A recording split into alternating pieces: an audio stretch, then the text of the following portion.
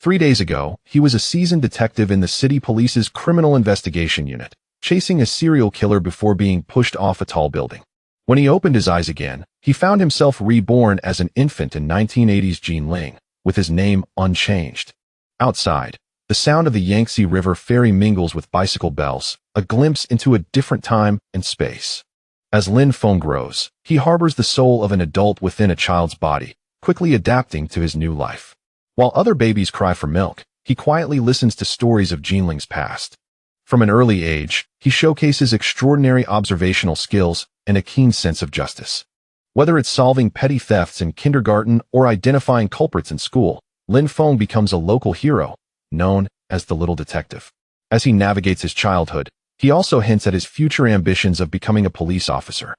With each passing year, he uses his unique insights to aid those around him, all while nurturing a dream to uphold justice. As he enters the police academy, the echoes of his past life drive him forward, determined to reclaim his purpose and protect the innocent once more. Chapter 1. Xuanwu's Rebirth. The fountain pen should be hidden amidst the firewood pile at the back door of the classroom, Lin Feng suddenly interjected. Zhao Xiaohai just visited the back door, and his homework notebook bears the same blue ink. Furthermore, the nib is slightly chipped, likely from being struck against the firewood. The classmates rushed to investigate, and indeed, the fountain pen lay concealed deep within the woodpile. Zhao Xiaohai ultimately confessed that it was his jealousy of the class monitor that prompted him to steal the pen in an attempt to hide it. This incident made Lin Feng quite well known at school, even drawing the attention of the principal to this little detective. Each time Lin Jiangwo attended parent-teacher meetings, he would receive accolades from the teachers, and upon returning home, he would treat Lin Feng to his favorite salted duck. Li Xiaolan, on the other hand, was more concerned about her son's diet, ensuring that every morning she tucked a tea egg into his backpack, saying, "You need to nourish your brain for school." Once, when Lin Feng caught a cold and had a fever, Li Xiaolan stayed by his bedside knitting a sweater, while Lin Jiangwo took a special leave to purchase sweet osmanthus taro from the Confucius temple. Watching his parents busily tending to him filled Lin Feng's heart with warmth. In his previous life of solitude, he had never experienced such affection. One day in the 5th grade, Lin Feng returned home from school to find his parents sitting at the table, sighing heavily. It turned out that Lin Jiangwo's automotive repair factory was planning layoffs, and due to his low educational qualifications, he might be reassigned to gatekeeping duties, resulting in a significant pay cut. "Dad, don't worry," Lin Feng set down his backpack. "Next month, the factory will receive a batch of imported car repair orders and needs technicians who understand English. You should start learning basic English with me tonight, and I will help you find an automotive English manual." Lin Jiangwo thought his son was joking, but to his surprise, Lin Feng indeed procured a manual from a used bookstall and taught him vocabulary related to car parts every evening. A month later, during the factory selection process, Lin Jiangwo was retained for his ability to read English blueprints and was even promoted to team leader. At dinner that night, Lin Jiangwo raised his glass, proclaiming, "This toast is for my son, who is even more remarkable than I am." In 1988, Lin Feng was admitted to Jinling Second Middle School. By this time, the Lin family had moved into a new home by the Gulu Riverside, and Lin Jiangwo had purchased a motorcycle to ferry Lin Feng to school each day. The middle school curriculum proved more challenging. However, for Lin Feng, who possessed the soul of an adult, it posed no pressure, and he devoted much of his energy to practical matters. Just before the midterm exams in the second year of junior high, the school's exam papers were stolen. The head of the teaching department investigated for 2 days without any leads and resorted to appealing for clues via the school broadcast. Lin Feng, however, directly approached the head of the teaching department. "The thief is Zhou Lei from the 3rd year. He was in the academic office yesterday afternoon, and the soles of his shoes are stained with red paint from the office entrance.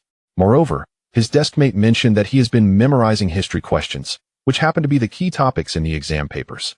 The head of the teaching department, somewhat skeptical, summoned Zhou Lei, and indeed found the exam papers hidden in his backpack. Zhou Lei admitted that he had intended to achieve good grades for his sick mother. Lin Feng added, "He is not a bad child, just desperate and confused. Let him take a make-up exam.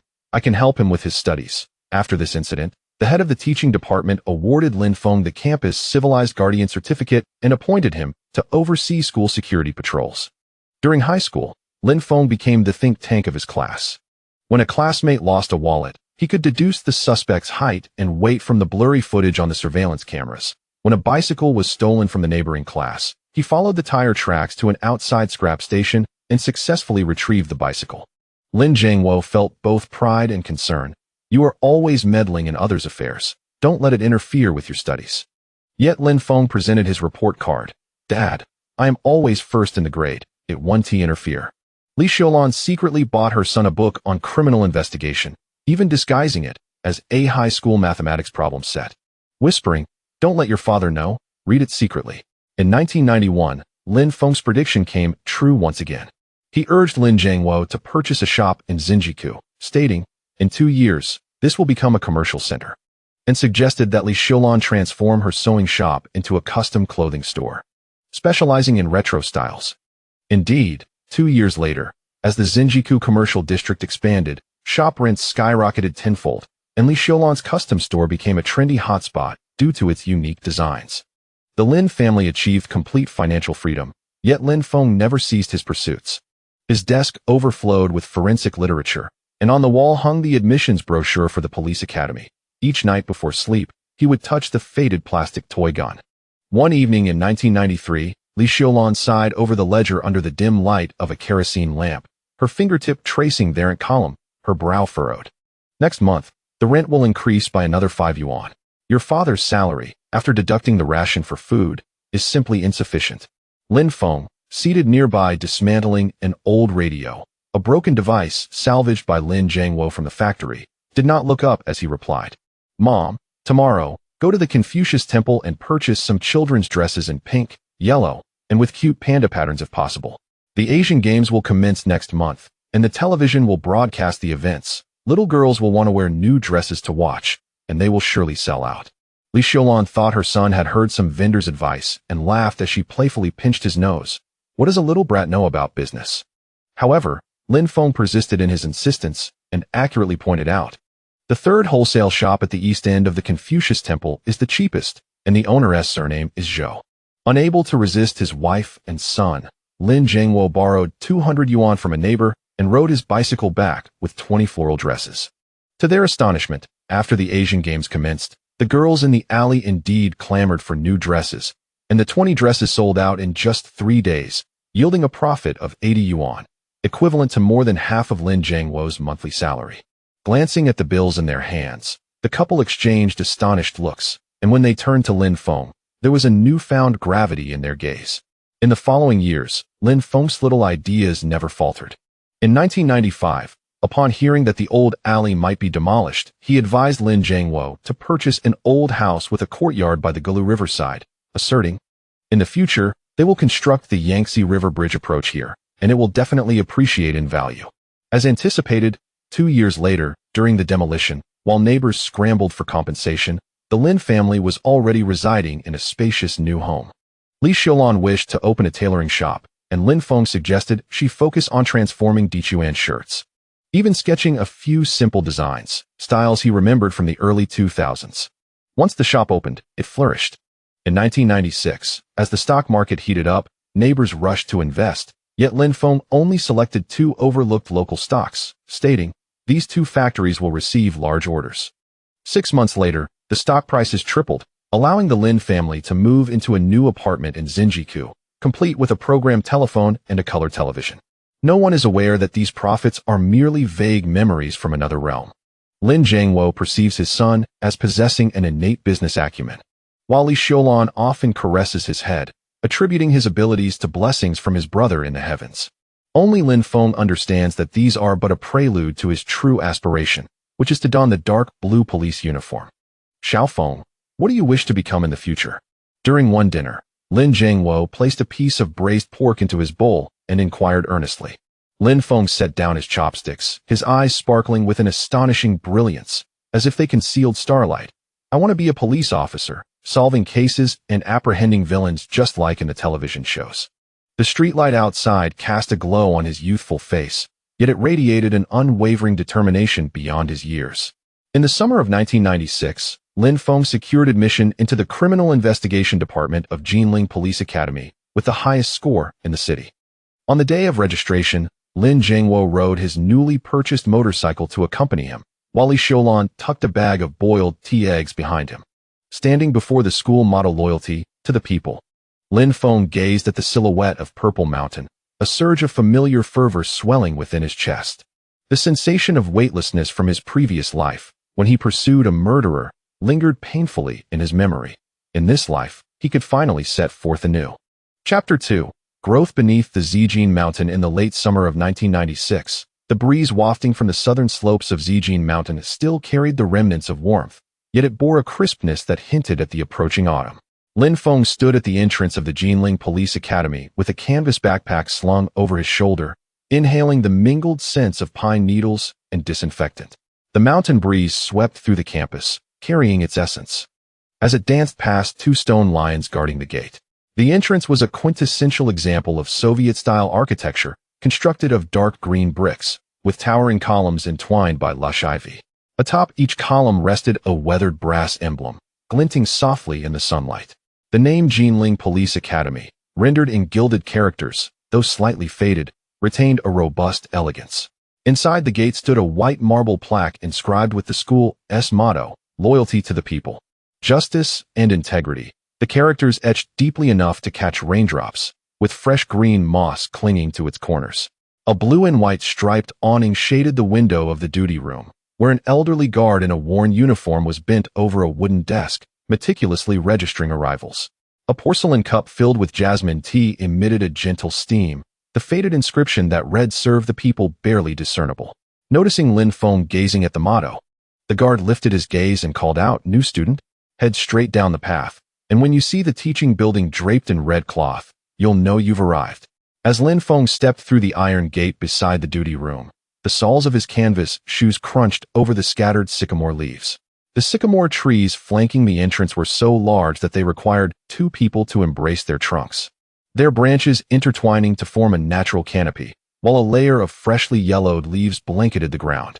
After only 20 paces, he heard the rhythmic chanting of slogans emanating from his left. 1, 2, 3, 4. Strict training, strict requirements. That was the direction of the training grounds, where returning students clad in camouflage uniforms were marching in formation, their footsteps synchronized like the beating of a drum. As the dust they stirred was whisked away by the wind past a nearby bulletin board. The bulletin board, crafted from wood and painted a deep crimson, was plastered with yellowing black and white photographs, group pictures of past graduates, their uniform insignias gleaming, silhouettes from the Police Academy sports day, athletes leaping over hurdles with grace. Most prominently displayed was a list of distinguished alumni, topped by a photograph of Professor Zhou, noted for solving the 1988 Xuanwu Lake series of thefts.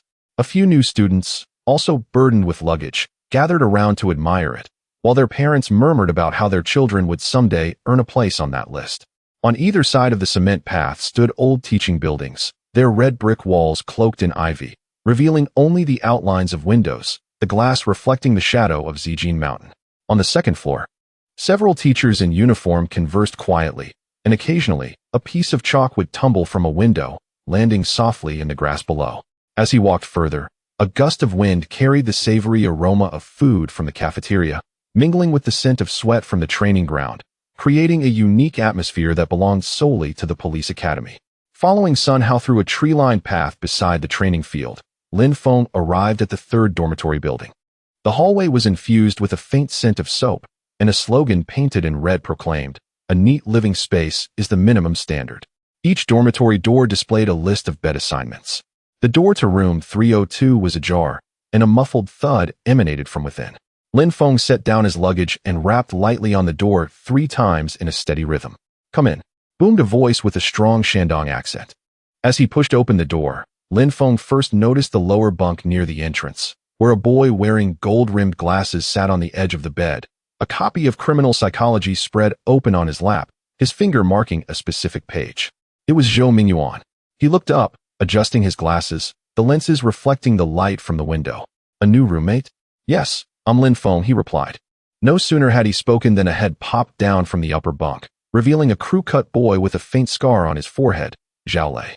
He swung down from the bunk with one hand gripping the railing, causing the floor to tremble upon landing, his muscular frame stretching the fabric of his camouflage t-shirt. "I'm Zhao Lei. I served in the army for 2 years," he proclaimed. slapping Lin Feng's shoulder with such force that Lin Feng instinctively steadied himself. "Don't scare him," came a voice from the balcony position. Sun Hao, who was seated on his bed, munching on sunflower seeds, the shells discarded into an enamel basin beside him. "I'm Sun Hao, a local from Jinling. If you have any questions, just ask me." He pointed to the vacant lower bunk. "That's your bed, by the window, with the best view." After expressing his gratitude, Lin Feng began to make his bed, folding the military green blanket into neat corners, a skill he had learned from his father. Zhao Lei's eyes lit up. "You've been in the army too? This bed making is even more precise than what we did in boot camp." "I haven't served, but I learned a few things at home from my dad," Lin Feng replied modestly, placing his copy of Criminal Investigation on the bedside table. Zhou Mingyuan's gaze swept over the spine of the book, and he suddenly spoke up. "The third edition has added a chapter on trace evidence. It's more practical than the second edition." "You read books on criminal investigation too?" Lin Feng asked, a touch surprised. "My father is a law professor, so we have plenty of these kinds of books at home." Zhou Mingyuan adjusted his glasses. "However, I'm more inclined towards criminal psychology. Behavioral traces are ultimately just the surface." "What is this psychology nonsense?" Zhao Lei scoffed, clenching his fist. "When the time comes, it's still about this." He gestured in a fighting stance, nearly knocking into the bed above him. Sun Hao quickly interjected. "You're all impressive. By the way, do you know? Our department's Professor Zhou was once a key member of the Municipal Criminal Investigation Department and solved quite a few tough cases." He lowered his voice as if sharing a secret. "I heard that the Xuanwu Lake series of thefts was cracked by him from a fiber no bigger than a fingernail. That night, the dormitory's kerosene lamp burned late into the night, with the four youths huddled around old case files. Lin Feng consistently pinpointing the crucial details, earning the admiration of the others. Life at the police academy was akin to a clock wound tightly.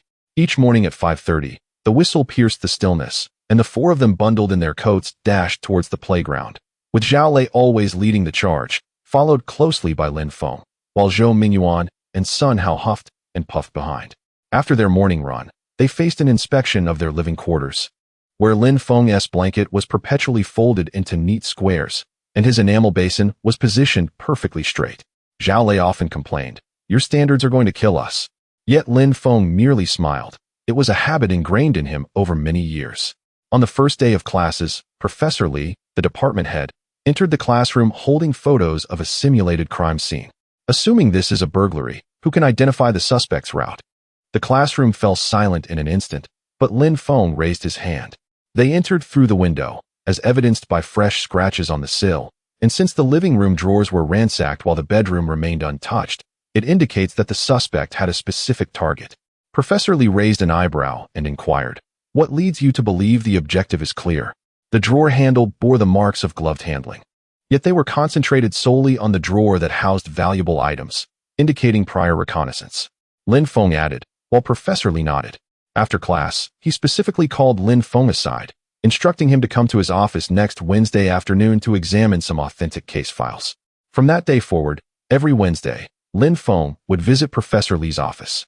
The elderly professor would sift through yellowed case files from a metal cabinet, pointing to the fingerprint charts and remarking, "The technology of the 1990s was limited. Many cases relied on the keen eyes and patience of investigators." One day, upon encountering an old file concerning the floating corpse case at Xuanwu Lake, Lin Feng suddenly recalled a similar case he had studied and could not help but exclaim, "Professor, if the aquatic plants found in the deceased fingernails are freshwater species, it does not necessarily indicate the primary crime scene. They could have clung to the body upon disposal." Professor Li was taken aback, then burst into hearty laughter, exclaiming, "You, my boy, are even sharper than I was in my day." The nightly discussions in the dormitory invariably revolved around cases. Zhao Lei animatedly recounted a theft from his hometown, while Sun Hao nervously asked, "Did they eventually catch the perpetrator?" Zhou Mingyuan, on the other hand, pulled out forensic evidence studies, asking, "Did you all grasp the hair identification discussed in our last class?" Lin Feng often listened in silence, occasionally interjecting, "If the crime was committed by an acquaintance, hair is likely to be mixed in with the victim's clothing. One cannot solely investigate strangers." On one occasion, when Sun Hao lost his meal ticket and was in a frenzy, Lin Feng pointed to the door frame of their dormitory. "There are fresh scraping marks here, made by a blade. Zhang Peng from the adjacent dormitory inquired about your meal ticket just yesterday." Upon investigation, They indeed found the meal ticket among Zhang Peng's books. Consequently, a new rule was established in Dormitory 302. They would heed Lin Feng's insights in all matters. During military training for freshmen, the instructor asked everyone to analyze a simulated theft scene. While the classmates surrounded the overturned desk engaged in lively discussion, Lin Feng walked straight to the window. The window lock shows signs of being pried, yet the edges are neat, indicating the use of a specialized tool. He noted remnants of wood shavings in the desk drawer, suggesting the suspect had worn gloves but had overly long fingernails. Crouching down, he used tweezers to pick up a brown fiber, which was a wool blend, commonly worn by workers from a nearby textile factory. The instructor was taken aback. Such details might have eluded even upperclassmen. When the news reached Professor Li, he promptly decided to assign Lin Feng to the Criminal Investigation Interest Group as an assistant to the retired detective, Old Zhou. Upon their first meeting, Old Zhou handed Lin Feng a stack of fingerprint cards, instructing him to identify the matches within 3 days. While others found the task daunting, Lin Feng, drawing upon his solid foundation, accomplished it in 2 days, earning high praise from Old Zhou. This kid is truly destined for a life in investigation. In the winter of 1997, a burglary occurred in the Iha Road mansion district near the school. The victim was an elderly man living alone, with his safe pried open, resulting in losses amounting to tens of thousands of yuan. After several days of fruitless investigation, the local police station requested assistance from the police academy for analysis. The members of the interest group gathered around the scene photographs, with Zhao Lei exclaiming, "This must be the work of a habitual offender. The technique is far too refined." Zhou Mingyuan adjusted his glasses, suggesting, "Could it possibly be someone familiar?" The elderly man's vigilance was low. However, Lin Feng's gaze remained fixed on the safe in the photographs. The lock cylinder shows no signs of violent tampering, indicating the suspect possesses lockpicking skills. While no footprints were left at the scene, a faint shoe print was discernible on the windowsill, characterized by the classic pattern of a kuai shoe, size 42. He pointed to another photograph, noting a cup of unfinished tea on the elderly man's bedside table, with a lipstick mark on the rim, indicating a woman had visited him on the day of the incident. But the report states only the elderly man was at home. The group leader expressed confusion. Either the old man is lying, or the woman is an accomplice of the suspect. Lin Feng retrieved surveillance footage from the mansion area. At that time, only select key regions had installed cameras, identifying a woman in a red coat who had been seen loitering nearby 3 days prior. Her corduroy fabric matched the fiber sample found at the scene. The police, following this lead, soon apprehended a couple. The man had previously worked in a lock factory, while the woman was a distant niece of the elderly man, and their collusion was evident through irrefutable evidence. This case propelled Lin Feng to fame within the police academy. Even veteran detectives from the city bureau had heard of this young prodigy. Professor Li took the opportunity to commend him during a departmental meeting. Lin Feng not only possesses a solid theoretical background, but also exhibits the essential observational skills and judgment necessary for an investigator. Zhao Lei and Sun Hao applauded enthusiastically, more elated than if they had received accolades themselves. In the summer of 1998, a corpse was discovered floating in Xuanwu Lake. The deceased was a young woman, unrecognizable due to severe bloating. The forensic expert initially concluded drowning as the cause of death, but Lin Feng noticed sand in the deceased's fingernails. The silt from Xuanwu Lake was fine, while the sand within was coarse, indicative of the unique soil found around Mufa Mountain. The woman had not drowned in Xuanwu Lake, but had been disposed of there. Standing by the lake, gazing toward Mufa Mountain, he observed that there were marks on her collar indicating strangulation, and damage to the cervical cartilage suggested the true cause of death was mechanical asphyxiation. He enlisted Zhou Mingyuan's assistance in investigating recent missing persons while he and Zhao Lei conducted interviews around Mufa Mountain. Zhao Lei, possessing great stamina, carried the camera, running back and forth to capture dozens of photos of the soil, returning with sun-kissed skin. Sun Hao promptly offered them cool water, inquiring, "What have you found? Any leads?" At a small inn near Yanziki, Lin Feng uncovered a clue. The owner recounted that a week prior, a woman in a white dress had stayed there and had quarreled with a man wearing sunglasses. That man had a scar on his left hand, resembling a knife wound. The owner recalled. Cross-referencing the information with missing persons reports, the police quickly identified the deceased as Zhang, a female worker from the Nanjing textile factory.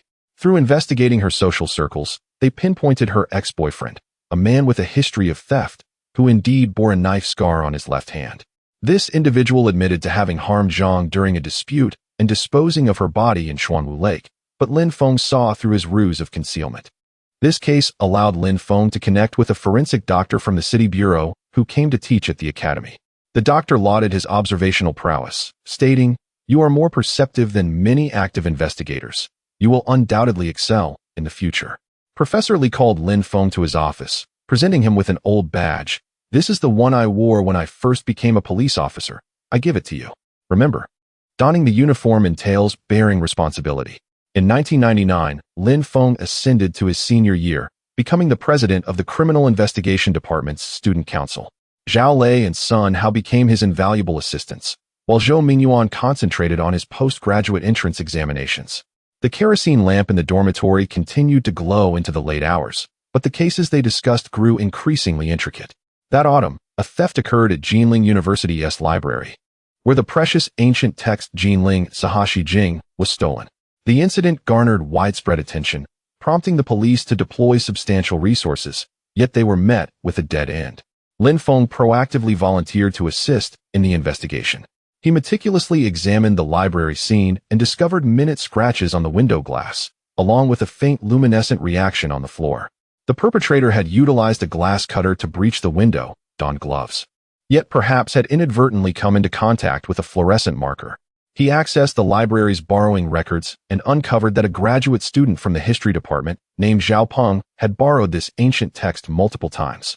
When the police summoned Zhao Peng, he presented an alibi. Undeterred, Lin Feng, accompanied by Zhou Mingyuan, ventured to Zhao Peng's dormitory. Zhou Mingyuan was tasked with inspecting the ancient texts on the shelves, while Lin Feng's attention was drawn to the shards of glass in the corner. "Observe these scratches. They are identical to those on the library window," Lin Feng pointed out, indicating the fragments. Zhou Mingyuan promptly retrieved his camera to document the evidence. "This fellow is quite cunning, hiding behind the bookshelf." Lin Feng fixed his gaze on Zhao Peng. "You did not directly steal the ancient text. Instead, you acquired the library key and infiltrated during closure, only to inadvertently trigger the hidden fluorescent marker. You concealed the ancient text at your off-campus residence, did you not?"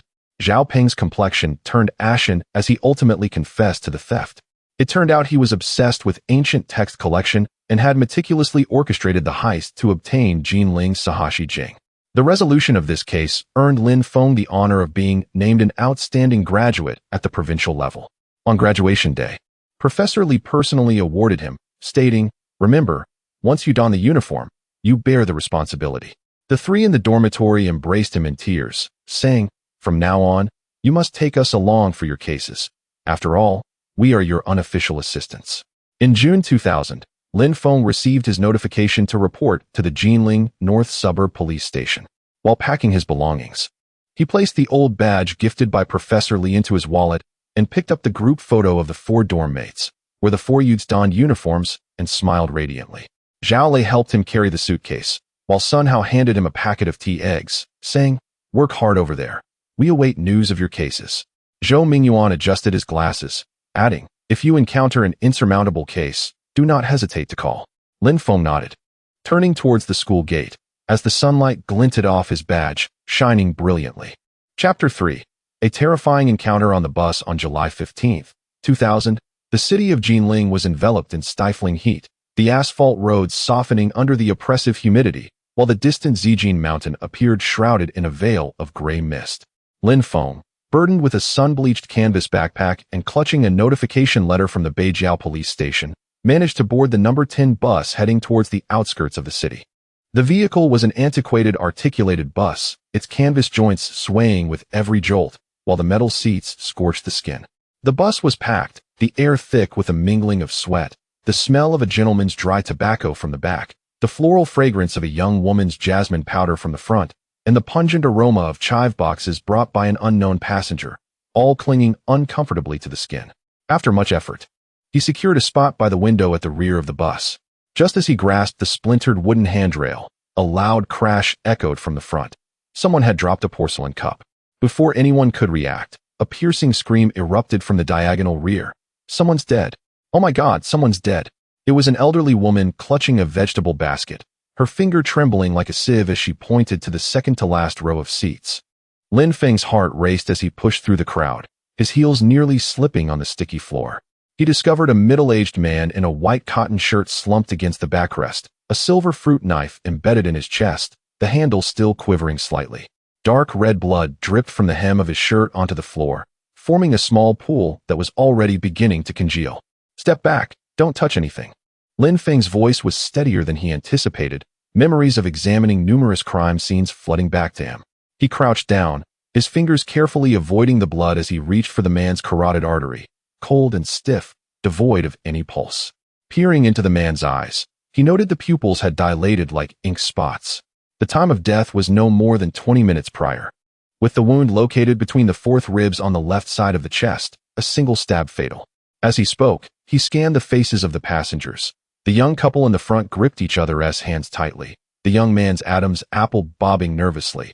A middle-aged woman in the aisle furtively tucked her cloth bag behind her, her gaze darting toward the window. Most conspicuous was a man in blue work attire across the aisle, who was staring at the ground while repeatedly checking his wristwatch, which read 1408, though he had glanced at it at least 5 times. "Who has a phone?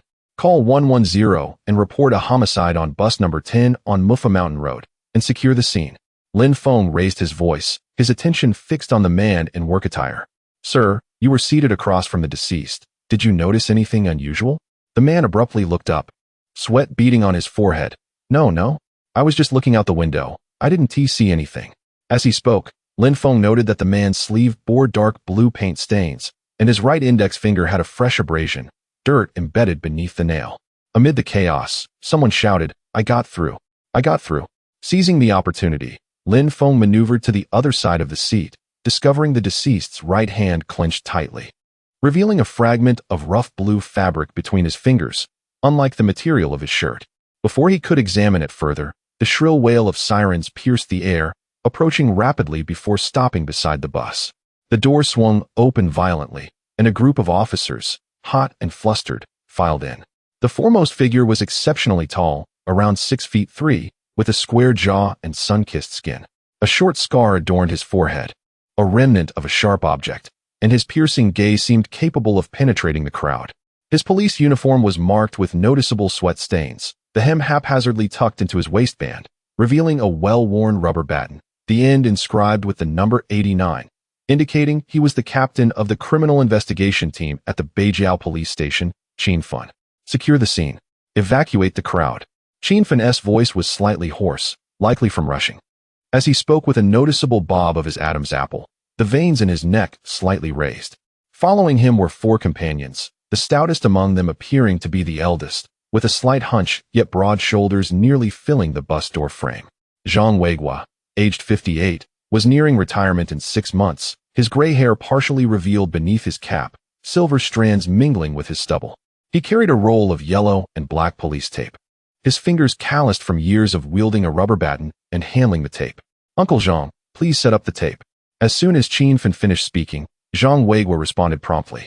With deft hands, he unfurled the police tape, the metallic clasp snapping onto the handrail post, his movements so practiced they seemed instinctual. As he walked toward the other end of the bus with the tape, Lin Feng noticed the frayed knees of his police pants, still stained with mud from the morning's call. Next to Zhang, a young officer, no more than 20, had a bright demeanor. His name was Li Tian, newly appointed just 3 months prior. His crisp uniform was immaculate, the sleeves rolled up to reveal a sporty watch glinting with light. In his hand, he held a leather notebook adorned with a small bear keychain, an incongruity amidst the grim scene, yet radiating an undeniable cheerfulness. "Captain Qin, I'll start recording the passenger information," Li Tian chirped, moving lightly through the crowd, his fingers trembling slightly from nerves, yet maintaining a reassuring smile as he addressed the frightened elderly woman. "Auntie, please don't be afraid, take your time. When was the last time you saw the deceased?"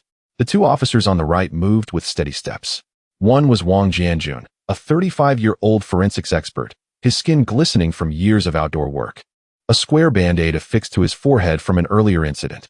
The silver forensics box he carried bore the inscription "Trace Examination," the corners battered, and the handle wrapped in old bandages for comfort. Wang Jianjun, a man of few words, entered the bus and immediately crouched down, pulling out a magnifying glass to scrutinize the bloodstains on the floor, missing even the smallest droplets. Lu Bin, the team's dedicated photographer, was just over 30, his glasses spotless, yet now fogged with condensation. He carried a worn canvas camera bag containing an old film camera, with part of a Kodak film box peeking out, marked with 2007. Captain Sheen, I'll begin with a wide-angle shot. Lubin adjusted his glasses and swiftly made his way to the center of the carriage. After selecting an optimal angle, he crouched down, firmly holding the camera, and pressed the shutter. As the flash illuminated the moment, he reminded Li Tian beside him, Shaoli, keep your distance from the bloodstains. We must preserve the evidence. Qin Fen's gaze swept across the carriage, quickly landing on Lin Feng, who was crouched beside the corpse. His brows furrowed into a tight knot, the scar on his forehead twitching slightly. Who are you? An intern from the police academy? This is not a demonstration class. Captain Sheen, I am Lin Feng, the new criminal investigator reporting for duty today. Lin Feng produced the notification letter embossed with gold lettering, his fingertips still damp with perspiration.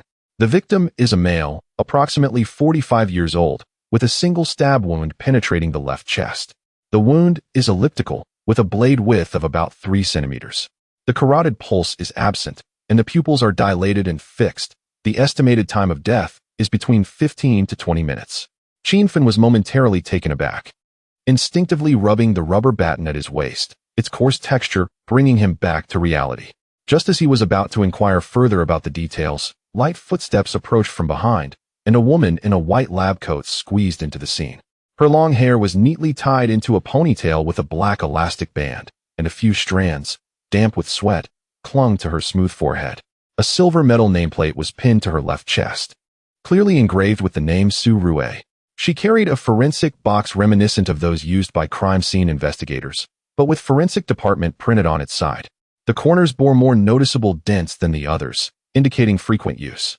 Beneath her lab coat, the hem of dark blue police trousers peeked out, and on her feet were white canvas shoes, speckled with fresh mud, suggesting she had rushed over from another scene. Captain Sheen, I am forensic expert Su Rue. Her voice was cool. As she crouched, the hem of her lab coat brushed the floor, and without hesitation, she retrieved a pair of latex gloves from her forensic box, deftly tearing open the packaging with practiced ease. The victim's identity has yet to be confirmed. The wound's edges are clean, the entry is sharp, and the exit blunt, consistent with a single-edged stabbing instrument. Lin Feng watched her gently sway the knife handle before he interjected, Forensic expert Su, could you please examine the victim's fingernails? Su Rue paused momentarily, raising her eyes, her long eyelashes casting a faint shadow on her eyelids, her gaze scrutinizing. Do you understand forensic science? I have reviewed relevant materials before, Lin Feng replied, not daring to divulge too much. He pointed to the victim's curled left hand, where blue granules were lodged beneath the nails, reflecting light distinctly, unlike dirt. Also, the fabric clutched in his right hand shows signs of tearing, likely ripped from the assailant during the struggle. I don't need you to instruct me on my duties, Su Rue retorted, her tone firm. Nevertheless, she grasped a pair of tweezers and leaned closer to the victim's nails. The tweezers glinted coldly as she carefully pried apart the fingernails, revealing several tiny blue dots, cobalt resin paint, commonly found in industrial coatings. She then turned her attention to the victim's right hand, gently pressing on the stiff joints, gradually prying open the palm to reveal a piece of pure cotton blue fabric, with a weave density of 160-120, typical for workwear. Qin Fen nodded in approval from the side and gestured to the stocky man nearby. Zhang Shu, set up the crime scene tape to cordon off the core area. Zhang Weiguo complied at once. Swiftly unfurling the tape and efficiently securing both ends to the handrails on either side of the door, the old Shanghai watch on his wrist ticking audibly, as if counting down. Lin Feng, you mentioned seeing a man in blue work clothing? Qin Fen inquired. Over there. Lin Feng inclined his chin towards the door, where a man was hunched over, attempting to blend into the dispersing crowd. Paint stains adorned his sleeves, and he kept glancing at his watch, seemingly in a hurry to destroy evidence. Shaoli, apprehend him. Verify his identity. Qin Fen shouted to the young officer. Li Tian promptly advanced, his hands trembling slightly as he retrieved the handcuffs, the metallic clink echoing softly. He bit his lip to steady himself and quickly approached the man in work attire, his voice taut, but clear. Don't move. Police. Qin Fen then patted Lin Feng on the shoulder, the calluses on his palm brushing against him. Not bad. You're sharper than the veteran detectives. Su Rue had already put away her tools and stood up, her lab coat inadvertently brushing against a bloodstain on the chair's back. She frowned and pulled out a rough paper napkin with faint lettering indicating Beijiao Police Station, carefully wiping the smudge. Captain Qin, the body needs to be transported back to the precinct for an autopsy. The gastric contents and paint particles should be sent for testing at the municipal bureau. After casting a scrutinizing glance at Lin Feng, she added, rushing into cases right after graduation? Be cautious. Hasty work can lead to mistakes. Thank you for the reminder, forensic expert Su. Lin Feng smiled. However, I noticed the paint particles. They have a metallic sheen, likely a specialized anti-corrosive paint used in chemical plants. The only factory in Beijiao that utilizes this type is the one at Yanziki. Su Rue halted, turning back with her ponytail brushing against her neck, her eyes widening in surprise. How did you know? My family used to deal in building materials and came across such coatings.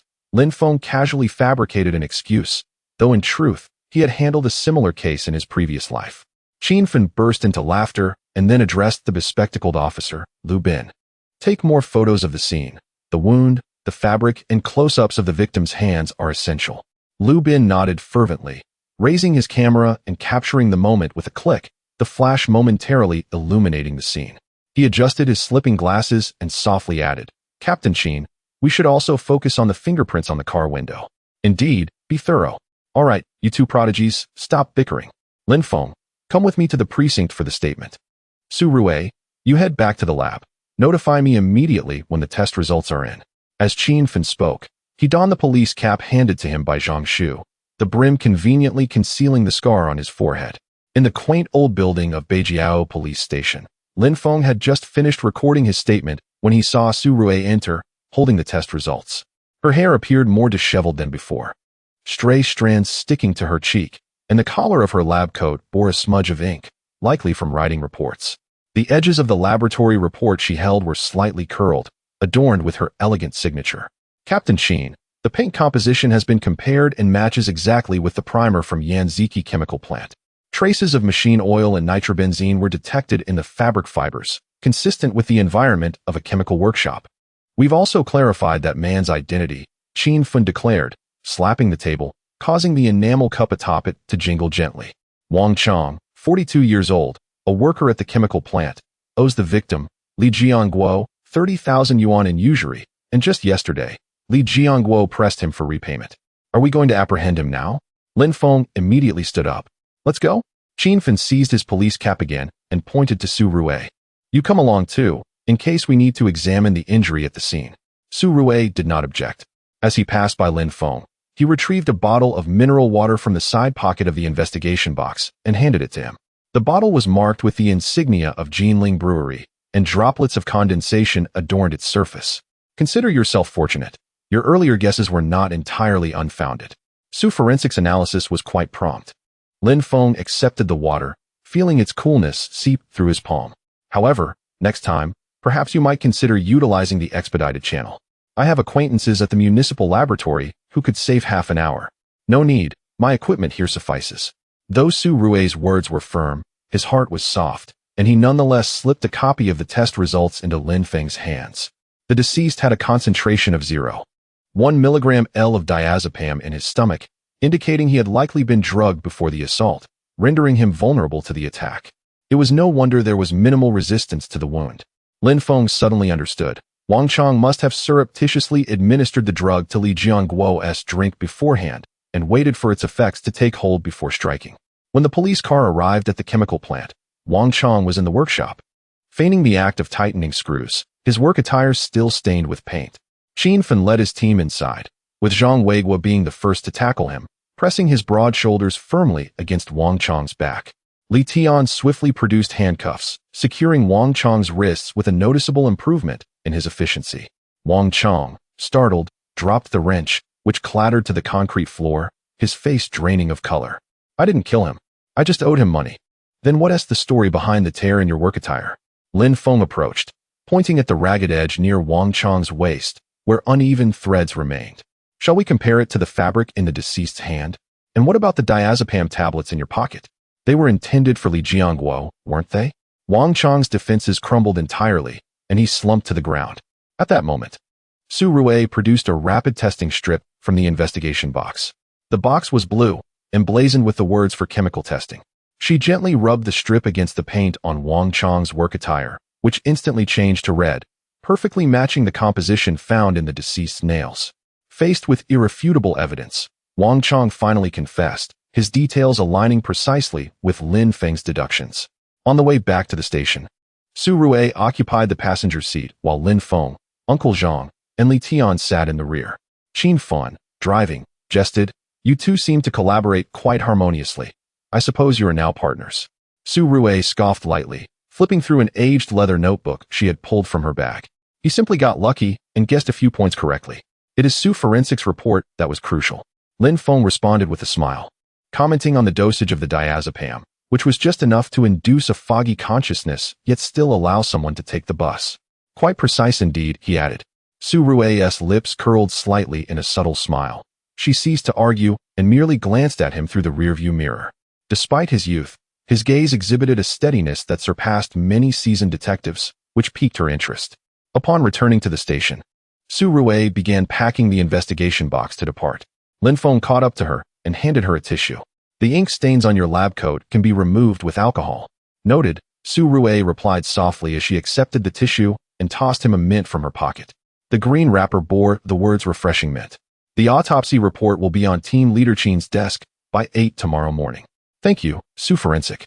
Watching her silhouette disappear down the corridor, Lin Feng touched the mineral water bottle in his pocket, a smile creeping into his heart. This seemingly aloof female forensic expert was not truly difficult to approach. Qin Fan clapped him on the shoulder and leaned closer. "What do you think? Su Rui is a gem in our department, top-notch in her field, though her temperament can be a bit prideful. She's quite impressive." Lin Feng genuinely felt that having such a meticulous partner would undoubtedly help streamline future investigations. At that moment, Zhang Weiguo and Li Tian joined them, with Li Tian, blushing, exclaiming, "Lin Gu, you spotted the killer's discrepancies in an instant. That was incredible." "It was a team effort," Lin Feng replied with a smile. Chapter 4. Shadows of the Shogunate. On Tuesday, the day of his formal induction, Lin Feng swiftly grasped the dynamics of the Beijiao police station. This three-story edifice of gray bricks resembled an antiquated relic steeped in the passage of time. In the lobby, the guard station was manned by old Zhao, who sat behind a wooden table registering visitor information. Zhao Changzheng, as he was formerly known, donned a faded police uniform. With one pant leg shorter than the other, the knee wrapped in a dark cloth, a remnant of a leg injury sustained a decade ago while apprehending an armed assailant. After recovering, he transitioned from frontline criminal investigations to this guard post. His graying hair was meticulously styled, and the back of his left hand bore a crescent-shaped scar, a testament to an encounter with a criminal's blade. On the table rested a chipped enamel mug, emblazoned with 1990 Advanced Worker, alongside a yellowed group photo of the police team, in which he was clad in a crisp uniform, his eyes sharp and alert. Noticing Lin Feng's approach, he looked up and smiled, revealing a gap where a tooth once was. "Little Lin, are you heading to the archives today?" "Li Mei just boiled some hot water," he remarked, displaying an impressive memory of everyone's habits in the police department. The polished terrazzo floor of the lobby gleamed, and in its center stood an iron suggestion box, its paint peeling to reveal rust beneath. The adjacent bulletin board was plastered with missing person notices and fire safety announcements, its edges curling. In front of the household registration division, 3 windows were guarded by half-height iron railings, each adorned with a cardboard sign requesting identification. The window ledge held an elderly citizen's forgotten reading glasses and an enamel mug. Aunt Wang, responsible for registrations, consistently wore a navy blue shirt, a plastic peony brooch pinned at her collar. As she typed information into the computer, she accepted offerings of candy from couples who had just completed the registration of their newborns, always eager to share their joy. The public security team's office was located on the east side, with several mud-speckled reflective vests hanging behind the door. A map of the jurisdiction was pinned to the wall. Key areas such as the vegetable market and internet cafes circled in red. Old Wang typically wore a dark blue uniform, his sleeves rolled up to reveal strong arms, marked by a burn scar from a prior mediation over a gas canister dispute. His desk was cluttered with a walkie-talkie and notebook, alongside a battered copy of the Civil Code for mediation, its pages well thumbed. The corner of the room always held a water heater filled to the brim. As he often said, when responding to calls, one must stay hydrated. Just after resolving a dispute over a fruit stall's weight discrepancies, he grabbed a pair of protective gloves and headed out. Captain Qin, Mrs. Zhang from Building 3 is quarreling with her neighbor over sunning her quilts again. I'll go take a look. The second-floor corridor was carpeted with a faded red rug, yielding softly underfoot. And the water dispenser at the end was perpetually surrounded by people, paper cups piled high beside the barrel. The criminal investigation team's workspace was partitioned by blue screens, each cubicle adorned with enamel mugs.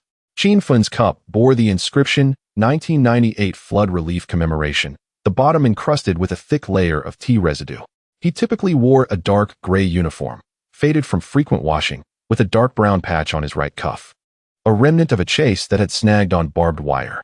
His shoulder epaulets were polished, and the collar button was always fastened tightly, though strands of white hair had begun to emerge at his temples, and the wrinkles around his eyes concealed a lingering weariness.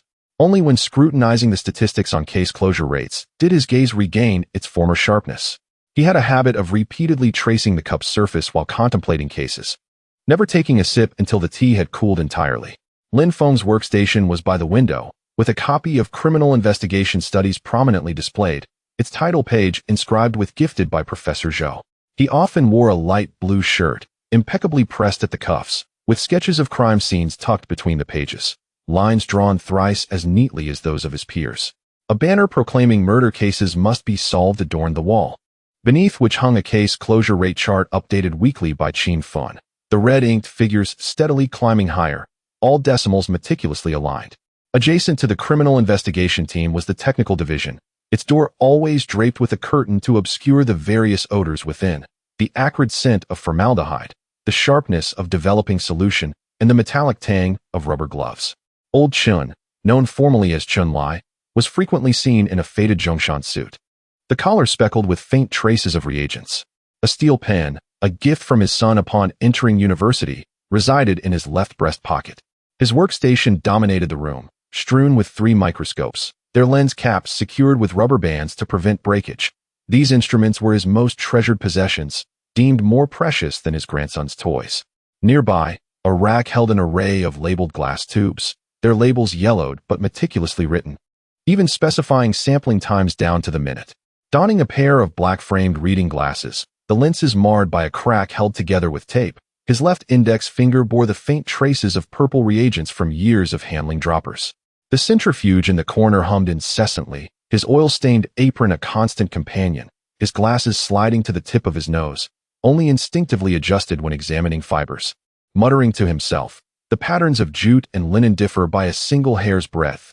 Even the slightest variation is unacceptable. On the 3rd floor, the stairwell was cluttered with old filing cabinets, their brass locks adorned with faded red ribbons, rumored to have been tied when significant cases were solved. The door to the archives required 2 keys to unlock simultaneously. The administrator, Li Mei, in her 30s, always wore a light gray knitted sweater with a beige scarf, handmade by her daughter, wrapped around her neck. She perpetually clutched a hot water bottle and donned white gloves while sifting through files, her fingertips worn to the point of holes. The case files she extracted were fragile as biscuit wafers, yet she adhered to her 20-year-old rule of never tearing a single page. When Lin Feng last visited to retrieve case files, she had specifically reminded him, "The theft case from 1998 is in the 3rd cabinet from the back. Remember to wear gloves, as that paper crumbles at a touch." As Lin Feng assisted Qin Feng in organizing the 1999 theft case files, the emergency lights in the corridor suddenly flickered twice, a signal from the public security team. Old Wang rushed up, taking 2 steps at a time, his police cap askew, his uniform collar stained with vegetable leaves. Evidently, just returned from the market. "Captain Qin, a female corpse has been discovered at Gefushan's Gui Jianchou slope. Officer Huang from the Nanjing Police Station has already sealed off the scene." The elderly farmer who reported it was quite flustered. Grabbing the uniform draped over the chair, Qin Feng swiftly fastened the first button, just as Li Tianfeng hurriedly approached, his polished shoes thudding against the carpet, the walkie-talkie at his waist crackling with static. The young man had only graduated from the police academy 6 months prior, always donning a pristine dark blue uniform, meticulously ironed without a wrinkle, and his polished shoes gleamed with a reflective sheen. His hair was neatly combed, with the stray strands at his forehead secured by hair gel, yet his face still bore the remnants of youthful innocence. During his last encounter, he nearly trapped his own fingers while placing handcuffs on a suspect. Captain Qin, Huang reported. The burial pit is less than 30 centimeters deep, with the hem of a white dress protruding from the ground. Deputy who is currently setting up the cordon, concerned about the villagers disturbing the scene. His words spilled forth at a rapid pace, his cheeks flushed, and the notebook in his hand was almost crumpled from his grip. Notify Su Rue to bring the complete examination kit, and call for Wang Jianjun and Lu Bin. We cannot overlook the evidence collection or photography. As Qin Feng descended the stairs, his voice resonated with authority, yet he took a moment to pat Li Tian on the arm, advising him to remain calm and composed. He understood the boy's temperament all too well. While enthusiastic, he lacked patience and needed gentle reminders. Also, bring along Lao Zhang. He has worked in the Mufa mountain area for 20 years and knows precisely which plots are quarries and which are burial grounds. As the police vehicle pulled out of the precinct, Zhao Changzheng, leaning on his cane and clearing snow at the entrance, spotted Qin Feng and the others and called out, Captain Qin, the road to the west is slippery. Drive carefully. He hobbled a few steps after them, the hem of his old uniform brushing against the snow, leaving faint imprints, his left hand gripping the cane with a bit more force than usual, as the cold exacerbated his leg injury. At the alley's entrance, a Jetta from the Nanjing Police Station stood idling, steam rising from its hood. As the window rolled down, Huang Jun's dark face appeared.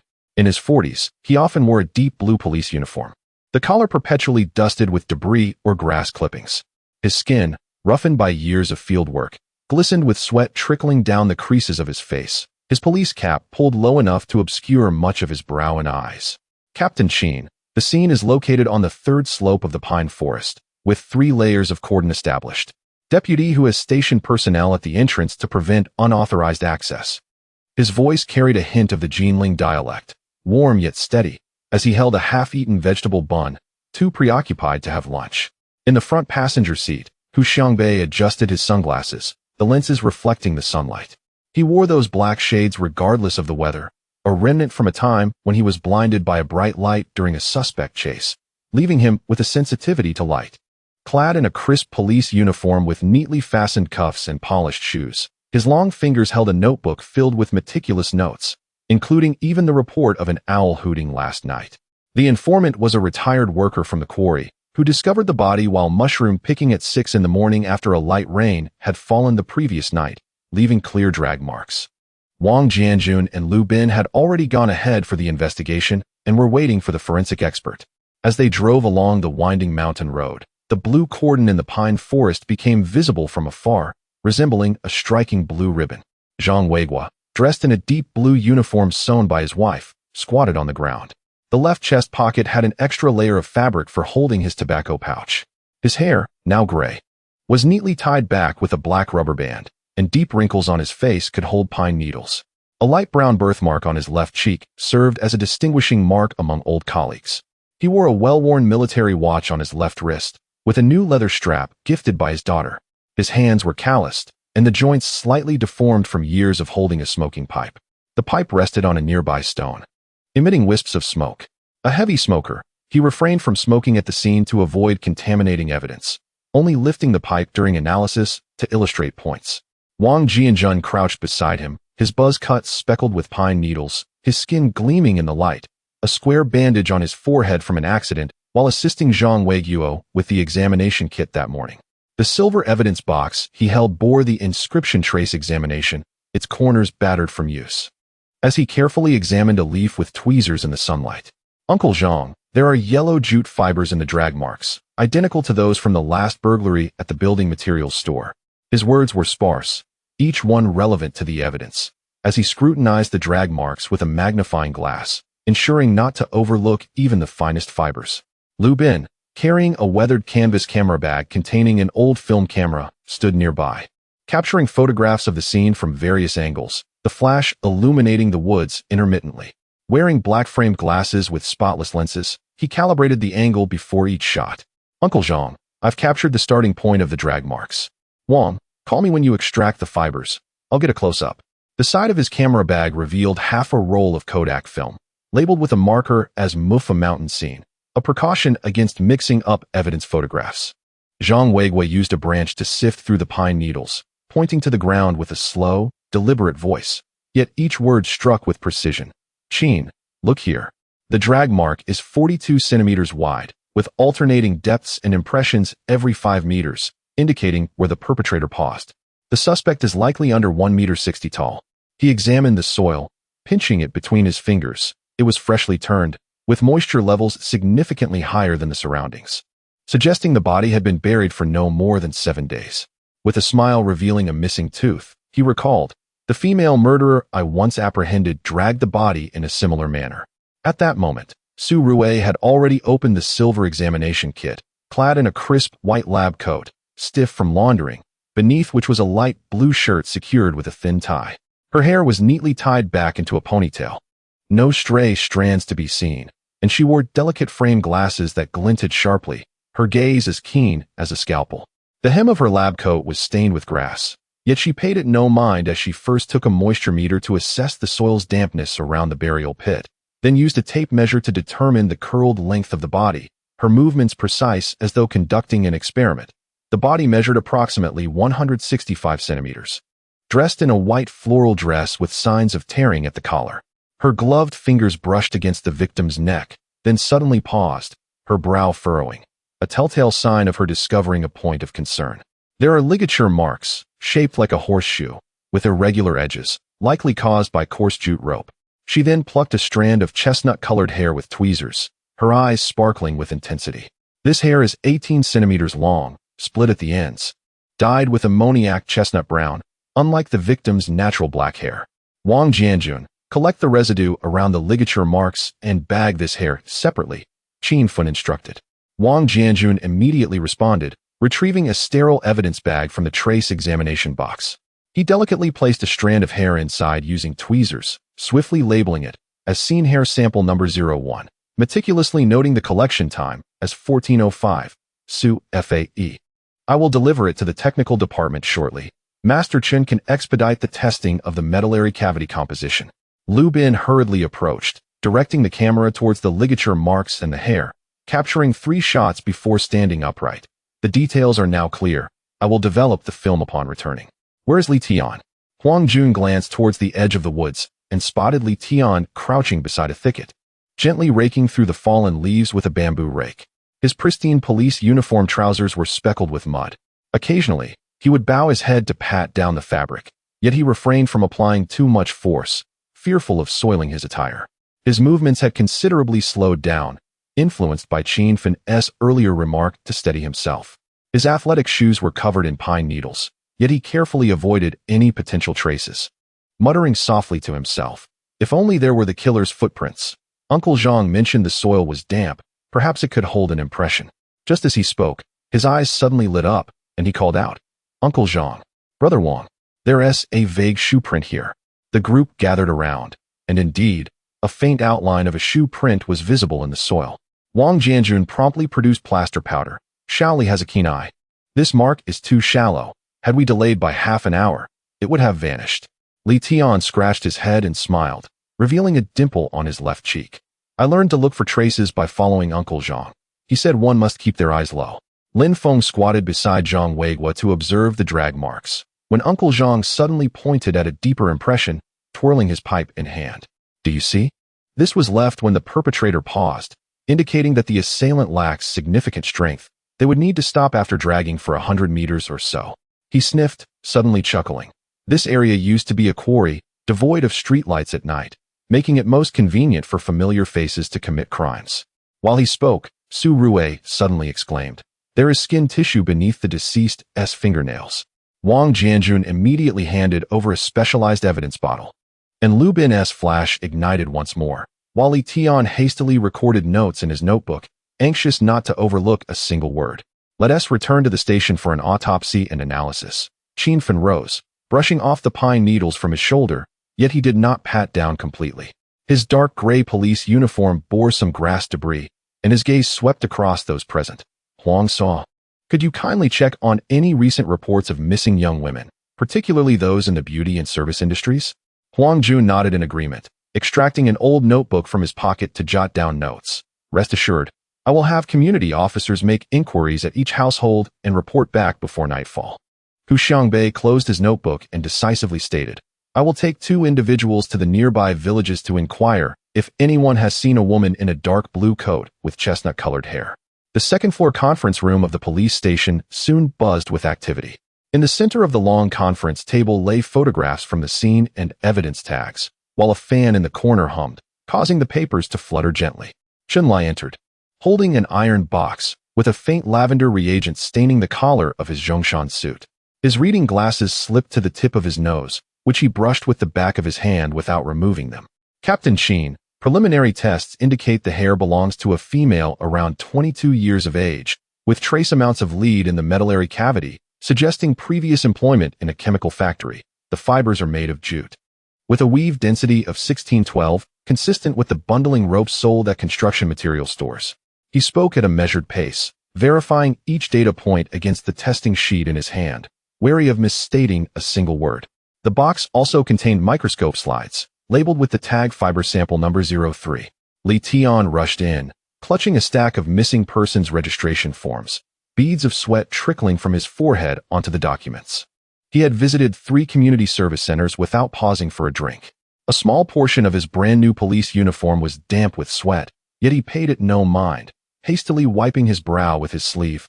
Captain Sheen, there are 3 missing women matching the criteria within the Yanziki jurisdiction, including Zhang Ting from Miria Beauty Salon, age 22, who has not returned since leaving work last Wednesday, dressed in a white floral dress and wearing a star and moon necklace. The deceased bears a necklace imprint on her neck. He then placed Zhang Ting's household registration card on the table, his fingers trembling nervously but ensuring the photo was aligned before stepping back. The notebook still bore a snapshot of Zhang Ting, taken from the beauty salon's promotional board. Let us retrieve Zhang Ting's social connections. Qin Fen tapped his fingers rhythmically on the table, a habit he adopted while pondering.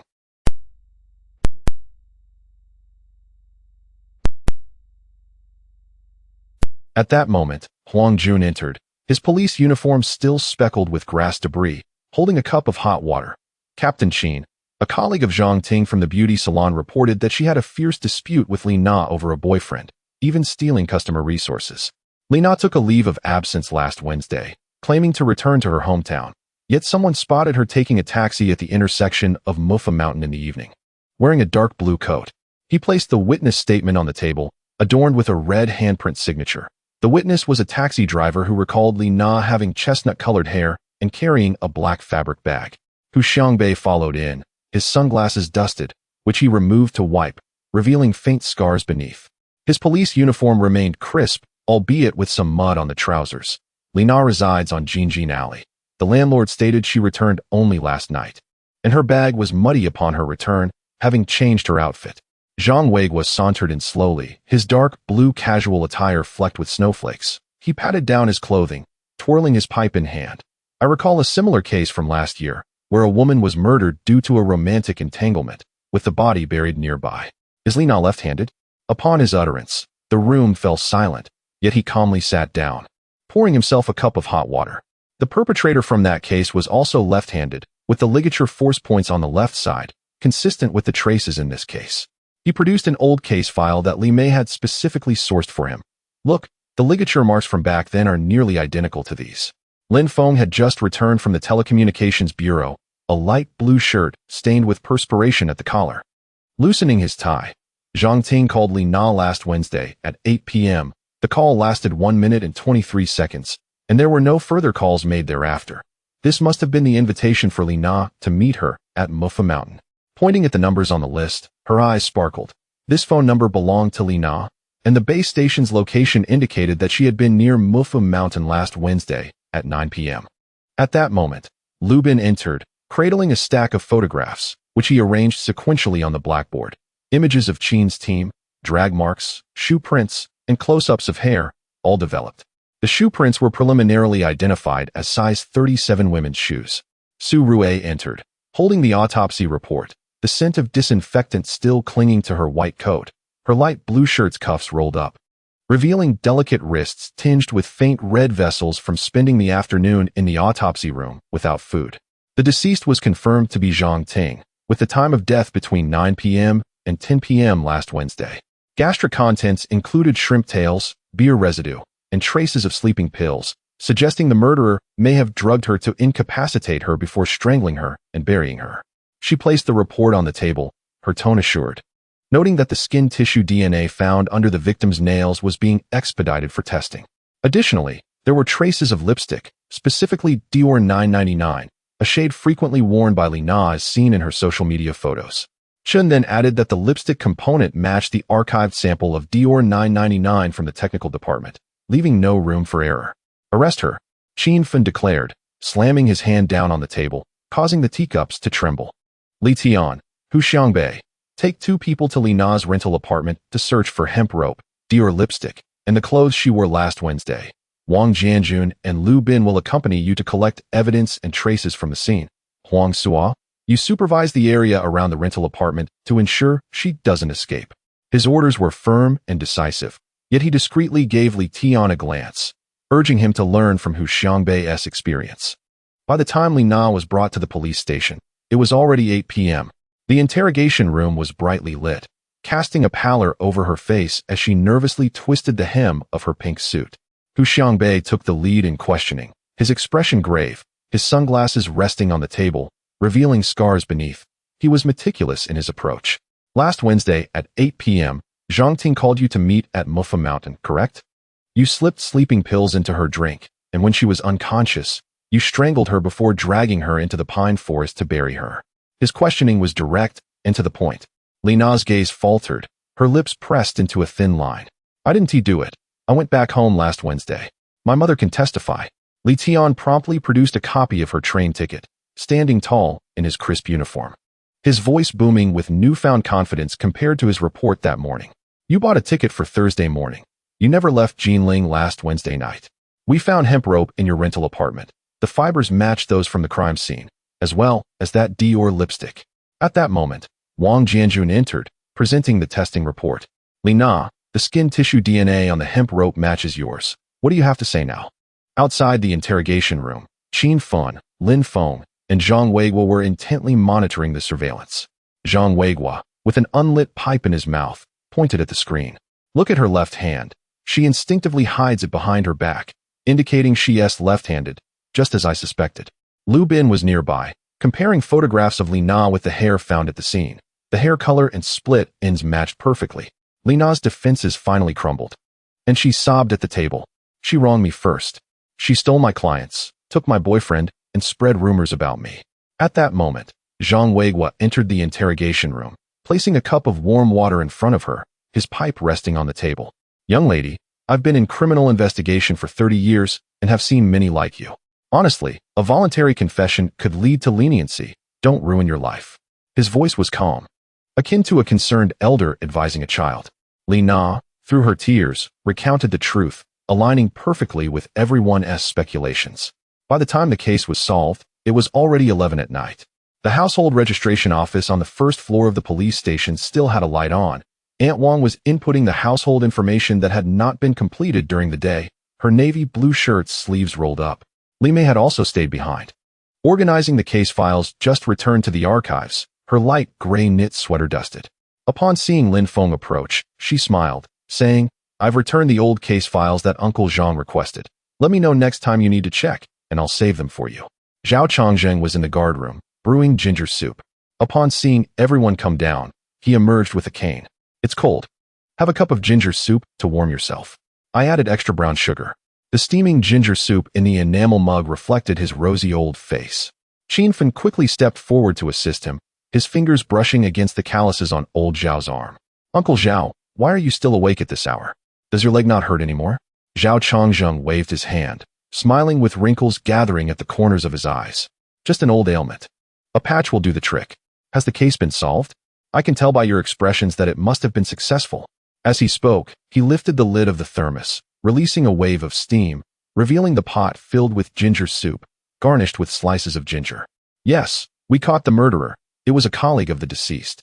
Lin Feng accepted the enamel mug handed by old Zhao, the familiar mug emblazoned with advanced worker. As the warm soup spread through his palms, Zhao Chongzheng sighed, leaning on his cane. Another young fool, sacrificing their entire life over love and pride. I encountered a similar case when I was in the criminal investigation team. It was also 2 girls vying for a partner, and in the end, He did not finish his sentence but patted Qin Feng's arm, saying, "You've worked hard. Drink some ginger soup to warm yourself." Li Tian bounded over, his brand-new police uniform still speckled with mud. He took a big gulp of the ginger soup, wincing from the heat. "Uncle Zhao, this ginger soup is fantastic. Even better than what my mom makes." Zhao Chongzheng chuckled, revealing a toothless grin. "You little rascal, next time when catching criminals, blend both martial and civil approaches. Don't rush and recklessly. Remember to protect yourself." "One rookie I trained broke his leg due to haste." Li Tian nodded vigorously, his dimples appearing on his left cheek. "Got it, Uncle Zhao, I'll remember." As Lin Feng walked by, Zhao Chongzheng added a spoonful of brown sugar to his mug. "You're Lin Feng, right? You've only been here a few days, and you've handled such a significant case. Well done." He gazed into Lin Feng's eyes, his tone serious. "In this line of work, having a sharp mind isn't enough. You must also remain composed and patient. Don't emulate those who seek quick results." Lin Feng accepted the ginger soup, warmth flowing down his throat into his stomach, and nodded earnestly. "Thank you, Uncle Zhao. I will remember." Lu Bin and Wang Jianjun gradually accepted the ginger soup, while Zhao Chongzheng did not forget to remind Wang Jianjun, "Your microscope is precious. Next time you go on duty, do not carelessly place it on the ground, for it would be a pity if it gets damaged." He then advised Lu Bin, "Remember to protect the film from moisture. The weather has been damp lately, and we cannot afford to ruin the photographs." The two responded repeatedly, their hands warmed by the ginger soup. At that moment, Li Mei emerged from the archives, her light gray knit sweater dusted with a bit of debris. Upon seeing her, Zhao Chongzheng fetched a thermos from the guardroom. "Li Mei, quickly pour yourself some hot water. You look chilled." Li Mei smiled and expressed her gratitude, saying, "Uncle Zhao, you are so considerate. I just finished organizing the case files, and am quite thirsty." Huang Jun patted Qin Feng on the shoulder, his dark face alight with joy. "Your criminal investigation team is truly efficient. With this case solved, the common people can sleep soundly." Hu Xiangbei was assisting Li Tian in organizing the evidence bags, reminding him, "The evidence numbers must correspond with the records. Master Chen needs to analyze the lipstick components tomorrow, so do not mix them up." Su Rui, tidying up the forensic box, walked over, and Zhao Chongzheng handed her a cup of ginger soup. "Forensic Dr. Su, staying up late is hard on your health. Do drink something warm." Su Rui momentarily paused, accepting the cup and softly uttering, "Thank you, Uncle Zhao." As her fingertips brushed against the warm surface of the cup, a gentle glow appearing in her eyes. At that moment, Zhang Weiguo called from the entrance, "This Friday, I will treat everyone to duck blood and vermicelli soup from that place at the alley's mouth. Extra spicy and sour, all you can eat." Li Tian immediately chimed in, "Sure thing, Uncle Zhang. I want to add 2 portions of duck liver." Lu Bin adjusted his glasses and smiled. "Count me in. The last time Uncle Zhang treated us, the taste was incredible. He always enjoys rewarding everyone in this manner. Simple, yet heartwarming."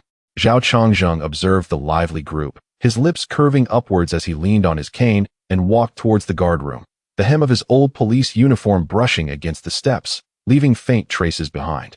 The water dispenser in the corridor continued to bubble, warm yellow lights spilling over the plaque that read "Law Enforcement for the People," illuminating the silhouettes of a group of busy yet resolute figures.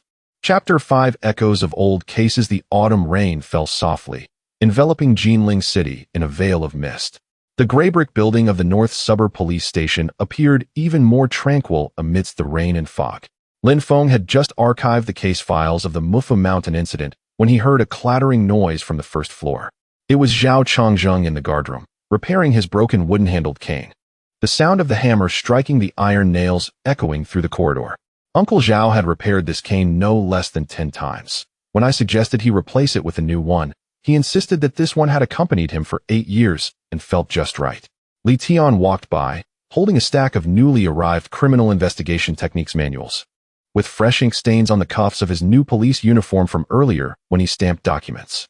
"Lin Gu, Team Qin wants us to sort through the unsolved cases from the 1980s, saying the municipal bureau plans to tackle old cases."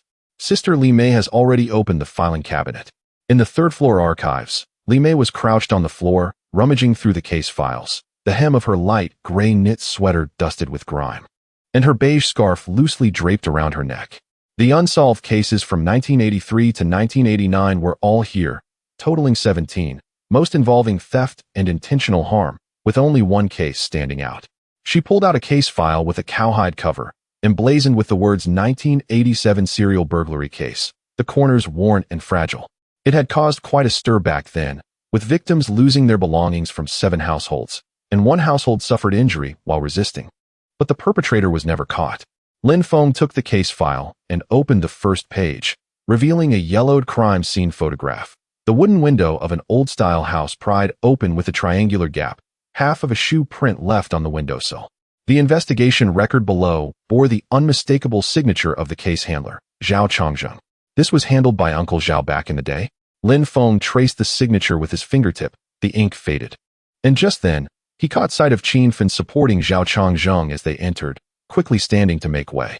Old Zhao's left leg was not very agile, leaning slightly against Lin Feng, his old police uniform trousers speckled with mud, and in his left hand, he held an enamel cup marked with advanced worker. Upon hearing the name Zhao Shu, his gaze swept over the files on the table, as if ignited by a spark. His eyes suddenly brightening. Isn't this the case from '87 involving that gang of burglars? How did you unearth this old relic? With the municipal bureau's focus on tackling old cases, this serial case had been prioritized. Lin Feng helped the elderly Zhao to a chair and handed him a cup of warm water. You were the primary investigator back then. You must remember the details well. Would you share your insights with us younger folks? Zhao Changzheng held the enamel cup to warm his hands, his fingertips repeatedly rubbing the cold surface, his gaze fixed on the file cover, as if peering through the cowhide paper into the misty rain of over 30 years ago. A wave of bittersweet nostalgia washed over him. That case was like a fine needle, nestled in the softest part of his heart, painless when untouched. Yet the mere mention of it brought back the scent of rain from those days. It was autumn of 1987, the weather indistinguishable from now, a continuous drizzle lasting for half a month, the muddy roads of the textile factory dormitory area treacherously slippery. When he began to speak, his voice held a barely perceptible rasp. The first to report the crime was old Wang from the textile factory, the boiler operator, who rose early to prepare breakfast. When he checked beneath his pillow, he found 5 yuan and his Shanghai brand watch missing. That watch was a precious gift for his 10th wedding anniversary. Old Zhao recalled vividly how old Wang clutched his arm, weeping, lamenting that it was the only valuable possession in his home, his tone laced with despair that pricked at Zhao's heart. At the time, he had only been out of the military for 3 years. His mind filled with the commitment to safeguard the community, silently vowing, "This thief must be caught. We cannot let the common people feel disheartened." The wooden window had been pried open in the exact manner as depicted in the photograph. He gestured towards the crime scene photo in Lin Feng's hands, initially suspecting a petty thief and not thinking much of it. However, 3 days later, Aunt Zhang next door also fell victim, losing 20 yuan and a pair of silver bracelets. In half a month, 6 households had been robbed, all through pried windows, with cash and small valuables being the targets. There were no surveillance cameras back then, and even streetlights were sparse, leaving the night impenetrably dark. Wasn't the investigation reliant on legwork? Li Tian leaned closer, forgetting to set down the manual in his hands, his eyes filled with curiosity. Indeed, it was all about running around. Zhao Changzheng chuckled, the wrinkles at the corners of his eyes crinkling, though his mirth did not reach his gaze, a recollection of the fatigue from those days surfacing in his mind. Every day before dawn, he would visit the dormitory area, knocking on doors and conducting interviews, nibbling on cold steamed buns at noon, and staking out until the early hours of the morning, his feet blistered and bleeding. Yet, the memory of Grandma Li grasping his hand, saying, "Officer Zhao, my jade bracelet is a keepsake from my late husband," made it all worthwhile. One night, while on stakeout until the early hours, the rain fell heavily, and he was huddled in a haystack by the wall, shivering from the cold when he suddenly heard a faint crack. He paused, instinctively tightening his grip on the enamel cup, the adrenaline surging within him again. It was that very sound that made him forget the cold. Holding his breath and focusing on the shadows. When the figure finally pried open the window and slipped out, he quietly followed, observing the footprints in the muddy ground, his heart racing. The front print was deep, while the back print was shallow. The shoe pattern was diamond-shaped, unlike the liberation shoes or warrior shoes available on the market at the time. He looked at Lin Feng, excitement gleaming in his eyes. "Xiao Lin, you understand trace evidence. Can this not help determine gait?" At that moment, he thought, this kid either walks on his toes or has a leg defect. Indeed, the deep front print indicates a forward center of gravity, likely due to a disability in the leg, Lin Feng responded promptly, flipping to the shoe print sketch in the case file. Look at this size 39. The left front print is particularly worn, indicating the perpetrator's left leg surely has an issue. Exactly. Zhao Changzheng slapped his thigh, his voice brightening, the excitement from those days bubbling back to the surface.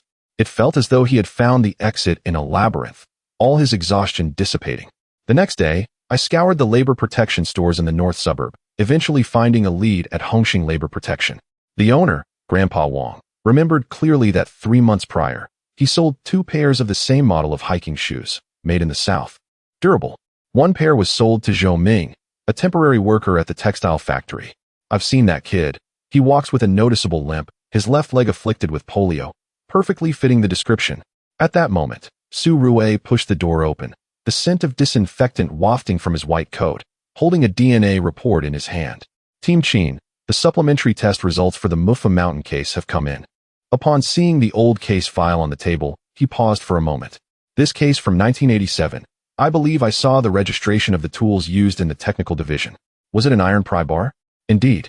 A 30-centimeter long crowbar, 1 inch sharpened to a point, lay concealed beneath the coal pile under Zhou Ming's bed, completely rusted. Zhao Changzheng immediately interjected, the scene of discovering the crowbar flashing before his eyes like a sudden spark. His heart felt as though it was cradling a warm stone, providing some reassurance, yet an uncanny feeling lingered. How could Zhou Ming, a man with a limp, deftly pry open such a sturdy wooden window? He abruptly rolled up his left sleeve, revealing a 10-centimeter long shallow scar, its edges already pale, yet still grotesque. The day he caught Zhou Ming was the most perilous. The 8th household belonged to Granny Li, who lived alone at 72. She possessed a jade bracelet, a gift from her late husband upon returning from the Korean War, adorned with a small crack, which she wore daily. Old Zhao recalled that night when the rain poured heavily.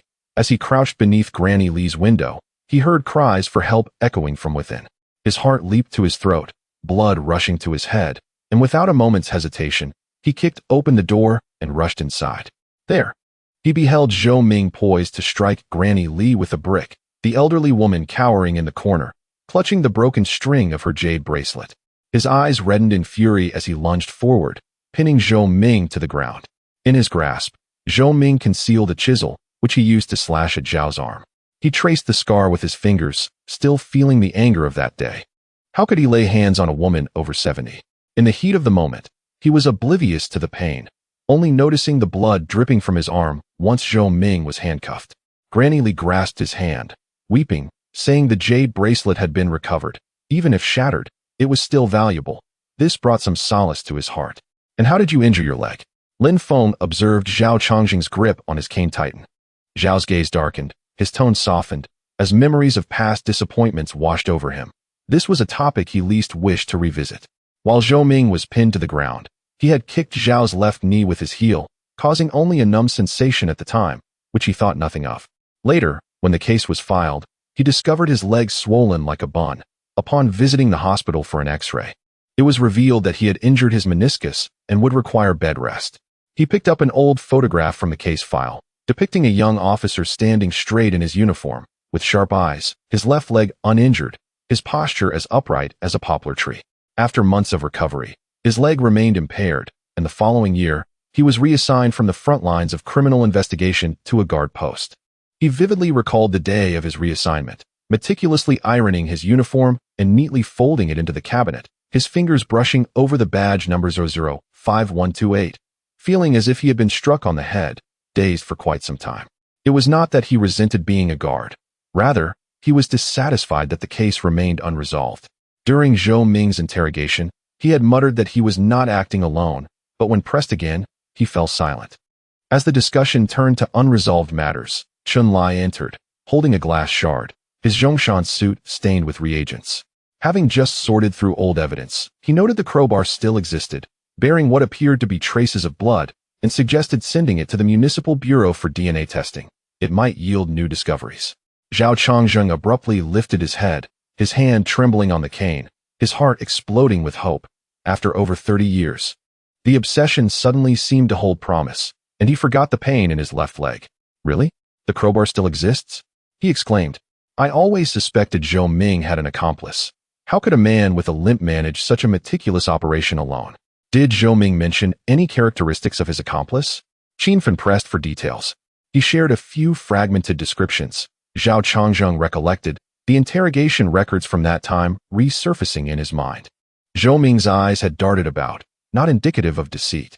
He mentioned that the accomplice was responsible for scouting, enjoyed smoking Zhongshan brand cigarettes, and frequently used a particular snow cream called jasmine fragrance, which had an especially strong scent. We examined sales records from Baiwa store. That snow cream sold vigorously, over 200 bottles in 3 months, making it impossible to trace. Zhongshan cigarettes are locally produced and widely available, offering no leads. Jasmine fragrance, I know well. It comes in a glass bottle with a spiral neck. My mother used to have some. Li Mei suddenly spoke up, recalling an empty bottle in the technical department's evidence cabinet, bearing that label, likely seized during earlier investigations. Su Rue instantly rose, stating he would investigate. Perhaps the bottle's mouth bore fingerprints. At that moment, Lin Feng flipped through the case file's visit records, pointing to a line. Uncle Zhao. A woman named Lu Guilin mentioned seeing a man in blue work attire, around 1.70 meters tall, loitering in the dormitory area, carrying a black cloth bag. Could he be the accomplice?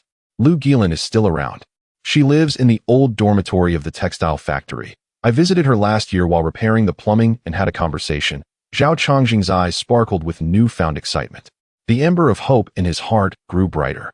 Perhaps those who escaped capture in the past could finally be found. Her husband was the security guard in the dormitory area back then. He had a remarkable memory for faces, stating that the man had a scar on his left index finger, resembling a burn. As they spoke, Li Tian rushed in, exclaiming, Lin Gu, Uncle Zhao. DNA from the blood on the crowbar matched 2 individuals. One is Zhou Ming, and the other matches a record in the database. Zhang Dali, Zhou Ming's fellow townsman, who was sentenced for theft in 2000 and indeed bears a burn scar on his left index finger. Zhao Changzheng sprang to his feet, his cane striking the ground with a thud, tears welling up in his eyes. After more than 30 years, the regret of those days could finally be rectified. Zhang Dali. Zhou Ming mentioned this name back then, claiming he was nimble. Having previously run a small hardware store in his hometown, he was an expert at picking locks and prying windows. Qin Fen swiftly apprehended Zhang Dali, who was operating a scrap station on the outskirts of the city.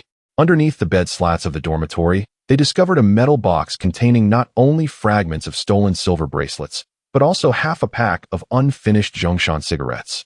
During interrogation, upon seeing the photograph of the rusty crowbar, Zhang Dali's psychological defenses crumbled, and he confessed to being responsible for scouting and prying windows. After Zhou Ming's arrest, he had fled to another region, only returning to Jinling last year. By the time the case was resolved, it was deep into the night. Zhao Changzheng sat in the guardhouse, cradling the DNA test report in his hands, repeatedly caressing the name Zhang Dali. His heart felt both sour and warm, as if a stone that had lodged for 30 years had finally been displaced. He thought of Granny Li from those days. If she were still alive and learned that the jade bracelet case had been resolved, she would surely smile. Lin Feng handed him a cup of ginger soup, stating, Uncle Zhao, your wish has been fulfilled. Fulfilled, at last, it is fulfilled. Old Zhao's voice caught in his throat as he retrieved the long-held, empty Zhongshan cigarette box. Its edges worn and frayed, which he had kept since it was seized from Zhou Ming's residence. It served as a lingering memory. Tomorrow, I will visit Granny Li's grave and tell her the case has been solved, and the villain has been caught. Qin Fen approached and patted him on the shoulder, exclaiming, You are not merely a gatekeeper. You are our living archive. From now on, the review of old cases will hinge upon your vigilance. Zhao Changxing chuckled, the warmth nestled within the wrinkles of his eyes, filling his heart with a profound sense of reassurance. The fervor of his youth had not been squandered, nor had the convictions of his past been in vain. Even with a limp and a change in position, he remained the steadfast Zhao Changzheng, dedicated to diligently resolving cases. My old bones still hold up. You young folks possess the technology, while I have the memory. Together, we can unravel any case. The moon outside pierced through the rain and mist, casting its light upon the old police uniform of Lao Zhao and illuminating the aged case file on the table, now finally stamped with the mark of resolution. Chapter 6. The culinary atmosphere of the duck blood vermicelli shop. On Friday, the sun finally shone upon Jinling, casting dappled shadows on the gray brick walls of the North Suburban Police Station as sunlight filtered through the leaves of the sycamore trees. Lin Feng had just archived the final case files of the Zhang Dali case when he heard Zhang Weiguo's booming voice from the first floor. Gather around. Duck blood vermicelli for lunch, my treat. The hallway instantly buzzed with excitement. Li Tian was the first to dash downstairs, his new uniform crisply pressed, clutching a half-eaten steamed bun in his left hand. Uncle Zhang, I've been looking forward to this meal. I want a double serving of duck liver. What's the rush? The monk may run, but the temple remains. Zhang Weiguo chuckled, patting him on the back. This restaurant had been in business for 20 years, and the owner was well acquainted with him, ensuring a table by the window would be reserved for them. Qin Fen emerged from the office. Old Zhang, what has gotten into you today, being so generous? As he spoke, he rummaged through his pocket and produced an enamel jar, the one commemorating flood relief. I brought my own container, so please fill it with extra soup. Well, we've cracked an old case. It's worth celebrating. Zhang Weiguo replied, stepping outside, his smoking pipe tucked at his waist. Uncle Zhao was also joining. He had visited the shop when it first opened. Zhao Chongzheng was seated in the guardroom, polishing his cane. Upon hearing the commotion, he slowly stood up. Why not go? It's been ages since I've had old Zhou's duck blood vermicelli. The crescent-shaped scar on the back of his left hand glimmered pale in the sunlight. He remembered coming here for a bowl after late-night cases, seeking warmth. Lu Bin emerged from the technical department with a weathered canvas camera bag slung over his shoulder. His black-rimmed glasses were spotless, and a half-exposed Kodak film canister peeked from his bag, marked with old case solved, new film for the outing. Uncle Zhang, wait for me. He hurried after them, unconsciously rubbing the camera strap with his fingertips. I need to take a few photos of this old shop. It might serve as historical material in the future. The group chatted and laughed as they made their way to the alley, with Su Rue trailing behind. She had exchanged her white lab coat for a navy blue uniform, carrying a canvas bag containing freshly printed forensic reports. As she walked past Lin Feng, she quietly remarked, I left yesterday's DNA supplementary report on your desk. The bloodstains on the crowbar from 87 indeed belonged to Zhang Dali. Thank you, Su forensic expert. Lin Feng nodded, his gaze falling on the half-exposed fountain pen peeking from her uniform pocket. I didn't realize you enjoyed dining here as well. The flavors are authentic, and the duck blood is fresh, Su Rue replied succinctly. Yet, when they passed a grocery store, she paused to buy a bottle of chilled sour plum juice. Recalling Lin Feng's mention of the heat during their last vermicelli meal. At the alley's entrance, Lao Zhou's duck blood vermicelli shop was a humble dwelling of less than 10 square meters. The wooden sign, darkened by the passage of time, had frayed edges, with the restaurant's name, Duck Blood Vermicelli Soup, painted in red, now faded to obscurity. As they approached the door, the rich aroma of aged duck soup enveloped them, mingling with the freshness of duck blood. The richness of duck liver and the crispness of cilantro and vinegar, instantly whetting their appetites. The interior featured 4 low wooden tables, their surfaces polished to a shine, marked by varying shades of soup stains. In the corner, a large iron pot sat atop a coal stove, bubbling with steaming, milky broth. Droplets of oil floated to the surface and splattered onto the tiles surrounding the stove, forming small pools. The proprietor, Master Zhou, was in his 60s. His hair grizzled, clad in a faded blue apron. He wielded a large iron ladle, skillfully serving duck blood into porcelain bowls. Officer Zhang, you're here. The old duck soup has been simmering all night. Add extra ingredients for this bunch of youngsters.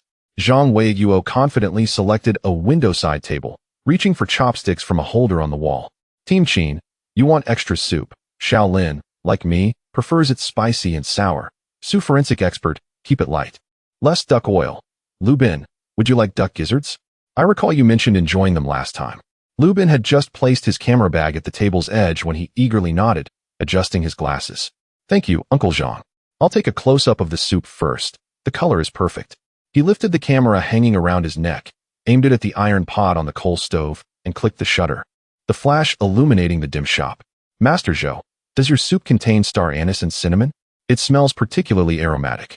You've got a keen nose, young man. Master Zhou chuckled as he served the soup, adding a bit of dried tangerine peel to eliminate the gamey scent, a technique taught to him by Officer Zhang. Li Tian had already tiptoed to the window, nearly leaning over the pot's edge. Master Zhou, cut my duck liver a bit thicker. The last serving was too thin. I couldn't taste it. He was promptly pushed back into his seat by Qin Fen. Sit still.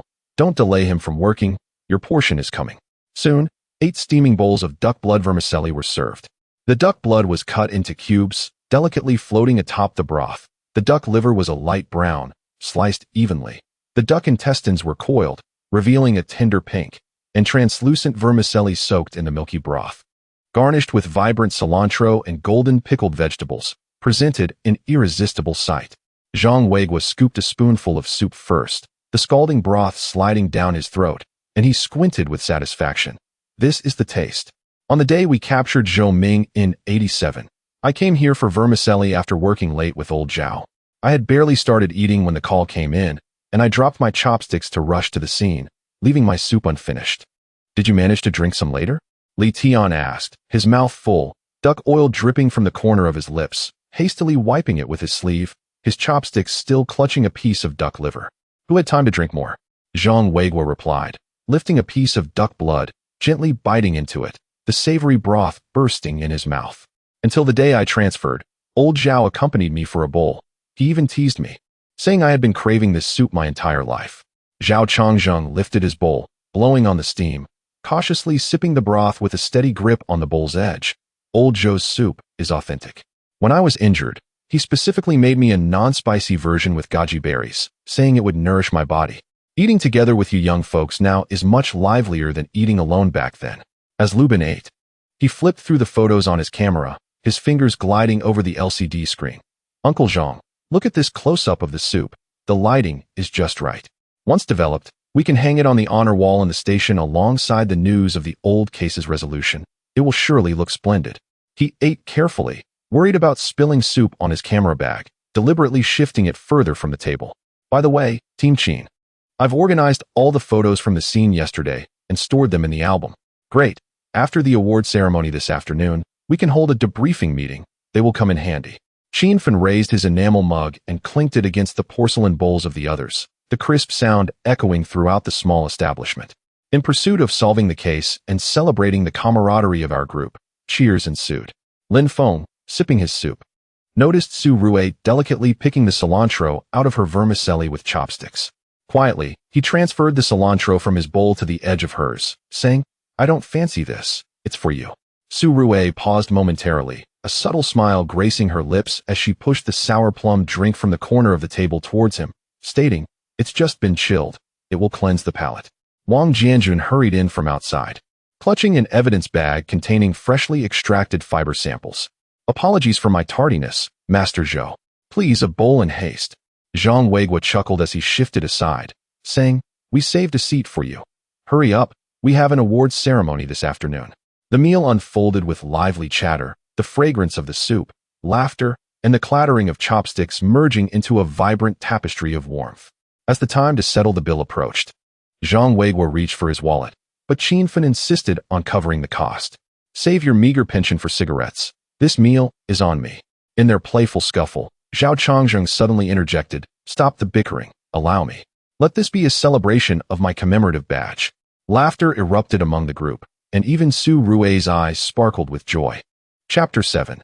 The awards ceremony of honor at 2 o'clock in the afternoon. The small courtyard of the police station was meticulously tidied, with the blue brick ground gleaming under the sun. In the center stood a simple award platform, adorned with a red backdrop emblazoned with the golden characters recognizing excellence, striving forward. Below it lay 2 rows of blue plastic chairs, each neatly labeled with the names of the attendees.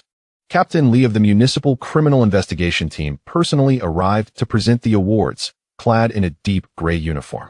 The insignia of a third-level police superintendent, marked by 2 stripes and 3 stars, shone brightly in the sunlight. As he approached Qin Fen, he patted him on the shoulder, saying, Old Qin, your team has done splendidly, solving old cases anew and setting an example for the entire city's criminal investigation system. The entire team assembled in the courtyard, uniformly dressed in navy blue uniforms. Their ranks, ranging from 1 stripe and 1 star to 2 stripes and 1 star, exuded an air of discipline and poise. Qin Fen stood at the forefront, hands clasped behind his back, his voice resonating powerfully, at ease. Attention! The Beijiao Criminal Investigation Team had recently made significant breakthroughs in the 7/15 bus murder case, the Mufashan burial case, and a series of thefts from 1987, showcasing remarkable achievements. Captain Li ascended the award platform, grasping the microphone, his voice amplified throughout the courtyard. The resolution of these cases was a testament to the contributions of each team member, from Comrade Wang Jianjun's precise extraction of the 1987 pry bar marks, to Comrade Lu Bin's clear restoration of the crime scene photographs, to Comrade Su Rui's forensic breakthroughs, and Comrade Li Tian's investigative efforts, from Comrade Lin Feng's logical reasoning, blending old and new experiences, to Comrade Zhao Chongjing's provision of crucial leads from old cases. It was also indispensable to acknowledge Comrade Qin Feng's orchestration. This is the ultimate proof of teamwork. The crowd erupted into enthusiastic applause. Li Tian clenched his fists in excitement, while Lu Bin discreetly raised his camera, capturing the moment as Captain Li spoke.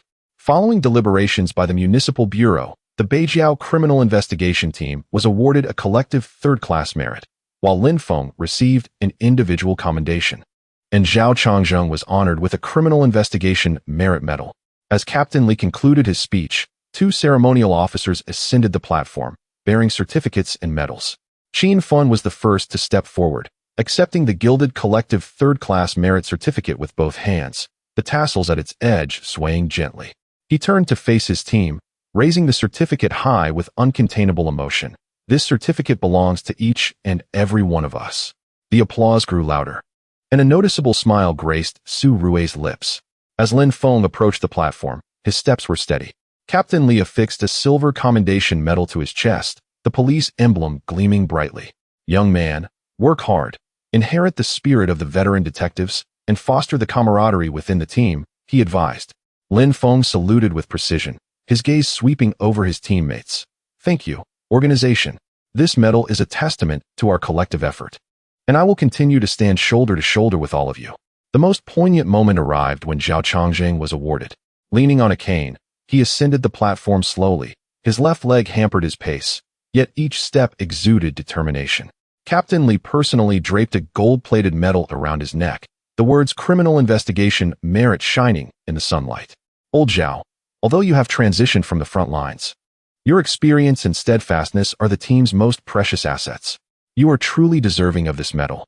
Zhao Chongzheng tenderly touched the medal, his eyes slightly moist. With his left hand resting on the cane, he offered a somewhat imperfect yet profoundly sincere salute. Thank you, organization. My pride as a detective is not measured by the number of cases I have solved, but by the brothers by my side who lend a helping hand. Back then, we relied on teamwork to crack cases, and it remains the same today. This achievement belongs to everyone. From the audience, Lin Feng noticed him discreetly wiping away a tear, recalling their light-hearted conversation over lunch, and warmth surged within him. After the award ceremony concluded, the team gathered around the certificates and medals for photographs. Lu Bin raised his camera, directing everyone to arrange themselves. Captain Qin in the center, Old Zhao and young Lin on either side. Su the forensic expert, Brother Wang, and Xiao Li in the back. Smile, look at the camera. At the moment the flash illuminated the scene, all smiles were captured, the police insignias and medals glistening proudly. Interview scene. The oath in front of the camera just after the photographs were taken. A woman in a cream-colored suit approached, microphone in hand, bearing the official press badge of Jinling Evening News. She was the municipal reporter Chen Bayer. With shoulder-length hair gently curled at the ends and framed by delicate golden-rimmed glasses, she held a silver recording pen in one hand and a compact camera in the other, its lens still covered by a black dust cap. Captain Qin, greetings. I am Chen Bayer from Jinling Evening News, here at the behest of the Municipal Bureau to interview you and your team.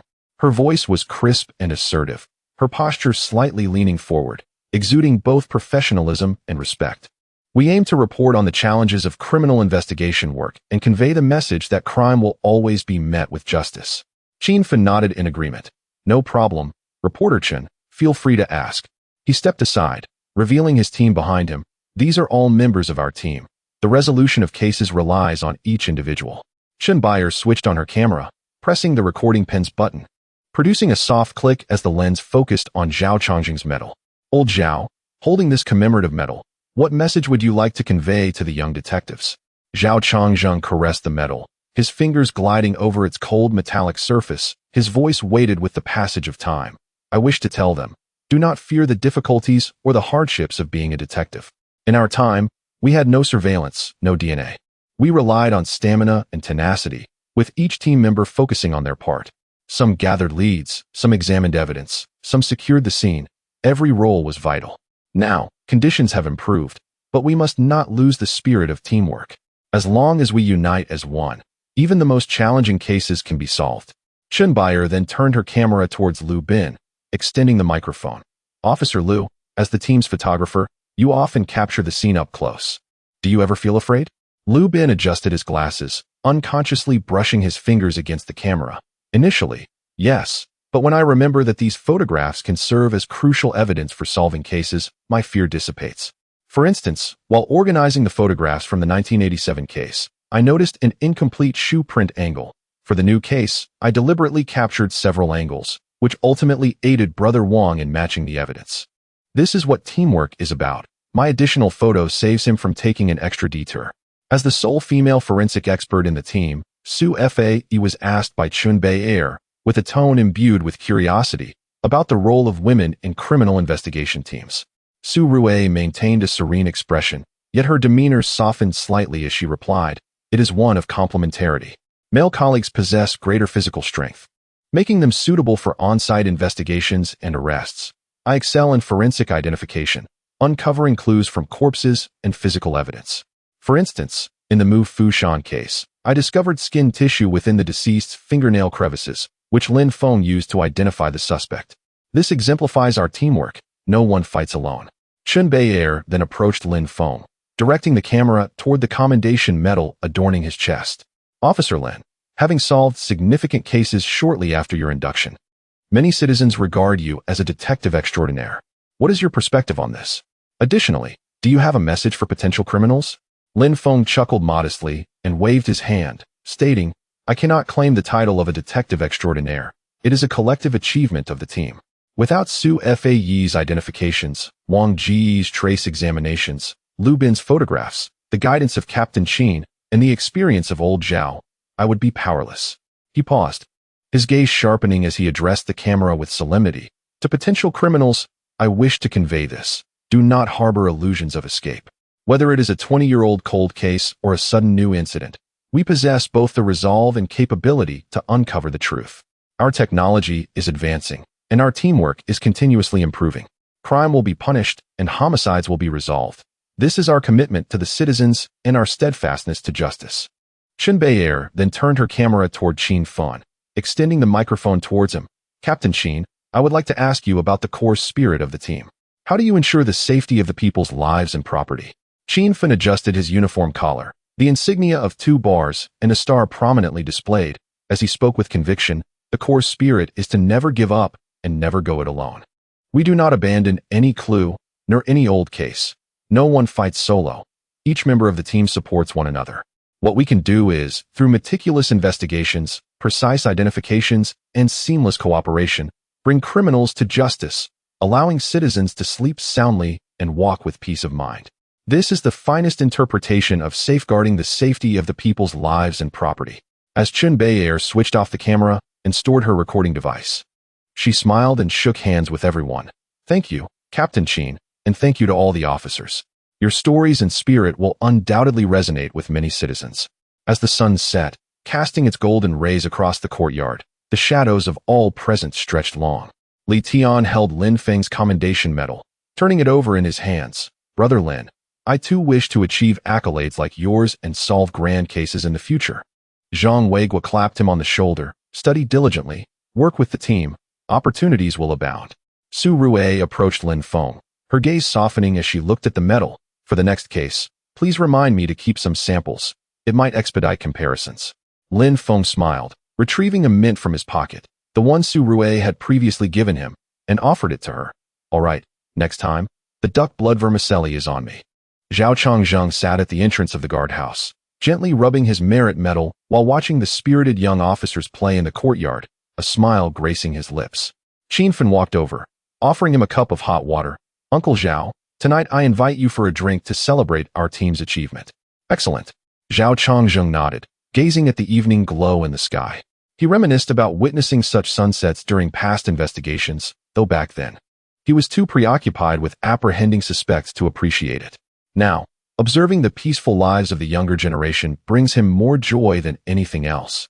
The evening breeze rustled through the police station's courtyard, stirring the plaque inscribed with law enforcement for the people, as well as the glimmer of the young officers' badges. Chapter 8. Perseverance amidst the everyday fireworks on a Saturday morning. The gentle sunlight streamed through the gaps in the curtains, casting slender beams upon Lin Feng's desk. He awoke earlier than usual, as the sound of vintage bicycles and the lively calls from the corner breakfast stall filled the air. Yo Tiao and Dojiang, just out of the pan. It was a weekend morning in 2000 in Jinling. Devoid of the urgency of sirens, yet imbued with the tranquil essence of daily life. Lin Feng rose and donned a soft, light blue shirt, the cuffs still crisply ironed, an enduring habit he had maintained over the years. As he stepped out of his room, his mother, Zhao Xiaolan, was bustling in the kitchen, clad in a deep red apron.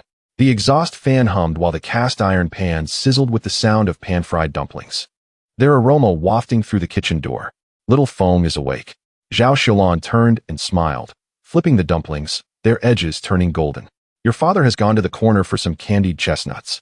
He said you worked hard last week during the award ceremony and need to replenish your strength. I've saved this plate for you. Eat it while it's hot. Lin Feng leaned against the kitchen doorframe, observing his mother's diligent movements. Mom, there's no need for special treatment. I'm in good health.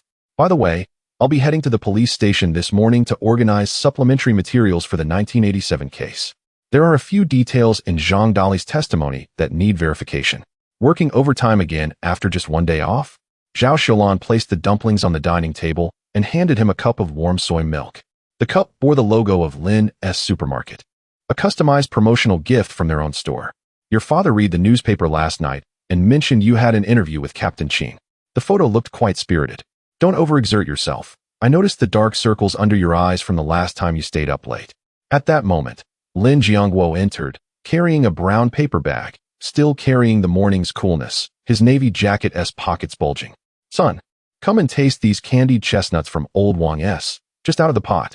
He placed the bag on the table, revealing the golden flesh of the chestnuts nestled within cracked shells, their fragrance enticing. You're going to the police station? I can drive you. It's on my way to restock the supermarket. No need, Dad. I'll ride my bicycle. It's good exercise. Lin Feng picked up a dumpling. Its crispy skin crumbling in his hand, the blend of greens and minced meat bursting with flavor in his mouth, a taste reminiscent of his mother's cooking from a past life. By the way, Dad, do you remember Zhang Dali from 1987 when he ran the recycling station at Yanzikai? You might have seen him when our supermarket had just opened. Lin Jiangguo stroked his chin in contemplation. The recycling station at Yanzikai? I have a vague recollection. There was a limping man who often came to buy mineral water. His left index finger had a scar. Could it be him? Lin Feng's eyes brightened. Yes, that's him. Do you recall who he came with? I can't quite remember. We were so busy back then. Lin Jiangguo peeled a chestnut and handed it to him. However, Old Wang's chestnut stall is right next to the recycling station. If you want to inquire, he'd be the best person to ask. Thanks, Dad. I'll make a note of that. Lin Feng popped the chestnut into his mouth, the sweet, sticky texture dispelling the morning chill. I'm off to the police station now. I'll return for lunch. Saturday, morning light and old shadows at the police station. The courtyard of the North Suburb Police Station was quieter than usual, with only Zhao Changzheng watering the flowers at the guardhouse. He wore a slightly worn blue shirt, with a faded Mao Zedong badge pinned to the collar, his hair tied back with a black rubber band. In his hand, he held a chipped metal watering can, tending to the cacti on the windowsill. Upon seeing Lin Feng, he waved with a smile. Little Lin, back for overtime on the weekend? Aunt Zhao just brought me some buns. Would you like to try? No, thank you, Uncle Zhao. I've already had breakfast. Lin Feng approached, his gaze lingering on the old photograph hanging on the wall of the guardhouse. It was a group photo of the criminal investigation team from 1987, featuring a young Zhao Changzheng at its center, standing tall with a case-solving certificate in hand, while the old captain patted his shoulder.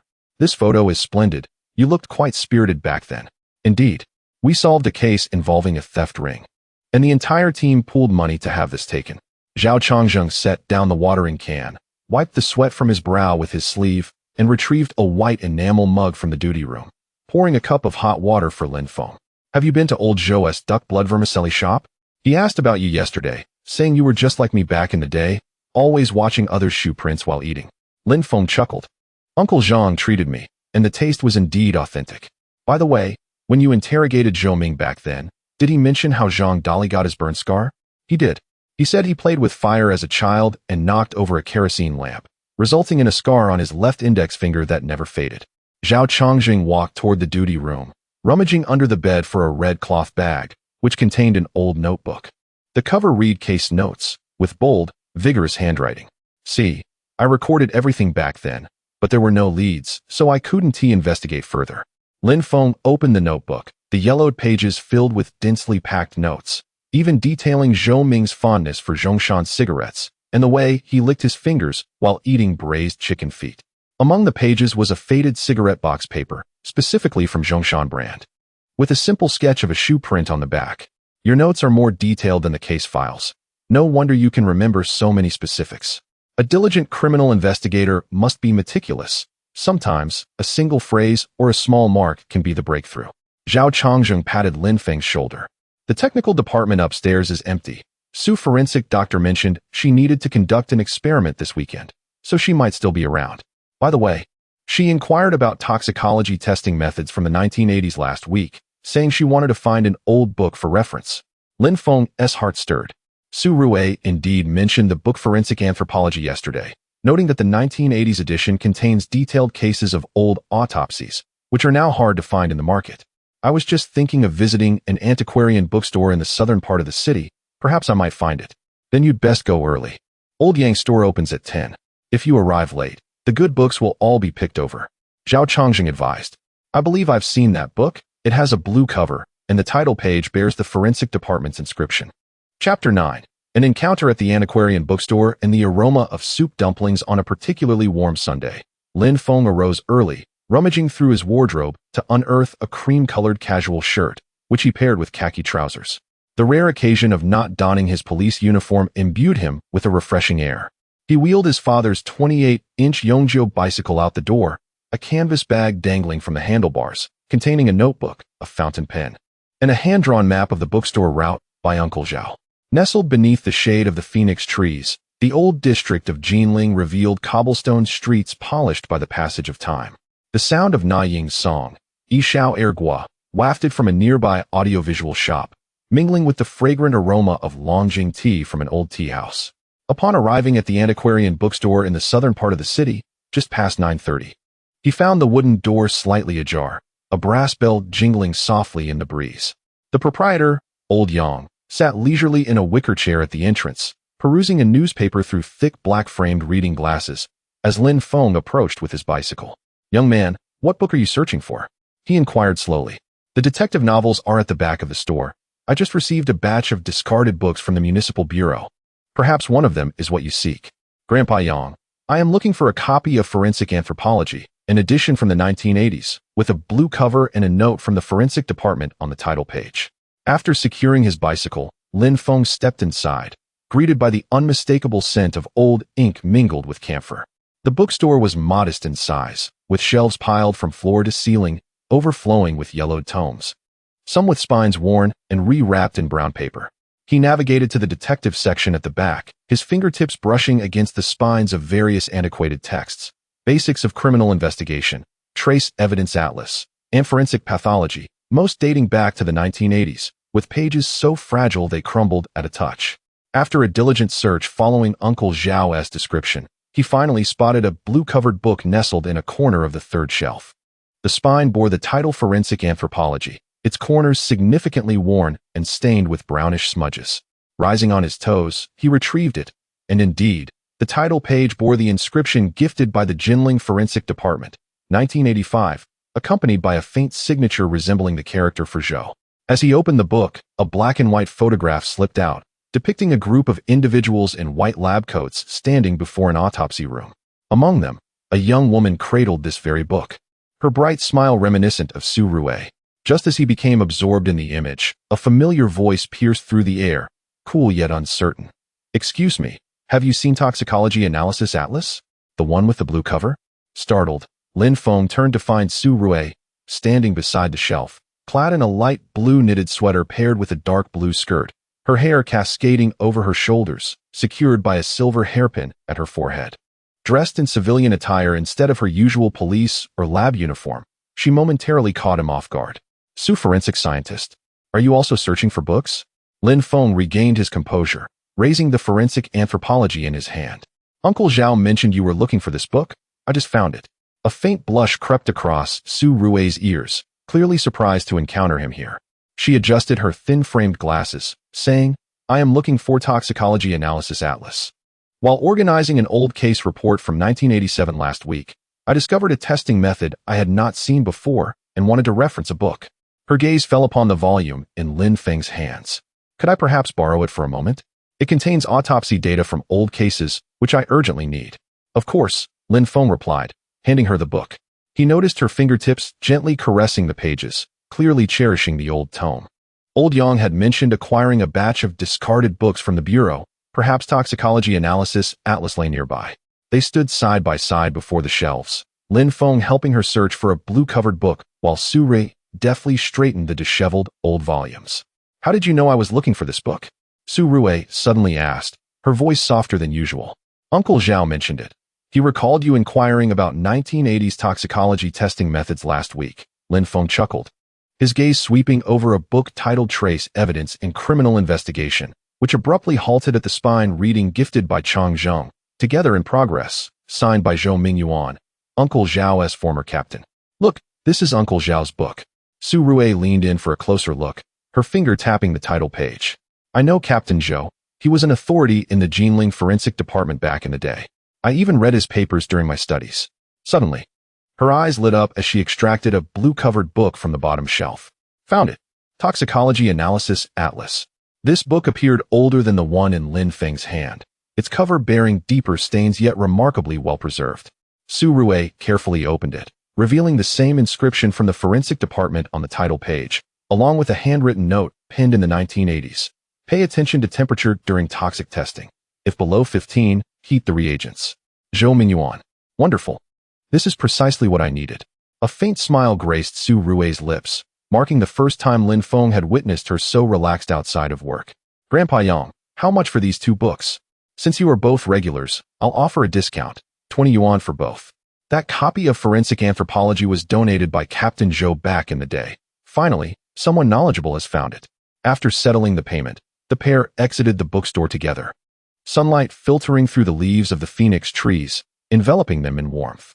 I didn't expect you to enjoy antiquarian bookstores as well, Lin Feng remarked, pushing his bicycle while glancing at Su Rui. I used to come here often during school. The old books have many handwritten notes, making them far more practical than new ones, she replied, shaking the book in her hand. Thank you for helping me find it. Let me treat you to lunch. There's a place nearby, Li Ji crab roast soup dumplings, which has been around for 30 years and is known for its exquisite flavors. Lin Feng hesitated for a moment before nodding. Sure, but I insist on treating you, as a thank you for reminding me to secure the crime scene during the bus incident last time. Su Rui did not argue but slowed her pace, walking alongside him on the cobblestone path, turning around 2 alleyways. They were met with a mouth-watering aroma, accompanied by the steam from the dumpling baskets. The wooden sign for Li Ji crab roast soup dumplings hung above them, its red-painted name gleaming from the smoke. A long queue had formed at the entrance, primarily composed of elderly patrons carrying baskets and couples with children. This place certainly enjoys a thriving business. Lin Feng stood in line with a smile, observing boss Li Shunshin busily attending to the steamer. Dressed in a soiled white apron, she deftly wielded a pair of long bamboo chopsticks, arranging the snowy white soup dumplings into the steamer baskets. Li Shunshin, 2 baskets of crab roast soup dumplings and 2 bowls of chicken soup. All right, you must be Shaolin. Your father was here last week to buy dumplings. Li Shunshin looked up with a hearty laugh, her voice resounding with familiarity, clearly recognizing Lin Jiangwo. Just a moment. I have a fresh basket ready for you. Su Rui stood beside Lin Feng, her curiosity piqued as she gazed at the dumplings in the steamer. How long do these dumplings need to steam? 8 minutes is just right. A second too long, and they become overcooked. A second too short, and they remain raw, Lin Feng explained. I used to come here often as a child. Li Shunshin mentioned that the crab roe must be selected from freshly picked live crabs, and pork skin jelly must be added to the filling for that rich broth. As they spoke, Li Shunshin approached with 2 baskets of dumplings, steam billowing from the bamboo containers. The dumplings resembled small, white ingots, their pleated edges resembling delicate flowers, the skin so thin that one could see the pale yellow broth sloshing within. Be careful, it's hot. Take a small bite first. Sip the broth before eating the meat. Li Shenshin advised, bringing over 2 bowls of chicken soup adorned with vibrant green scallions and golden strands of egg. Lin Feng picked up his chopsticks, serving a dumpling to Su Rui and offering a dish of vinegar. Dip a bit of vinegar to cut the grease. Mimicking his actions, Su Rui gently bit into a small opening, and the scalding broth gushed forth, causing her to instinctively gasp, her ears flushing red. Slow down. Don't rush, Lin Feng said, quickly handing her a napkin, unable to suppress a grin. Su Rui took the napkin, dabbed her lips, shot him an annoyed glance, yet was not truly upset. After savoring the broth, she bit into the dumpling, the delightful flavor of crab mingling with the richness of pork filling her mouth. The thin skin and generous filling created an exquisitely delicate texture.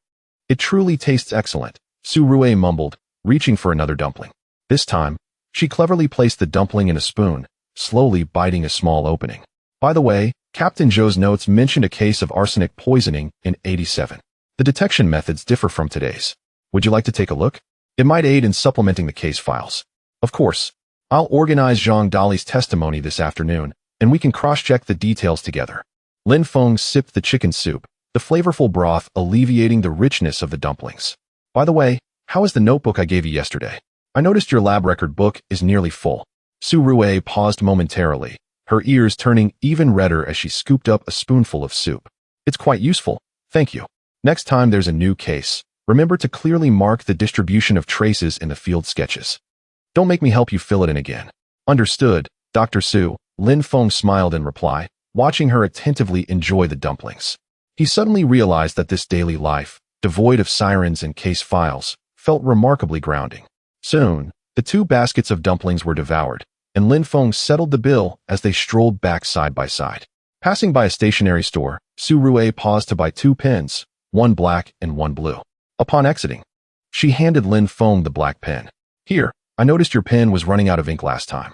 This brand has a good nib, perfect for sketching scene diagrams. Lin Feng accepted the pen, its surface cool to the touch, adorned with faint patterns. Thank you. Next time we crack a case, we'll return for Li Shenshin's dumplings. Su Rui remained silent, yet the smile at the corner of her lips deepened. As the sun set, Lin Feng rode his bicycle home, his canvas bag containing 2 old books, the pen gifted by Su Rui, and a box of osmanthus cake he had bought for his parents. Passing by Fong Po's cake shop, he remembered his mother's fondness for them. Upon entering his home, he found Lin Jiangwo in the living room, calculating on an abacus with an account book spread across the table, a cup of strong tea beside him. You're back. Come and taste the pork rib soup your mother has been simmering all afternoon. He set aside the abacus, took Lin Feng's canvas bag, and noticed the pen and old books inside. Found the books? Did you have a meal with Dr. Su? Yes, by chance. She was also looking for professional texts. Lin Feng changed his shoes and walked into the kitchen, where Zhao Xiaolan was sprinkling scallions into the soup. The aroma of the pork rib soup wafting towards him. Dr. Su, is she the one who solved cases with you? Zhao Xiaolan laughed as she served a bowl of soup. She is quite graceful. I saw her on TV during an interview last time. It's good that you young people can get along. It's nice to have someone to rely on in your work. Mom, we're just colleagues. Lin Feng took the bowl of soup, savoring a sip as the delicious broth slid down his throat, warming him. By the way, Dad, about old Wang next to the recycling station, I'll go ask about Zhang Dali tomorrow. No rush. I'll accompany you tomorrow. I'm familiar with old Wang, so it'll be easier to talk. Lin Jiangwo entered the kitchen, picked up chopsticks, and selected a piece of rib. Your mother saved the largest piece for you, so eat up. After dinner, Lin Feng sat at his desk, opening the book Forensic Anthropology, from which an old photograph slipped out. He picked up the pen Su Rui had gifted him and wrote in his notebook. Supplementary clues for the '87 case. Source of Zhang Dali's burn scars. Toxic detection methods noted by Zhou Mingyuan. Heat reagents needed for levels below 15. Just as he finished writing, his phone suddenly buzzed with a message from Captain Qin. Meeting at 8 a.m. on Monday.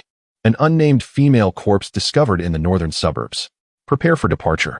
He set down his phone, gazing out at the evening glow, reminiscent of the radiant sunset on the day of the awards ceremony. The lingering aroma of dumplings from the weekend still danced in the air, and the pen Su Rui had given him felt warm in his grasp. He understood that the untroubled daily life held the essence of guardianship, while the forthcoming case represented the mission of being a criminal investigator. Before bed, Lin Feng placed the two old books into his canvas bag and carefully wrapped the toxicology analysis atlas intended for Su Rue in a layer of craft paper. Moonlight streamed through the window onto his desk, illuminating the notes he had written and reflecting the vibrant night in Jinling, filled with both warmth and steadfastness. Chapter 10. The nameless corpse in the reed marsh. The morning light on Monday, imbued with a refreshing chill, streamed through the window panes of the Beijiao police station, casting striped shadows upon the blue screens of the criminal investigation team. Lin Feng entered the office building, stepping in time with the chimes of 8 o'clock, his canvas bag filled with old books discovered over the weekend and a pen gifted by Su Rue. Upon reaching the first floor, he encountered Zhao Changzheng stationed in the guardroom. "Shaolin, good morning. Team Qin just notified me that a case briefing will commence at 8:10. A nameless female corpse has been found in the reed marshes of Beijiao," Zhao Changzheng informed him. Old Zhang mentioned that the area is quite remote. It used to be a sand extraction site, which later became overgrown with reeds. On rainy days, the mud can sink up to one's ankles. "Thank you, Uncle Zhao. I will head up now," Lin Feng replied, quickening his pace.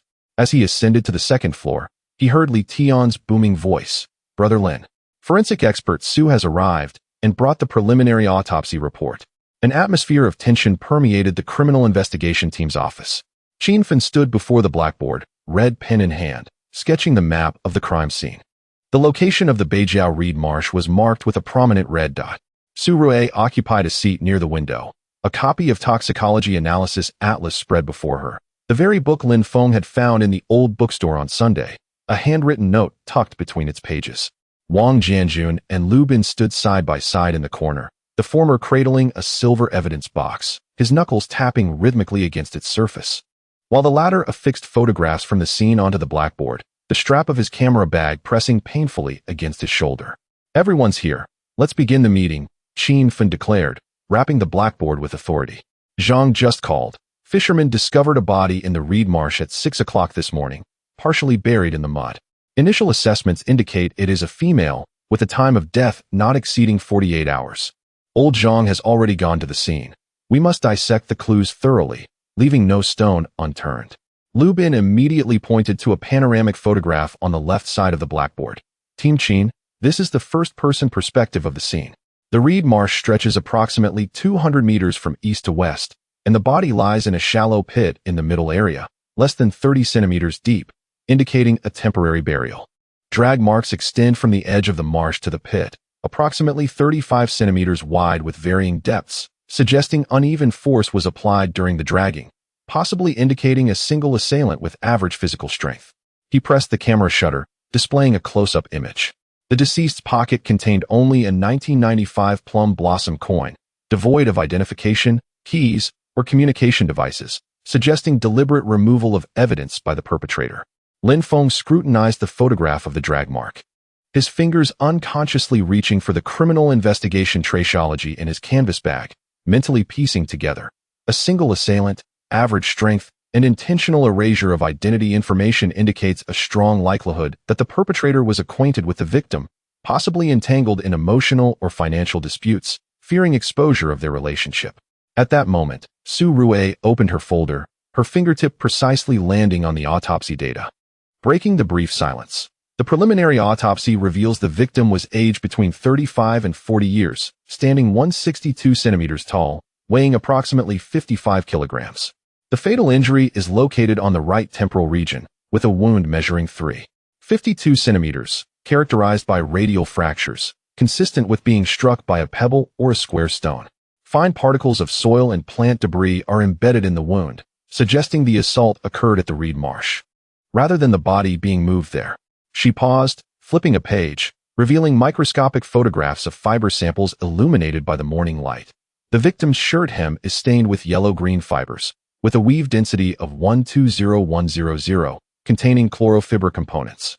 Such fibers were common in the 1980s, but currently, only the Xingsheng cotton spinning factory uses this formula for their protective gloves. Additionally, the stomach contents include undigested noodles, soy sauce, and a small amount of scallions, indicating the time of death was narrowed down to between 7 and 9 o'clock on Saturday evening, precisely when we were out looking for books. The Xingsheng cotton spinning factory? Qin Fen mused, tapping his fingers on the table, leaving traces of tea residue on the wood grain. We received a tip-off last week regarding wage arrears at their factory. Could this be related to employee disputes? Upon hearing cotton spinning factory and fiber, Lin Feng swiftly extracted criminal investigation traceology from his canvas bag, flipping to the well-worn chapter on fiber identification, his heart inexplicably tightening. Last week, while reviewing Uncle Zhao's old notes, he had encountered similar fiber records. The suspect in an 87 theft case, Zhou Ming, had once been a temporary worker at the Xingsheng cotton spinning factory. He pointed to the diagram in the book. Uncle Zhang, Forensic Sue, look here. The density of the chlorophylla fibers matches the testing results perfectly, and the protective gloves from the Xingsheng cotton spinning factory are woven in yellow and green, which corresponds to the fibers found on the victim. At that moment, Zhang Weiguo entered, his deep blue casual trousers splattered with black mud, reeds clinging to the brim of his hat. Team Qin, there are shovel marks at the edge of the shallow pit at the scene, with a slight curvature, resembling a household spade. At the end of the drag marks, we found a size 38 women's shoe print with a wave pattern, showing an 80 similarity to the shoe prints from last year's construction material theft case. The suspect in that case was also a woman in her 30s, left-handed. A female perpetrator? Li Tian exclaimed, his eyes widening in disbelief as his notebook nearly slipped from his grasp. But dragging a corpse requires strength. Can a woman manage that? Average strength does not imply a lack of power. If the victim was drugged or ambushed, dragging her would not be difficult. Lin Feng interjected, tracing the shoe print analysis in the book with his fingertip, swiftly connecting the dots. Women's shoe prints, cotton spinning factory fibers, and the timing of the crime on Saturday night. Could it be a female worker from the cotton spinning factory? Or someone who had a dispute with the female workers? Suddenly recalling the red-brown soil Su Rue mentioned, he queried, Forensic Sue, the red-brown soil found under the deceased's nails. Could it be from the quarry? Zhou Mingyuan's notes indicated that the soil from the Yanziki quarry contained iron oxide, matching that color. Su Rue looked up at him, surprise flickering in her eyes before she nodded. The technical department just reported that the soil composition indeed matches that of the Yanziki quarry. Additionally, the soy sauce found on the victim's shirt is Jinling brand Superior soy sauce, which is only sold at Lao Wan's soy sauce shop in the southern part of the city, quite rare in Beijiao. Lin Feng's mind raced. Red-brown soil, quarry, yellow-green fibers, cotton spinning factory, Jinling soy sauce, southern city. The perpetrator likely frequented these three locations, or the victim had recently visited them. The crime occurred after 7 o'clock on Saturday evening, indicating the assailant was not a night shift worker. Just as he contemplated speaking, Wang Jianjun suddenly produced an evidence bag containing a thin piece of metal wire.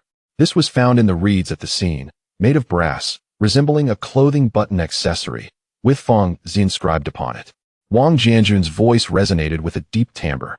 Fengzi was a clothing brand from Chengnan that flourished in the 1990s. Now, only Limin clothing stores still offered their floral shirts, identical to the ones worn by the deceased. The threads of the mystery began to intertwine.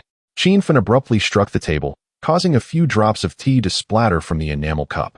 The deceased had donned a Fengzi shirt from Limin clothing store, feasted on noodles prepared with Jinling soy sauce, and bore fibers from a cotton mill, as well as dirt from a quarry.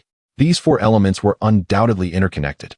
He swiftly approached the blackboard, drawing lines between the four locations with a red pen. The team was now to divide into three groups. The first group, led by Li Tian with two others, would visit the Xingsheng cotton mill to investigate the female workers absent on Saturday night, focusing particularly on those aged 30 to 40 who were left-handed and had recently visited the Yanziki quarry, while also examining records of wage disputes. The second group, consisting of Wang Jianjun and Lu Bin, would venture to Chengnan, scrutinizing individuals who had purchased floral shirts at Limin clothing store in the past 6 months, and checking at Lao Wan's soy sauce shop for frequent buyers of the premium soy sauce, especially customers from the northern suburbs. The third group, Lin Feng and Su Rue, would accompany Qin Fen to the Yanziki quarry to ascertain if there were any female employees or relatives, while also searching for the possible murder weapon, such as a shovel or stone. Lao Zhang, you will remain at the bureau to liaise with the technical department. As soon as the DNA results from Master Chun are available, notify us immediately. Additionally, review the surveillance footage from Saturday night along the route from the cotton mill to Luodang. Although the old footage may be unclear, it could yield valuable insights. Understood. The group responded in unison, each grabbing their materials and departing. As Lin Feng packed his belongings, Su Rui handed him a note inscribed with the words, "The deceased may be from Chengnan or have recently visited Chengnan," pinned in neat and elegant handwriting. He looked up to meet her gaze. And though neither spoke, an unspoken understanding lingered between them. The crux of this case lay at the intersection of Chengnan and the cotton mill. Grasping his canvas bag, he felt the steel pen gifted by Su Rui press against his pocket, and a sense of resolve washed over him. With these clues and teamwork, no matter how cunning the murderer, concealment was impossible. Zhao Chongzheng waved from the entrance on the first floor, holding a paper bag. "Shaolin, I brought you buns. Eat them on the way. The quarry road is slippery, so be cautious." Lin Feng accepted the buns, warmth emanating through the oil paper. The sound of the police car's engine shattered the morning tranquility as it sped toward Yanziki Quarry. The sycamore leaves outside the window whisked past rapidly. Lin Feng gazed at the old book and the note from Su Rui, fully aware that the contest with the murderer was merely beginning. Yet, as long as the clues persisted and the team remained united, no case was insurmountable. He retrieved the steel pen from Su Rui, inscribing in his notebook, "Post 7 p.m. on Saturday. Focus on investigating non-night shift female workers at the cotton mill, female relatives at the quarry, and regular customers at the Chengnan clothing store." The sound of the pen gliding across the pages resonated distinctly within the confines of the car. Chapter 11. Pursuing the culprit in the third line. Threads of clues amidst the fog as the police car departed from the precinct. Zhao Chongzheng stood at the entrance, waving a handkerchief, the hem of his worn police uniform billowing in the wind, while the fabric of his left trouser leg subtly swayed in the morning light. Lin Feng gazed at the diminishing figure in the rearview mirror, tightening his grip around the steel pen gifted to him by Su Rui, its cool surface silently reminding him that clues lay hidden within the minutiae, demanding utmost vigilance. Qin Feng grasped the steering wheel, his gaze sweeping across Su Rui in the passenger seat and Lin Feng in the back, his voice lowered. "There has been a light rain at the quarry. The mountain roads are slippery. After we disembark, Su Rui will first test the soil composition while Lin Feng follows me to investigate the drag marks. Tread carefully so as not to disturb any potential footprints. Lao Zhang has just messaged that Master Chen's DNA comparison will take an hour. During this hour, we must rely on ourselves to uncover clues." The first group, the disappearance and concealment at Xing Sheng Cotton Mill when Li Tian arrived at Xing Sheng Cotton Mill with 2 colleagues. The factory's tall chimney was releasing a plume of grayish-white smoke. The clattering sounds of machinery reverberated painfully against their eardrums, while tiny cotton fibers floated through the air, settling on their collars and eyelashes, causing an irresistible itch. Security Chief Lao Yang, clad in a faded deep blue uniform, with sleeves stained with clumped cotton fluff, clutched a dog-eared employee registration book. Upon noticing the police uniforms, his gaze instinctively shrank back. "Chief Yang, have there been any reports of missing female workers from last Saturday until today?" Li Tian endeavored to maintain a steady tone, deliberately pressing down on the swaying teddy bear pendant on his notebook, which had distracted him during the last interrogation. His police insignia glimmered under the workshop lights, now imbued with a sense of gravity compared to their initial encounter. Lao Yang hesitated, his fingers tracing the cover of the registration book, stammering, "No, no one is missing. They all reported to work on time." "Really?" Li Tian suddenly stepped forward, his gaze falling on the bulletin board behind Lao Yang. There, a notice was posted regarding a lost item, stating that a red wallet had been misplaced, containing a salary of 300 yuan, with a plea for its return to the security department, dated the previous Tuesday. "Whose wallet is that?" Lao Yang's face turned pale. "It belongs to Wang Zeyulian from the fine spinning workshop. She claimed it was stolen by Zhang Lan from the same workshop, and they had an argument." "Where is Zhang Lan? Did she report to work last Saturday?" Li Tian pressed, swiftly jotting down notes on Wang Zeyulian, Zhang Lan, and the wage dispute. "Zhang Lan took a leave of absence on Saturday, citing a leak at home." Lao Yang's voice diminished. "She wore a floral shirt from Feng's brand. She even wore it last week. By the way, both she and Wang Zeyulian are left-handed and always use their left hand to operate the machines." A sudden realization struck Li Tian, prompting him to send a colleague to verify attendance in the fine spinning workshop while he accompanied Lao Yang to Zhang Lan's dormitory. The dormitory, situated in a corner of the factory area, had its door slightly ajar, and upon pushing it open, a musty odor enveloped them. Inside was a wooden bed, a peeling wardrobe, and a half-worn enamel bowl on the bedside table, with remnants of soy sauce clinging to its bottom. More importantly, A bottle of Jinling soy sauce rested on the windowsill, its label emblazoned with the words Old Wan Soy Sauce Shop, and the bottle was smeared with red clay typical of Chinen, matching the soil found in the deceased's stomach contents. Every detail aligned perfectly. "Is this soy sauce Zhonglan's?" Li Tian inquired, lifting the bottle, his fingers brushing the label, when he suddenly noticed a tiny note stuck to the bottom, inscribed with a pencil, "Saturday night at 7 p.m., meet at the Reed Marsh." She brought this back from Chengnan last week. Just then, Li Tian's phone erupted with urgency. It was Lao Zhang, breathless. "Shaoli. Master Qin's DNA results are in. The bloodstains found at the scene do not belong to the deceased. They match Wang Xiuyan. She has a history of theft. The shoe print from last year's burglary at the building materials store is hers." Li Tian tightened his grip on the phone, his knuckles widening, yet he remained composed. "Understood, Uncle Zhang. We found a note in Zhonglan's dormitory indicating Wang Xiuyan arranged to meet her at the Reed Marsh on Saturday night. Additionally, Wang Xiuyan purchased a new shovel last week. After ending the call, he immediately ordered the lockdown of all factory exits, focusing on inspecting the warehouse and scrap piles. Left-handed, wearing a silver bracelet, details obtained from the female workers in the workshop, dressed in yellow-green work attire, apprehend Wang Xiuyan immediately. The second group, coincidences and flaws in Chengnan. When Wang Jianjun and Lu Bin arrived in Chengnan, the morning market had just dispersed, leaving the flagstone road damp with water, mingled with the smells of vegetable leaves and fish scales. The wooden sign of Limin clothing store had yellowed from grease, and the proprietress, Zhao Hong, was wiping down a floral shirt on the shelf. Upon seeing the two in police uniforms, her hand paused, and her smile appeared somewhat forced. "Zhao Hong, we are looking for a Fengzi brand floral shirt in size 35. Did anyone purchase it last Wednesday?" Wang Jianjun produced an evidence bag containing brass buttons found at the scene, faintly engraved with a character resembling Feng. "Have you seen such buttons?" Zhao Hong cast a fleeting glance at the buttons, quickly diverting her gaze. "No, I haven't seen them. We don't sell Fengzi brand." Lu Bin suddenly raised his camera, capturing a shot of the items on the top shelf. "Zhao Hong, aren't those labels on the top shelf Fengzi?" He stepped closer, aiming the lens at a floral shirt identical to the deceased's, noting that its buttons matched the ones they had found. Zhao Hong's face flushed instantly, stammering, "Yes, there are a few. Last Wednesday, 2 women came to buy. One wore a blue cloth shirt, Zhonglan, and the other was in yellow-green work attire, Wang Xiuyan. The woman in work attire was left-handed and paid with her left hand, wearing a silver bracelet engraved with the character Lian. They seemed to have quarreled, and the woman in work attire said she wanted an explanation on Saturday night." "Saturday night? Where were they supposed to meet?" Wang Jianjun inquired, his fingers already reaching for his notebook to record the details. "I didn't hear clearly. I think she mentioned the reeds." Just as Zhao Hong finished speaking, the owner of the neighboring hardware store leaned out.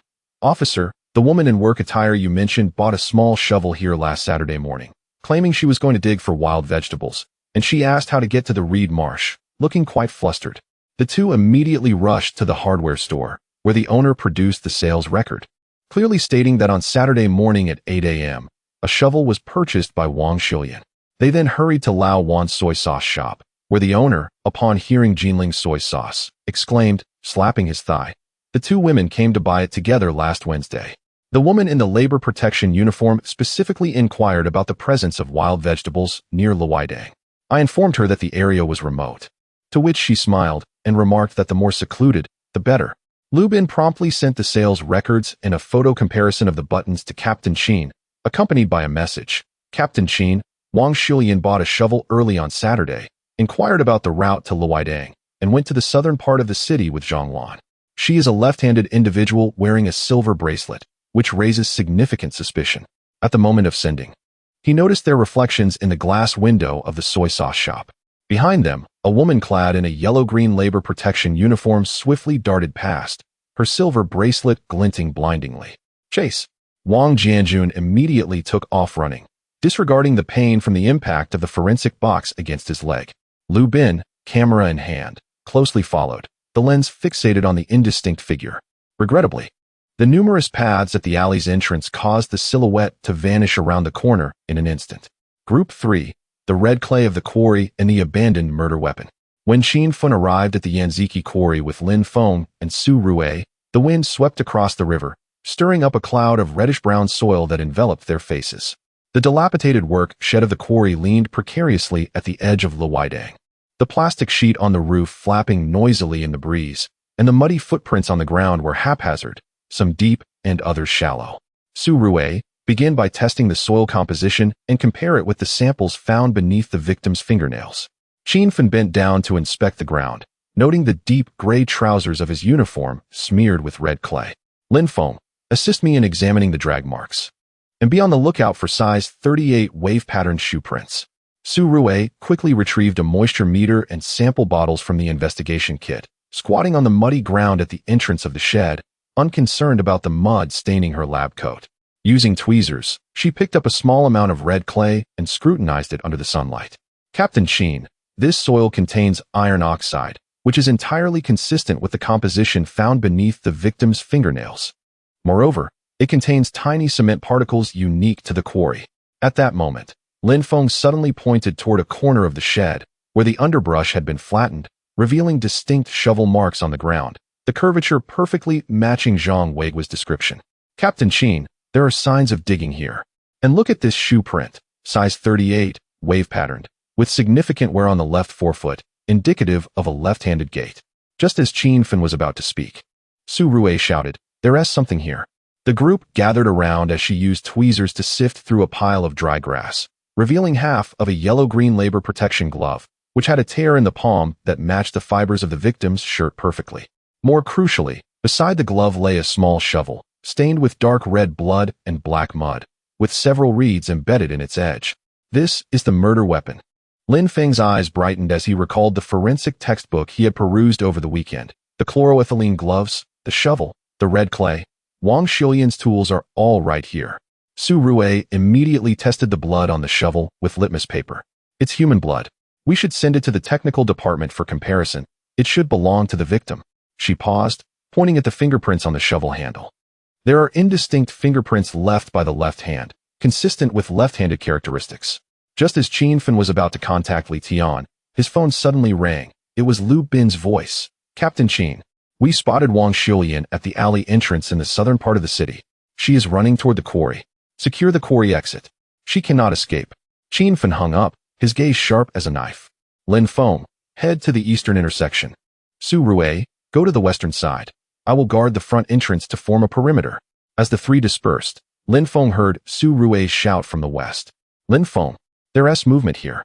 He dashed over to see a woman in a yellow-green labor protection uniform emerging from the reeds, her silver bracelet shimmering blindingly. It was indeed Wang Xiuyan. In her hand, she clutched a black cloth bag, from which fell a 1995 plum blossom coin, identical to that found in the victim's pocket. "Don't move. Police." Lin Feng rushed forward, but Wang Xiuyan turned and fled deeper into the reeds, failing to notice the muddy pit beneath her feet. With a splash, she fell to the ground, her silver bracelet slipping from her wrist and sinking into the red clay. Seizing the opportunity, Lin Feng pounced and restrained her, suddenly catching a whiff of a scent that, apart from the odor of mud, also bore a faint aroma of soy sauce, the distinct fragrance from the Old Wan soy sauce shop in the southern part of the city. Chapter 12: The collapse of the interrogation room's defense. When Lin Feng returned to the police station with Wang Xiuyan, Li Tian was already waiting at the interrogation room door, holding a stack of evidence. "Brother Lin, here are Wang Xiuyan's attendance records, the receipt for the shovel purchase, and the testimony of the eyewitness from Chengnan, all in order." The bright fluorescent lights in the interrogation room cast a pallor on Wang Xiuyan's face. Her left hand clutched the hem of her clothing tightly, her knuckles turning white, a habitual gesture of a left-handed person when anxious. Qin Fen sat at the head of the table, tapping his fingertips on the surface, the tea in the enamel cup rippling gently. "Wang Xiuyan, last Saturday at 7 p.m., you arranged to meet Zhang Lan at the reed marshes under the pretense of repaying her, only to strike her on the right temple with a stone when she was unsuspecting, resulting in her death. You then buried her with a shovel, correct?" "It wasn't me. I didn't kill her." Wang Xiuyan's voice trembled, her gaze averted from Qin Fen. Li Tian immediately produced photographs of the evidence, laying them out on the table one by one. "This is the note you used to invite Zhang Lan. This is the record of your shovel purchase. This is the silver bracelet you dropped at the quarry, and this is the bloodstain on the shovel, which has been matched to Zhang Lan's. Furthermore, Your DNA corresponds perfectly with the blood found at the scene. At this moment, Su Rue entered the interrogation room, placing a testing report on the table, his voice as cold as steel. The fibers from your work gloves match exactly with those on Zhang Lan's shirt. The pattern of your shoes is identical to the footprints at the scene. Even the soy sauce scent emanating from you aligns with the components found in Zhang Lan's stomach contents. What else do you have to say? Wang Ziyulian's eyes scanned the evidence before she suddenly collapsed onto the table, sobbing. She had it coming. She stole my wages and flirted with my man, spreading rumors that I am an unwanted, fated woman. Just last Wednesday, she berated me in the workshop, saying I would never get back on my feet. I invited her to the reed marshes under the guise of returning her wages, and when she arrived, she smugly boasted that my man had long since lost interest in me. In a fit of rage, I picked up a stone and struck her. I thought burying her in the mud would keep her hidden, but I never imagined you would find her. Outside the interrogation room, in the observation room, old Zhang puffed on an unlit pipe, watching the surveillance screen with a smile. That kid, Li Tian, is becoming increasingly composed. He used to fumble with handcuffs, but now he interrogates with such finesse. Lin Feng nodded with a smile, clutching the steel pen gifted by Su Rue. From their serendipitous encounter at the weekend's used bookstore to their tacit understanding in pursuing the suspect on Monday, the clues fell into place like scattered pearls, eventually forming a complete chain. Sunlight streamed through the observation room window, illuminating the book on toxicology analysis on the table, with Zhou Minjiayuan's notes making the details of success or failure particularly vivid in the light and shadow. At that moment, Zhao Changzheng entered with a cup of hot tea, his old police uniform still smeared with red mud. Qin team, has the case been solved? I knew you youngsters could do it. Old experience combined with new techniques is much faster than in our day. Qin Fen accepted the teacup, smiling as he offered him a cigarette. Your experience is still invaluable. If it weren't for your reminder about the reed marsh environment, we might have taken a detour. Lin Feng observed the scene before him and suddenly felt that the criminal investigation team resembled a finely woven net. The experience of the veteran detectives served as the guiding threads, anchoring the direction. The techniques of the younger detectives formed the intricate details. Each clue represented a mesh, and every moment of tacit cooperation was a weaving of the threads. As long as this net remained intact, even the most cunning of criminals could not escape the grasp of justice. He took out his pen and inscribed in his notebook, red mud as evidence, fibers as proof, 3 lines combined, the truth revealed. The sound of the pen gliding across the paper resonated crisply in the quiet observation room. Chapter 13. Daily operations at the police station. Vigilance amidst fireworks. As the chill of late autumn began to permeate the air, the gray brick edifice of the Beijiao police station exuded a sense of tranquility in the morning light. A week had elapsed since the resolution of the Lu Weidang case, and the pace within the criminal investigation unit had, for once, notably slowed. Lin Feng had just archived the final documents pertaining to the Wang Shulian case when he spotted Li Tian squatting at the entrance of the technical department, diligently observing Wang Jianjun as he calibrated a microscope. Li Tian's brand-new trousers bore a faint lavender stain from a recently toppled reagent bottle, and his notebook was densely filled with notes, highlighting even the minutiae of clockwise lens cleaning with a red pen. Lin Gu. Wang Ge mentioned that I will be able to independently analyze fiber samples next time. Li Tian's eyes sparkled like stars upon seeing him, his fingers unconsciously tracing the metallic barrel of the microscope, clearly elated by the new skills he was acquiring. Do not let pride cloud your judgment. Last time you mistook cotton fibers for hemp fibers, and Master Chen teased you for 3 days. Lin Feng chuckled, lightly tapping his notebook. His gaze drifted to the technical department, where Chen Lijing adjusted a centrifuge while wearing reading glasses, a trace of lavender reagent staining his Zhongshan suit's collar, his left index finger pressing against the lens to prevent it from slipping. Lu Bin busied himself organizing a camera bag, methodically sorting recent crime scene photographs into different craft paper envelopes labeled with numbers, while the Kodak film box on the side of the bag bore a newly drawn camera icon. Qin Fen emerged from the office, the cuffs of his dark gray uniform rolled up to his forearms, revealing a well-worn watch that gleamed on his wrist.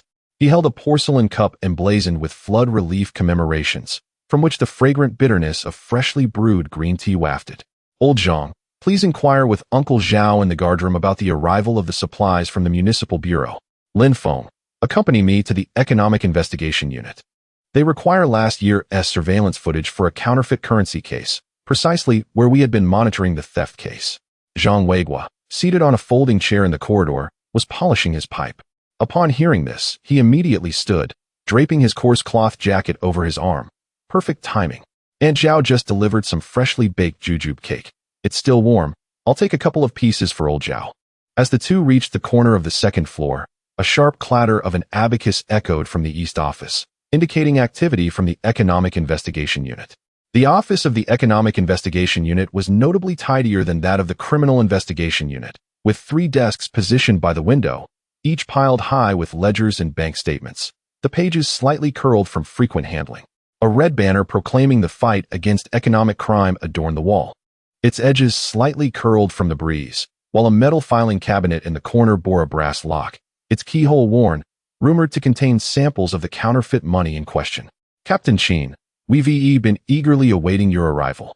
A middle-aged man in a light gray shirt approached, donning gold-rimmed glasses with the temples secured with transparent tape, clearly a makeshift repair. He was Lu Wentao, the captain of the Economic Investigation Unit, his fingertips stained with ink, indicative of recent calculations. We have made a breakthrough in the counterfeit currency case. The counterfeit bills circulated last autumn in the suburban vegetable market were captured by the very surveillance cameras that monitored your theft case, though the angle is slightly off. Lu Wentao flipped open the thickest ledger on the desk, tapping a series of numbers with his fingertip, red ink nestled beneath his fingernails. The suspect is named Ma San, who previously operated a small grocery in the market, but abruptly closed shop and fled last autumn. We discovered he frequently visited a recycling station at Yanzikai, the one previously managed by Zhang Dali, often asking Zhang Dali to collect patterned cardboard. Lin Feng's heart stirred as he recalled the interrogation records he had reviewed while organizing the Zhang Dali case files. Captain Liu, Zhang Dali mentioned that the edges of that cardboard had a textured pattern.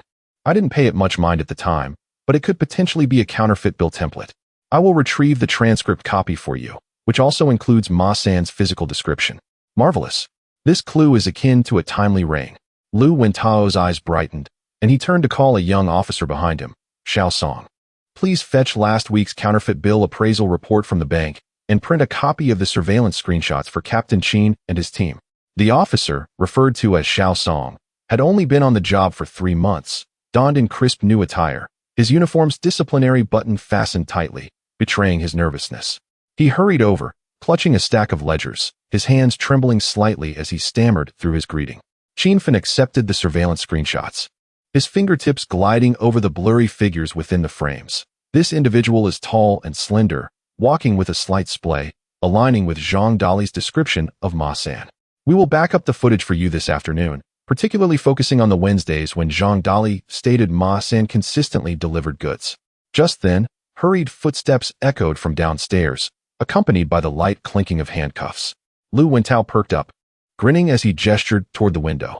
That must be Sister Li from the narcotics team returning. She went out of town last week to apprehend drug dealers, and it seems she has had some success. Lin Feng and Qin Fen approached the window to observe a group of officers in black tactical gear escorting a handcuffed man inside. At the forefront, a woman with a neatly cropped hairstyle, the ends meticulously trimmed, wore a dark blue uniform. A pistol and handcuffs affixed to her waist, the edges of her holster gleaming from wear. This was Li Lan, the captain of the narcotics team, whose right hand bore a faint brown scar, a remnant from a knife wound sustained during a drug bust, with tiny stitch marks still visible. Captain Li, it seems you had quite the haul. Qin Fen called down. Li Lan looked up with a smile, revealing a pair of small canine teeth that softened her otherwise formidable demeanor. Captain Qin, we apprehended a small-time dealer who revealed the location of a drug stash in Beijiao. We will need to trouble the technical department for a substance analysis. Master Qin's discerning eye is quite reliable. As she led the suspect toward the interrogation room, they passed the guardroom, where Zhao Changzheng emerged, leaning on a cane and holding an oiled paper bag, its contents visibly soaked. Li Yetu, freshly made sugar cakes. Have a bite before your interrogation. Zhao Changzheng offered the paper bag, the weight on his cane increasing as the chill aggravated his leg injury. Thank you, Uncle Zhao. Li Lan smiled as she accepted the offering, passing it to a young officer beside her without breaking stride. The narcotics team's interrogations were always a race against time. Every minute spent questioning could yield another crucial lead. Chapter 14. The warmth and clues of the cafeteria. The cafeteria buzzed with lively chatter during lunch, as long tables were pushed together, creating a cozy space for officers from various departments: criminal investigation, economic investigation, and drug enforcement, sitting side by side. The crisp sound of enamel bowls clinking and the gentle tapping of chopsticks against bowls mingled with laughter, reverberating in the confined area. A few pots of green vines adorned the windowsill, glistening with droplets of water, a testament to the morning's diligent cleaning. Lu Wentao leaned over a pile of ledgers beside Lin Feng, gesturing with his chopsticks at the figures before them. Look at these transactions. Ma San deposits money into the same account every month. The account holder is an alias, but the bank is located in Yanziki, the same one Zhang Dali used for withdrawals. Xiao Song approached Li Tian with a laden plate, the rice piled high, accompanied by a fried egg.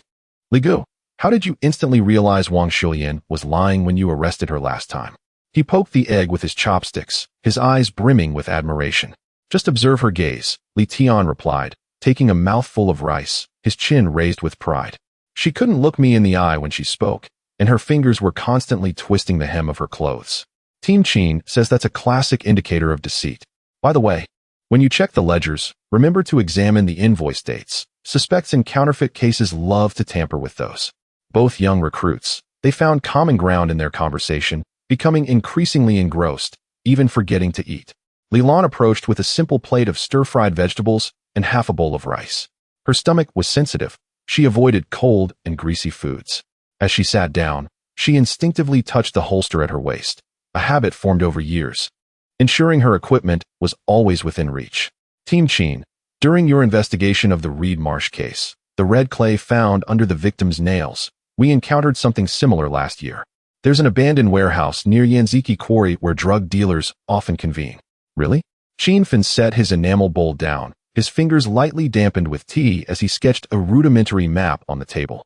The Zhang Dali case mentioned that workers at the cotton mill were moonlighting as drug couriers. Perhaps it's linked to the warehouse you mentioned. At that moment, Su Rue arrived, having changed from her lab coat into a navy uniform.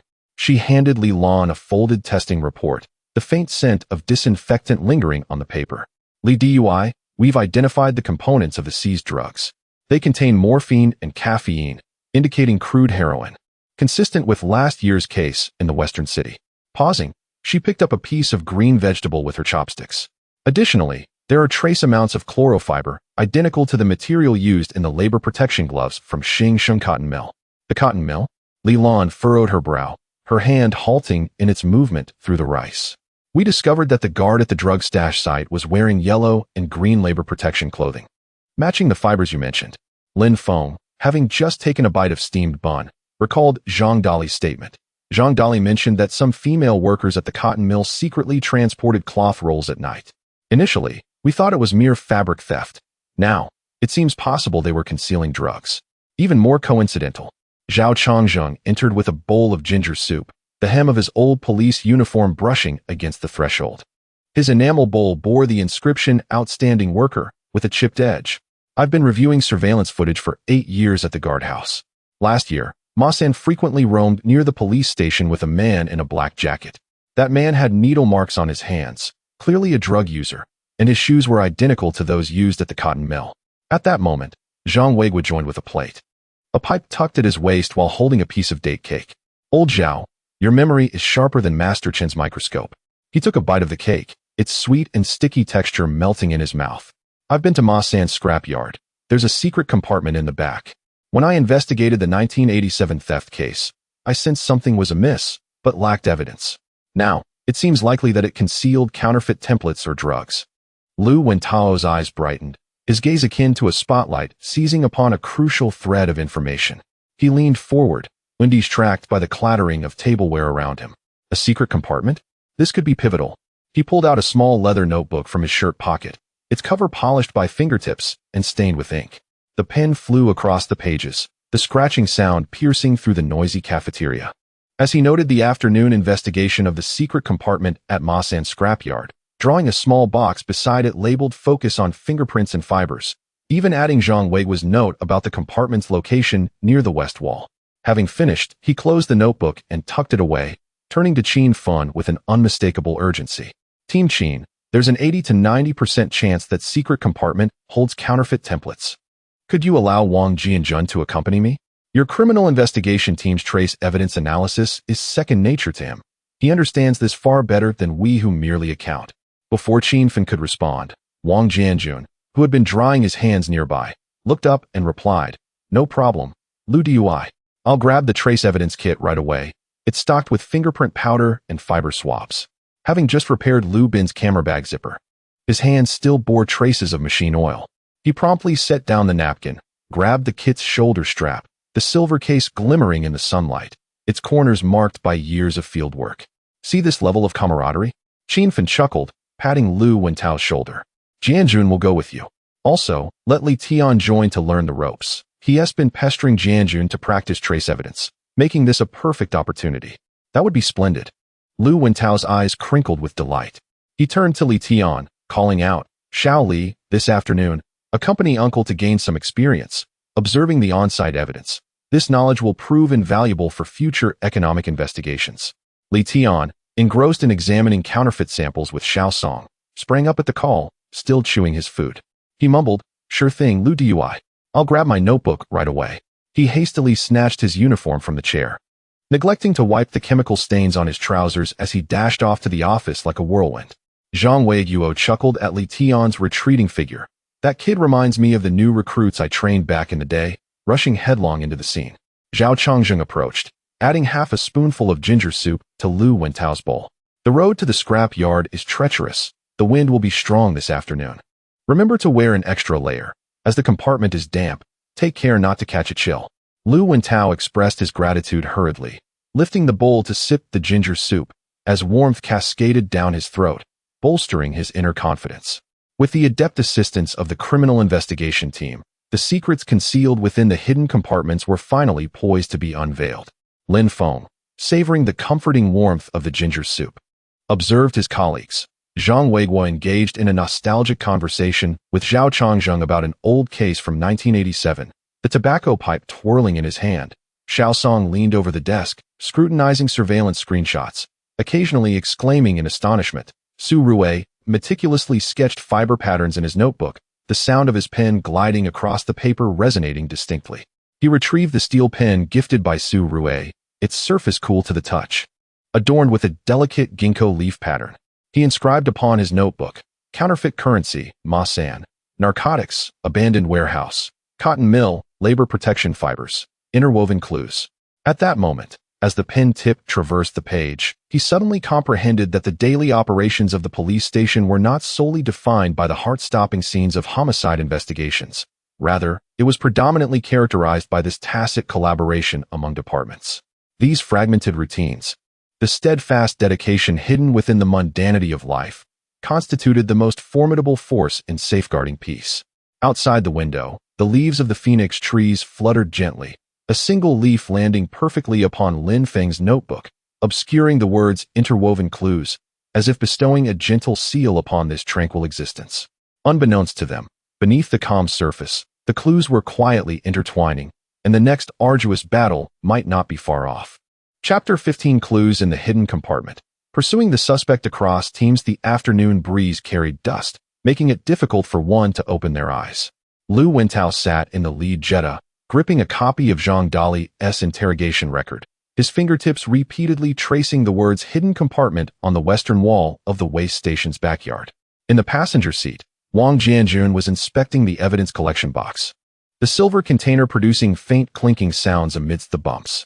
He meticulously counted the brushes, fingerprint powder, and fiber envelopes, finally retrieving a magnifying glass, its lens spotless. "Captain Lu, if the hidden compartment has been sealed for a long time, it may have accumulated dust. We need to gently brush the fingerprints, otherwise, they could be damaged." In the back seat, Li Tian spread his notebook over his knees, the pen hovering anxiously above the page. "Brother Wang, may I assist you with the tools later? I noted your instruction to observe before extracting, and I promise not to disturb the evidence." Beside him, Xiao Song cradled a camera, having wiped the lens thrice, murmuring incessantly, "We need to photograph the position of the hidden compartment and its contents clearly for archiving later." As the Jetta halted at the entrance of Yanziji Waste Station, the sun hung low in the sky. The yard was overrun with knee-high weeds, rusty rebar, and piles of scrap metal resembling small hills, the air thick with the scent of rust and decay. Just as Zhang Weiguo had mentioned, a cement slab on the western wall was slightly lighter in color than the surrounding area, its edges marked by pry marks. Xiao Li, shine the flashlight into the gap to check for any dust layers, Wang Jianjun instructed. Setting down the evidence box to crouch and examine the wall, Li Tian promptly handed over the flashlight, and the beam penetrated the crevice, revealing a vague wooden structure inside. Brother Wang, the dust in the gap is fresh. Someone has been here recently. Lu Wentao signaled Xiao Song to stand guard while he pressed down on both sides of the cement slab. I'll lift it. Be sure to observe closely. The slab proved heavier than anticipated, and with a strained push, a half-meter-wide opening appeared, releasing a damp, musty odor. Wang Jianjun immediately donned a mask and extracted a fine pig bristle brush along with gray fingerprint powder from the box. The hidden compartment is damp. The fingerprints may have smudged, so we must use fine powder. With a gentle twist of his wrist, the brush swept across the inner wall of the compartment, gray-white powder falling away to reveal several indistinct fingerprints. Here we go. 3 knuckle patterns, sharply defined at the edges, as if pressed down. Li Tian held his breath, following Wang Jianjun's instructions to hand over a transparent evidence bag. Brother Wang, shall we use this to contain the extracted film?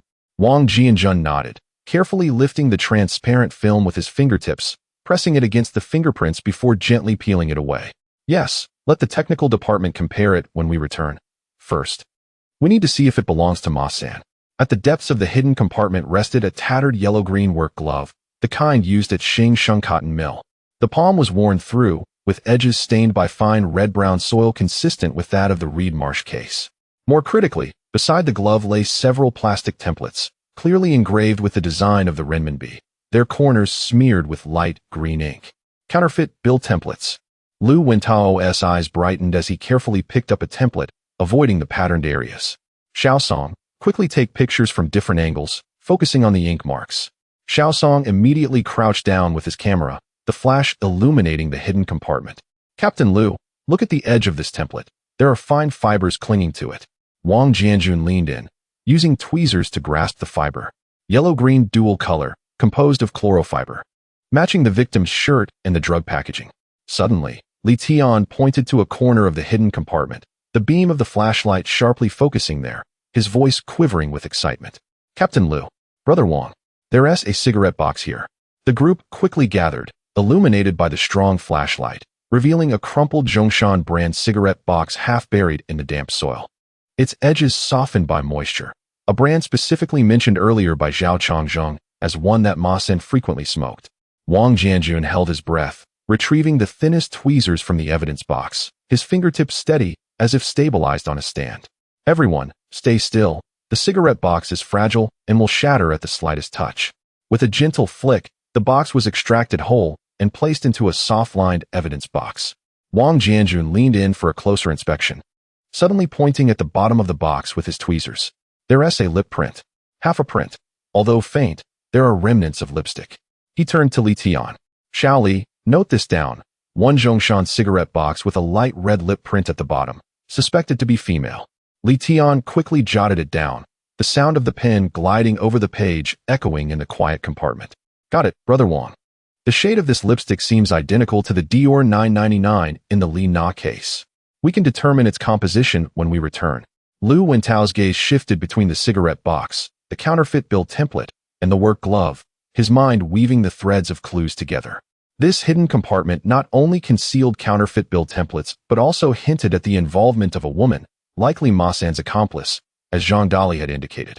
Wang Jianjun cast a final glance at the inner wall of the compartment, ensuring no evidence was overlooked before closing the evidence box. Let us regroup. Upon returning, we will first conduct fingerprint comparisons and fiber analyses, along with testing the lipstick composition. We must follow up on these leads while they are still fresh. Li Tian, carrying the evidence box, was the last to leave. As he passed the pile of scrap metal in the yard, he suddenly recalled Zhao Changzheng's words and called back, Captain Lu, Brother Wang. Uncle Zhao mentioned that Ma-san often came here with a man in a black jacket. Could there be footprints on this pile of metal? Wang Jianjun paused, retracing his steps to shine the flashlight toward the base of the metal pile. Sure enough, several indistinct shoe prints emerged. No need to investigate further. The tread matches that of the labor protection shoes from the cotton mill, identical to Wang Ziyulian's. This group had undoubtedly established their foothold at the cotton mill. The Jetta sped towards the police station under the twilight, the cabin enveloped in silence, save for the occasional soft clinking of the evidence box. Lu Wentao flipped through Zhang Dali's record, his fingertips repeatedly tracing the phrase about Ma Sen having an accomplice who worked at the cotton mill and loved to wear red lipstick. Wang Jianjun. If the lipstick composition indeed matches that of the Dior 999 from the Lin case, this woman might very well be connected to the previous case. The possibility is quite significant. Wang Jianjun was polishing the magnifying glass, the lens reflecting the passing streetlights, the fibers from the work glove, the red clay from the quarry, and the Dior lipstick. These three clues all pointed towards the cotton mill. This woman is undoubtedly a pivotal figure. Suddenly, Li Tian raised his hand as if posing a question in class. Captain Lu, could Li Feng be this woman? Using a pseudonym to open an account, aiding Ma San in laundering counterfeit money while being intertwined with the drug case? Lu Wentao turned sharply, his eyes lighting up behind the lens. You are absolutely correct. Li Feng's account has transferred funds to Guangzhou, a city notorious for being a hub of narcotics. This woman may very well be a conduit for counterfeit currency and drugs. He promptly pulled out his phone and called Qin Fun, his voice brimming with excitement. Captain Qin, we have made a significant discovery in the hidden compartment. We have located the counterfeit currency templates, cigarette boxes bearing lipstick marks, and labor protection gloves from a cotton spinning factory. Upon our return, we must convene an urgent joint meeting. Chapter 16. The Police Station Conference Room. A chess game of intertwined clues. The police station's conference room was brightly illuminated in the evening, with a long table laden with photographs of evidence, ledgers, and inspection reports. The economic investigation team gathered on the eastern side, clutching thick bank statements, while the criminal investigation team stood on the western side, where the blackboard was plastered with a web of relationships. The names of Ma San, Zhang Dali, and Wang Shilian were circled in red ink, connected by arrows to the Xingsheng cotton mill and the hidden compartment at the scrap station. Let us first examine the findings from the economic investigation team. Lu Wentao stood before the projector, pulling up a chart of the flow of funds. Red lines crisscrossed the screen, revealing a consistent monthly expenditure of 5,000 yuan from Ma San's account, payable to an alias, Li Feng. However, the bank was located near the cotton mill, and the phone number left at the time of account opening was that of the security office at the mill.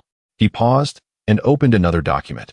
More critically, we discovered that Li Feng's account transferred money quarterly to an account in Guangzhou, which had multiple records of involvement in drug transactions. This indicates that the counterfeit case and the drug case are fundamentally intertwined. At this moment, Wang Jianjun stood up and affixed the fingerprint extraction membrane to the whiteboard. The comparison results of the fingerprints from the hidden compartment have emerged. They belong to Ma San.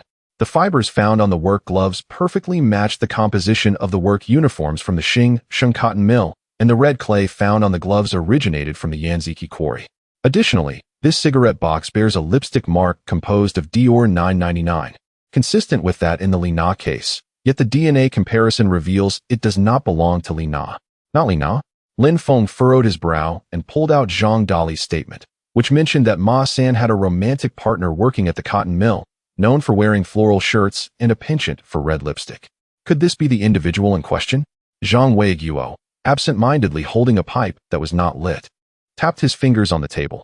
I recall something. Prior to her incarceration, Wang Zilian mentioned a woman in the factory who engaged in business with Ma San and made substantial profits.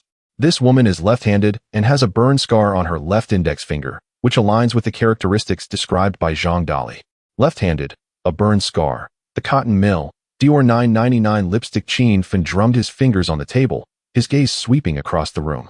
Lin Feng, you and Li Tian should investigate Li Feng's true identity at the cotton mill tomorrow, focusing on left-handed female workers with burn scars. Team Leader Lu, please examine the withdrawal records of Li Feng's account and check the surveillance at the credit union to identify who withdrew the funds. Wang Jianjun, take the technical team to the cotton mill's security office to investigate the user of the corresponding extension number. Su Rue, please compare the DNA from the cigarette box to see if it matches the employee records of the cotton mill.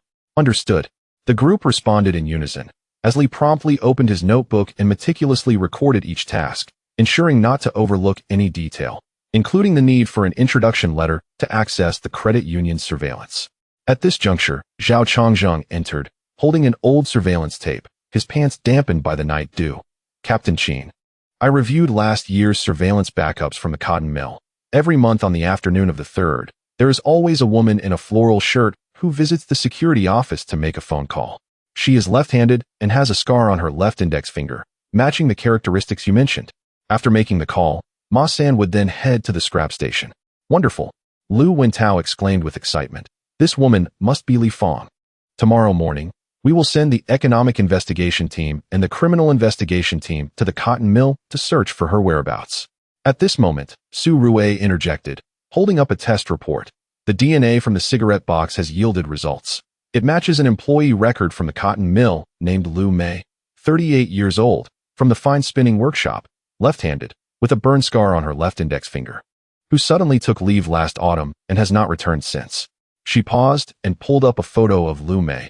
Look, her attendance records indicate she has been absent every Wednesday afternoon, which coincides perfectly with the time Ma-san visits the scrap station. The relationships depicted on the blackboard became strikingly clear.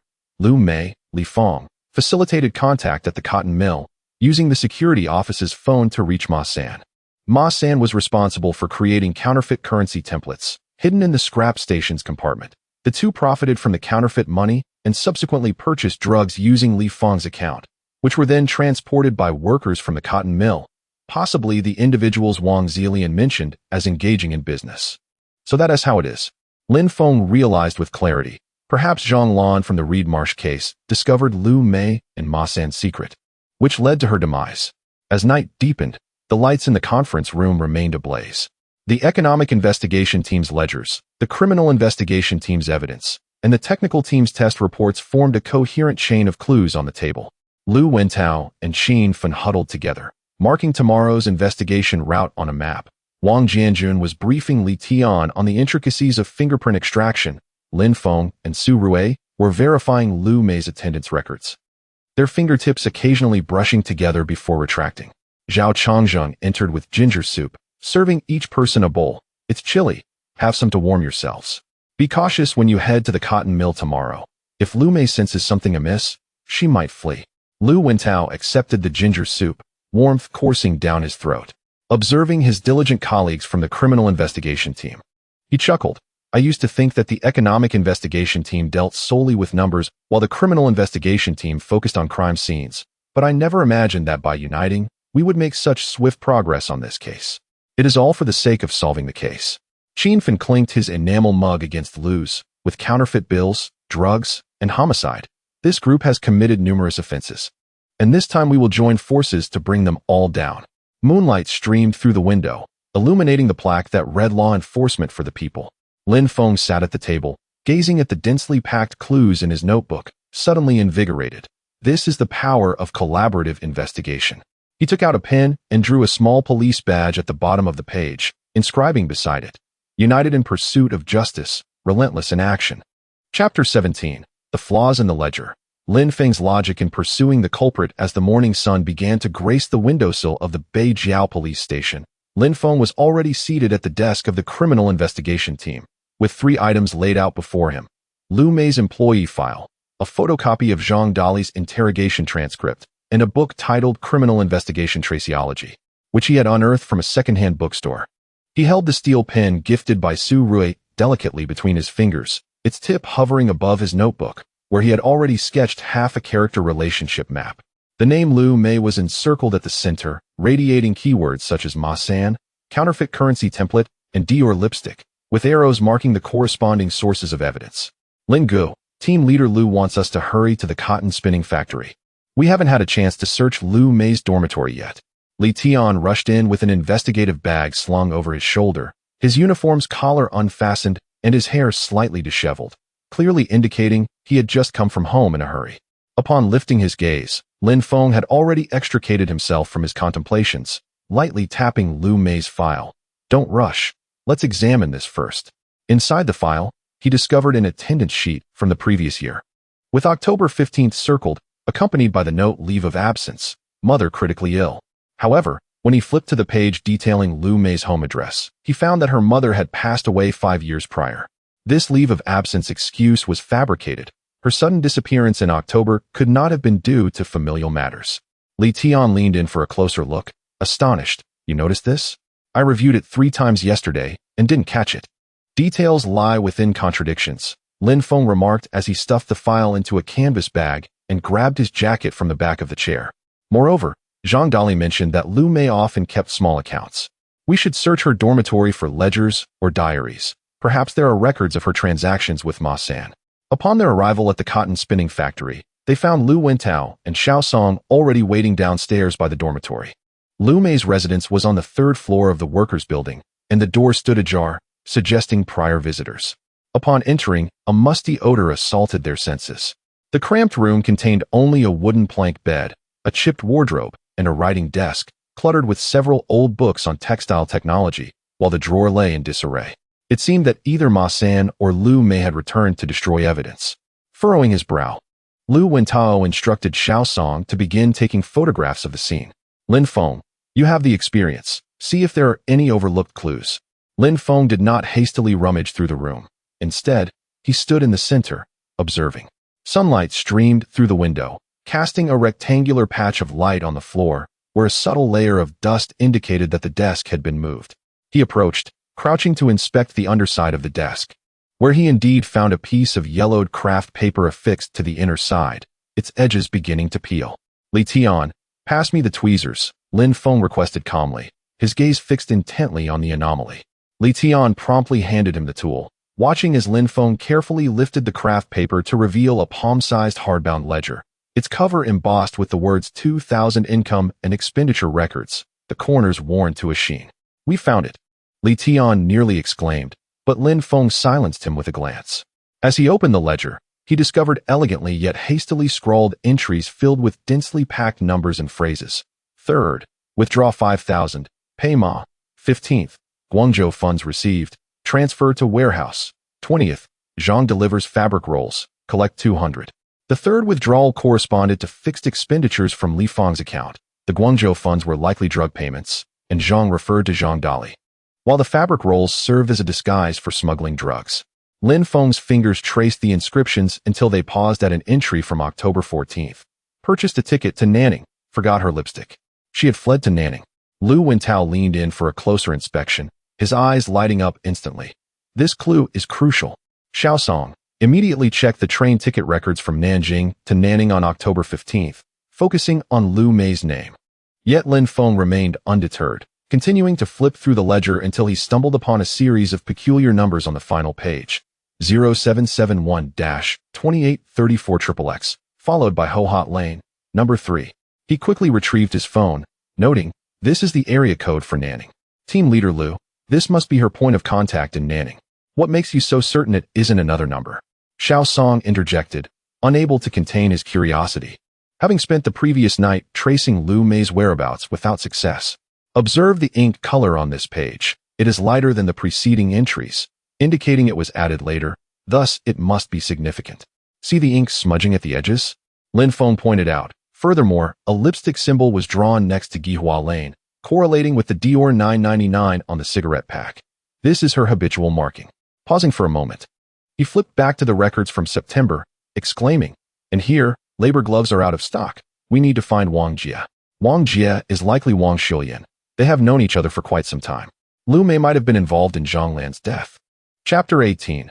Breakthrough in the interrogation room. Upon returning to the police station at noon, Su Rui was already awaiting in the conference room, holding a DNA test report in hand. The residue of lipstick found on the cigarette box contained not only the components of Dior 999, but also trace elements of arsenic, which aligned with the toxic substances from the arsenic poisoning case of 1987. Lu Mei was connected to the old case. Arsenic poisoning. Lin Feng suddenly recalled the records in the Toxicology Analysis Atlas. Zhou Mingyuan's notes mentioned a suspect from the 1987 arsenic poisoning case, Lin Jie, who was left-handed and bore burn scars on her left hand that matched Lu Mei's characteristics perfectly. She was the one who slipped through the cracks back then. Zhou Ming's accomplice was not Zhang Dali, it was Lu Mei. Qin Fen promptly decided, summon Wang Xiuyan for interrogation. Lin Feng, you will lead the questioning. Using Lu Mei's clues to break through her psychological defenses. The fluorescent lights of the interrogation room shone glaringly as Wang Xiuyan sat on the iron chair, her hands clasped on her lap, her gaze fixed on the floor. Lin Feng took his position at the head of the table, opting not to pose direct questions. Instead, he slid a copy of Lu Mei's ledger across the table, tapping his finger on line 20, which noted a transaction for 200 yuan for fabric rolls. Do you recognize Lu Mei? This is her ledger. Zhang refers to Zhang Dali, and the fabric rolls concealed drugs that you helped her transport on more than one occasion. Wang Xiuyan's shoulders quivered slightly, yet she remained silent. Did you think that once Lu Mei fled, no one would be aware? Lin Feng continued, producing the train ticket booking record from Nanjing to Nanning. She escaped to Nanning on October 15th, residing at number 3 Gihua Lane. We have already contacted the local police to set up a surveillance operation. He deliberately paused for 2 seconds to gauge Wang Xiuyan's reaction. Moreover, regarding the arsenic poisoning case from 1987, you were the one who procured the arsenic for her, weren't you? The burn scar on your left hand is precisely from the time you heated the medicine. This statement acted as a key, swiftly unlocking Wang Xiuyan's psychological defenses. She abruptly looked up, her eyes reddened. She forced me. Back then, she made me buy arsenic, claiming she wanted to poison that woman who stole her clients. If I didn't help her, she would expose my theft of cotton yarn from the factory. Lin Feng refrained from interrupting her, merely offering a cup of warm water, his tone calming. What about Zhang Lan? Did she discover your drug dealings, leading to her silence? Yes. Wang Xiuyan collapsed onto the table, weeping. Zhang Lan discovered Lu Mei stuffing drugs into the fabric rolls at the beginning of October and even took one of Lu Mei's Dior lipsticks as evidence. Lu Mei instructed Ma San to lure Zhang Lan to the reed marsh, promising to pay her for her silence, but took advantage of her unawareness and bludgeoned her to death with a rock. I was nearby, terrified. Lin Feng swiftly recorded her statements in his notebook, the sound of his pen gliding across the pages resonating sharply in the quiet interrogation room. From where did Lu Mei and Ma San source their drugs? Who provided the counterfeit currency templates? The drugs were supplied by a man named Chang Ge from Guangzhou, and the counterfeit currency template was carved by Ma San himself. But the ink was purchased by Lu Mei from a printing shop in the southern city. Wang Xiuyan's words were fragmented, yet they clearly outlined the entire network of crime. In the conference room, the deployment, Lin Feng's clues formed a closed loop. By the time the interrogation concluded, it was already 3 in the afternoon. Lin Feng entered the conference room with the records, where Qin Fun, Lu Wentao, and Su Rue awaited. The board depicting the relationships among individuals was filled to the brim, with only the final puzzle piece of Nanning's hideout missing. Lu Mei's testimony corroborated perfectly. Lin Feng placed the records on the table, his finger pinpointing the critical information in his notebook. First, she was indeed the true perpetrator of the 1987 arsenic poisoning case. Zhou Ming was merely a scapegoat. Second, she had a long-term collaboration with Ma San, exchanging counterfeit currency for drugs, which were then transported via fabric rolls from the cotton mill. Third, Zhang Lan was silenced for uncovering their secret, and Wang Xiuyan was an accomplice. Fourth, she is currently hiding at number 3 Gihua Lane in Nanning, where Ma San might also be. Lu Wentao immediately picked up the phone to send a collaborative investigation notice to the Nanjing Police, with a specific address. Capturing her will be significantly easier. There's another key piece of information. Lin Feng continued, flipping open the book Criminal Investigation Traceology, pointing to the chapter on ink composition analysis. Lu Mei mentioned that the ink was purchased from a printing shop in the southern city. The owner of that shop was penalized last year for selling counterfeit invoices and is an old acquaintance of the economic investigation team, which could lead us to the source of Ma San's carving tools. You even thought of that? Lu Wentao gazed at him in astonishment. This clue is more intricate than the ledger. Details accumulate into a whole. Lin Feng smiled, his fingertips brushing over the pen Su Rue had given him. Lu Mei's ledger, Zhang Dali's testimony, and the records of the old case. By piecing together these fragments, the truth lies hidden within. As the evening glow streamed through the conference room window, illuminating the complete relationship diagram, Lin Feng closed his notebook, his fingers caressing the pen's body, understanding clearly. A crucial step in this inter-team pursuit of the culprit had been taken, and Lu Mei's secret hidden in Nanning would soon be unveiled. He inscribed on the last page of his notebook, "Truth has no shortcuts, only diligence and perseverance." As the pen's tip touched the paper, the sounds of Lu Wentao conversing with the Nanjing police filled the room. "Yes, number 3 Hohot Lane. We will arrive early tomorrow." Chapter 19. Shadows in Guixiang. A sudden raid in Nanning. The humid morning air of Nanning enveloped Lin Feng as he stood beneath the old banyan tree at the entrance of Guixiang, his fingertips delicately clutching a note inscribed with the address number 3 Gue Huasiang. The ink bore the marks of a hasty confirmation made the night prior, with coffee stains adorning its corners. Behind him, Lin Feng was finalizing the last details of the operational plan with Captain Zhang of the local police, while Lu Wentao clutched a photocopy of Lu Mei's ledger, meticulously verifying the details marked in red lipstick. Wang Jianjun bore a forensic box slung over his shoulder, its silver surface gleaming coldly in the morning mist, and Li Tian carried a camera bag, the lens cap already removed, his gaze anxiously scanning each door along the alley. Gue Huasiang was an old residential area, with the narrow lane barely 3 meters wide. Number 3 was situated midway, featuring a solitary courtyard bordered by a wall approximately 2 meters high, with an ancient osmanthus tree standing sentinel at the entrance. Captain Zhang pointed to a hand-drawn map, noting that, based on last night's surveillance, a woman clad in a blue work shirt had exited at 5 in the morning to purchase breakfast. She was left-handed, with a burn scar on her left index finger, perfectly matching the description provided. Lin Feng's gaze traversed the dew-kissed bluestone path and suddenly halted at the stone steps leading to number 3.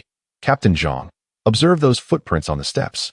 The forefoot is deeply imprinted while the heel is shallow, with remnants of a yellow-green fiber. These are labor protection shoes from the cotton mill. Lu Mei must be inside. He crouched, his fingertips brushing the surface of the steps, and the fact that the dew had not washed away the footprints indicated she had returned recently. Lin Feng immediately raised his hand to signal the formation. Team 1, guard the back door. Team 2, block the side windows. We will breach through the front. Lin Feng and Li Tian were to accompany him, with instructions to preserve the scene's evidence. Lu and Wang were to remain outside, prioritizing evidence collection. The team quickly took their positions. Lin Feng pressed against the courtyard wall, where he could hear the faint sound of a radio playing the morning news. He nodded to Lin Feng, who abruptly kicked open the ajar wooden door, the sound echoing through the courtyard, instantly silencing any movement within. Police, do not move.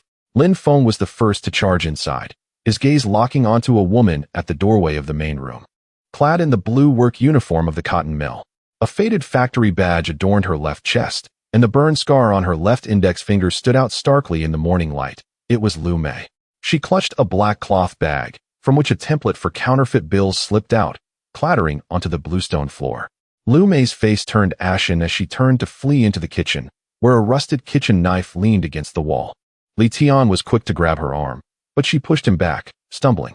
Lin Feng swiftly advanced, securing her wrist, his fingertips grazing the calluses on her palm, evidence of years spent weaving yarn and crafting templates. Lu Mei, do not resist. Your ledger, train tickets, and the arsenic in the lipstick are all evidence. Her body went limp at these words, and as Li Tian placed handcuffs on her, tears streamed down her cheeks. I thought hiding in Nanning would keep me safe. Lin Feng paid no heed to her lamentation, his gaze sweeping across the furnishings of the main room. An old 8 Immortals table adorned with a Zhongshan brand cigarette box, identical to one found in the hidden compartment of the Yen ZG scrapyard. A Dior 999 lipstick lay on the corner of the table, its cap not fully tightened. And a map of Nanning was affixed to the wall, with number 3 Gue Huasiang circled in red pen, next to a marked address in the Xiangtang district, a previous drug storage location. Wang Gu, come in to collect evidence.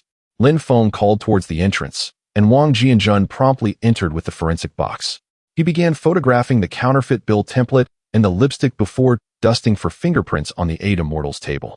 Lin Gu, there are 2 sets of fingerprints on the table. One belongs to Lu Mei, and the other is male. Let's compare it with the fingerprint database for Ma San. At that moment, Lu Wentao also entered, examining the ledger Lu Mei had abandoned on the table. A few newly inscribed lines caught his attention. On the 10th, transfer 30,000 to Changgu. The goods are in the Xiangtang warehouse. This Changgu was undoubtedly the source of drugs in Guangzhou. Lin Feng crouched down, observing the labor protection shoes at Lu Mei's feet, the soles smeared with half-dried red mud, consistent with the soil from the Yanziji quarry. She had just returned from the drug storage point, and there might still be unshipped drugs in the warehouse. As he stood, he noticed half of a train ticket protruding from beneath the bed and pulled it out. It was for travel from Nanning to Kunming, scheduled for departure at noon today, with the passenger listed as Li Feng. She intended to flee to Kunming, where Ma San might already be waiting for her. Lin Feng promptly contacted the local police, Investigate the abandoned warehouses in the Xiangxiangtang district, focusing on yellow-green fibers and red mud traces. Also, check today's train from Nanning to Kunming and apprehend a man named Ma San, approximately 175 centimeters tall, who walks with an outward splay.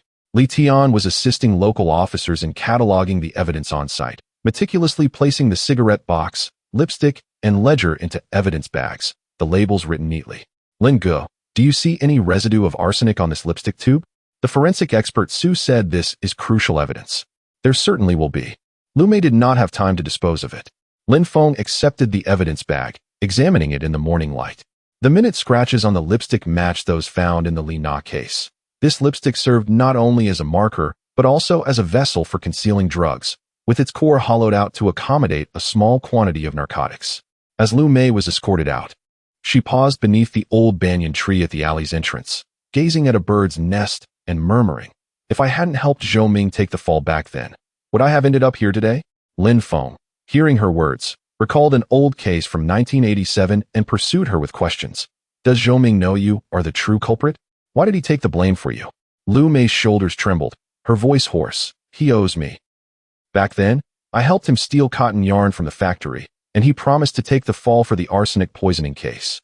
I never expected he would later become embroiled in a theft case himself, and we lost all contact." At that moment, Wang Jianzhun rushed out with the fingerprint report. "Lin Go, the male fingerprint on the 8 Immortals table is indeed Ma San's. He was here last night. He must have gone to the Xiangxiangtang warehouse to collect the goods." Lin Feng immediately turned to Qin Fun. "Captain Qin, Li Tian and I will head to the Xiangxiangtang warehouse, while Lu and the local police investigate the train station. We will split up." Qin Fun nodded in agreement, patting Lin Feng on the shoulder. "Stay safe. The warehouse may pose dangers." Before departing, Lin Feng glanced back at number 3 Gue Huaxiang. The couplet above the door had faded, and the labor protection shoes had been placed into evidence bags. Sunlight filtered through the branches of the old banyan tree, casting mottled shadows on the bluestone path. He extracted a fountain pen and inscribed in his notebook, "Number 3, Hohot Lane, evidence collection completed. Ma San's whereabouts. Xixiangtang warehouse, Kunming train, source of narcotics, Changge." In that fleeting moment, as the pen tip glided across the paper, Li Tian had already activated the police vehicle. "Lin Go, let us depart." To the warehouse. As the police car exited Hohot Lane, Lin Feng gazed at the old houses passing by outside the window, fully aware that Lu Mei's capture was merely the beginning. The trails leading to Ma San and Changge had already emerged, and this joint pursuit across Nanjing and Nanning was finally poised to uncover the most pivotal connections. Ultimately, those details concealed within safety shoes, lipstick, and ledgers would become the illuminating light piercing through the darkness. Chapter 20. Gue Xiang Capture. The dawn of dual pursuit. As Lin Feng's words fell, Qin Fen swiftly pressed the earpiece, addressing the communicator with haste. "Zhang Dui, please dispatch 2 police vehicles. One team will accompany me to Nanning Station, and the other will escort Lin Feng to the Xixiangtang warehouse." He patted Lin Feng on the shoulder, his fingertip grazing the remnants of mud on Lin Feng's uniform, a remnant from the previous night's evidence collection. "The warehouse's structure is intricate. We must first survey the terrain and avoid rushing in. Await the local police backup." "Understood." Lin Feng seized his coat from the back of the chair as Li Tian dashed out, carrying the investigation kit, the camera strap of his canvas bag swinging wildly. "Lin Go, I've prepared the high-powered flashlight and handcuffs." The moment they entered the police vehicle, the engine roared to life, tires crushing the cobblestones of Hohot Alley, splattering fine droplets of dew.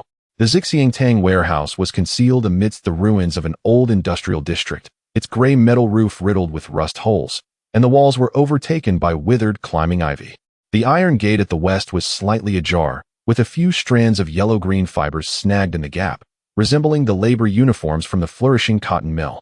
Lin Feng instructed the driver to halt beneath the shade of a mango tree, 100 meters away, and crouched with Li Tian behind the roadbed to observe. "Look at the tire tracks from that truck." Lin Feng pointed to the dirt road at the warehouse entrance, tracing the jagged patterns with his fingertip. Lu Mei's ledger noted a blue cargo truck with a tread pattern. "It must be this one." The plastic sheet hanging from the edge of the truck bed was stained with red mud, consistent with the composition from the Yanzikai quarry. Li Tian raised his camera, aiming at the truck. "Lin Go, there's a black jacket draped over the seat, and the cuffs have needle holes. Ma San is a drug addict. This must be his. Before he could finish, a sudden crash echoed from within the warehouse, resembling the sound of something heavy hitting the ground. Lin Feng quickly retrieved the flashlight. Let us go around through the side door. The two crouched low, traversing the knee-high weeds. The wooden side door was already decayed and opened with a gentle push. The beam of the flashlight swept across the warehouse's interior, momentarily freezing on a man in a black jacket squatting in the eastern corner, stuffing transparent plastic bags filled with white powder into a canvas bag, crude heroin. Ma San, Lin Feng shouted. The man whipped around, his face contorted, precisely fitting the tall and lean description from Zhang Dali's notes. Ma San, upon realizing he was cornered, seized a steel pipe and swung it towards Lin Feng. Li Tian reacted quickly, shoving Lin Feng aside as the steel pipe clanged against the shelf, scattering across the ground. Seizing the opportunity, Lin Feng lunged at Ma San, locking his left hand around the wrist while his right pressed against the shoulder joint, a technique taught in Police Academy. Particularly effective against drug users. Ma San winced in pain, driving his knee into Lin Feng's abdomen, but Lin Feng countered by pressing his knee into the joint. A faint crack resounded as Ma San's arm went limp. Handcuff him, Lin Feng gasped, and Li Tian promptly retrieved the handcuffs, trembling as he secured Ma San's wrist, his fingertips brushing against the needle marks, causing him to frown involuntarily. Ma San spat venomously. That bitch Lu Mei sold me out. Your own flaws are too numerous. Lin Feng bent to retrieve the canvas bag, finding not only drugs, but also a black ledger. You purchased ink in Nanjing's southern district, hid templates in Yanziki, and even smoked Zhongshan cigarettes. Each item points us in the right direction. His gaze suddenly fell upon a metal box behind the shelf, prying it open with a pair of tweezers to reveal a half-stacked batch of counterfeit bills. Corners stained with the unique mango juice of Nanning. Lu Mei had included mango sticky rice in her breakfast this morning. At that moment, Li Tian, photographing the truck, suddenly exclaimed, Lin Go. There's a piece of paper underneath the vehicle. The note, scribbled in pencil, read, Number 8, Yinhua Road, Guandu District, Kunming, for Changgu, the scrawl matching the handwriting in Ma San's ledger. Lin Feng immediately dialed Qin Fun, the signal weak within the warehouse. His voice breaking intermittently, Qin Dui. We ve got Ma San. The warehouse has drugs and counterfeit money. Changgu is in Kunming. Just as Lin Feng ended the call, Qin Fun, accompanied by Lu Wentao, squeezed through the throng at the train station. In the morning's waiting hall, the announcement repeatedly called for Train 82's ticket inspection. This was the direct train from Nanning to Kunming, departing at 11:05. Lu Wentao clutched a copy of Lu Mei's ledger, his fingers nervously tracing the words goods to a kun inscribed on the canvas bag's red string. Beads of sweat dripped from his forehead onto the pages, blurring the ink. Qin Dui, look at ticket gate number 3. Lu Wentao suddenly grabbed Qin Fun's arm, pointing at a man in a black jacket leaning against a pillar smoking a deep blue canvas bag in hand with a red string. And the cigarette, but at his feet matched the pattern from the warehouse. More crucially, he wore a cheap silver ring on his left ring finger, identical to the drawing of a kun's ring in Lu Mei's ledger. Qin Fun cautiously approached, his right hand resting on the handcuffs at his waist. Out of the corner of his eye, he noticed the man's bag bulging, likely containing a hardbound ledger. The man sensed something amiss, abruptly extinguishing his cigarette and bolting toward the exit. Stop him, Qin Fun shouted. Lu Wentao immediately lunged, seizing the bag's strap, and they both tumbled to the ground, the contents scattering. Seizing the moment, Qin Fun pinned the man's back, handcuffs snapping around his wrist. A kun, Ma San is waiting for you at the warehouse to collect the goods. Can you escape now? A kun struggled to look up. Spotting the copy of the ledger in Lu Wentao's hand, his spirit deflating instantly. That woman even gave you the ledger? Lu Wentao picked up the scattered documents, the topmost reading, weight 5 kilograms, delivered to Changgu, address Yinhua Road number 8, dated today. He opened the canvas bag, revealing not just a half-stacked batch of counterfeit bills, but also a voice recorder.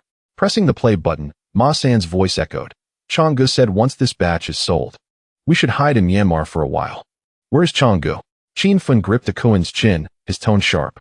A kun's eyes darted, and just as he was about to speak, Qin Fun's phone rang, a call from Lin Feng. Li Tian's excited voice burst through. Qin Dui, Lin Gu has found Chang Ji's address. Number 8, Yinhua Road, Kunming.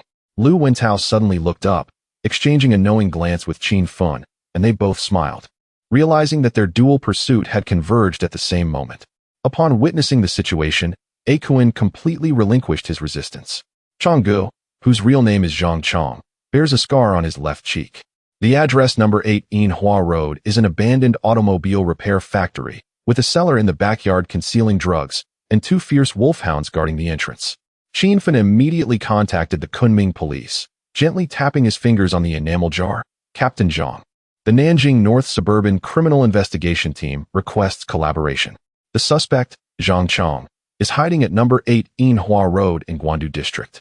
His accomplice has already been apprehended, and I will send you the invoice and address shortly.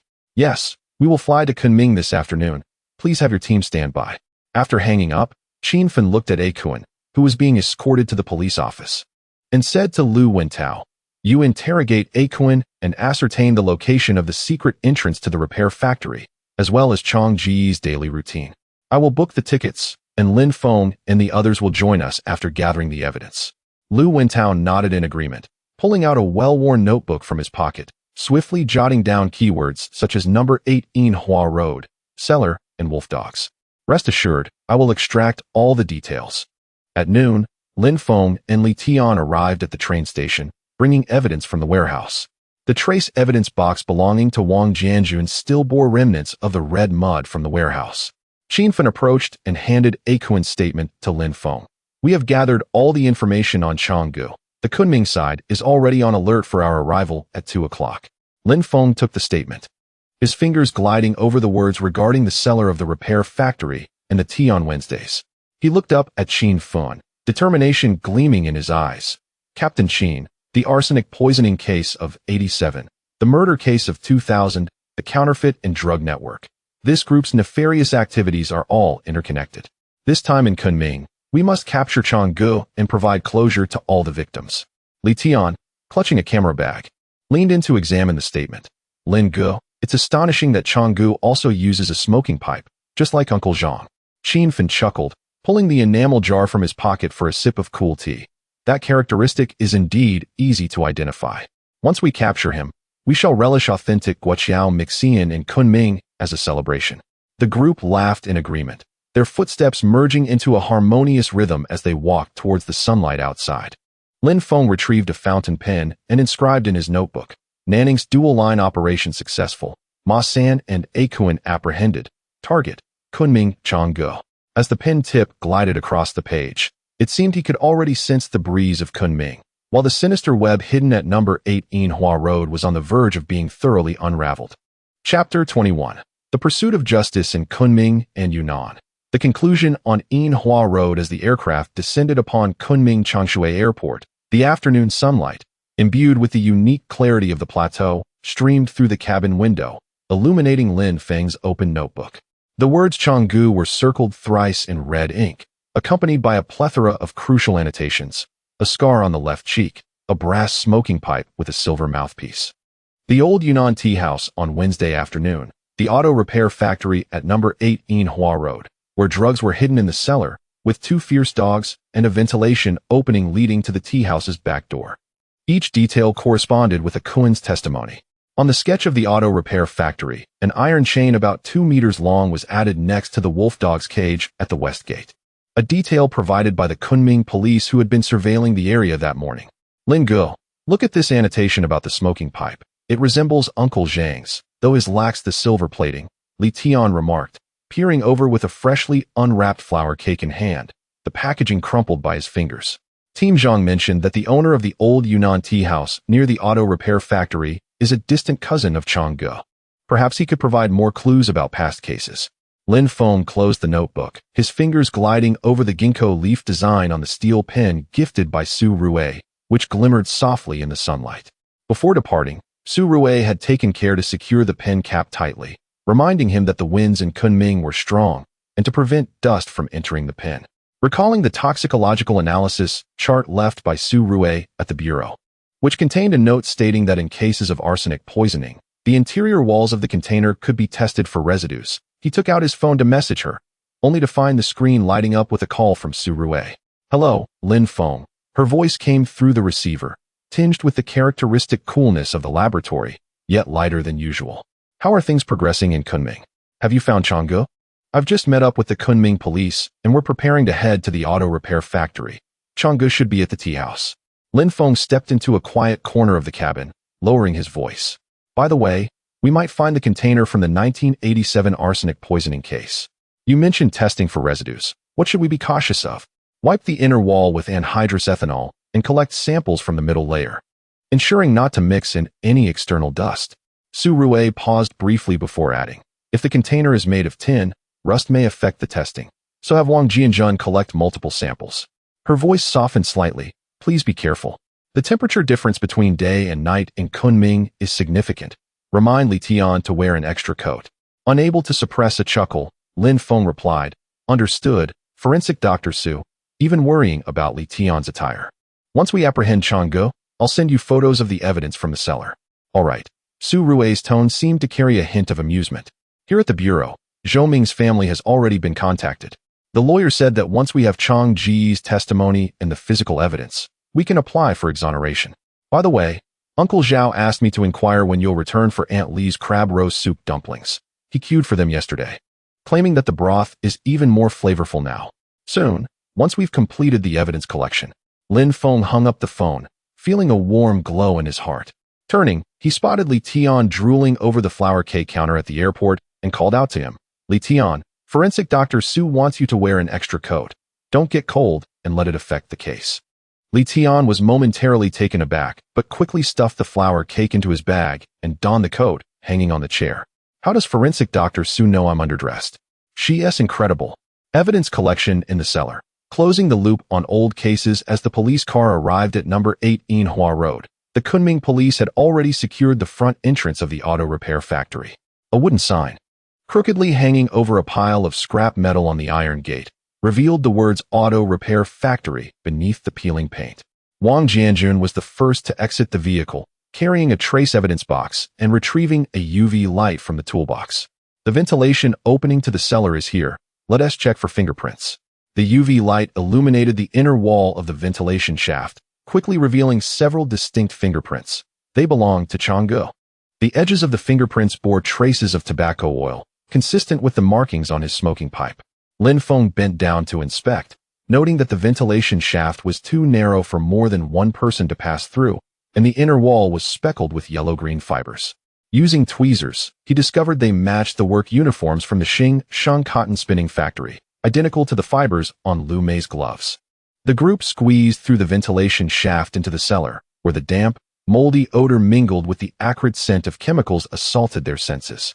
In the center of the cellar stood an iron rack piled high with transparent plastic bags, containing coarse heroin, alongside scattered templates for counterfeit bills.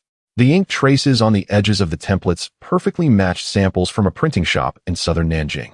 Most crucially, hidden beneath the bottom layer of the iron rack was a rusty tin box. Upon opening it, Lin Feng's eyes lit up. It contained not only half a bottle of residual arsenic powder, but also a yellowed note stating, May 1987, for Lu Mei, medical expenses 500, on behalf of Zhou Ming, signed Chang. This was irrefutable evidence of the 1987 arsenic poisoning case. Clutching the note, Lin Feng swiftly took a photograph with his phone to send to Su Rui, accompanying it with the message, found the tin box, containing arsenic residue, and a note from Changge. Lu Mei's fingerprints are also on the box. Within moments, Su Rui's reply arrived, excellent. Have Wang Jianjun collect samples as I instructed, and be careful not to touch the note. It may bear Chang Ji's handwriting, allowing for comparison with the account books. Lin Feng handed his phone to Wang Jianjun. Follow Su Rui's instructions. Collect multiple samples from the inner wall and carefully preserve the note for handwriting analysis. Wang Jianjun nodded, retrieving anhydrous ethanol and cotton swabs from the trace evidence box, meticulously wiping the inner walls of the tin box. Rest assured, I will ensure that no evidence is compromised. Just then, a voice called from outside the cellar. Lin Gu. Changge has confessed. He admitted to helping Lu Mei purchase arsenic in '87 and stated that Zhou Ming was coerced by him and Lu Mei to take the blame. Later, when Zhou Ming recanted, they deliberately framed him for theft and sent him to prison. Lin Feng emerged from the cellar holding the tin box, sunlight glinting off the rust, casting a blinding glare. He immediately sent a voice message to Su Rui. Changge has confessed. Zhou Ming's injustice can be rectified. Tell Uncle Zhao that once we return, we'll all go eat crab roast soup dumplings together. Su Rui's voice message quickly followed, the hum of a centrifuge audible in the background. Understood. Uncle Zhao will surely be delighted to hear this. Take your time with the evidence collection. Safety comes first. I will be waiting for your evidence at the bureau to expedite the testing. Chapter 22. The aroma of fireworks after the case. As the interrogation concluded, dusk descended upon the streets of Kunming, where the warm yellow glow of street lamps began to illuminate the surroundings. Lin Feng patted the shoulders of his companions and remarked, after a long day of hard work, team leader Zhang mentioned there's an authentic guaqiao Xian restaurant down the alley. Today, I shall treat you all. Nestled within the old alleys of Yinhua Road, the noodle shop displayed a sign with golden characters on a black background, proclaiming 3 generations of heritage guaqiao Xian. Upon entering, a rich aroma of free-range chicken broth greeted them. The establishment was adorned with 6 round tables, and the walls were embellished with vintage photographs of Kunming, one of which strikingly resembled an old photograph of the thriving cotton mill from the 1980s alongside the guardhouse of Zhaochangzhen. Captain Qin, please take a seat inside. The proprietor, a woman in her 50s clad in a blue apron, emerged holding a steaming clay pot filled with freshly brewed chicken broth. Would you like to add raw meat slices and quail eggs? Let us go with your signature dish, 1 set for each of us. Lin Feng replied, settling at a table by the window.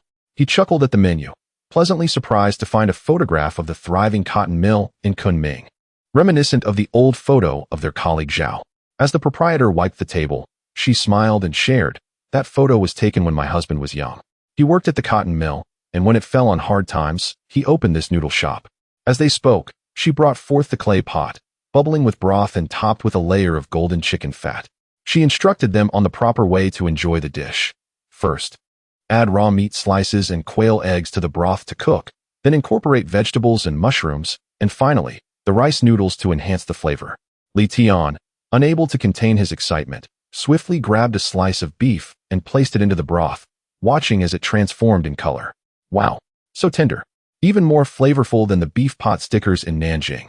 He devoured it hastily, causing everyone to laugh at his reaction as he gasped from the heat. Following the proprietor's guidance, Lin Feng carefully added thin slices of pork and fresh fish to the pot, marveling at their swirling transformation in the broth. He then tossed in tender peas, tofu skin, and finally a handful of rice noodles. Savoring a spoonful of the broth, its exquisite taste blossomed in his mouth. He took out his phone to capture a photo of the noodles and sent it to Su Rui. The guaqiao Xian in Kunming is indeed authentic. The broth is made from free-range chicken, surpassing even duck blood vermicelli soup. I will bring you here upon my return. Su Rui quickly replied, including a photo of herself in the technical department conducting experiments, with the toxicology analysis spectrum laid before her and Lin Feng's hardshell notebook nearby. Sounds good. But upon your return, we must first indulge in crab roast soup dumplings. Uncle Zhao mentioned he saved you a double portion of duck liver. I've just completed preliminary tests on the samples sent by Wang Jianjun. The arsenic residue matches that of the victim from 1987, so the evidence chain is solid. Lin Feng gazed at the photo, unable to suppress a smile. Lu Wentao leaned over to take a look and teased, reporting to forensic Dr. Su. Are we? She must certainly try this noodle dish. Next time we are passing through Kunming on a case, let us bring her along. Indeed. Team leader Zhang chimed in, sipping his broth. The financial chain for Brother Chang was unraveled thanks to team leader Lu's ledgers, and the tin box Lin Feng discovered sealed the old case. Forensic Dr. Su's analysis has completed the evidence chain. Your team is indispensable.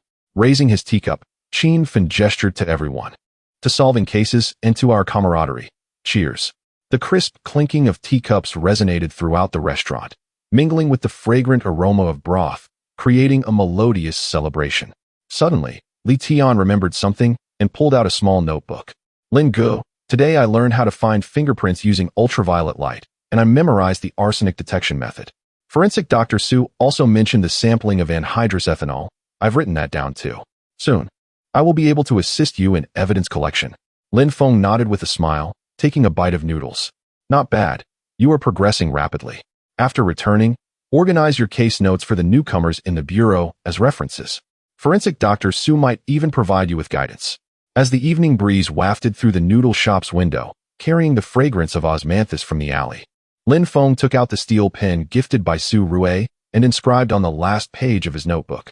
The Kunmingdian joint investigation concludes, with the aroma of noodles evoking our original intentions. As the pen glided across the paper, his phone lit up again with a message from Su Rue. When you return, I have prepared the materials for Zhou Ming's exoneration. Let us go together to inform Uncle Zhao. As night deepened, the group exited the noodle shop, their shadows elongated by the street lamps. Chapter 23: The aroma of soup dumplings in the police station. As the police car entered the precinct's courtyard in the northern suburbs, the setting sun cast a warm golden hue upon the gray brick building. As Lin Feng pushed open the car door, he spotted Zhao Changzheng leaning on a cane at the entrance of the guardhouse, holding an oil paper bag, the left pant leg of his old police uniform fluttering gently in the breeze. "Shaolin, you finally returned." Zhao Changzheng briskly approached, thrusting the paper bag into Lin Feng's hands. "These are the crab roast soup dumplings specially saved by Aunt Li, still warm. Hurry and share them with everyone." The courtyard had already come alive with chatter.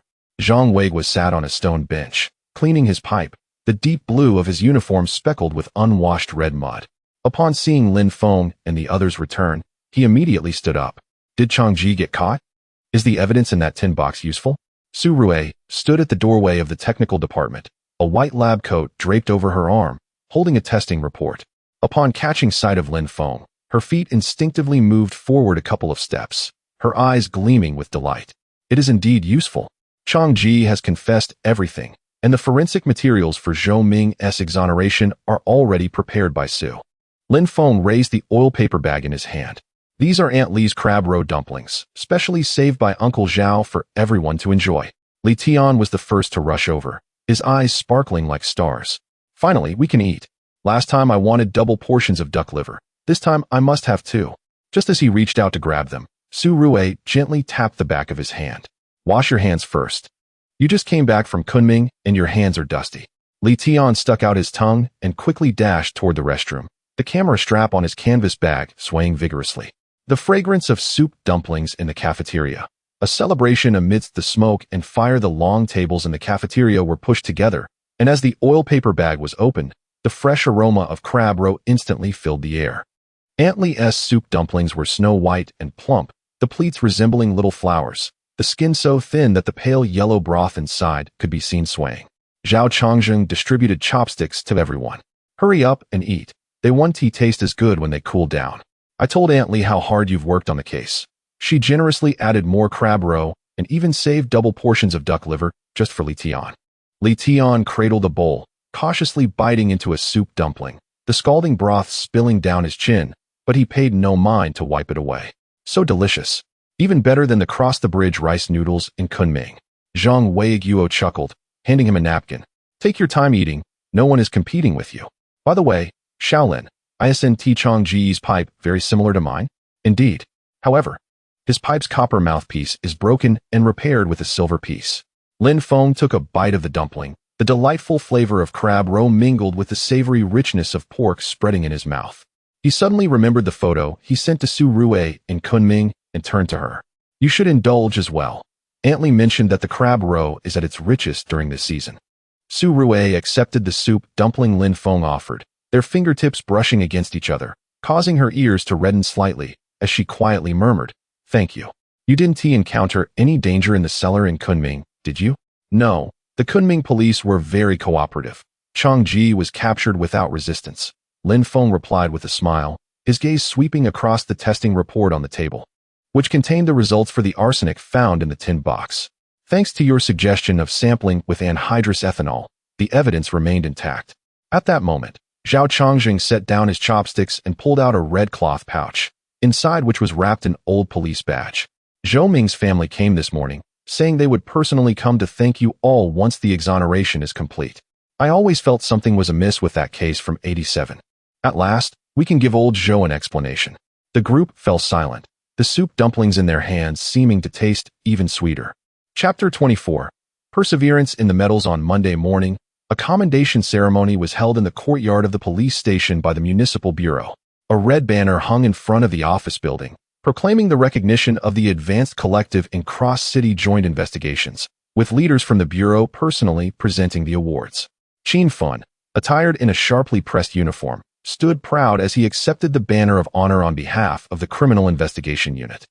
The words "Swift Case Resolution" Safeguarding the populace emblazoned in gold on the banner stood out prominently. The Beijiao Criminal Investigation Team, in collaboration with the Economic Investigation and Narcotics Units, successfully resolved the long-standing arsenic poisoning case from 1987 and the 2000 murder case at the Reed Marshes, dismantling a cross-city counterfeit currency and drug network, apprehending 12 suspects. A true model of teamwork. The voice of the municipal bureau leader resonated loudly, particularly praising Comrade Lin Feng for his meticulous observation and rigorous reasoning, which led to the discovery of the crucial evidence in the tin box, significantly contributing to the breakthrough of the case. And Comrade Su Rui's forensic analysis provided vital support in closing the evidence loop. Lin Feng and Su Rui stepped forward to receive their awards, the cool metallic touch of their third-class merit medals warming their hearts. Zhao Changjung, standing in the crowd, smiled as he wiped the corners of his eyes. These two young individuals surpass even our best years. Zhang Weigua clapped him on the shoulder. The waves of the Yangtze River push the tides. Our police station is filled with hope. After the ceremony, Li Tian approached Lin Feng, gazing enviously at the medal on his chest. Brother Lin, I aspire to earn a third-class merit too. You will, Lin Feng reassured him with a pat on the shoulder. As long as you maintain this seriousness, you will eventually earn your own medal. Su Rui stood by, observing their exchange with a faint smile, handing Lin Feng the toxicology analysis atlas. The final report on Zhou Mingping's exoneration is tucked inside. Take a look, and if all is in order, submit it to the municipal bureau. In the afternoon, Chun Bayer returned to the police station, armed with a notebook and camera, appearing more familiar than the last time. She first sought out Zhao Changjung, eager to hear his recounting of the 1987 case, filling her notebook with dense notes. Uncle Zhao, why did you never give up on this case? As a criminal investigator, how could I let an injustice linger? Zhao Changjung stroked his old police badge. I always felt that Zhou Ming was not the murderer, so I diligently kept my case notes, never imagining that over 30 years later, I would see the truth revealed. Chun Bayer then interviewed Lin Feng and Su Rui, directing the camera at the medals adorning their chests. Officer Lin, Forensic Dr. Su, what was the most memorable aspect of this cross-city investigation? Lin Feng pondered, his gaze drifting to the phoenix tree outside the window. It was the synergy of the team. From the dual-line pursuit in Nanning to the evidence collection in the cellar in Kunming, the efforts of each individual were indispensable. Moreover, the justice hidden within the details, such as the notes in the tin box and the fibers on the protective clothing, were precisely these details that rendered evil powerless. Su Rui took over, his voice cool, yet resolute. For me, the most unforgettable moment was witnessing the smiles of Zhou Ming's family. The work of a forensic expert goes beyond evidence analysis. It is about giving a voice to the deceased and rectifying injustices. This case has deepened my understanding of the weight of the truth. Lastly, Chun Bayer interviewed Li Tian, who nervously clutched his notebook yet spoke earnestly. I have learned so much, like how to find fingerprints using ultraviolet light, and how to collect samples without damaging evidence. In the future, I will learn from Brother Lin and Forensic Dr. Su, striving to be a good police officer who serves the people. As the interviews concluded, the sunset streamed through the windows, casting a warm glow upon everyone. Chun Bayer closed her notebook, smiling. This is truly a splendid tale of justice, perseverance, and teamwork. I will write it well, so that more people may recognize your contributions. Lin Feng escorted her to the door, noticing Zhao Changjung watering the cactus in the guardroom, with Zhang Weigua assisting nearby, while Su Rui organized the test reports in the technical department. And Li Tian practiced sketching the crime scene. The leaves of the phoenix tree fluttered gently to the ground, landing on the plaque that reads Law Enforcement for the People, as if sealing this tale brimming with justice and warmth with a comforting stamp. He retrieved the pen gifted by Su Rui and inscribed in his notebook, "Commendation is not an end, but a new beginning. For more truths, for greater tranquility." Chapter 25. The supermarket and the echoes of time. As Lin Feng pushed open the door upon returning home from work, the delightful aroma of sweet and sour ribs wafted from the kitchen. His mother, Zhao Xiaolan, donned her familiar maroon apron, busily stir-frying at the cast-iron stove, with droplets of oil spattering onto the fabric, leaving behind marks that were remnants of hurried cooking over the years of running the supermarket. Meanwhile, his father, Lin Jiangwo, sat at the 8 Immortals table in the living room, grasping a thick ledger, the sound of the abacus beads clicking rhythmically, while stacks of inventory receipts were piled on the table. The The topmost one marked new branch vegetable section restocking list. Xiao Feng is back. Hurry and wash your hands. The ribs will be ready soon. Zhao Xiaolan turned and smiled, her eyes crinkling with warmth as they fell upon the spot on Lin Feng's chest where he pinned his medal. Didn't the municipal bureau recognize you today? Was it broadcast on television? Uncle Zhang just came by the supermarket to buy soy sauce and mentioned he saw you receiving your award. Lin Feng set down his canvas bag and casually placed the report on the desk that Su Rue had just handed him. Then moved to the kitchen to assist his mother with the vegetables. Mom, it was just a third-class merit. It wasn't on television. By the way, how is the renovation of the new branch coming along? Did the fresh produce cabinet get installed last week? It was installed long ago. Lin Jiangwo put down the abacus, pride illuminating his face as he reached into the drawer to pull out a photograph.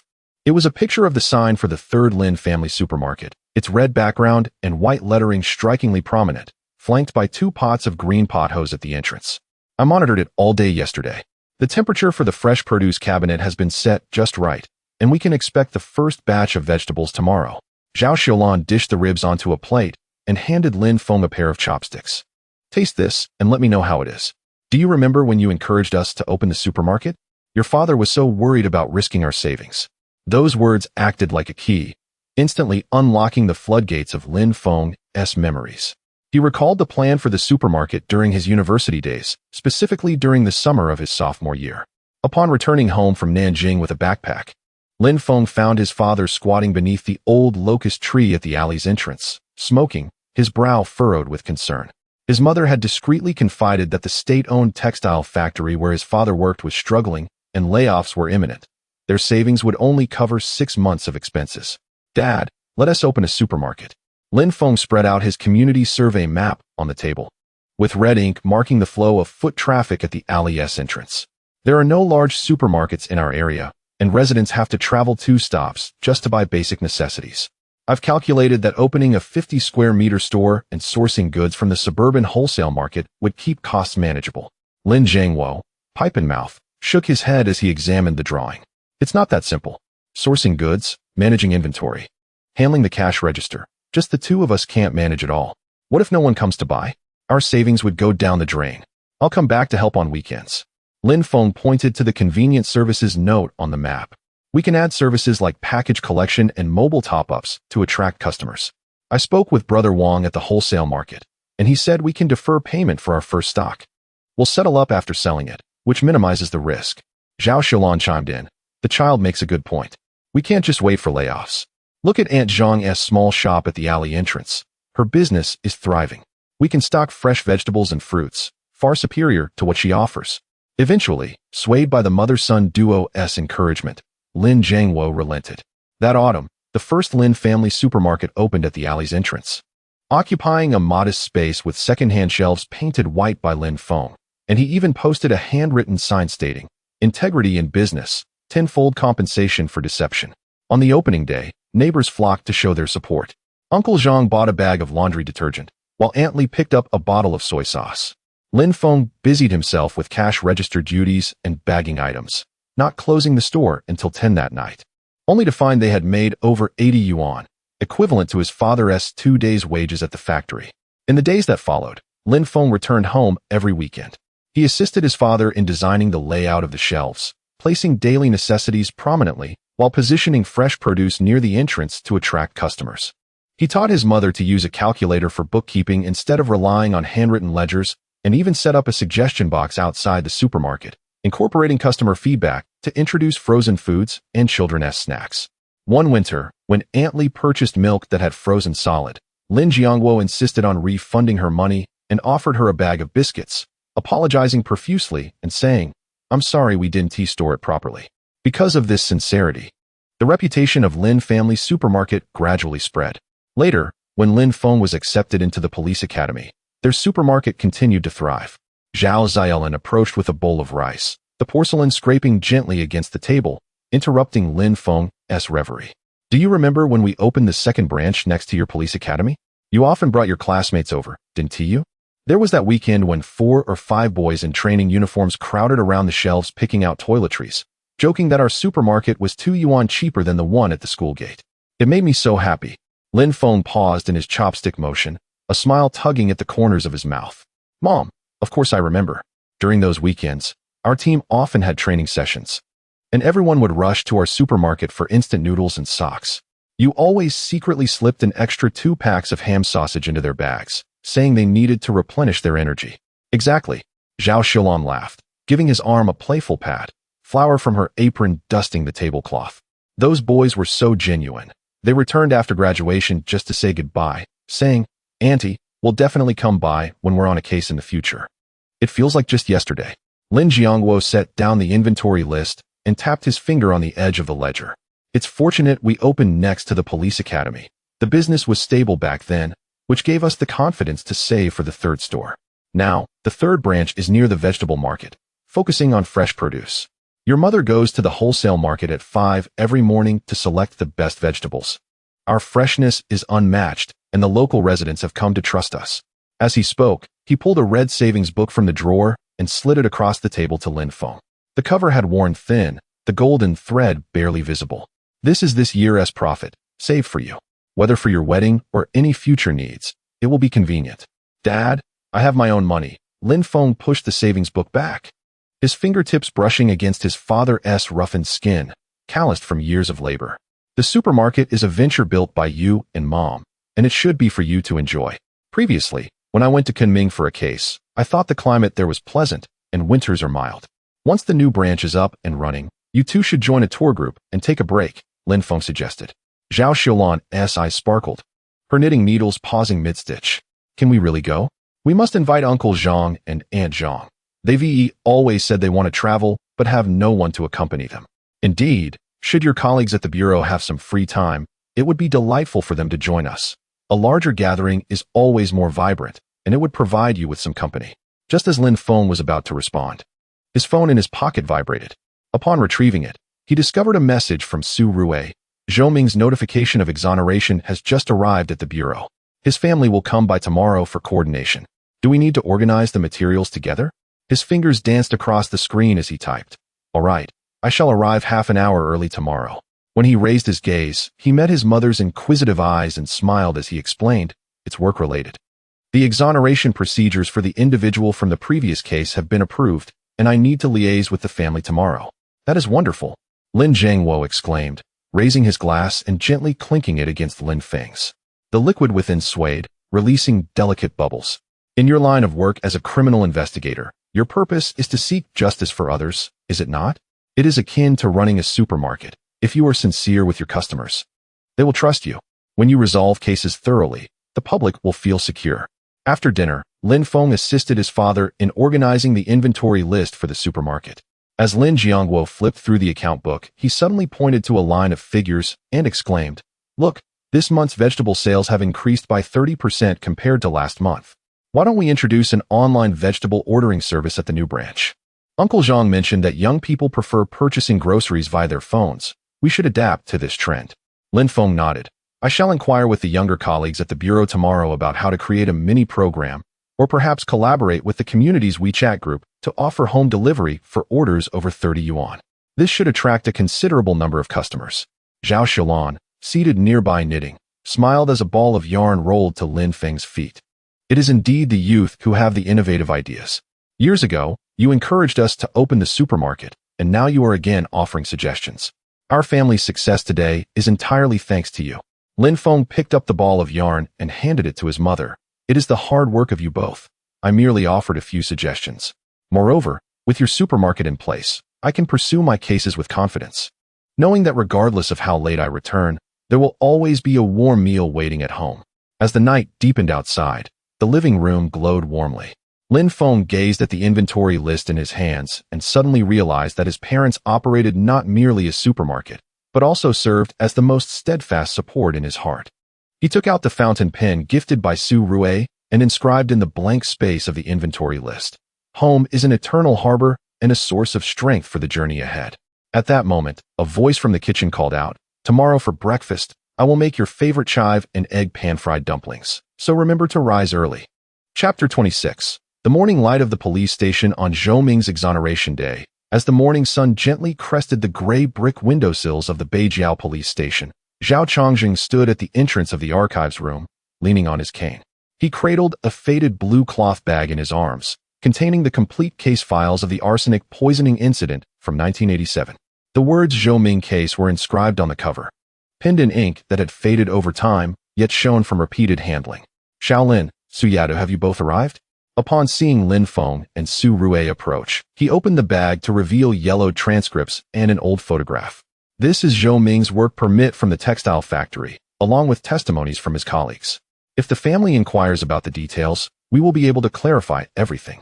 Lin Feng took the case files and traced his fingertips across the faded fingerprints on the pages, remnants of Zhao Chongjing's frequent perusal.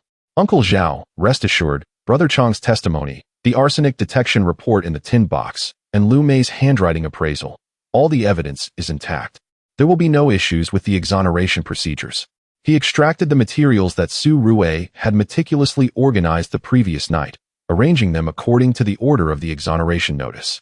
Evidence list, in family liaison form, placing the fountain pen on top.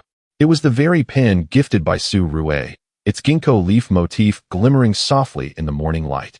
Meanwhile, Su Rue laid a blue cloth on the long table at the entrance of the technical department, methodically arranging the tin box, arsenic residue test strips, and Brother Chong's pipe. These tangible pieces of evidence had also been gathered, allowing the family a more direct insight into the truth of those past events. Just as she finished, Zhao Changjin's voice echoed from the guardroom. Zhou Saizi, this way please, Shaolin and the others are waiting. The arrival of the family marked 30 years of anticipation and relief. Light footsteps echoed at the entrance as Zhou Ming's wife, Li Guilin, entered, holding her son Zhou Xiao by the hand. Li Guilin was clad in a faded blue shirt, gripping an old cloth bag, her knuckles pale from the pressure. Zhou Xiao, in his 20s, wore a black jacket, cradling a picture frame that held a younger Zhou Ming, clad in dark blue work attire. With the logo of the Xingsheng Cotton Spinning Factory pinned to his chest, his broad smile set against the backdrop of the factory's assembly line. Aunt Li, Brother Zhou, please take a seat. Lin Feng hurriedly rose to pour them each a cup of hot tea, served in the police station's enamel cups, emblazoned with the motto law enforcement for the people. Li Guilin accepted the cup, her gaze falling upon the case files on the table, her voice trembling. After all these years, I always thought that one day we could restore Lao Zhou's innocence. I never imagined this day would truly come. On the day he was taken away, he was still repairing machines at the factory, saying that once finished, he could collect his quarterly bonus to buy a new backpack for our child. Gently placing the picture frame on the table, Zhou Xiaoyu caressed the work attire of his father depicted in the photo. When I was young, I would always ask Mom when Dad would come back. She would always say soon, once the police clarified everything. Now, I can finally tell my classmates that my dad is not a bad person. He was wronged. At that moment, Zhao Chongzheng handed over Zhou Ming's old work permit. Its plastic cover cracked, revealing a youthful Zhou Ming whose hair still bore a hint of naivety. Zhou Saizi, back when I investigated at the textile factory, all of Lao Zhou's colleagues described him as honest and skilled. Whenever machines broke down, he was always able to fix them. If it weren't for Brother Chong and Lu Mei colluding, Lao Zhou would not have endured such suffering for so many years. His voice was somewhat hoarse, leaning more heavily on his cane, the weight of the unresolved case lingering in his heart for years. Su Rue gently opened the tin box, revealing clumped arsenic powder. Aunt Li, this is the evidence we found in Kunming. The arsenic composition matches that found in the victims from 1987. Additionally, there is a note written by Brother Chong to Lu Mei, detailing a payment of 500 for medicine, a charge falsely placed upon Zhou Ming. This proves that it was Brother Chong and Lu Mei who framed Zhou Ming. Li Guilin gazed at the tin box, tears suddenly streaming down her cheeks, falling onto the rim of the enamel cup. Lao Zhou, can you hear me? You are innocent. You said you hadn't done anything wrong. And I believed you. Now the police have found all the evidence. Zhou Xiaoyu quickly handed her a tissue, his own eyes reddening. Dad, I brought your work permit. You can return home with dignity. The moment of exoneration arrived, the justice behind the evidence. Lin Feng stood, holding the exoneration notice with a steady yet resolute voice. Aunt Li, Brother Zhou, according to the relevant provisions of the certain law, upon review by the Municipal Bureau, it has been confirmed that Zhou Ming was falsely accused by Brother Chong and Lu Mei. The true culprit behind the 1987 arsenic poisoning case is Lu Mei, with Brother Chong as an accomplice. We hereby annul the original judgment against Zhou Ming and declare him innocent, restoring his reputation. He extended the exoneration notice with both hands towards Li Guilin, the glaring red official seal prominently displayed. Li Guilin received it, her hands trembling slightly as she read it word for word, tears flowing more abundantly. This is wonderful, truly wonderful. Lao Zhou, we can finally clear your name. Zhou Xiaoyu took out his phone, capturing a photograph of the notice alongside his father's work permit. Dad, I will take these pictures and burn them for you, so you can rest easy over there. At that moment, Zhang Weiguo entered, holding a printed document. Zhou Saizi. This is the certificate we obtained from the Textile Workers Union, confirming the restoration of Zhou Ming's reputation. The subsequent compensation procedures will be coordinated with us, including medical assistance and lost wages. None of it will be overlooked. He looked at the framed photo of Zhou Ming and sighed. I once staked out the textile factory to catch a thief. I saw Lao Zhou at work, and he was incredibly focused while repairing machines, a truly good worker. Thank you. Thank you for not giving up on Lao Zhou's case. Li Guilin wiped her tears and retrieved a red cloth bag from her own.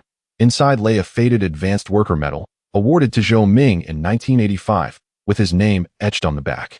This is Lao Zhou's most cherished possession. He said it was recognition from the factory. Now that we have achieved exoneration, I would like to present it to the police station, to let everyone know that honest workers who labor diligently will not be wronged forever. Zhao Changzheng accepted the medal, his eyes slightly reddened, placing it beside the tin box. We will take good care of it, placing it in the honor room of the station, so that everyone will know of a good worker named Zhou Ming, who waited 30 years for justice. Epilogue. The warmth of the morning light. As the family departed, noon approached. Li Guilin tightly grasped Lin Feng's hand. Officer Shaolin, Forensic Officer Su, please come to our home for a meal sometime. I will prepare Lao Zhou's favorite braised pork. He always said that my cooking was more fragrant than the cafeteria's. Zhou Xiaoyu also remarked, should you require my assistance, perhaps in locating former colleagues to testify, do not hesitate to reach out. I shall certainly be there. Lin Feng escorted them to the door, where he observed Zhao Changzheng delicately placing Zhou Ming's commendation medal into the glass cabinet of the honor room. Sunlight streamed through the glass, casting a gentle glow upon the medal. Su Rui approached, offering him a cup of hot tea. All procedures have been duly coordinated, and the labor union has assured prompt compensation. The family is quite satisfied. At last, we can provide Zhou Ming with an explanation, Lin Feng mused, sipping the tea as warmth cascaded down his throat. His gaze settled upon the honor room, which housed not only Zhou Ming's medal but also the banner designating their team as an exemplary collective for their cross-city case. Uncle Zhao had expressed that this was the final concern he wished to resolve before his retirement, and now it had come to fruition. At that moment, Zhang Weiguo called them to the cafeteria. Today, the kitchen has prepared braised pork. Aunt Li specifically requested the chef to add extra sugar, proclaiming it a celebration for everyone. Laughter echoed as they made their way to the cafeteria, sunlight bathing them in warmth, their shadows stretching long behind them. Lin Feng retrieved the steel pen gifted by Su Rui, inscribing in his notebook, "Justice may be delayed, but it will never be absent." In commemoration of Zhou Ming's Vindication Day. Chapter 27. The daily dance of love and rivalry. As the morning mist lingered, Lin Feng stood at the entrance of the technical department, holding 2 oil paper packages. To his left was a red bean paste bun from Aunt Li's house, which Su Rui had previously remarked was neither overly sweet nor greasy, far superior to the plain steamed buns at the cafeteria. To his right was a freshly purchased cup of hot soy milk, still steaming. Just as he was about to knock, the door swung open from within, revealing Su Rui clad in a white lab coat, clutching a copy of Toxicology Analysis Atlas with a steel pen, precisely the one she had gifted Lin Feng. Peeking out from her pocket, having been appropriated by her at some point. Was she standing as a sentinel? Su Rui's gaze swept over the oil paper packages in his hands, her lips curling into a faint smile as she deliberately turned towards the lab bench. Did you forget to include the unit of measurement for the arsenic residue in yesterday's supplementary report? I left a note on your desk. Lin Feng followed her inside, placing the soy milk next to her and unwrapping the red bean bun. I noticed you often skip breakfast, so I brought this for you. I have corrected the unit of measurement. It's on the last page. Please verify it. He leaned over to examine the lab bench, where a tin box sample brought back from Kunming lay. Su Rui was busy wiping its interior with a cotton swab. Are you still testing this? Didn't we already receive the report? Testing it again ensures accuracy. Su Rui picked up another cotton swab, inspecting it against the light. You mentioned in the storage room that the samples were sufficient. Yet you neglected to collect a sample of the rust from the interior. Fortunately, I saved some. Later, it was discovered that the rust contained particles of arsenic from that year, which is perfect for the supplementary report. She glanced at Lin Feng, a glint of triumph in her eyes. Officer Lin, try to be less hasty next time when collecting samples. Lin Feng rubbed his nose, feeling slightly embarrassed. Understood, Dr. Su. I shall heed your advice and collect 3 additional samples next time. He picked up the supplementary report from the table and indeed found Su Rui's note on the last page, written in her characteristic small script. Unit of measurement. MGG, please label the testing instrument model, with a small cross at the end, as if warning him not to overlook such details again. In the office and courtyard, the daily banter of veteran detectives as they conversed. A loud voice echoed from the corridor, belonging to Zhang Weiguo. Li Tian, is the zipper on your camera bag broken again? Come here, I'll fix it for you. Lin Feng peeked outside to see Zhang Weiguo seated on a stone bench in the courtyard, armed with needle and thread, while Li Tian squatted beside him, holding a camera bag with a broken shoulder strap, looking aggrieved. Uncle Zhang, I just wanted to fit in more photos. I didn't expect the strap to break. You and your clumsiness, Zhang Weiguo retorted, taking the camera bag and pulling out a small tin filled with various needles, threads, buttons, and patches. This bag was given to you by Team Leader Qin when you first joined, and after just half a year, you've managed to ruin it. His fingers deftly threaded the needle, stitching with precision. Back in my day as a detective, if my backpack broke, I'd fix it myself. Unlike you youngsters who just want to throw things away at the first sign of trouble. Li Tian leaned in closer, his eyes sparkling with admiration. Uncle Zhang, you can sew? Better than my mom. Of course. In the past, I was the top in sewing quilts at the station. Zhang Weiguo laughed, and turned to see Lin Feng and Su Rui at the entrance, calling out, Xiao Lin, Xiao Su. Come over later to grab some tobacco leaves. My son sent them from our hometown. They're much better than what you find in the city, even Uncle Zhao wants some. Just then, Zhao Changzheng emerged from the guardhouse, leaning on a cane and carrying a cloth bag filled with fresh radishes and cabbages. Old Zhang, stop focusing on fixing bags, and come help me carry this. These are from my little vegetable garden. Bringing some to the cafeteria for lunch. I want the chef to make braised radish with vermicelli. Noticing the red bean bun in Lin Feng's hand, he chuckled. Xiao Lin, that red bean bun is from Aunt Li S, right? I saw her delivering some to the bureau this morning, and she mentioned setting aside 2 bags for Xiao Su. Did you pilfer one? Lin Feng quickly shook his head. No. This is a special treat for Dr. Su. Aunt Li even gave me an extra 2. Hearing this, Su Rui's ears turned slightly red, and she hastily retreated into the technical department. I need to check the sample testing results. In the technical department, academic disputes and Team Leader Qin's mediation later, while sorting through old case files in the archives, Lin Feng and Su Rui found themselves embroiled in another heated discussion. Lin Feng discovered a crime scene photograph from 1987 and pointed to one in particular. Look here, the scene investigation record states there were no unusual fibers on the ground, but I find the gray marks in this corner suspicious. They might have been cleaned up later. Su Rui leaned in, pulling out a magnifying glass from her pocket, with a few traces of reagents still visible on the lens.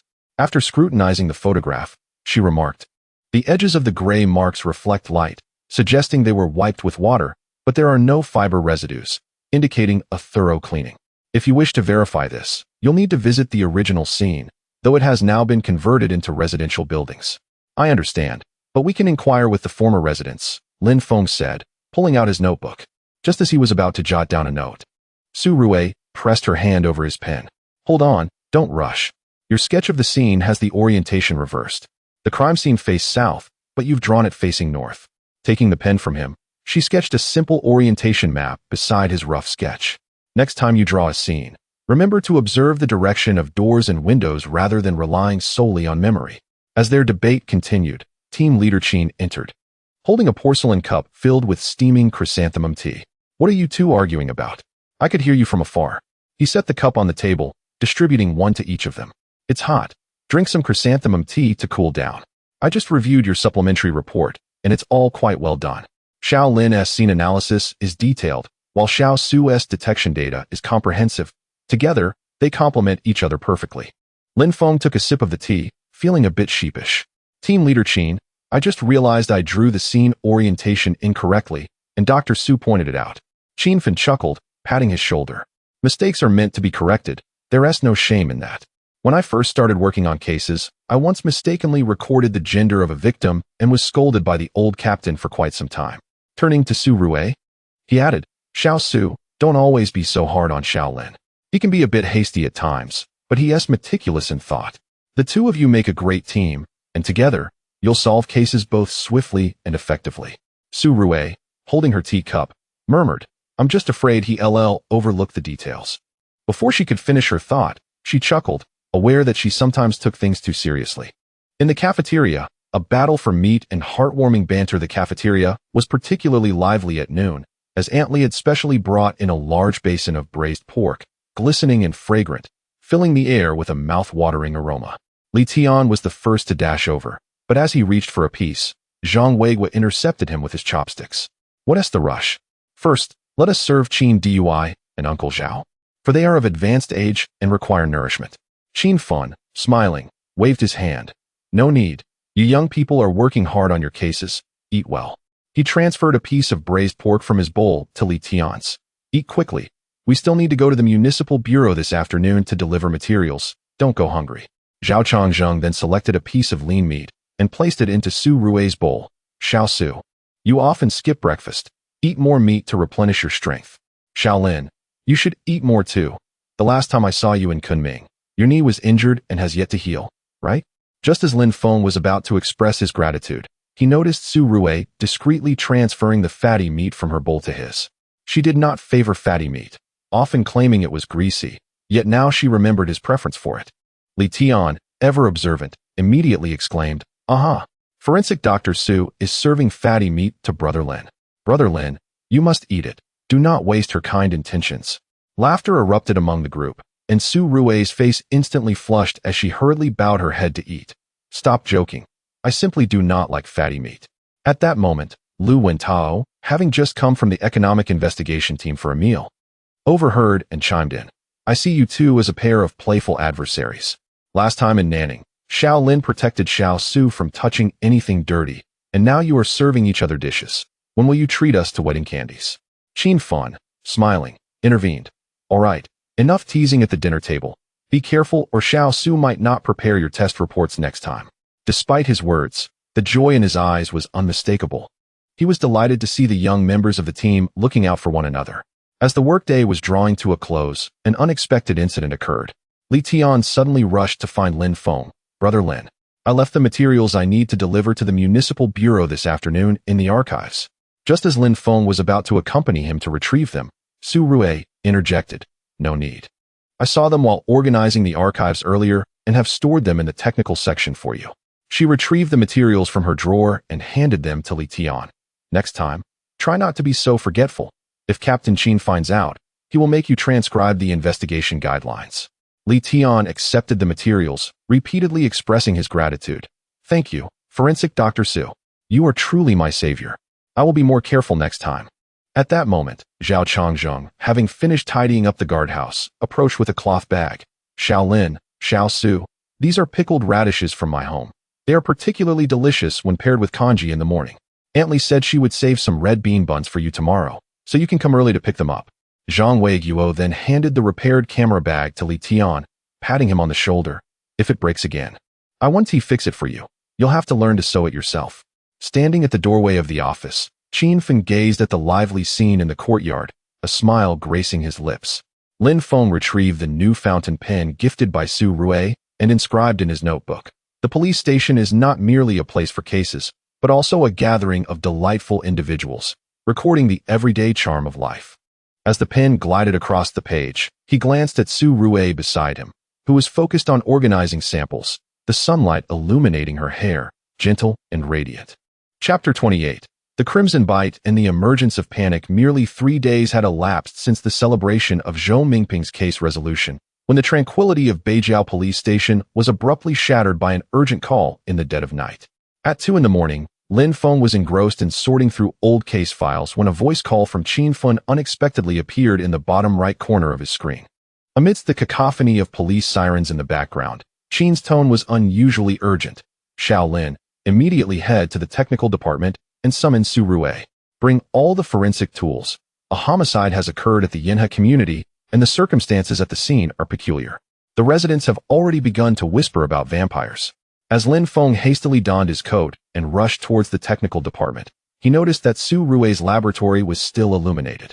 She was in the midst of conducting residual tests on the Kunming tin box, with a delicate white precipitate floating in a beaker on her desk. A homicide at Yinhe community, Lin Feng announced. Qin team said the scene is unusual.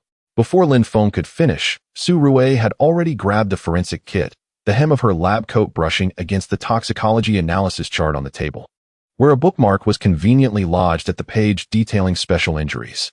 She deftly tucked a magnifying glass and a UV lamp into the case, stating, "These are essential for bite mark cases. We discovered fingerprints on the Kunming tin box using the UV lamp last time." Upon their arrival at Yinhe community, the dawn was just breaking, with the grayish morning fog still lingering. This community, a relic from the 1990s, featured a dilapidated exterior on building number 3, where weeds grew tall at the base of the wall, and a blue cloth shirt hung on the second-floor balcony, swaying in the breeze like a faded flag. Qin Fen stood at the entrance of the building, his brow furrowed as he surveyed the tightly packed crowd. Most residents were clad in pajamas, some swaddled in cotton jackets, clutching their phones, the flashes intermittently illuminating the misty air. Zhang Weigua, flanked by 2 officers, formed a human barrier, the sleeves of his police uniform already frayed. He bellowed, "Step back, 3 meters. Do not breach the cordon. The police will provide an explanation shortly." By the 3rd iteration, his voice had grown hoarse, beads of sweat trickling down his temples. At this moment, Han Peng had just parked the police car, clutching a notebook and pen, and swiftly maneuvered through the human barrier. He immediately spotted Grandma Wang squatting at the entrance. Dressed in a floral cotton jacket and clutching a chipped enamel bowl stained with kanji, her hands trembling uncontrollably. As the veteran officer responsible for field interviews, Han Peng understood that frightened elderly individuals often overlooked vital details, necessitating a patient approach. Slowing his pace, he crouched beside Grandma Wang, speaking in a gentle tone, "Auntie, I am Officer Han Peng. Please do not panic, take your time. When you discovered the situation at Teacher Zhang's home this morning, was there anything else unusual?" Grandma Wang looked up, her eyes filled with terror, tears streaming down her wrinkled cheeks. "No. I went to take out the trash at 5, saw her door ajar, called out a few times with no response, and when I pushed the door open, I saw 2 bloody holes in her neck. It scared me so much that I dropped my bowl." Han Peng retrieved a tissue from his pocket, gently offering it to her while mentally calculating the implications. The old community housed many solitary elderly residents, and the murderer seemed to specifically target this demographic. The perpetrator must either be familiar with the community or have previously surveyed the area. Grandma Wang's report of no unusual sounds suggested the assailant was stealthy, with a strong awareness of counter-surveillance, potentially employing some method to incapacitate the victim. Lu Bin had already crouched within the cordon, adjusting his camera, which was plastered with tape. He aimed the lens at the steps of the entrance, using a flashlight for illumination, capturing a blurry shoe print on the steps, the edges stained with red clay consistent with the soil along the riverbank outside the community. "Han Gu, Lin Gu, Su Forensic, you are here," he called out, pulling the camera strap over his shoulder as he stood. "I've just photographed the shoe print at the entrance, and on the second-floor windowsill. It seems there are metal fragments. I need to get closer for a shot. Qin team, what is the situation at the scene?" Lin Feng inquired as he squeezed through the crowd, the metallic scent of blood mingling with the damp earth in the morning air, strikingly pungent. The deceased is Zhang Guilan, aged 62, a retired Chinese teacher living alone. When Grandma Wang discovered her, she was lying in bed, covered with a thin blanket, with 2 circular bite marks on her neck, approximately 1 centimeter deep, and her body nearly drained of blood. Qin Fen handed over the preliminary scene investigation report, the edges of the paper dampened by morning dew. The doors and windows appeared intact from the outside, yet Lu Bin's photographs revealed signs of forced entry on the second-floor windowsill. The assailant likely entered through the window, locked it after the act, and meticulously cleaned the scene. The residents had already begun to spread rumors that it was the work of a vampire. Just moments ago, a young man had filmed Grandma Wang's account and posted it on Douyin, propelling it to the local trending topics within half an hour. Su Rui donned latex gloves and was the first to enter the building. The corridor was dimly lit, with Lu Bin illuminating their path with his flashlight. Yellowed flyers cluttered the walls, most advertising plumbing services and appliance repairs, while discarded cardboard boxes lay piled in a corner. Upon reaching the third-floor entrance, Su Rue observed that the doorknob bore no discernible fingerprints. However, when she shone the UV lamp, several smudges became visible beneath the light. The assailant had cleaned the doorknob, demonstrating a heightened awareness of counter-surveillance. As she pushed open the bedroom door, a heavy stench of blood assaulted them. The room was approximately 10 square meters, furnished with an old wooden bed against the wall, where Zhang Guilin lay, her complexion as pale as paper, lips tinged with a bluish hue. The 2 bite marks on her neck stood out starkly, spaced about 3 centimeters apart, their edges clean and devoid of lacerations, while the surrounding skin exhibited a faint metallic sheen. On the bedside table sat a white ceramic cup, half filled with milk, a faint lip print adorning the rim, while the bottom bore no traces of tea stains. A half-knitted navy blue sweater rested on the rattan chair at the foot of the bed, with the knitting needle still inserted in its stitches, and an old pair of reading glasses lay on a small table, their lenses reflecting the weak morning light. A photograph of Zhang Guilin with her students hung on the wall, her smiling visage holding a Chinese textbook, creating a jarring contrast with the current coldness of the scene.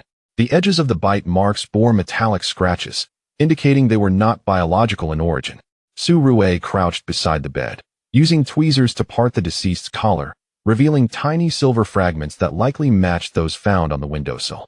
The milk probably contained a sedative. Samples needed to be taken immediately, as there was still warmth, suggesting the poisoning had occurred no more than 3 hours prior. Lin Feng crouched beneath the bed, shining his flashlight into the crevice. There were no footprints, no fiber remnants. The assailant had cleaned up thoroughly. The deliberate creation of vampire bite marks was likely an attempt to mislead them into believing it was a random act. Lubin stood by the window, aiming his camera at the gap in the windowsill. Cautiously brushing aside the dust, he uncovered a silver fragment the size of a grain of rice. As he pressed the shutter, he thought, if this fragment can be matched to a tool, it will help narrow down the search area. At this moment, the panic within the community spread like the morning fog. Master Li, who sells breakfast, pushed his tricycle past and hurriedly handed 2 meat buns to Officer Zhang Weigua, saying, "Officer Zhang, have a bite to fill your stomach."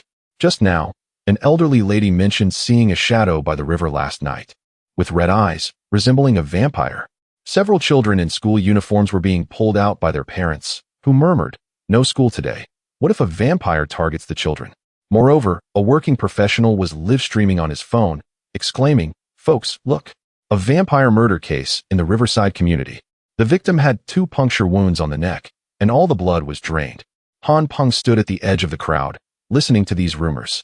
Increasingly anxious, he understood that the longer the rumors persisted, the heavier the residents' panic would become, potentially prompting someone to imitate the crime, complicating the investigation.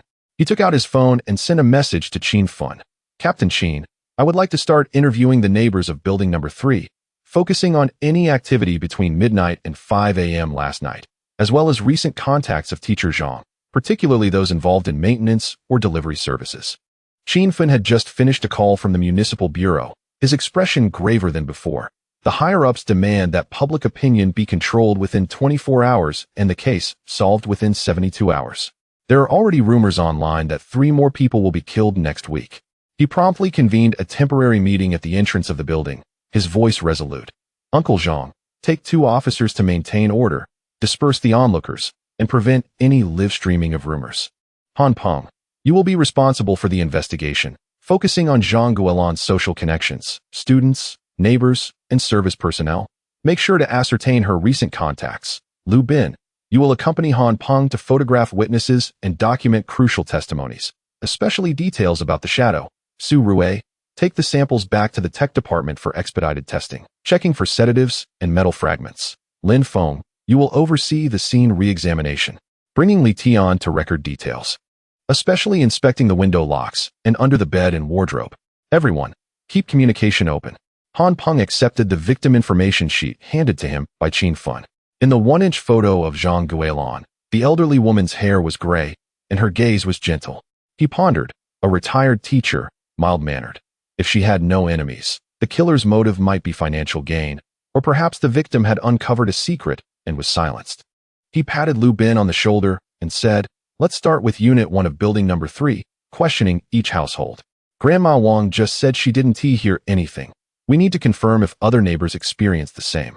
Lu Bin nodded, tightening the strap of his camera, and followed Han Peng towards the residential building. The morning mist gradually dissipated, and the sun peeked over the tall buildings, casting golden rays upon the old locust tree, yet failing to dispel the anxiety lingering in the air. As Han Peng walked through the corridor, he listened to the soft sounds of residents closing their doors, silently resolving to find clues as swiftly as possible to prevent the spread of panic and to ensure that the perpetrator would not evade justice. Chapter 29.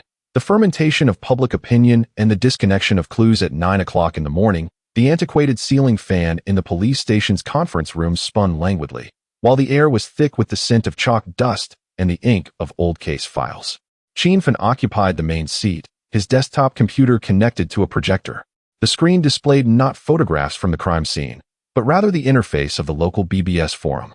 Bei Jiao Yanxian.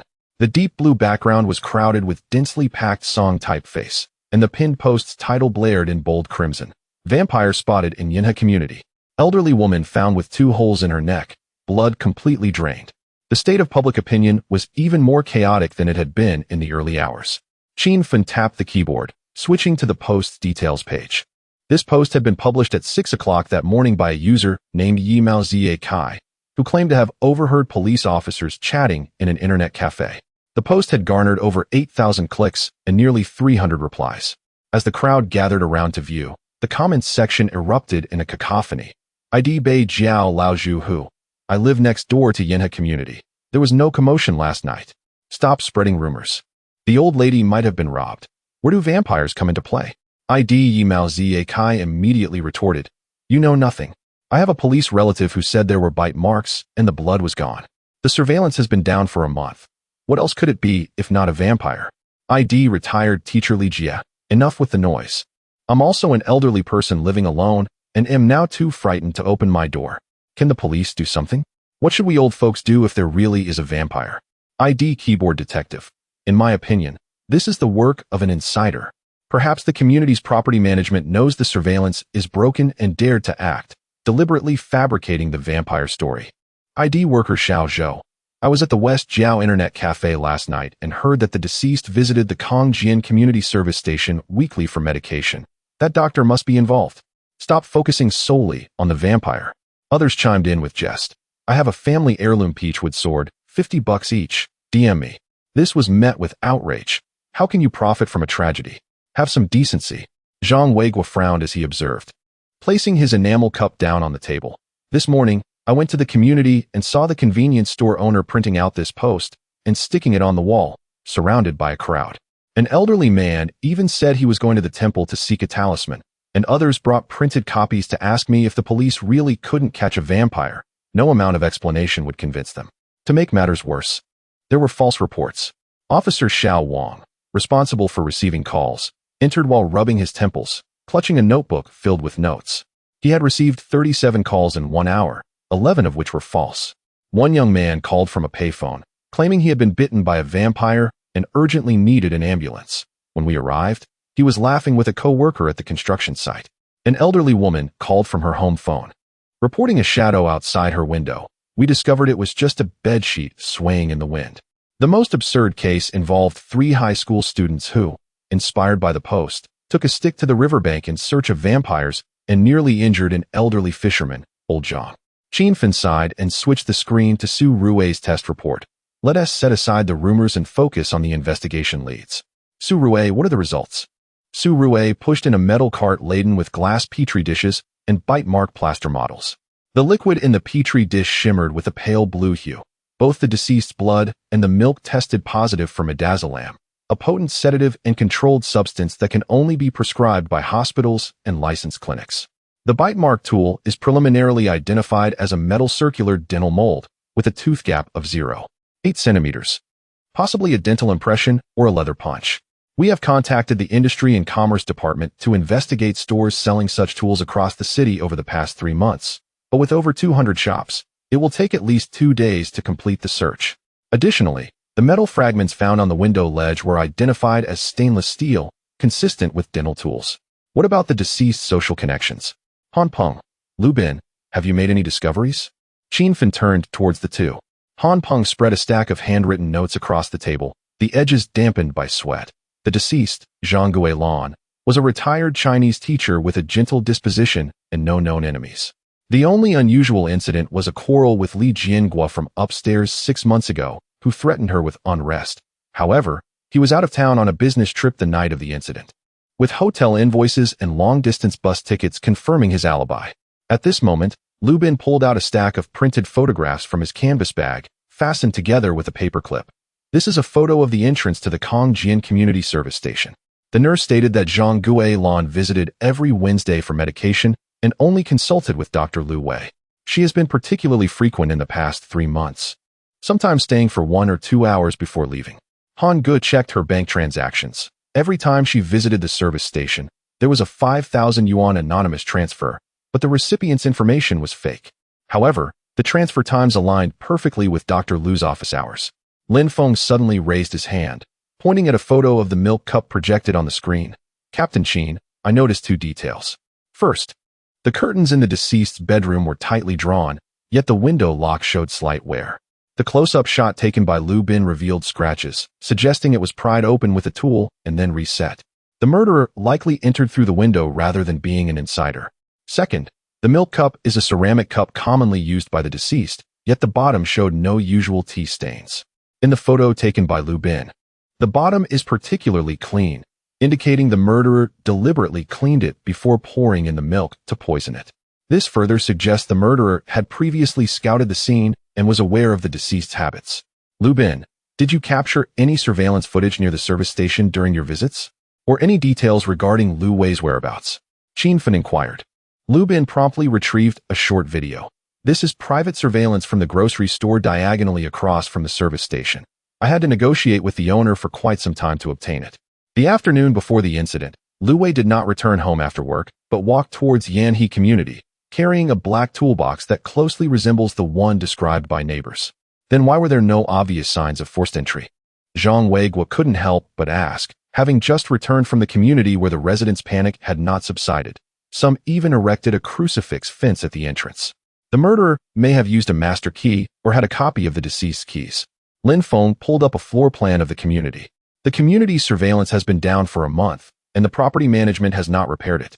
The murderer capitalized on this vulnerability to scout the location. The crucial task now is to trace the source of the midazolam.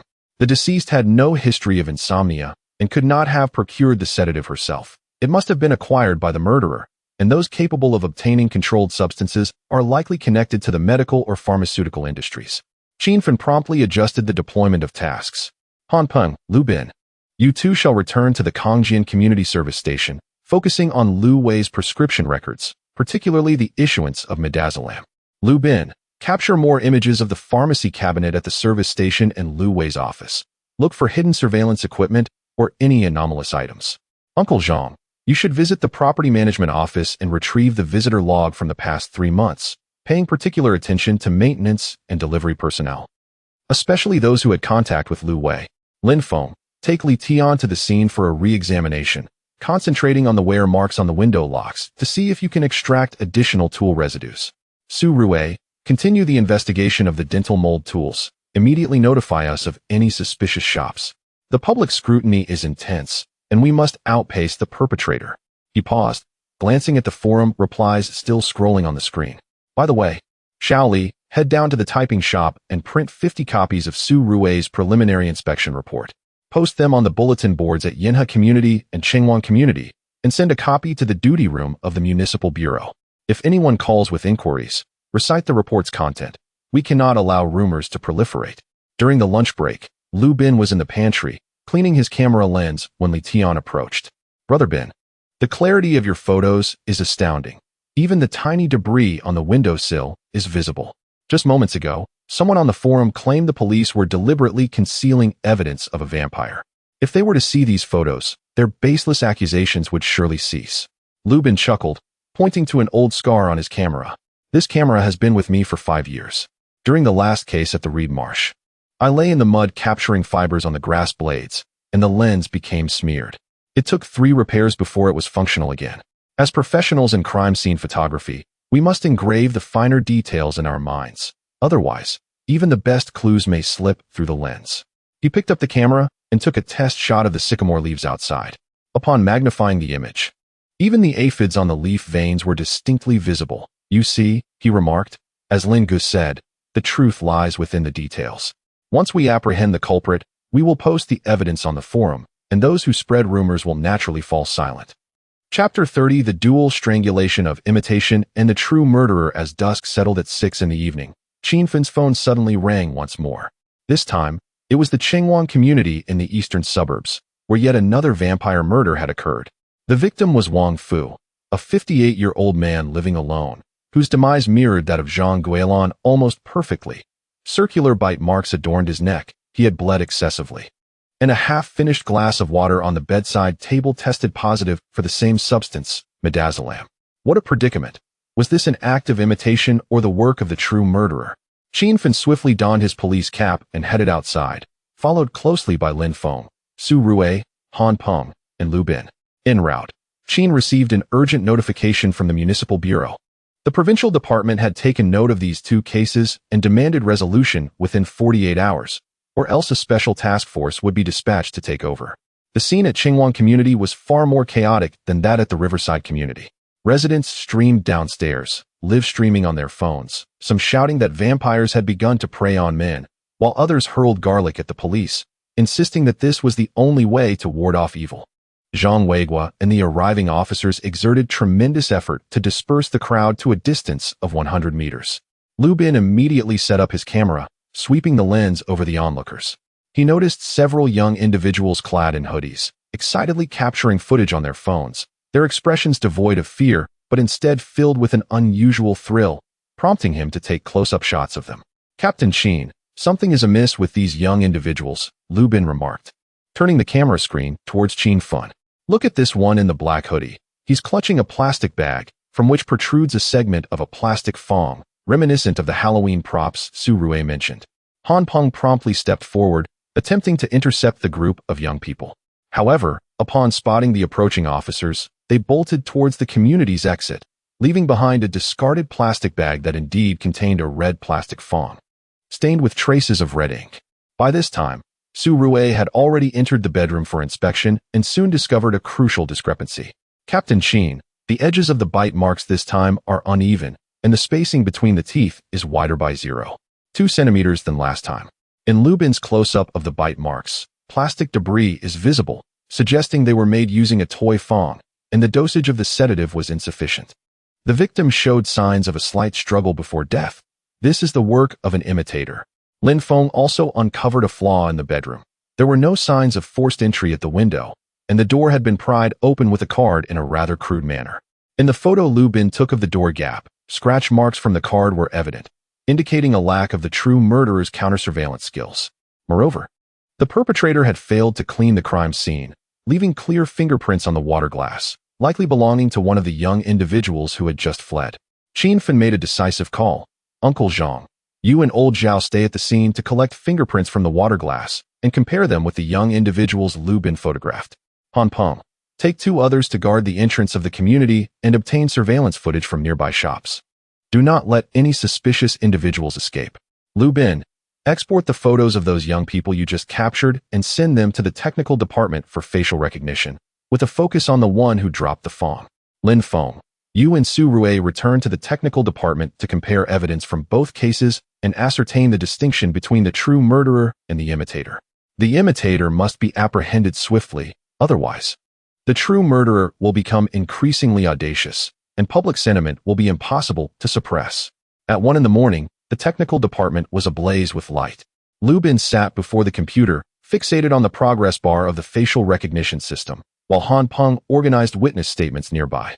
"It's done," Lu Bin suddenly exclaimed as the screen displayed the information of a 19-year-old high school student, Li Heiran, residing near the Chengguan community, who had recently purchased Halloween vampire fangs and sleeping pills online, disguised as sedatives. "I knew something was off with this kid. The fong in his bag matches the one in the purchase records perfectly." Han Peng immediately rose, declaring, "I will head to his home right now. This time we will definitely catch him." Lu Bin grabbed his camera, stating, "I will accompany you to capture some identification photos of the scene, in case he tries to dispute it. We will have sufficient evidence." Upon arriving at Li Hauren's residence, they found him hiding in his room, deleting his online purchase records. When he saw the police enter, Li Haoran panicked, tearfully confessing, "I just wanted to ride the wave of the vampire craze and film some videos to post online. I didn't expect to overdose on the sleeping pills. I didn't mean to kill anyone." Lu Bin raised his camera, capturing clear images of him identifying the Feng and the sleeping pills, which would later serve as crucial evidence in the case. Meanwhile, Lin Feng and Su Rui compared evidence from both cases in the technical department. The true murderer targeted solitary elderly individuals, and the community surveillance was damaged. Both utilized midazolam to poison, with precise dosages. Both meticulously cleaned the crime scenes, exhibiting exceptionally strong counter-surveillance skills.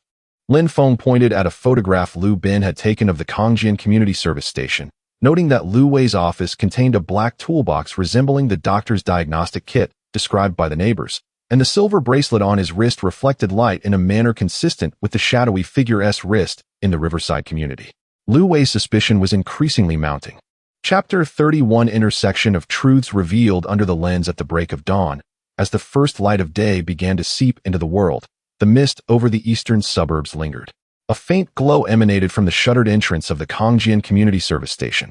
Han Peng and Lu Bin crouched beneath the eaves of a nearby grocery store, warm soy milk clasped in their hands, their eyes fixated on the entrance of the service station.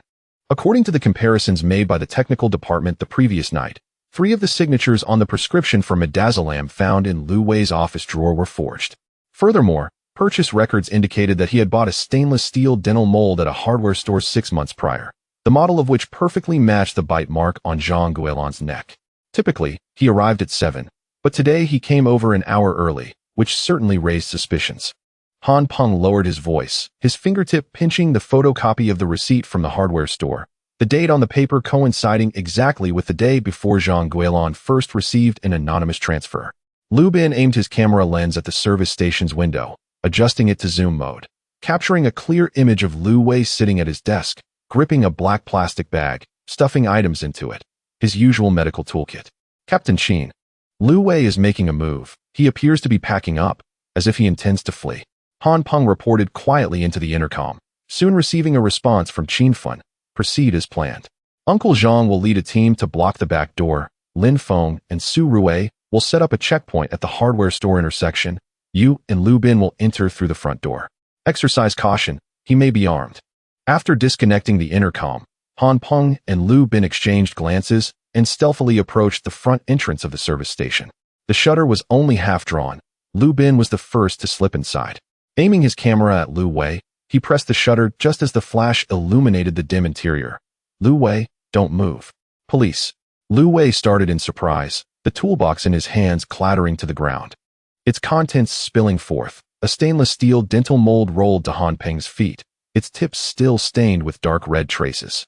Su Rui had previously mentioned that bloodstains lodged within the crevices of metal dental molds required a special reagent for thorough cleaning. "What are you here for?" Lu Wei's face drained of color, instinctively reaching into his pocket.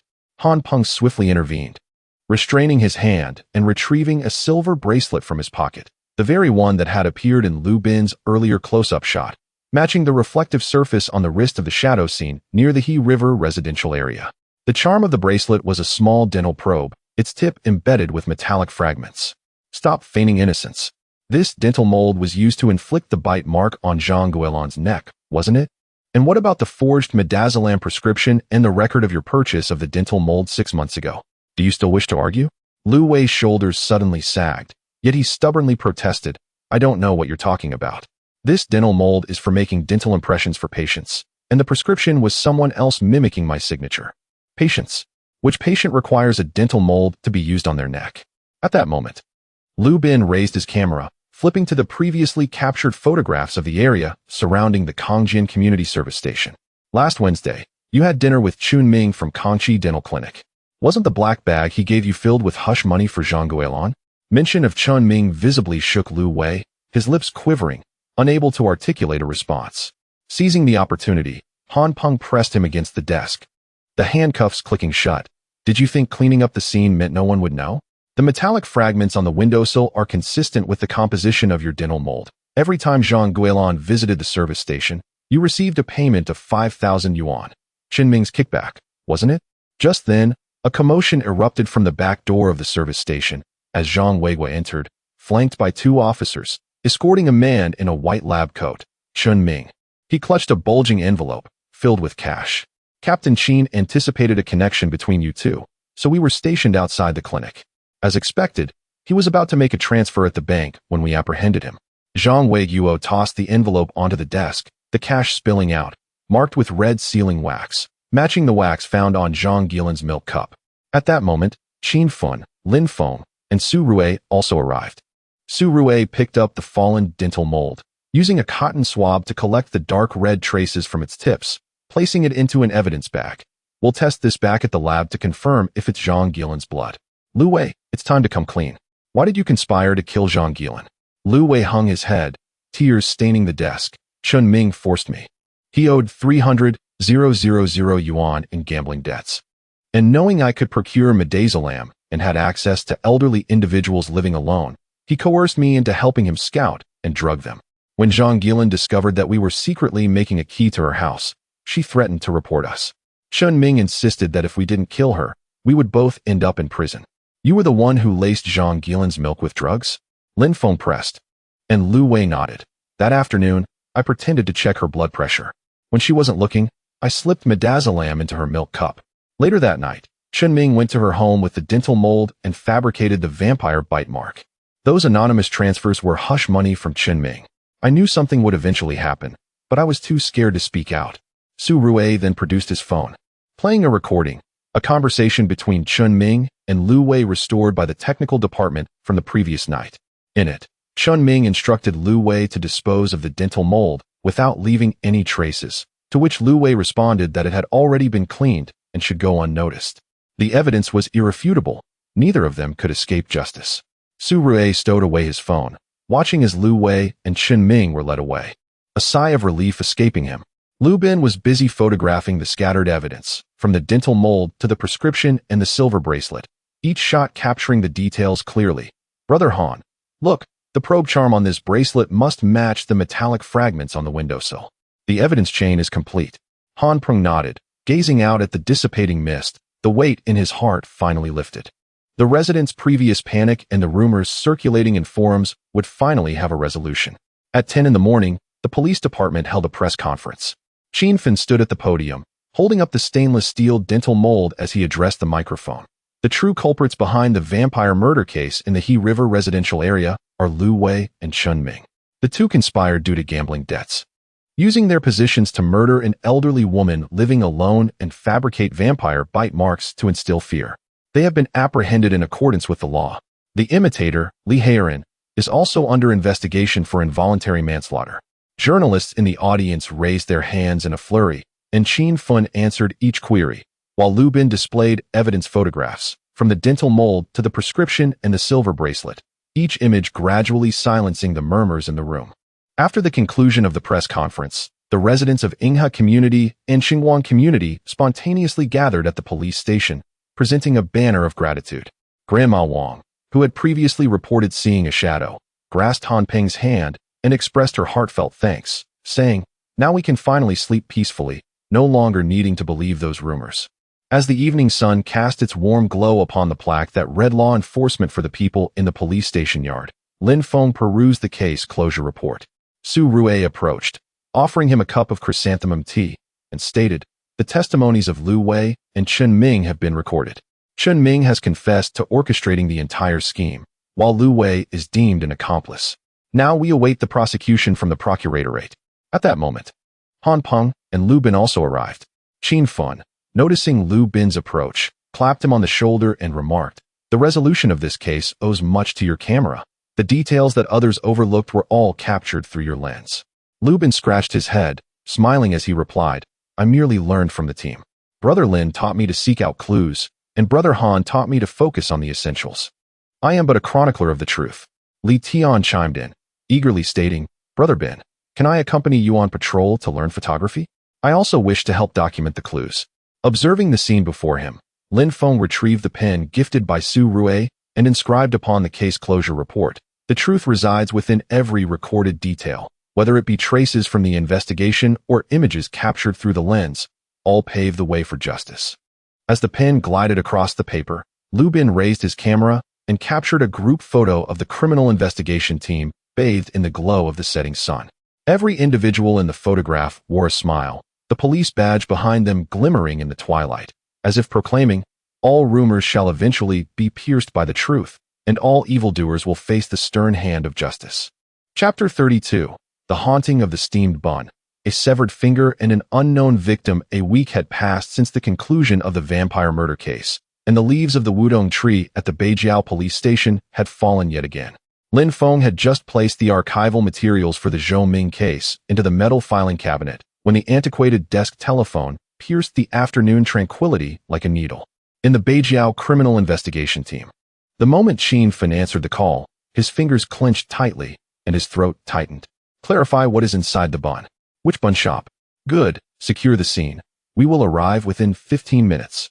His commanding voice echoed off the corridor walls, causing the window panes to tremble. Lin Feng quickly grabbed his coat from the back of his chair, and the steel pen gifted by Su Rui slid off the case files. He bent down to retrieve it and hastily stuffed it into his pocket, making his way to the technical department.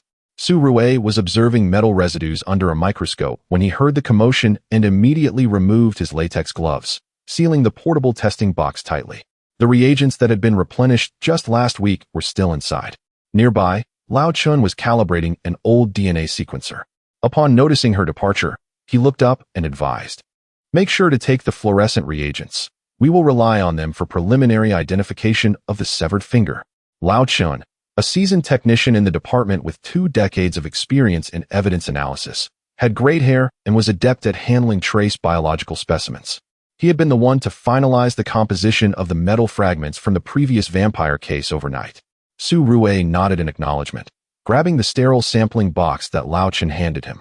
"Master Chun, once I return with the samples, DNA comparison will be in your capable hands."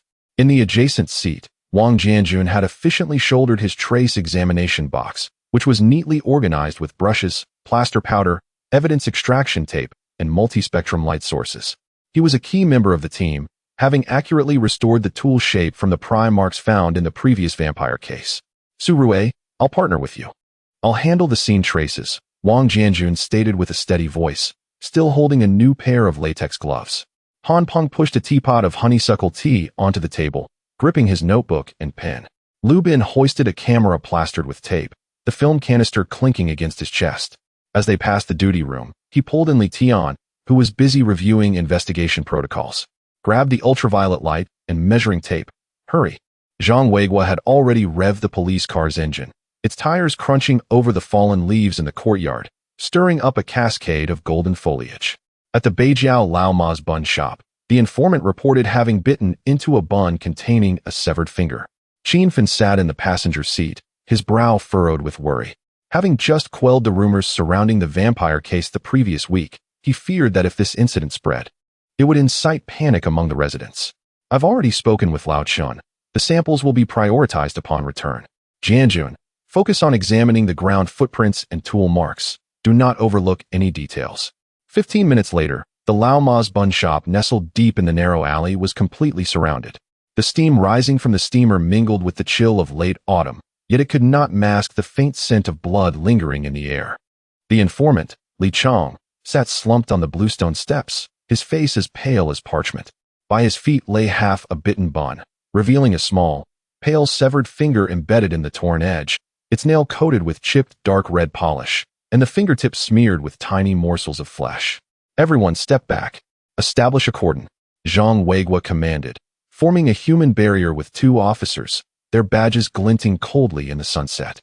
A woman in a floral coat shouted, clutching her recently purchased bun, "I ate 3 this morning. This meat. It can't possibly be human meat, right?" The crowd erupted in chaos. Some clasped their mouths in disgust. Others hurriedly pulled out their pagers to call home, while a young man attempted to snap photos with a camera, only to be restrained by Lu Bin. "This is a police investigation. Photography is prohibited." Lu Bin did not rush into the bun shop, but first captured a wide-angle shot from the alley entrance. The shop was situated at the convergence of 3 narrow alleys, bustling with pedestrian traffic, yet devoid of surveillance cameras. He then crouched beside the steps, using a macro lens to photograph the severed finger closely. It was approximately 3 centimeters long, belonging to the second segment of the right index finger. with a clean cut as if severed by a sharp knife, and pinkish connective tissue clinging to the edges, unmistakably not from pork. At that moment, Wang Jianjun had already entered the bun shop with his examination box. He spread a layer of fine plaster powder at the entrance and crouched down to closely inspect the ground. The surface was marred by chaotic footprints, trampled by customers, rendering them useless. Rising, he approached the cutting board, his gaze landing on the cleaver in Lao Ma's hand. Su Rui, do not touch the knife just yet. Let me examine the blade for traces. He took out a magnifying glass, scrutinizing the blade repeatedly. The blade exhibited tiny chips, and the cutting pattern appeared to align with that of the severed finger, but precise comparison would need to be conducted later. Su Rui, initiate preliminary testing. Jianjun, check the doorknob and the trash can. Lin Feng squatted beside Li Chong, striving to maintain a calm voice. Masterly, when you bought the buns, did Lao Ma mention where the meat was sourced? What did the delivery person look like? What were they wearing? Did they say anything else? Li Chong's lips quivered as he pointed to the cutting board inside the bun shop. He said it was delivered from the Beijiao slaughterhouse. The delivery truck arrived at 6 this morning. The delivery man was a tall guy with a dark complexion, a scar above his left eyebrow, wearing dark blue work clothes. He had a brief argument with Lao Ma, saying he won't deliver anymore because it's impossible to continue this work. I even suggested to talk it out peacefully, but he glared at me and left. Su Rui, wearing double-layered latex gloves, carefully placed the severed finger into a sterile testing tray. Using tweezers to separate the clinging bits of flesh, it was a female finger, tentatively estimated to be between 25 and 30 years old. The severed edge glimmered with a metallic sheen, likely severed by a sharp slaughtering knife or a similar tool. The time of death was no more than 24 hours, yet there were no fingerprints or signs of rings. Apart from the nail polish, there were virtually no identifying markers. She also dipped a bit of the bun's filling and placed it in the test paper box. The filling contained 2 different types of muscle tissue, one being pork and the other would require Master Chen to conduct a DNA comparison for confirmation. At that moment, Han Peng rushed into the bun shop, pressing Lao Ma, who was still crying, for the delivery slip. Wang Jianjun busied himself near the trash can in the corner, using tweezers to lift out a plastic bag marked specifically for the Beijiao slaughterhouse, carefully inspecting it against the light.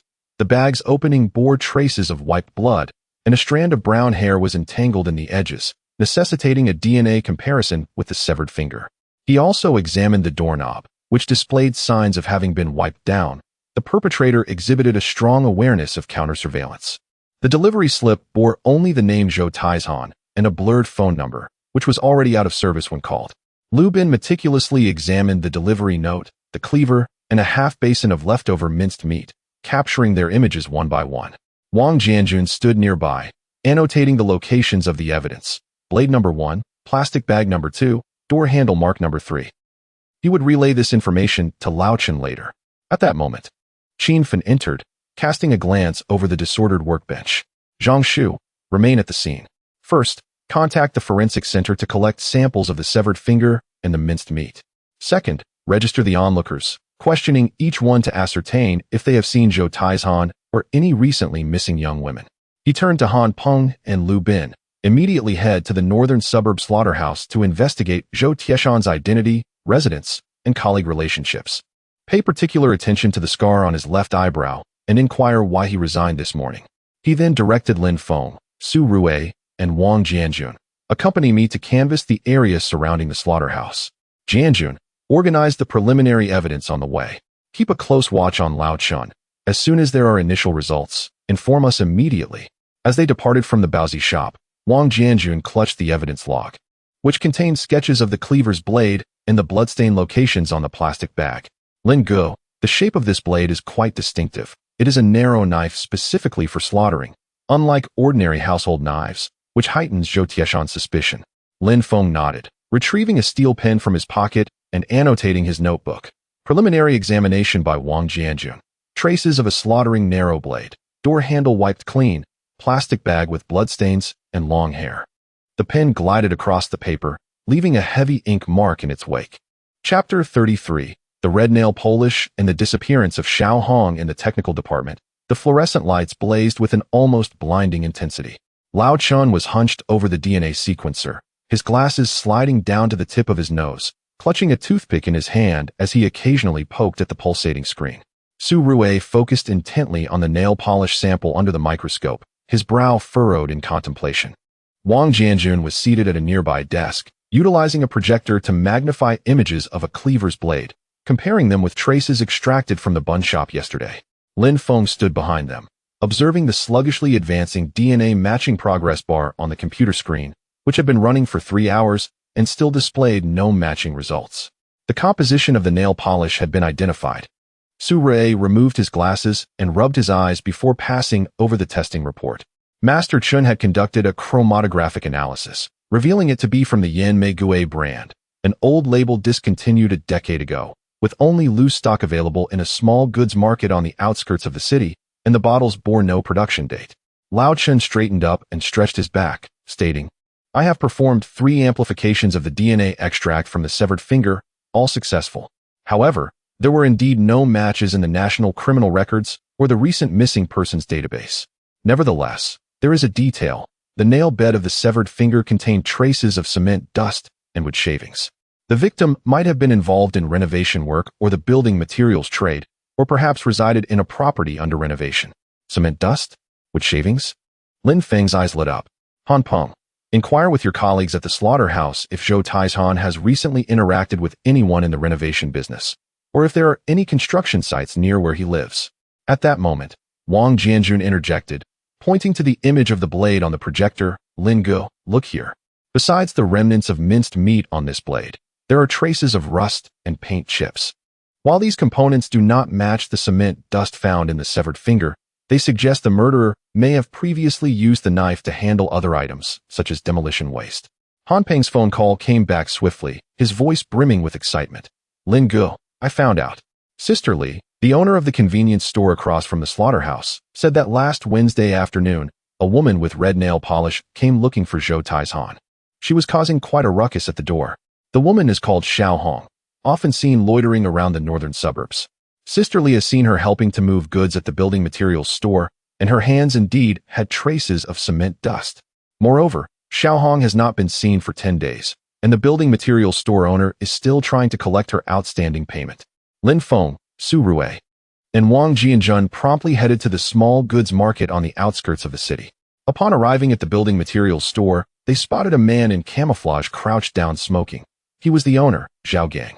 Xiao Hong's full name is Li Hong, 28 years old, from Hunan. Zhao Gang extinguished his cigarette and rummaged through a drawer to produce a promissory note. "She owes me 800 yuan for goods. 10 days ago. She said she was going to collect some debts and would pay me back after that, but she vanished without a trace. She usually wears that kind of red nail polish, and her right index finger has a burn scar, which she claimed was from boiling instant noodles when she was a child." Su Rui immediately presented a close-up photograph of the severed finger, with the gruesome details obscured. "Boss Zhao, does this nail polish look like hers? Is the position of the scar accurate?" Meanwhile, Wang Jianjun wandered around the store and noticed a pile of cement bags in the corner. He reached out to touch them. The brand of this cement matches the composition found in the severed finger, indicating she likely had regular contact with it. Zhao Gang scrutinized the photograph for a long moment before nodding. "It's identical. That is indeed the color. The position of the scar is also correct. She always covered it with a band-aid, saying it looked unsightly. By the way, when she left 10 days ago, she mentioned needing to collect a debt from a gambler named Chun Ming, who owed her 5,000 yuan. She also mentioned that Chun Ming had acquaintances at the slaughterhouse and that if all else failed, she could seek help from them." Chun Ming? Lin Feng felt a jolt in his heart. This name had surfaced in the vampire case. He was the gambler who had instigated Lu Wei to commit the crime and had just been sentenced last week. Did she ever mention who Chun Ming's acquaintance was? What did he look like? Zhao Gang shook his head. She didn't say, but she did mention that the acquaintance was a butcher with a scar above his left eyebrow. "Isn't that Zhou Taizhan, the person you are looking for?" The clues suddenly began to connect. Lin Feng immediately called Qin Fun. "Captain Qin, we have essentially confirmed the victim's identity as Li Hong, 28 years old, a delivery worker for a building materials store, entangled in a debt dispute with the gambler Chun Ming. Chun Ming's acquaintance is Zhou Tishan. The scar above Zhou Tishan's left eyebrow matches the description provided by Li Chang, and Brother Wang also discovered paint chips on the slaughtering knife, which could be related to renovations." Qin Fen promptly issued orders over the phone. "Han Peng, Lu Bin, you are to go to the prison and interrogate Chun Ming. asking about his relationship with Li Hong and Zhou Taizhan, especially if Li Hong had him intervene when she sought to collect her debt. Lin Feng, Su Rui, and Wang Jianjun proceed to Li Hong's rental apartment for an investigation. Jianjun focused on evidence extraction, particularly looking for items related to renovations and signs of a struggle. Su Rui examined biological samples, while Lin Feng organizes the scene layout. Lao Chun investigate the supply channels for Yin Meiguei nail polish to see if we can find any purchasing records to corroborate her identity. Li Hong's rental apartment was located in the northern suburbs, in a narrow alley with red brick walls, where low-rise houses were crammed together. At the entrance, several bags of unopened cement were stacked, clearly indicating recent renovations. Wang Jianjun was the first to enter, carrying the investigation kit, using a multi-band light source to scan the floor. There were drag marks, suggesting the victim had been pulled to the bedside. He crouched down and gently brushed the doorframe with a bristle brush, revealing metal scratches likely caused by a single-edged blade, with a width matching Zhou Tieshan's slaughtering knife. Su Rui employed a UV light to survey the area, discovering several faint bloodstains on the doorframe. There was a reaction indicating latent blood, likely left by the victim during her struggle. The room was in disarray. The wardrobe door stood ajar, and several coats were missing. The drawer of the bedside table was open, and although the wallet was absent, the identification card and bank cards remained, indicating that the murderer was not motivated by monetary gain. At that moment, Lubin snapped a photograph of the bedside table, where a cheap plastic lighter was found, inscribed with the words "Souvenir from the Northern Suburb Slaughterhouse." This lighter had been a welfare gift from the slaughterhouse last year, and Zhou Taizhan certainly owned a matching one. Wang Jianjun then discovered a vague shoe print beneath the bed, size 42, with a unique non-slip pattern typical of the slaughterhouse, consistent with Zhou Tieshan's work boots. He used plaster powder to secure the print, which could serve as crucial evidence. Just then, Han Peng's phone call came in, but his voice was subdued. Captain Qin. Ming claims he knows Li Hong, but does not recognize Zhou Taizhan. He also mentioned that when Li Hong came to him for debt collection last Wednesday, she said a butcher was trying to pursue her, but she had scolded him away. He is unwilling to divulge anything else, remaining quite obstinate. The lead had once again come to a standstill. Lin Feng gazed out at the chaotic alley. The IOU from Li Hong crumpled tightly in his grasp. At that moment, a call came through from old Chun, his tone brimming with excitement. "Shaolin, I have traced the source of the nail polish. Last year, Li Dahai's stall in the suburban market received a shipment of bulk Yin Meiguei nail polish. He mentioned that among the buyers was someone named Li Hong, who happens to be his sister." Lin Feng, along with Su Rui and Wang Jianjun, immediately made their way to Li Dahai's stall. There, they found Li Dahai lost in thought, surrounded by an array of inexpensive cosmetics, including several bottles of Yin Meiguei nail polish. "My sister is Li Hong," Li Dahai said, his eyes reddening. He pulled out a photograph from his pocket. "After the factory closed 3 years ago, she helped Zhao Gang with deliveries. 10 days ago, she called me, saying she had a quarrel and might need to hide for a few days. At the time, I didn't think much of it, but now that I reflect." In the photograph, Li Hong wore a red coat, her right index finger adorned with dark red nail polish, and indeed, the first joint bore a scar. Su Rui produced a photograph of a severed finger for comparison, nodding affirmatively. "It's her, without a doubt." Meanwhile, Wang Jianjun discovered an empty bottle of Yin Meiguei nail polish in the corner of the stall, which he collected as evidence. "Let us have Master Chen analyze the composition to confirm if it belongs to the same batch." As they departed from the stall, Lin Feng retrieved a pen from his pocket and jotted down on his notebook. "Li Hong, Chen Ming, Zhou Taizhan, butcher's unrequited love, building materials store, cement gray. Wang Jianjun, butcher knife marks. Size 42 shoe prints." The pen hesitated momentarily before adding 2 more words. "Prejudice?" He recalled the scar on Zhou Tishan's left eyebrow and the harsh words Li Hong had hurled at him. Perhaps, the entity that extinguished Li Hong's life was not solely the butcher's knife, but also the hidden discrimination that lurked within the fabric of daily existence. Chapter 34. The Butcher's Secret. Old photographs and 30 years of insults. The iron gate of the slaughterhouse in the northern suburbs was rusted and creaked painfully as Han Peng and Lu Bin pushed it open. The morning fog had not yet dissipated, and the air was thick with the pungent scent of blood. A few live pigs grunted in their pens, while the slaughtering platform in the distance still bore the remnants of uncleaned pig blood. Lin Feng, Su Rui, and Wang Jianjun arrived shortly thereafter. Upon entering, Wang Jianjun immediately noticed the ground beside the slaughtering platform. Fresh drag marks suggested that heavy objects had recently been moved. Zhou Taizhan, born in 1963, had been abandoned at the entrance of the slaughterhouse as a child and was raised by the former director. The current director, Wang Zhengwo, handed Han Peng a yellowed employee file, his finger tracing Zhou Tieshan's page. This child has endured much suffering. In his youth, he was often ridiculed by the children of other workers as a wild seed. The former director protected him and taught him the craft of butchery. The scar on his left eyebrow was a result of a fight when he was 10, after being insulted, which rendered him even more taciturn. Han Peng opened the file, which contained a handwritten note from the former director. Taizhan has a fiery temperament and requires guidance. Avoid using terms like wild seed. Next to it was a photograph from Zhou Tieshan's employment, depicting a 20-year-old young man with a prominent scar on his left eyebrow, his eyes reflecting a timid vigilance. Who did he associate with? Has he ever mentioned a woman named Li Hong? Lu Bin raised his camera to capture the file, and the lens scanned the attendance sheet, revealing a noticeable decline in Zhou Tieshan's check-ins since last Wednesday. Wang Zhengwo sighed. He has no friends. Aside from the former director, he ignores everyone. However, I did see him speaking with a woman with red nail polish last Tuesday at the slaughterhouse entrance. Her demeanor was unpleasant.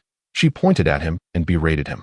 Zhou Taizhan turned pale, clenched his fists, and returned to his dormitory without retaliating. The next day, he submitted his resignation, stating he no longer wished to work here and wanted to relocate.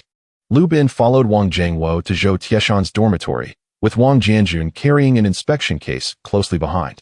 The dormitory was situated in the far corner of the slaughterhouse, a small room of about 10 square meters, the door unlocked. As they pushed the door open, a musty odor mingled with a faint trace of blood assaulted their senses.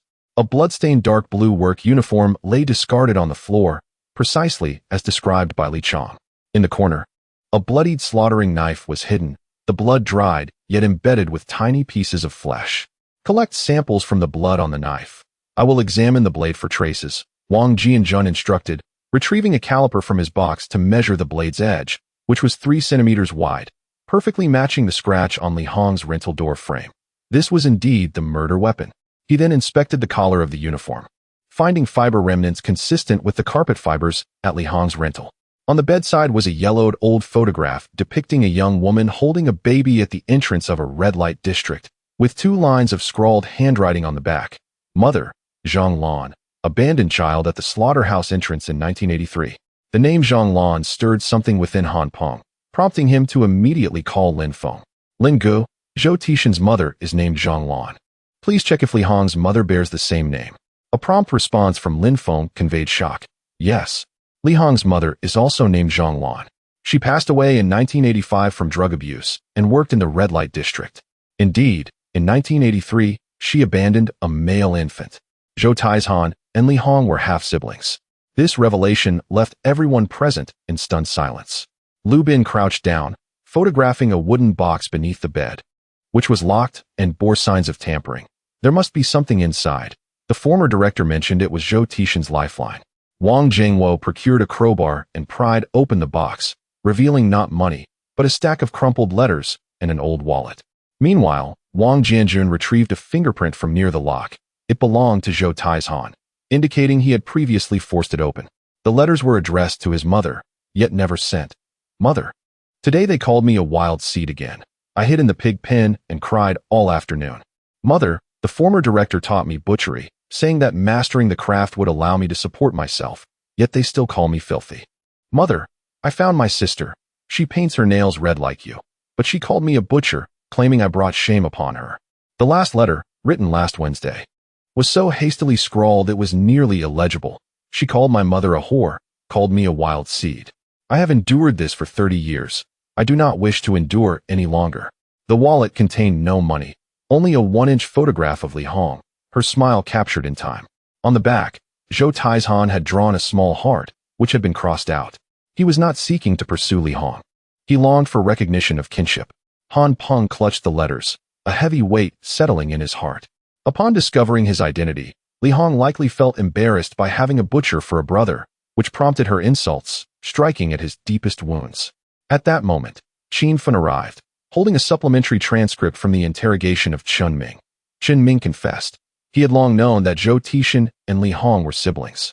He deliberately incited Zhou Taizhan by suggesting that Li Hong looked down upon him, that she found him shameful. He intended for Zhou Tixin to teach her a lesson, but unexpectedly, Zhou Tixin killed her instead. After resigning last Wednesday, he hid in the abandoned cold storage of the slaughterhouse and only left last night. Abandoned cold storage. Han Peng immediately became alert. That place was remote and seldom visited. He must still be nearby. Lin Feng promptly deployed a search. Uncle Zhang led a team to investigate the area around the cold storage, while Han Peng and Lu Bin checked nearby bridge tunnels and construction sites. Lin Feng, Su Rui, and Wang Jianjun would stake out at Li Jia's convenience store, as he would undoubtedly need food and water, thus revealing himself. As evening fell at the convenience store, Lin Feng and Su Rui occupied a table by the window, while Wang Jianjun feigned buying cigarettes at the entrance, his gaze scanning the passing pedestrians. Li Jia brought 3 bowls of hot noodle soup.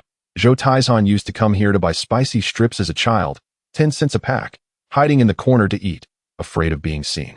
He came last Wednesday to buy a bottle of white wine, drunk and despondent, saying his sister no longer recognized him and that life was meaningless. Just then, Li Jia pointed out the window. "Hey, isn't that him?" Lin Feng looked up to see a tall man with his head bowed, approaching the convenience store, still wearing the blood-stained dark blue uniform. The scar on his left eyebrow was unmistakable. It was Zhou Tixin, clutching a plastic bag filled with bread and bottled water. His hair was unkempt, and his face was covered in stubble. "Do not alert him," Lin Feng whispered urgently, sending a message to Han Peng. "Zhou Taizhan has appeared at the northern suburbs convenience store." Zhou Taizhan entered the small convenience store and picked up 2 packets of biscuits. As he approached the checkout, he suddenly glanced up and spotted Lin Feng and Su Rui by the window. His expression instantly shifted to panic, and he discarded the biscuits, fleeing outside. "Chase him." Lin Feng immediately dashed out. Zhou Taizhan ran swiftly, darting into a narrow alley adjacent to the store. Just then, Han Peng and Lu Bin arrived, effectively blocking the other end of the alley. Realizing escape was futile, Zhou Taizhan abruptly drew a sharp slaughtering knife from his pocket, its blade glinting ominously under the street lamp. "Don't come any closer. You all look down on me, just like Li Hong. We do not look down on you." Lin Feng halted his pursuit, his voice steady. "We understand your desire for familial connection. We know they have scorned you for 30 years, but resorting to violence will not resolve your issues.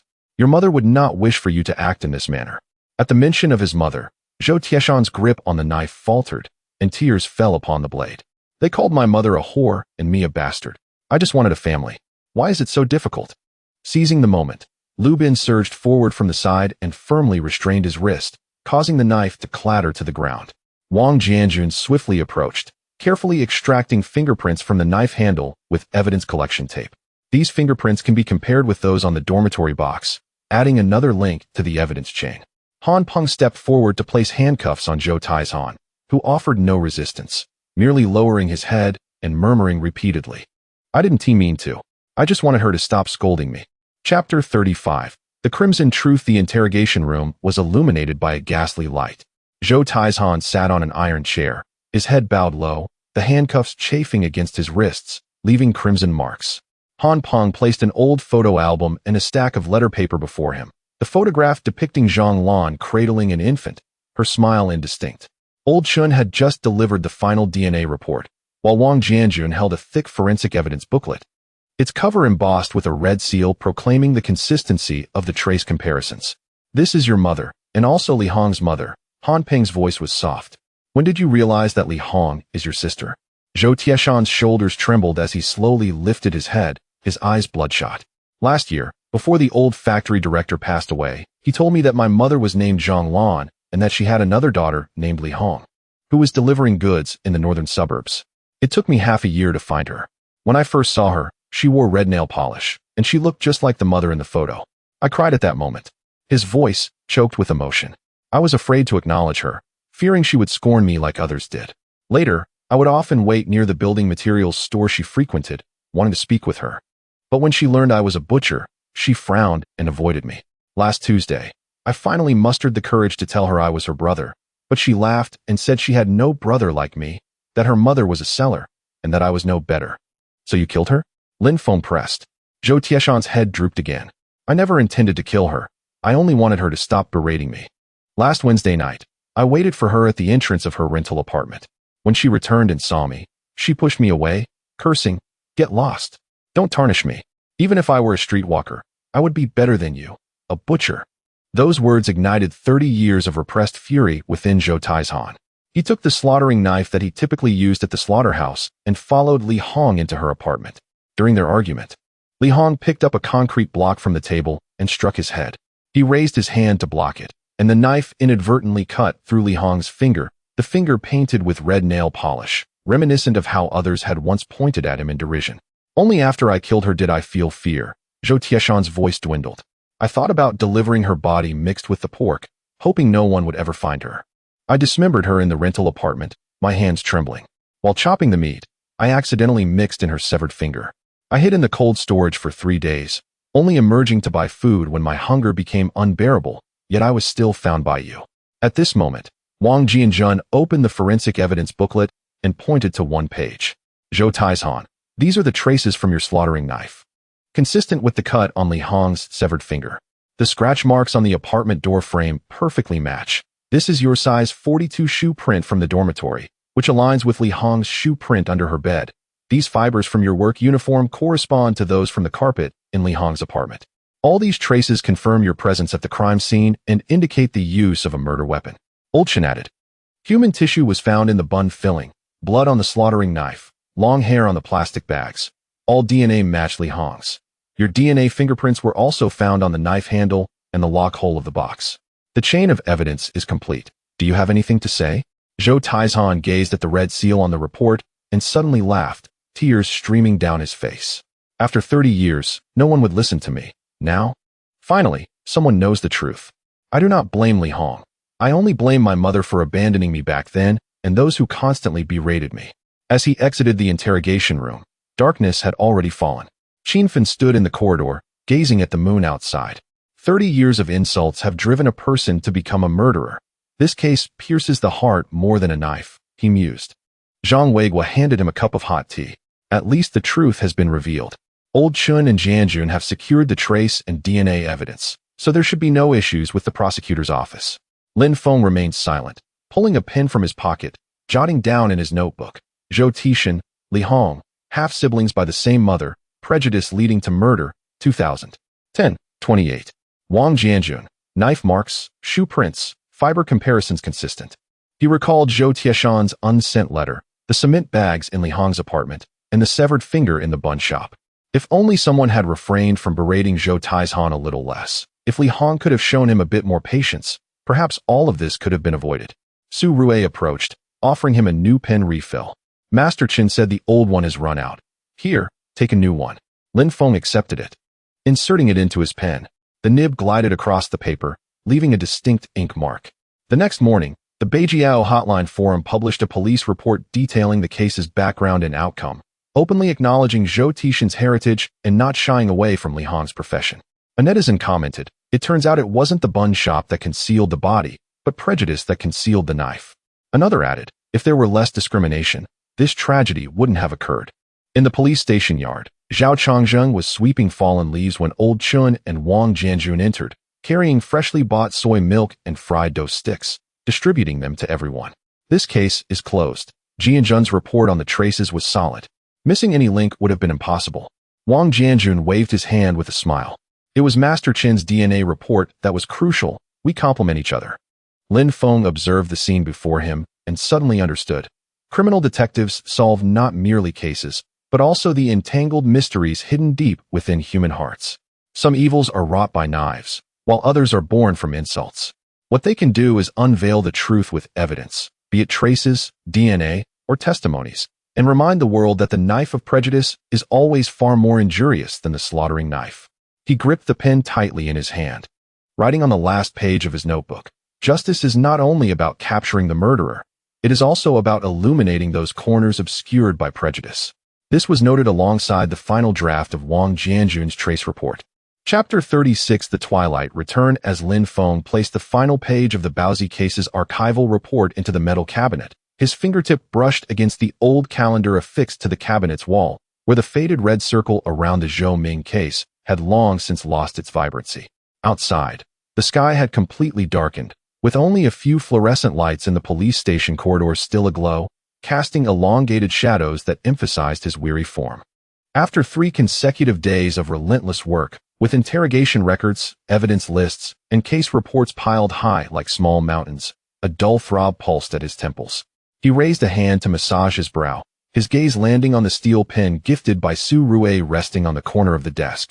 The cap had mysteriously fallen off, and the pen stood upright, its nib reflecting a faint glimmer of light.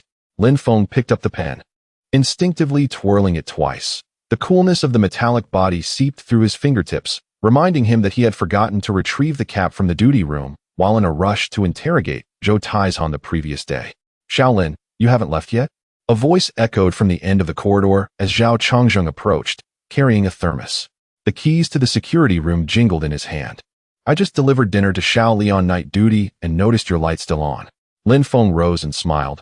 "I just finished organizing the case files. I'm about to leave. By the way, Uncle Zhao, I lost a pen cap yesterday." "It's right here," Zhao Changzheng interrupted, pulling out a polished black pen cap from his pocket. It was indeed the missing piece to Lin Feng's treasured pen, which he had picked up while cleaning the duty room, knowing it belonged to him. He handed it over, along with a cup of warm brown sugar water. "Your mother called this morning, concerned about your stomach from the last checkup. She asked me to prepare something warm for you. Drink it while it's hot." Lin Feng accepted the brown sugar water, the warmth of the cup radiating through his palms to dispel some of the chill. "Thank you, Uncle Zhao. I truly appreciate your kindness. Don't mention it. You young folks are so dedicated to your cases that you neglect your meals." Zhao Changzheng waved his hand dismissively. "You should head back. Your mother mentioned she made braised ribs, and they'll be cold if you delay." As Lin Feng exited the police station, the late autumn wind swept through the sycamore leaves, stinging his cheeks. He tightened his police uniform jacket, stowing the pen and cap in his inner pocket, his fingertips brushing against the hard shell of the stomach medicine his mother had slipped to him that morning, with a note reminding him to take it half an hour after meals. The bus stop at the street corner was illuminated by warm yellow lights, and the old number 10 bus rumbled towards him with a heavy engine sound. The paint was chipped, revealing dark red primer beneath, and the windows were coated with a thin layer of dust, obscuring the figures within. With a clatter, the doors swung open, releasing a gust of air infused with diesel, aged leather, and a faint whiff of coal smoke. Lin Feng stepped aboard, the coins chiming as they struck the metal box. The driver, a middle-aged man with a weathered face, glanced at Lin Feng's uniform and casually remarked, "Just off duty? You look exhausted." Lin Feng nodded, settling into a window seat on a 2-person bench. The leather was cracked, exposing yellowing cotton stuffing within. He instinctively shifted to the side, keen to keep his uniform pristine. Beside him, an elderly man with white hair dozed against the glass, cradling a blue cloth bundle that revealed a small baby sock, likely on his way to visit grandchildren. In the front row, a lady knitted a sweater, the silver-gray yarn dancing between her fingers, occasionally glancing at the route sign above while humming an old tune. Diagonally behind him, 2 young men in work gear whispered about their construction tasks, one clutching a half-eaten steamed bun, crumbs cascading onto his trousers unnoticed. Leaning back against the seat, Lin Feng closed his eyes to gather his thoughts. A faint emptiness stirred in his stomach, prompting him to retrieve the braised meat bun given to him by Uncle Yang. The oiled paper wrapper had warmed to a comforting heat, and a gentle squeeze revealed the soft dough and hearty filling within. He did not unwrap it, but brought it to his nose, inhaling the rich aroma of the sauce mingled with the freshness of scallions, allowing the tension in his nerves to ease. As the bus rolled past the intersection of the old town, it jolted slightly, and Lin Feng's phone vibrated in his pocket. He pulled it out to see 3 text messages from his mother, sent 10 minutes apart. "The ribs are stewing. I used your favorite spare ribs, and they'll be ready in an hour. Aunt Zhang borrowed some soy sauce and mentioned she saw you get on the bus. How much longer until you arrive? No rush, take your time. I've kept the soup warm in the thermos for when you get back." His fingers tapped a reply, 20 minutes, and after sending it, he lingered on his phone, scrolling to an album of family photos taken last week. In the picture, his mother stood beside him, her smile crinkling the corners of her eyes, while his father rested a hand on his shoulder, the backdrop featuring the old locust tree in their yard. As his gaze wandered to the corner of the screen, he abruptly spotted a thumbnail image of the Bowsy case scene, his finger hesitating before he swiftly swiped it away. Outside the bus window, the scenery gradually blurred into twilight. Streetlights flickered to life, casting warm orange glows through the glass and dappling the passengers' faces with shifting shadows. Passing the suburban market, Lin Feng noticed that Li Dahai's cosmetics stall had been packed away, leaving only a folding chair leaning against the wall. Further ahead, the building materials store where Li Hong once worked had its shutter tightly drawn, bags of cement piled at the entrance, dust settling upon them in the breeze. He recalled the undelivered letter to Zhou Tishan, the cement blocks in Li Hong's rental unit, a sensation of something lodged within him. It wasn't until the bus turned into a familiar alley, accompanied by the vendor's call of candied hawthorn, sweet as can be, that he came to his senses. Recalling the flavor his mother used to buy for him during his childhood. His phone vibrated once more, this time a message from Su Rue. Old Chen's DNA final draft has been archived. Brother Wang's trace report will be signed tomorrow. You should get some rest and stop overthinking the case. Lin Feng replied with a simple okay, tucking his phone back into his pocket, his fingers brushing against the pen. Recalling Uncle Zhao's words about how his mother always reminded him to treasure the pen gifted by his colleague. Next stop, Xingfu Alley. Please disembark here. The announcement crackled with electrical static, prompting Lin Feng to rise and grab his bag. As he passed the front row, the knitting lady looked up, smiling. Young man, that police uniform looks sharp. Just back from a case? Hurry home for dinner. Your mother must be waiting anxiously. Lin Feng paused momentarily, then nodded with a smile. Yes, thank you. As he stepped off the bus, the evening breeze remained cool, yet the warmth of the braised meat bun lingered in his hands, and his phone nestled comfortably in his pocket. The distant taillight of the bus faded into a small red dot in the twilight. Lin Feng stood at the mouth of the alley, gazing at the warm yellow glow emanating from his home's window. In that moment, he was struck by the realization that the bloodshed and coldness contained within those case files would eventually be soothed by the warmth of daily life. It was akin to the ribs simmered for an hour by his mother, the steaming meat buns prepared by Uncle Yang, and the reassuring messages in his texts that whispered of patience, all of which embody the quiet strength hidden within the fabric of existence. Chapter 37 Twilight returned to as Lin Feng stepped into Xingfu Xiang amidst the calls of candy hawkers. The streetlights in the alley had formed a warm yellow glow, illuminating the bluestone path. The evening breeze carried the delightful chime of the glass door from Lin Jia Supermarket, mingling with the tantalizing aroma of braised pork wafting from the window, a distinctive seasoning from his mother, infused with star anise and a hint of rock sugar, utterly irresistible. This supermarket was established during his sophomore year in college, as his parents contemplated ways to augment the family income, facilitating his education. From a modest half shop, it had expanded to its current size over the course of 4 fleeting years. Just 3 steps away from the apartment building, the window on the 3rd floor suddenly creaked open, and his mother poked her head out, the apron strings askew at her waist, exclaiming, "Finally, I see you. Lao Zhao just left the supermarket and mentioned you got off the bus. Why are you taking so long?" Her voice was tinged with urgency, yet enveloped in an unmistakable warmth. Without waiting for Lin Feng's reply, she retreated and called, "Lao Lin, our son is downstairs. Quickly gather the inventory list and prepare for dinner." Lin Feng laughed as he quickened his pace. The motion sensor lights in the hallway flickered to life with his footsteps, illuminating each floor as he ascended. Upon reaching the corner of the 3rd floor, he found the door to their home slightly ajar, with the sounds of his father organizing the inventory list and his mother stirring in the kitchen filtering through the gap. The moment he pushed the door open, a wave of steaming aromas enveloped him, the rich scent of braised ribs, the sweet fragrance of corn rib soup, and the crispness of stir-fried vegetables, mingled with the faint scent of laundry detergent lingering on his father's hands from just having cleaned the shelves. It effectively warded off the chill of late autumn. Back home, his father sat at the round table in the living room, a ballpoint pen in hand, and a week's inventory list spread before him. Noticing Lin Feng's entrance, he casually inserted the pen into the clip of the list. After 4 years of running the supermarket, his father had developed an uncanny memory for prices, his finger joints calloused from years of lifting beverage boxes and stocking shelves, now pointing at the cigarette section on the list with a smile. Lao Zhao just bought a pack of Hongta Shan, saying it helps him stay awake during night shifts. When we opened the supermarket during your sophomore year, he was one of our first regulars, always coming on Wednesdays and Fridays, just in time before we closed. We've become quite familiar with each other. Has Uncle Zhao been coming that long? Lin Feng set down his bag, noticing 2 boxes of newly arrived mineral water stacked at the corner of the table, remnants from the afternoon's restocking. He suddenly recalled how during the winter and summer breaks in college, he would help his father with the inventory and often encountered Lao Zhao buying cigarettes, greeting him with a smile and calling him Uncle Zhao. Indeed, he couldn't leave for night shifts. In the past, he often asked me to bring him a pack of cigarettes, and when he came late, your mother would save him a warm bun. His father patted Lin Feng's shoulder, his fingers brushing against the dust on his police uniform, frowning slightly. You've been out in the field again? Your clothes are dirty. Do you remember during your junior year winter break, when you helped with inventory until midnight and ran into Lao Zhao changing shifts? He even praised you for your hard work, saying you would make a great criminal investigator. This recollection brought a smile to Lin Feng's face.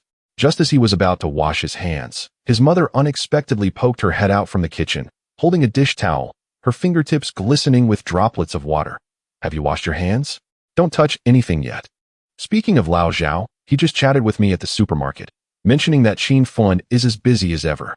Lao Lin, help your son take his bag to his room, and while you're at it, put away the key to the roll-up door of the supermarket. His father complied, picking up Lin Feng's briefcase and heading towards the bedroom. As he passed the dining table, he deliberately glanced at the small dish containing 2 stomach pills, which Lin Feng had chosen from the supermarket shelf yesterday. Lao Zhao mentioned that Lin Feng's spouse came to the police station to deliver something recently and stopped by our supermarket to buy milk. They talked about Lin Feng's stomach issues. Back when you were in college, Lin Feng often came to buy instant noodles, always complaining about his stomach discomfort. The irregular eating habits of a criminal investigator have plagued him for years. Not serious, but it keeps recurring. These pills are the brand that Lin Feng's spouse frequently buys. I made sure to stock up on a few boxes. When Lin Feng returned from washing his hands, the dining table was set meticulously. His father occupied the main seat, skillfully using chopsticks to select a piece of rib from the plate, placing a tender piece with soft bone in Lin Feng's bowl. This one is tender and easy to digest. Lao Zhao said Lin Feng has been a criminal investigator for nearly 20 years, and his stomach issues have accompanied him for over a decade. During the second year of our supermarket, I saw his spouse waiting at the police station door, tightly holding a thermos, just like today. His mother brought over a clay pot, the lid gently bobbing from the steam. She lifted the lid, revealing a milky white soup steaming invitingly. Drink some soup to warm your stomach. Your father urged me to simmer it at noon, saying you forget to eat when you're busy with cases, just like Lin Feng. Recently, Lin Feng's spouse came to buy milk and chatted with me for a bit, mentioning that she prepares a thermos of food for Lin Feng every morning. When you were in college, didn't I also prepare a thermos for you to take to school? Even as a police officer, one still craves a warm meal. Lin Feng took a spoonful of the warm soup, feeling it glide soothingly into his stomach, easing the discomfort he had felt earlier. The memories of his mother's thermoses during college, the rib soup before him, and the thermos in Lin Feng's spouse's hands suddenly intertwined, causing a slight sting in his nose. His father poured himself a small glass of white liquor, taking a sip before looking at him. Has the Baozi case concluded? Lao Zhao mentioned that on the day you apprehended the suspect, Lin Feng was at the police station eating instant noodles, and his stomach was bothering him again. After hearing this, his spouse simmered soup to send over, coincidentally running into Lao Zhao changing shifts, who also delivered a box of stomach pills. It's resolved. The evidence chain is complete. Lin Feng picked up a piece of green vegetable. Recalling the bottles of stomach medicine always found in Lin Feng's office drawer, realizing they were not just temporary supplies, but a chronic issue he had carried for years. Lin Feng truly cares for his spouse. His mother sipped her congee, her tone laden with sentiment. Lao Zhao said that no matter how busy Lin Feng is, he always makes a phone call home, even if it's just to say he'll be late. When your father stayed late at the supermarket during your college years, didn't he always call me? Men carry their families in their hearts. No matter how weary they are, it brings them peace. His father set down his glass and ladled some soup into Lin Feng's bowl. In these 4 years running the supermarket, I've witnessed the lives of our neighbors. And I've come to understand that those of you in law enforcement have it toughest at home. Lin Feng's spouse is a middle school teacher. She has to teach and take care of the children, while Lin Feng sometimes doesn't come home for 3 days when he is busy. Yet she has never complained. The last time she came to buy something, she said, he has taken care of the case. And I'm taking care of the home, which sounded just like your mother used to say. Your father is managing the supermarket, and I'm taking care of you. Suddenly, the father recalled something and rose from the corner of the living room, retrieving a paper bag. Ah, yes, the supermarket received a new batch of compressed biscuits yesterday, individually packaged. You can keep them in your briefcase for those times when you are too busy to eat while working on a case. And this thermos cup was a gift from the supermarket's anniversary celebration, quite similar to the one your friend Chin Fun's partner purchased last time. Isn't this the same brand as the thermos you used in college? It retains heat remarkably well. Your mother can pour you some warm soup every day. Lin Feng gazed at the biscuits and thermos within the bag, and a memory surged forth of the day the Bowsy case was concluded, when Chin Fun held the lunchbox gifted by his partner, his lips betraying an uncontainable tenderness. The tension and coldness encapsulated in those case files starkly contrasted with the warmth of the dining table, the gentle chatter of his parents, the affection shared between Chin Fun and his loved one, and the years concealed within this small supermarket that had been in operation for 4 years. He set down his spoon and retrieved his phone, capturing a photograph of the abundant dishes before him. Under the warm yellow light, the ribs glistened while steam wafted from the soup. His father's inventory list leaned against the chair's backrest, its cover inscribed with Lin's Supermarket, week 48 of the year 2000, accompanied by a box of stomach medicine. What are you taking a picture of that for? His mother playfully chided. It's not like it's a feast of rare delicacies. Just to keep a memento, Lin Feng replied, setting the photograph as his wallpaper. When he looked up, his gaze met that of his parents. His mother's eyes sparkled with joy, a cloth still clutched in her hand after drying the dishes. His father, holding the inventory list, looked at him with an expression soft as melted sugar. In that moment, he understood that this supermarket had become the anchor of their family since its establishment during his university days. Whether it was the lunchboxes his mother prepared back then or the biscuits his father now procured, whether it was the warm soup simmered by Chin Fun's partner or the tablets beside his bowl, all were tokens of care nestled within the essence of daily life. The police guard the myriad homes illuminated at night, while families await their return. This small supermarket, operational for 4 years, and the ever-warm meals on the table represented the most steadfast source of strength propelling him forward through the darkness. Chapter 38. Understanding hidden among fireworks at 7:30 in the morning, Lin Feng stepped into the precinct's courtyard, bathed in the morning light. The thermal container in his backpack still radiated warmth. It contained the ribs his mother had stewed early that morning, specifically instructing him to heat them at work for lunch, and not to settle for anything less, unlike Captain Chin. The door of the guardhouse was ajar, and he heard a few faint coughs within. Pushing the door open, he saw Zhao Changzheng covering his mouth as he coughed, with steam still rising from the enamel cup on the table. "Uncle Zhao, have you caught a cold?" he asked as he quickly approached, touching the cup's surface, confirming the water was still hot. "Make sure to drink plenty." Zhao Changzheng waved his hand, accepting the tissue Lin Feng offered. "It's an old ailment. I always cough when autumn deepens.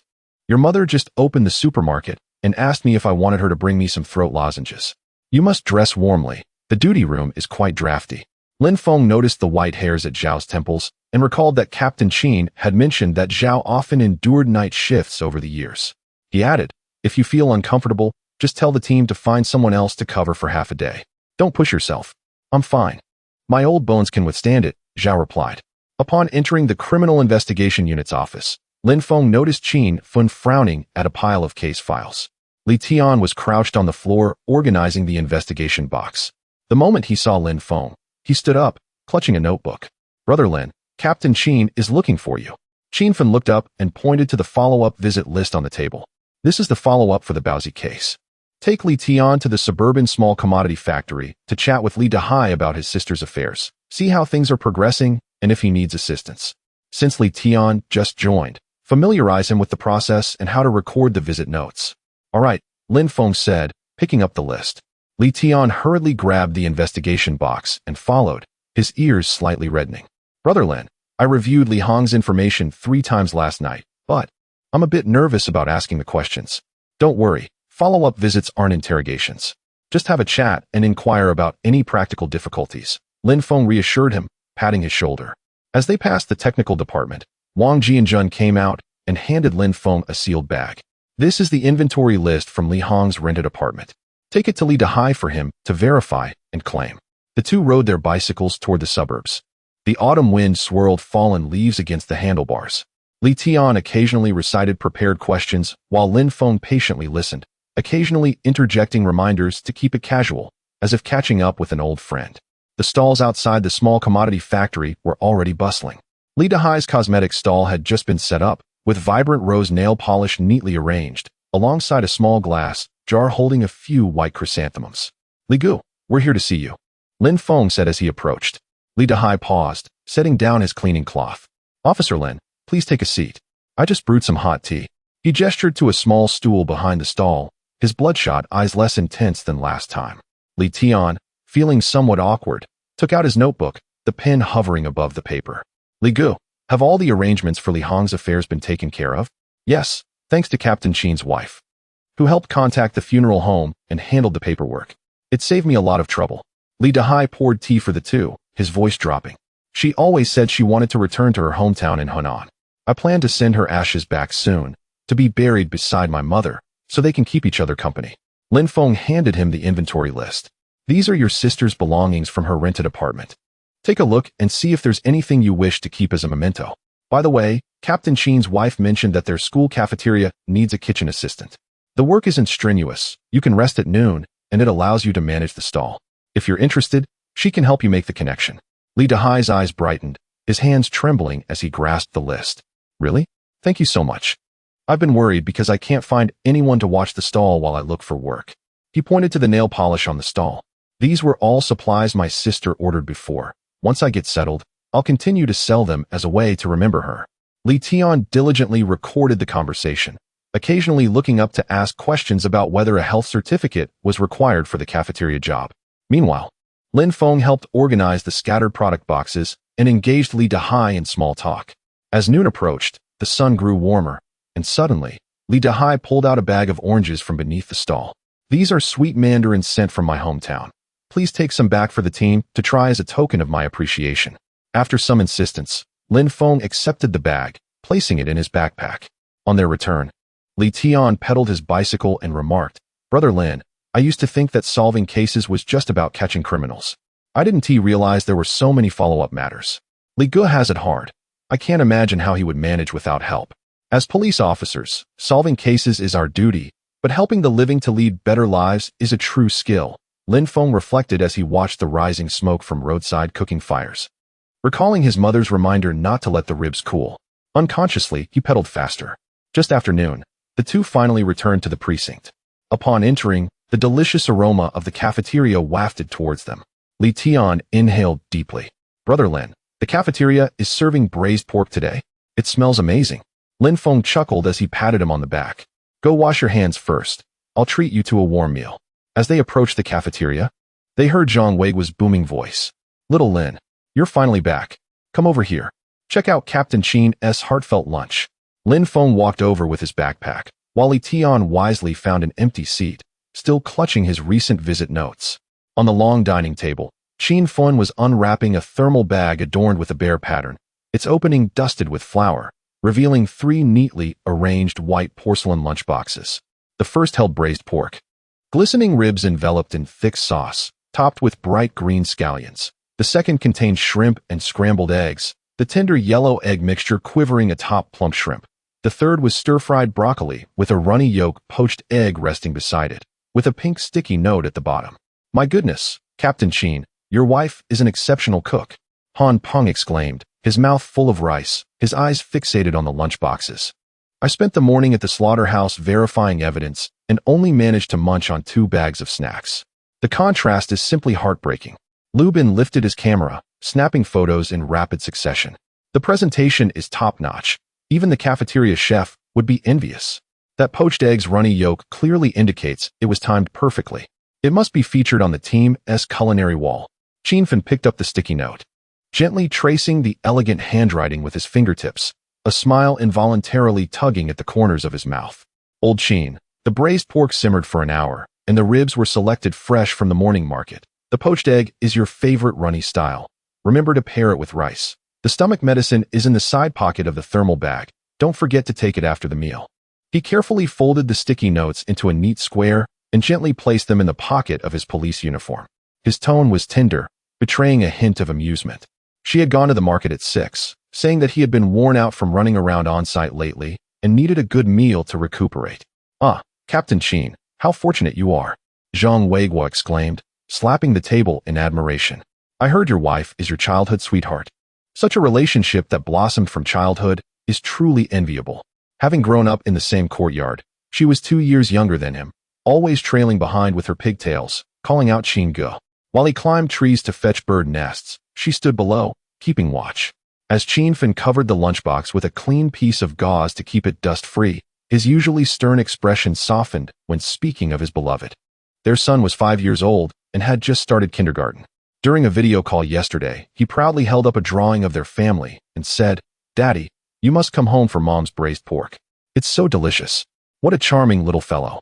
Su-rui chuckled as he sat down with his tray. "Last time I attended a meeting at the municipal bureau, I happened to see your wife picking up the child from school. The little one, dressed in his blue kindergarten uniform, looked just like you. He even saluted me with perfect form, cheerfully greeting Police Ani. Truly delightful." Wang Jianjun took a sip of soup and chimed in. "Captain Qin is indeed renowned in our squad for being a devoted husband. No matter how late he is working on a case, he always makes sure to call his wife to reassure her, even if it's just to say, 'Don't wait up for me. Go to bed early.' A little while ago, when she was down with a cold and fever, he actually took half a day off to buy medicine, made ginger soup, and even warmed up the blankets at home. That's quite rare among us rugged men." "Indeed." Han Peng sighed as he set down his chopsticks. "Last week, I promised my dad I'd come home for the chive dumplings he made. But then, I received a tip-off and ended up staking out for a thief until 3 in the afternoon. When I finally returned, the dumplings had congealed into a lump. My dad was still in the kitchen, cooking them again, insisting that eating them hot is much better."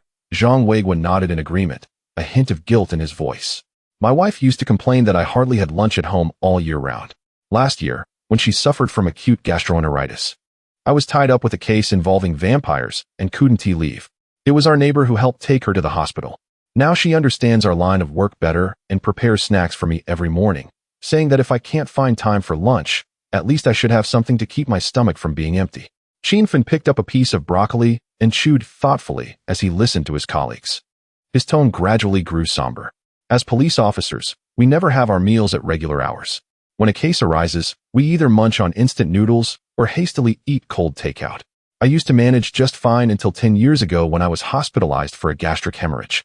She stayed by my bedside, crying and saying, 'What will happen to me and the child if you fall apart?'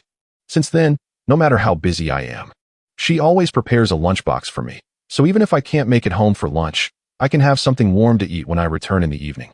Actually, it is the families who endure the most," Su-rui said softly, his fingers tracing the edge of the tray. "While we are out handling cases, enduring harsh conditions is a regular occurrence. But at home, they worry about us, unable to part with their phones. When we don't come home for lunch, they keep reheating dishes until they've lost their original flavor. With children in school, elderly family members needing medical care, and household repairs, they shoulder all the burdens. Last time, my mom sent me a thermal container with a note saying, 'As a young lady, don't rely on takeout all the time. Heat up a meal at work, it will be easier on your stomach.' When I opened the package, I almost shed a tear." Lin Feng recalled the oranges and thermal container in his backpack. He unzipped the side pocket and found the ribs his mother had stewed, still warm and emitting a faint meaty aroma. He glanced at the trembling shrimp and egg dish in Lin Feng's lunchbox and remembered Li Dehai's excited expression while holding the item list. He suddenly comprehended that the passion and perseverance in their work were to safeguard the warmth of countless homes. The concern from family, the warm meals in the thermal container, the white chrysanthemums at the market, the reminders over the phone, and even a simple inquiry about Lao Zhao's health were the sturdy foundation that supported this protective duty. At that moment, Lin Feng picked up the thermal bag and patted Han Peng on the shoulder, regaining his usual calm demeanor. "Don't envy me. Make sure to communicate with your families. No matter how busy you are, take a moment to call and reassure them, even if it's just to say you had lunch and not to worry. By the way, we have a summary meeting on the bun case at 3 in the afternoon. Bring all your reports, especially the evidence lists and interview records, and double-check them to avoid any oversights." The group responded in unison, and Lin Feng placed the oranges from his backpack on the table. "These are from Li Dehai. Sweet mandarins sent from his hometown. Everyone, have a taste." Sunlight streamed through the window, illuminating the lunchboxes and oranges, the aroma of meat mingling with that of fruit, warming the hearts of all present. Li Tian leaned over to peel an orange and offered a segment to Lin Feng, smiling. "Lin Ge, after spending the day with you, I've come to realize that as police officers, it's not just about solving cases. We also need to warm people's hearts." Chapter 39 Unsolved Case. The red dress on a rainy night on an afternoon in November 2000. Sunlight streamed through the angled windows of the Criminal Investigation Team's conference room, casting a warm glow upon the conclusion report of the Bowsy case. Lin Feng meticulously arranged the final page of the report, tapping his fingertips thrice upon the cover, a signature gesture of his, imbued with an unmistakable steadiness. The evidence against Zhou Taizhan for murder and Chun Ming for incitement to commit a crime formed an unassailable chain, and the prosecutor's office had already received it that morning. His gaze swept across the weary faces of his colleagues. Zhang Weiguo's stubble had grown half an inch, a testament to 3 sleepless nights. Han Peng's cuffs bore the grease from the slaughterhouse, remnants from yesterday's verification of material evidence. Li Tian's notebook edges curled like a wilting flower, densely filled with interview notes. The team had been working tirelessly, with some enduring 3 days without rest, a tremendous effort indeed. Lin Feng's voice softened slightly, a subtle curve gracing his lips. The room fell silent for 2 seconds, the only sound the gentle scratching of a pen against paper. He then added, "Tomorrow, the entire team can arrive half an hour later. Get some rest at home and avoid the morning rush on public transport. Long live Captain Qin." Han Peng was the first to leap up, the legs of his chair screeching against the floor. "I want to sleep until noon and make up for these 3 days." Zhang Weiguo rubbed his stiff shoulders and chuckled, "Just in time to impress my wife. I still owe her that braised pork I promised last week." Li Tian, patting his empty stomach, chimed in softly, "My mother said she would make me chicken soup. Finally, I can enjoy something warm." Fatigue dissipated like a punctured balloon, and Lin Feng observed the relaxed expressions of his colleagues, smiling in unison. From the moment they received the report to the resolution of the case, they had endured 7 sleepless nights. This moment of relief was particularly precious. After the meeting, Han Peng dragged Lu Bin to the cafeteria in a race for the last portion of braised pork, while Zhang Weiguo made a celebratory phone call home. Lin Feng tidied up the case files, but his gaze lingered on the row of dusty old filing cabinets in the corner of the conference room, remembering what old Chun had said when he first joined the team. The strength of the Criminal Investigation Team lies partly in the cases we have solved and partly in the unsolved mysteries. Driven by a sense of professional curiosity, he picked up his briefcase and headed towards the archives in the old building to the west. As the wooden door to the archives creaked open, the sound startled a sparrow perched on the windowsill. The chill of late autumn 2000 seeped into the old building, mingling with the musty scent of aged paper and camphor balls, enveloping him. The document administrator, Li Mei, was crouched in front of the 3rd row of shelves, organizing scattered case files by year. Having worked at the police station for nearly a decade, her dark blue uniform had faded, and her hair was tied up with an old scrunchie. Upon seeing Lin Feng enter, she straightened up and brushed the dust from her hands. "Shaolin, did you just finish the meeting and come to sift through old cases?" "Li Jie, I want to look at some past unsolved cases and learn how to delve into the details." Lin Feng replied as he approached, helping her right a toppled metal filing box. The paint was chipped away, revealing the faint inscription 1990, unsolved on the box. Li Mei hesitated momentarily, her expression darkening as she retrieved a heavier box from the top shelf. The corners of the box were worn smooth, and the label was faded, but the words "The Rainy Night Serial Murder Case" could still be discerned. She brought over 2 weathered wooden chairs and sat across from Lin Feng, her fingertips unconsciously tracing the box lid. "You must read this case, but don't get too caught up in the details. Back in 1990, the skies in the northern suburbs were always overcast." Lin Feng lifted the lid of the box, revealing a yellowed crime scene photograph on the first page. A narrow alley on a rainy night, water pooling and reflecting the lights of storefronts.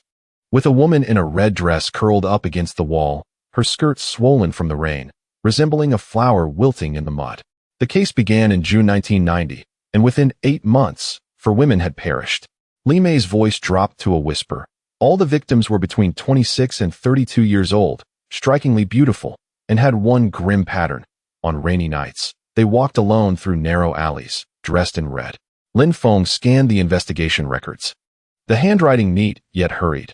The first victim was a textile factory worker who was attacked from behind after working late. The second was a department store saleswoman who met her end in an alley behind the bus stop during a downpour. The last 2 were similar, lacking signs of struggle, fingerprints, or witnesses. No clues were found back then. Lin Feng frowned, noting the entry stating that 2,000 individuals had been interrogated to no avail. The entire department was on it. Li Mei sighed. her eyes reflecting a sense of dread. At that time, women in the northern suburbs dared not go out at night. Red dresses were pulled from all the clothing stores. My mother hid my only red dress at the bottom of a box. One time, during a heavy rain, my father came to pick me up from work, clutching a steel pipe, saying he would rather be thought of as insane than let anything happen to me. What caused it to stop? Lin Feng flipped to the final page, where the entry ceased in December 1990. No one knows. Li Mei shook her head. After the last victim was killed, there were 5 consecutive torrential rains, and the murderer never struck again. The old captain said before his retirement that it wasn't a halt. It was waiting for an opportunity. Lin Feng placed the photograph back in the box as it was, silently noting the key information. 1990, northern suburbs, rainy night, solitary women in red dresses, fatal neck injuries, and the killer's exceptional counter-surveillance abilities. As he exited the archives, the sun dipped below the eaves, and he pulled out his pen, inscribing 1990 rainy night red dress case in his notebook, the pen's tip leaving a deep mark upon the page. Chapter 40. A Rainy Night Revisited. Cake in the red dress. In November 2000, the autumn rain fell colder than in previous years. At 7 in the evening, large raindrops pounded against the metal roof of the bus stop, creating a cacophony reminiscent of countless tiny needles, unsettling the heart. Lin Wanxiu adjusted her wine-red dress, a recent purchase she had intended for her mother's 60th birthday celebration. At that moment, the hem was already drenched by the slanting rain, clinging to her calves, sending a chill through her bones. She clutched a square cake box tightly in her arms, its pink wrapping paper adorned with a prominent character for longevity, the corners already wrinkled from the rain. Her phone vibrated in her pocket. It was a text from her mother. "Wanxiu, the dishes are getting cold. If it's too late, just come home. I'll wait for you." She bit her lip and replied, "I'll be there soon," though her heart burned with urgency. To select her mother's favorite cream cake, she had taken a longer route, and now, with the torrential rain causing traffic delays, she feared she might miss the birthday feast altogether. "Miss, take Xinghua Alley. It leads directly to Xingfu Community, and you can save 10 minutes," called an elderly vendor selling roasted sweet potatoes, gesturing towards a narrow alley behind the bus stop. The alley's entrance was concealed behind 2 ancient locust trees, with a darkened brick wall standing firm, washed by the rain, resembling 2 tightly shut ghostly gates, shrouded in darkness, devoid of light. Lin Wanxiu hesitated for a moment. Having grown up in the northern suburbs, she knew Xinghua Alley was an old passageway, its cobblestone path riddled with potholes, flanked by dilapidated houses, rarely traversed by anyone, especially treacherous in the rain. Yet, as she envisioned her mother waiting by the dining table, she gritted her teeth, opened her umbrella, and hurried inside. The alley was darker than she had anticipated. Rainwater cascaded down the edges of her umbrella, forming a curtain that blurred her vision. Neon lights from distant shops filtered through the rain, casting shifting reflections in the puddles, flickering like will-o'-the-wisps. The sound of her heels clicking against the cobblestones echoed in the empty alley, clear enough to hear a reverberation, as though an unseen presence trailed her. Lin Wanxiu tightened her grip on the cake box, instinctively quickening her pace. The cold metal of the keys in her pocket offered a modicum of reassurance. Suddenly, faint footsteps echoed behind her.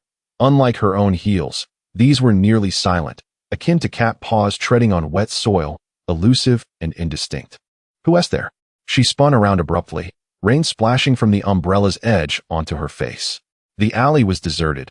Only the swaying branches of the locust trees stirred by the wind, with rainwater dribbling down, creating ripples in the puddles. No one was in sight. Perhaps it was just her imagination, she reassured herself, blaming the wind for the disturbance. Yet, her heart raced, cold sweat mingling with the rainwater, sending shivers down her spine. She dared not look back again, burying her head and rushing forward, her heels slipping in the water, nearly causing her to fall. As she rounded the narrowest corner of the alley, a freezing hand suddenly emerged from behind the wall, clamping tightly over her mouth. The hand felt as cold as iron, tinged with a faint odor of machine oil, the rough fingers pressing so hard they nearly crushed her jaw.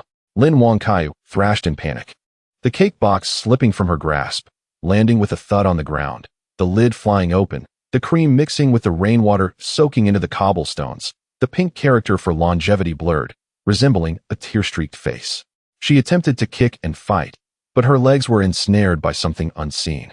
Through the gaps in the umbrella's ribs, she glimpsed a shadowy figure standing behind her, clad in a black cap pulled low, obscuring most of his face, revealing only a pale chin. He wore a faded light blue work uniform, the cuffs worn and frayed. Most terrifying of all, he held a glinting utility knife, its blade reflecting a cold light in the dim surroundings, resembling a serpent poised to strike. Lin Feng's throat emitted muffled cries, tears mingling with rain as they streamed down her face. She noticed the man's gaze fixated on her wine-red dress, his expression devoid of emotion. An almost frenzied darkness lurking within his eyes, like an unfathomable abyss. It dawned on her suddenly. He was not there to rob her. His target had been her red dress from the very beginning. Before she could react, a sharp pain pierced her neck, akin to a branding iron searing her flesh. Warm blood surged forth, staining the hem of her dress, deepening its color to an even darker hue. Her vision blurred. The sounds of the rain fading into a distant murmur, her breaths growing increasingly faint. At last, she saw the utility knife withdraw from her neck, droplets of blood cascading into the puddles, creating ripples that were swiftly washed away by the rain. The hand that had silenced her mouth released its grip, and she crumpled to the ground like a marionette with severed strings. Her umbrella rolled aside, colliding against the wall with a series of dull thuds. As if calling for help, yet no one answered. The shadow loomed over her, glancing down at her red dress, his lips curling into a faint, eerie smile. Then, he turned and vanished into the depths of the alley, his footsteps light, soon dissipating into the downpour, leaving behind a cooling corpse and a crushed cake. The rain intensified, washing away the bloodstains from the cobblestones, erasing every trace left by the assailant. Xinghua Alley returned to silence, with only the sound of rain and the distant honking of cars echoing, far away as if from another world. The woman in the red dress, who had sought to celebrate her mother's birthday, was forever suspended in this cold, rainy night. Chapter 41. The panic on the scene. The resurgence of a two-decade nightmare and the cipher of the corpse at 5 o'clock the following morning. The rain had ceased. Uncle Zhang, who was sweeping Xinghua Lane, pushed his sanitation cart into the alley. As he turned the corner, he was frozen in place. A woman clad in a red dress was curled up against the wall, her skirt soaked in dark brown blood. Nearby lay a broken umbrella, and cream mixed with mud smeared across the ground, rendering the auspicious character on the cake indecipherable. Murder. Someone please come. Uncle Zhang's cries shattered the stillness, his hands trembling as he fumbled for his old mobile phone, struggling to dial 110, oblivious to the broom that had fallen from his cart. 15 minutes later, Lin Feng arrived with his team. A blue police tape was quickly erected, and residents soon gathered, their murmurs erupting like a boiling pot.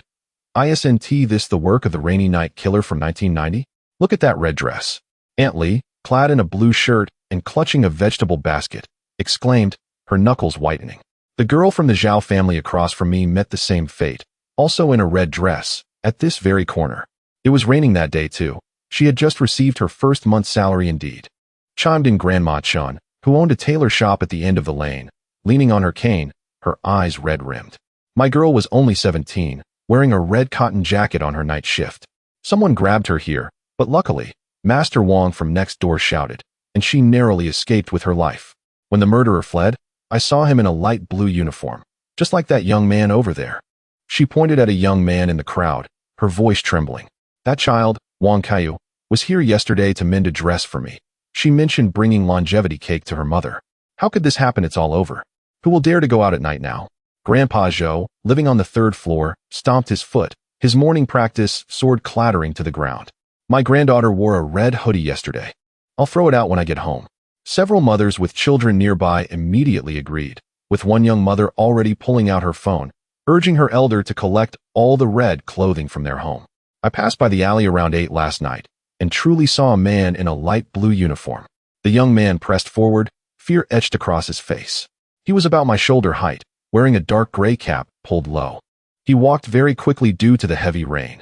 I only saw his right hand in his pocket, as if he was clutching something. Someone inquired immediately, was he left-handed? The young man scratched his head. I didn't get a good look. He just flashed by. Lin Feng squeezed through the crowd, his heart sinking. The scene bore an uncanny resemblance to the crime scene from 1990. Old Officer Wang Jiangguo, tasked with securing the area, approached.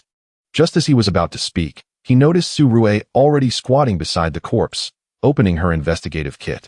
With remarkable steadiness, Su Rue, gloved in latex, gently parted the wet hair from the victim's pale face, scrutinizing the eyelids. The cornea was moderately cloudy, the pupils unresponsive to light, and rigor mortis was beginning to set in, predominantly around the jaw and neck. A preliminary assessment suggested the time of death occurred between 8 and 10 last night. Her gaze shifted to the wound on the victim's neck. Carefully extracting a ruler and tweezers from her kit, she measured. The injury, located on the right side of the neck, was horizontal, approximately 5 centimeters in length, with clean edges and a combination of blunt and sharp angles, consistent with a single-edged weapon's characteristics. As she spoke, she gently pried open the wound. It was deep, having avoided the carotid artery but severed the trachea and esophagus, indeed a fatal injury. This precision in force and angle aligned perfectly with the wound characteristics documented in the 1990 case files. Were there signs of a struggle? Lin Feng crouched beside her, lowering his voice.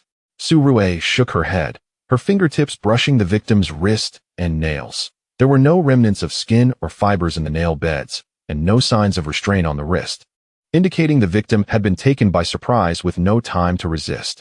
The assailant acted swiftly and with composure. She then examined the victim's attire. Chapter 42. 2 days of investigation. Clues behind the autopsy table and the fog on the streets. Su Rue. The cryptic details behind the autopsy table following the completion of the on-site investigation. Su Rue promptly transported the body to the forensic department. From 2 o'clock in the afternoon until 8 in the evening, she scarcely departed from the autopsy table.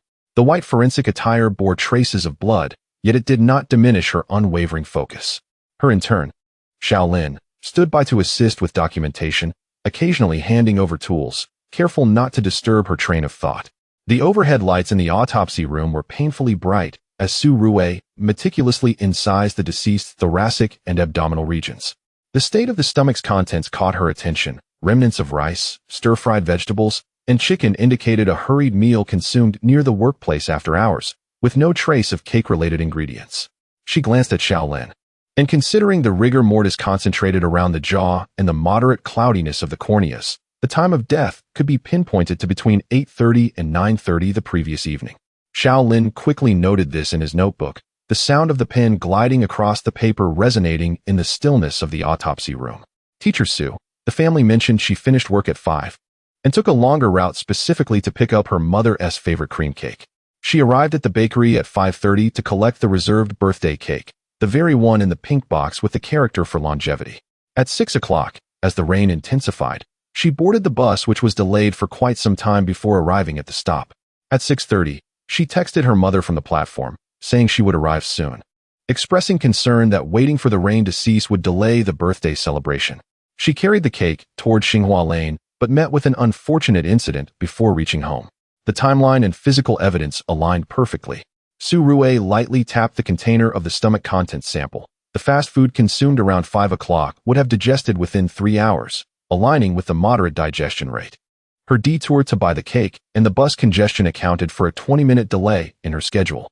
Departing from the platform at 6:30, the rainy conditions slowed her walk, with the journey from the platform to the site of the incident in Xinghua Lane taking approximately 15 minutes.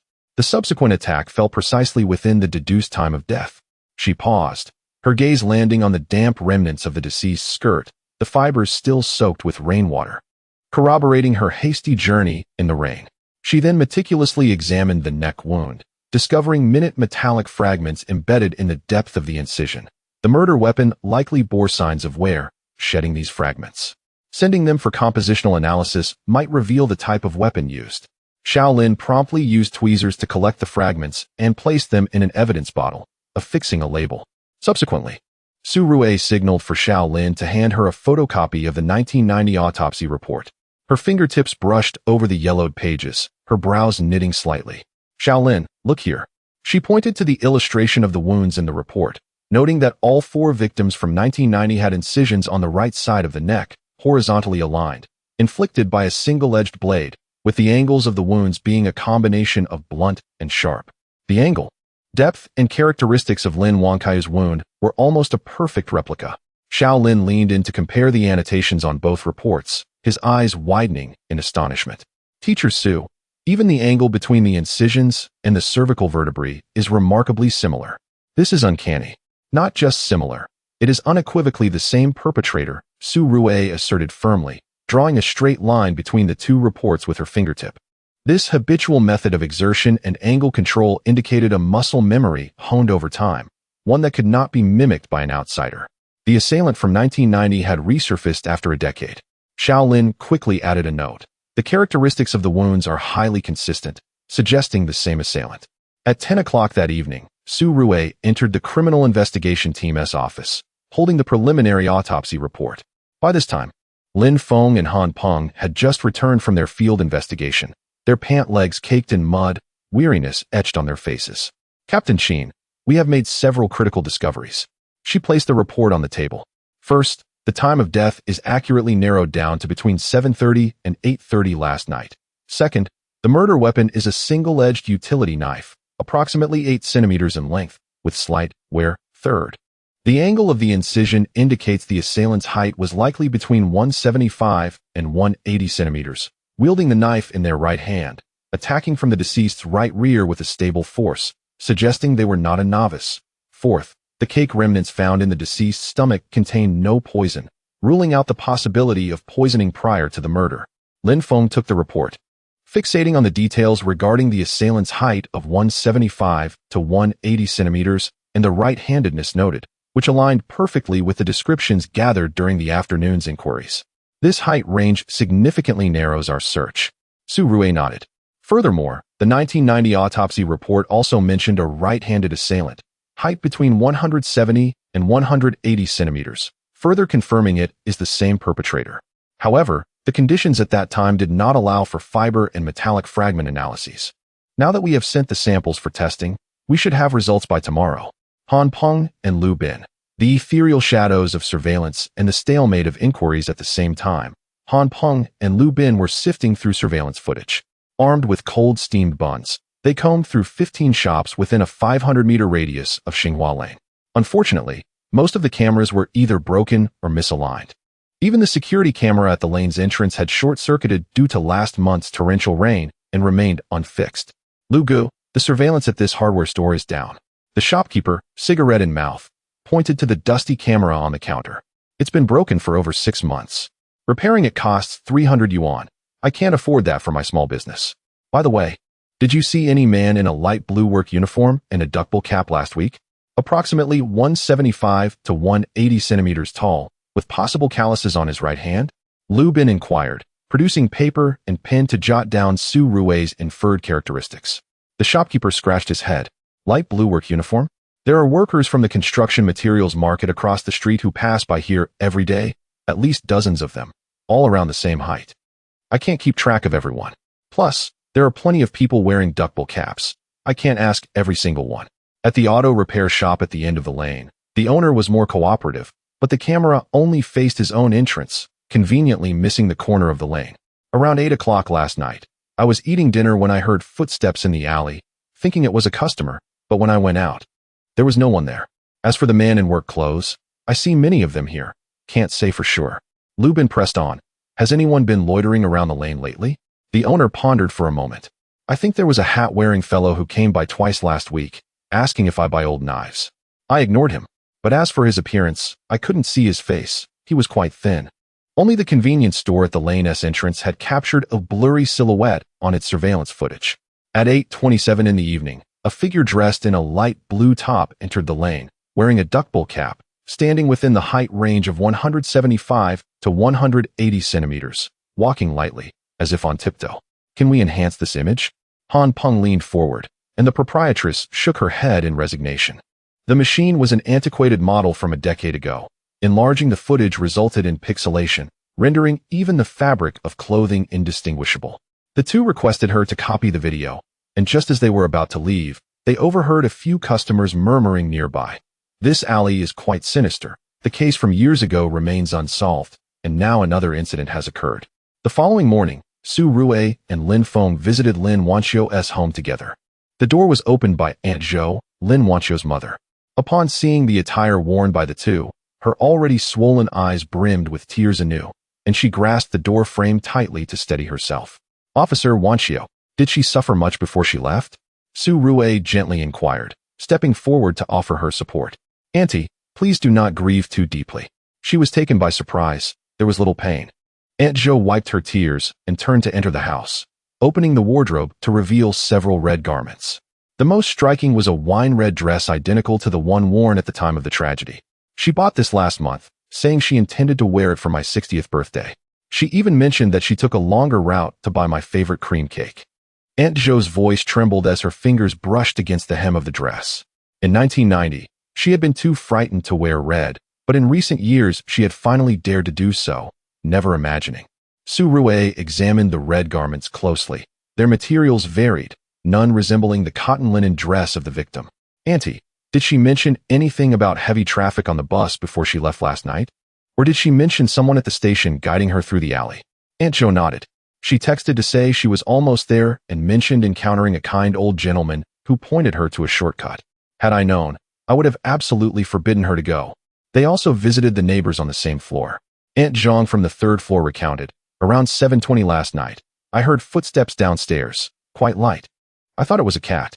The rain was pouring, so I didn't hear anything else, but then there was a dull thud, as if something had fallen.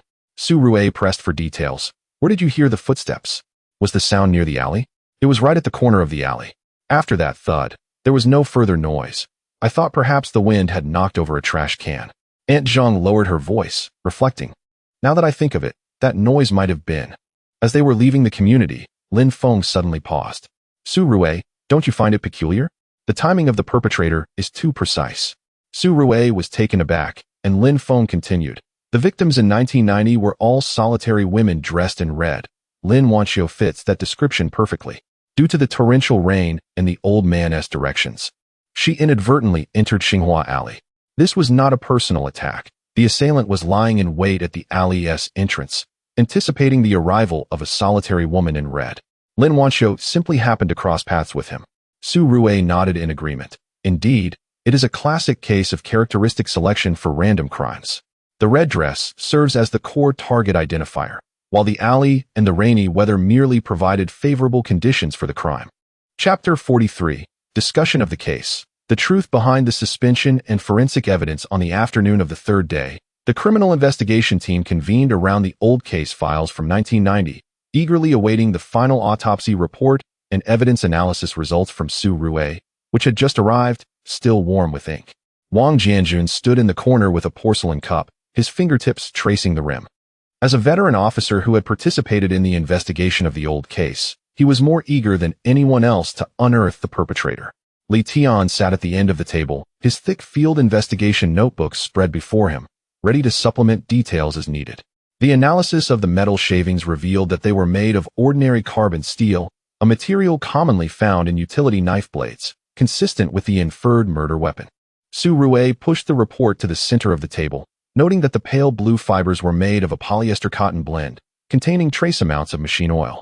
This indicated that the perpetrator was likely involved in automotive repair or mechanical maintenance. Automotive repair?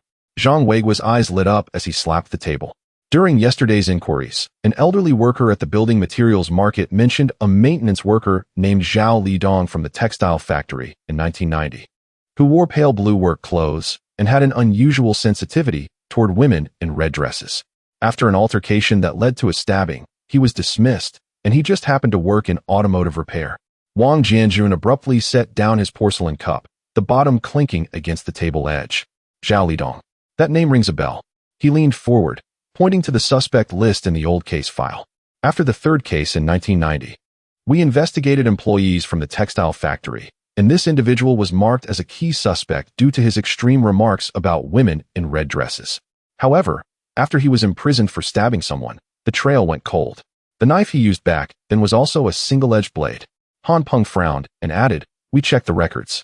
In 1990, Zhao Lidong was 28 years old, stood at 1.77 meters tall, and had calluses on his right hand. He was imprisoned in December for intentional injury, serving a 10-year sentence, and was released in October 2000, perfectly coinciding with the 10-year suspension of the case. Zhang Weiguo speculated, could it be that he fell back then? Is he now back to committing crimes? Lin Feng suddenly leaned forward, his fingertips emphatically tapping the timeline in the old case file, his voice exuding undeniable focus. Uncle Zhang, that's impossible. He scanned the group. The 3 consecutive cases in 1990 all targeted solitary women in red dresses, and the methods were consistent, indicating he had a fixed selection pattern for his targets. The abrupt cessation of crimes can only mean he lost the ability to commit them. His imprisonment explains everything. Imprisonment? Lin Feng raised an eyebrow, pursuing this crucial point that had eluded him. Lin Feng opened his notebook, which contained notes on the patterns of unsolved cases. The last case in 1990 occurred in November. Zhao Lidong was imprisoned in December, serving 10 years, and was released in October 2000, only to commit a crime in November. This timeline fits perfectly. After his release, he spent a month surveying the area, familiarizing himself with the blind spots of the surveillance in Xinghua Alley, the sparse pedestrian traffic during rainy days, and the habits of the elderly man at the station who often pointed out shortcuts. He specifically targeted solitary women in red dresses, and Lin Wangkaiu was merely a coincidental match for his criteria. He did not specifically set his sights on her. At this moment, Li Tian adjusted his glasses, flipping through his notebook to add, "Captain Lin, Su forensic expert, we also extracted a small segment of red embroidered silk thread from the crime scene, which was initially believed to have fallen from the perpetrator's clothing. If Zhao Lidong worked in automotive repair, he likely wouldn't come into contact with embroidered silk. Yet in the 1990 case records, Officer Wang discovered a similar red silk thread at the scene of the second case. Is that so?" Su Rui immediately began searching through the old reports, and Wang Jianjun nodded in affirmation. "Yes. Back then we thought it was from the victim's clothing and did not pay it much heed. In hindsight, it could very well have been from Zhao Lidong. Might there be someone in his household involved in embroidery?" This question tightened the atmosphere in the conference room, as clues began to connect like scattered beads forming a string. Su Rui quickly added, "This could explain the randomness of the crime. From the wounds, it's evident that he acted decisively without hesitation, indicating he acted immediately upon seeing a target that fit his criteria rather than having premeditated plans against a specific individual. The mechanical maintenance work in prison maintained his proficiency with tools. As for the red silk thread, it could have been something from his environment, which might ultimately serve as a key piece of evidence." Lin Feng stared at the timeline organized by Lin Feng, Su Rui's report, and scanned Wang Jianjun's annotations on the old case's points of suspicion along with Li Tian's field records, his fingers drumming an urgent rhythm on the table. Machine oil, work clothes, a 10-year sentence, a fixed selection of targets in red dresses, and the appearance of red silk thread after a decade. All the clues are connecting. Su Rui, does the 1990 report contain any other correspondences? Su Rui retrieved the old report. Pointing to a page, the skirt of the third victim had an unidentified black stain, which could not be tested at the time, but now it is highly likely to be machine oil. Additionally, blue fibers were also extracted back then, but there was no way to compare them. This could all correlate with Zhao Lidong. Exactly. Lin Feng rose, his gaze resolute. Zhao Lidong's suspicion is firmly established. Lin Feng interjected, deepening the analysis. There is another key aspect, his obsession with women in red dresses.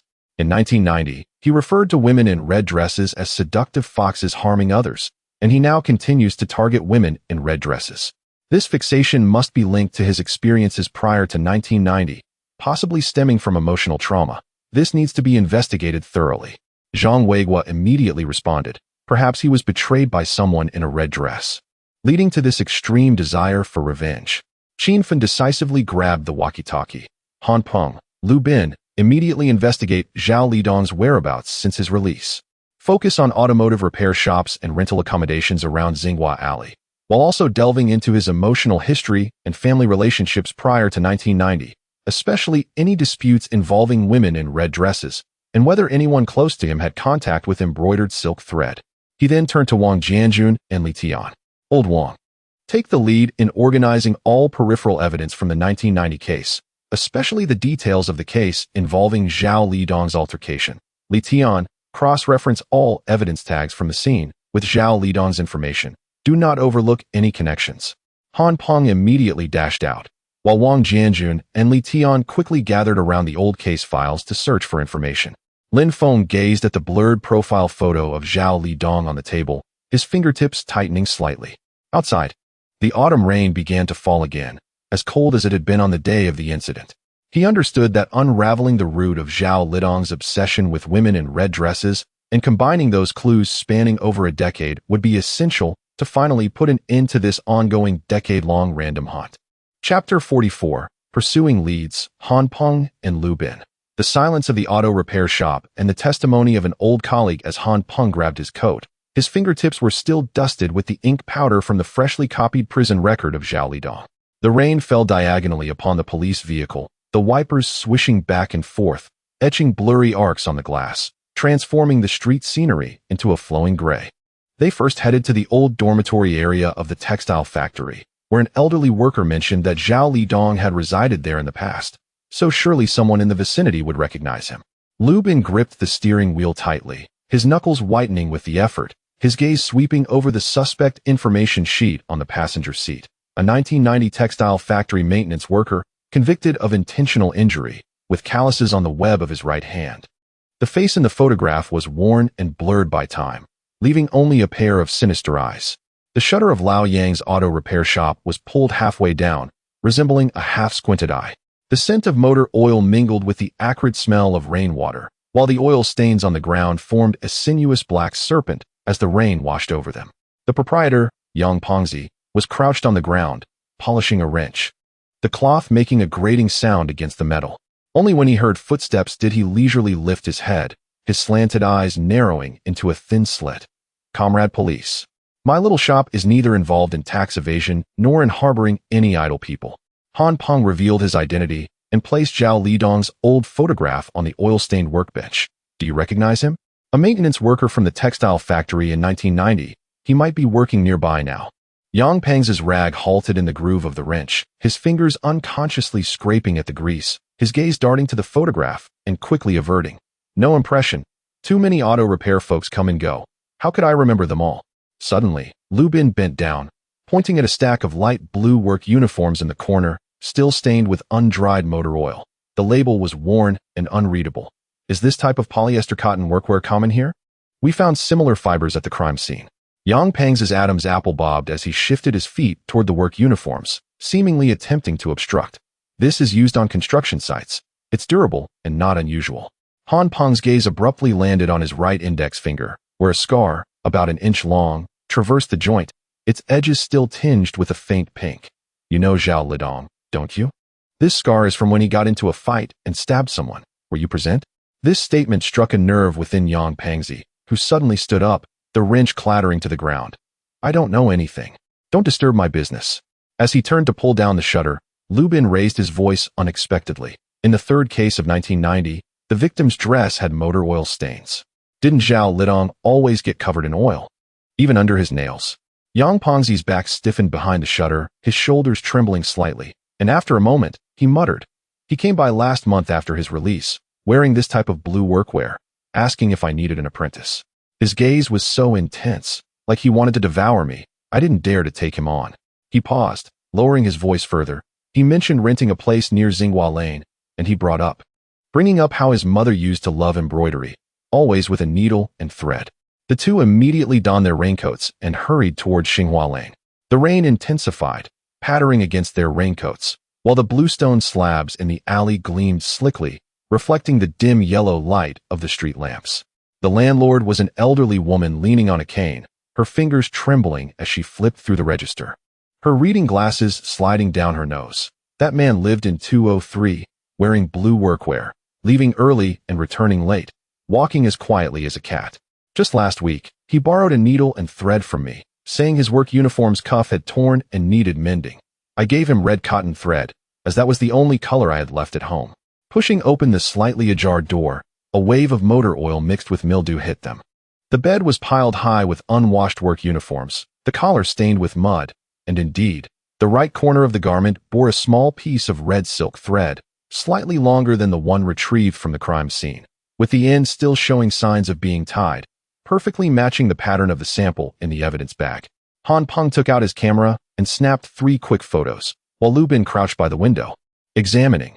Fresh footprints rested on the windowsill, the pattern of the rain boots matching that at the alley's entrance. Chapter 45. Pursuing leads separately to Wang Jianjun and Li Tian. The overlooked details and old case files in the office of the criminal investigation team. Wang Jianjun stacked a layer of dusty old case files on the table, the height nearly reaching his chest. The yellowed pages had frayed edges that rustled when turned. He retrieved his reading glasses, brushing the dust off the cover to reveal the words 1990 series murder case. the ink having faded to a light brown hue. Due to insufficient manpower at the time, many details had been overlooked. He sighed and reached for the ladder that Li Tian had brought over. The metal ladder scraped against the floor, producing a jarring sound that stirred the dust from the ceiling to fall. Li Tian, climbing the ladder, rummaged through the topmost layer of files, his fingers gliding over the dusty boxes, when he suddenly exclaimed, "Wang Gu. I found it." The case file for the 1990 Zhao Lidong intentional injury case, number 037. He carefully brought the file box down, the dust from the bottom smudging his white shirt with 2 dark streaks. Upon opening the file, the interrogation records revealed somewhat blurred handwriting. Li Tian leaned in closely, his fingers flying across the keyboard. Wang Gu. The victim he stabbed was the security guard Zhang Taizhu at the textile factory. The weapon was a single-edged utility knife, with a blade length of 8 centimeters, perfectly matching the specifications of the weapon found at the current crime scene. Even the wear patterns align. Wang Jianjun's finger traced the last page of the interrogation record, suddenly halting at a scrawled line, his fingertip repeatedly rubbing the paper surface. "Look here," Zhao Lidong mentioned that the security guard helped a woman in a red dress steal my belongings. Who was this woman? Why was this not clarified back then? He promptly grabbed the nearby report record book, the pages flipping rapidly in his hands, the sound of paper rubbing together resonating in the quiet office. "Found it," he exclaimed, slapping the table, his reading glasses slipping to the tip of his nose. In October 1990, the theft case of a woman's red dress from the textile factory was reported by Su Hong, who was a maintenance worker alongside Zhao Lidong at the time. He pointed at the signature on the report. "You see, she suddenly resigned in November 1990, just 1 month before Zhao Lidong stopped his crimes." Li Tian established a physical evidence comparison chart on the computer, the blue light from the screen reflecting on his face as his fingers tapped rapidly on the keyboard, the sounds merging into a rhythmic clatter. "Wang Gu. The technical department just sent over the fiber analysis results from 1990. He turned the screen toward Wang Jianjun, where 2 red curves nearly overlapped completely. The blue fibers from the second case in 1990 are also a polyester cotton blend, containing trace amounts of machine oil, with a discrepancy of no more than 0.1 compared to the current fiber composition. And this red silk thread has the same composition as the cheap cotton thread in Zhao Lidong's sewing kit, with identical twist characteristics. Wang Jianjun lit a cigarette, the smoke swirling as he gazed at the screen. "If we had this technology back then, we wouldn't have had to wait 10 years. Pull up Su Hong's information and find out where she is now." Su Rui. The fiber codes in the laboratory, the dazzling light of the forensic examination lamp illuminated the scene as Su Rui placed a slide containing light blue fibers under the microscope, her fingers gently adjusting the focus knob. Within the lens, the cross-section of the fibers resembled crescent moons, with remnants of machine oil on their surfaces glistening like tiny stars under the light.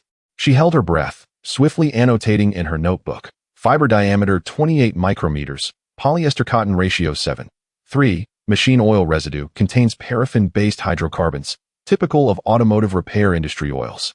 "Su Jia, the analysis of the metal fragments is complete." Little Zhang from the technical department entered, the wind catching the corner of the report he held.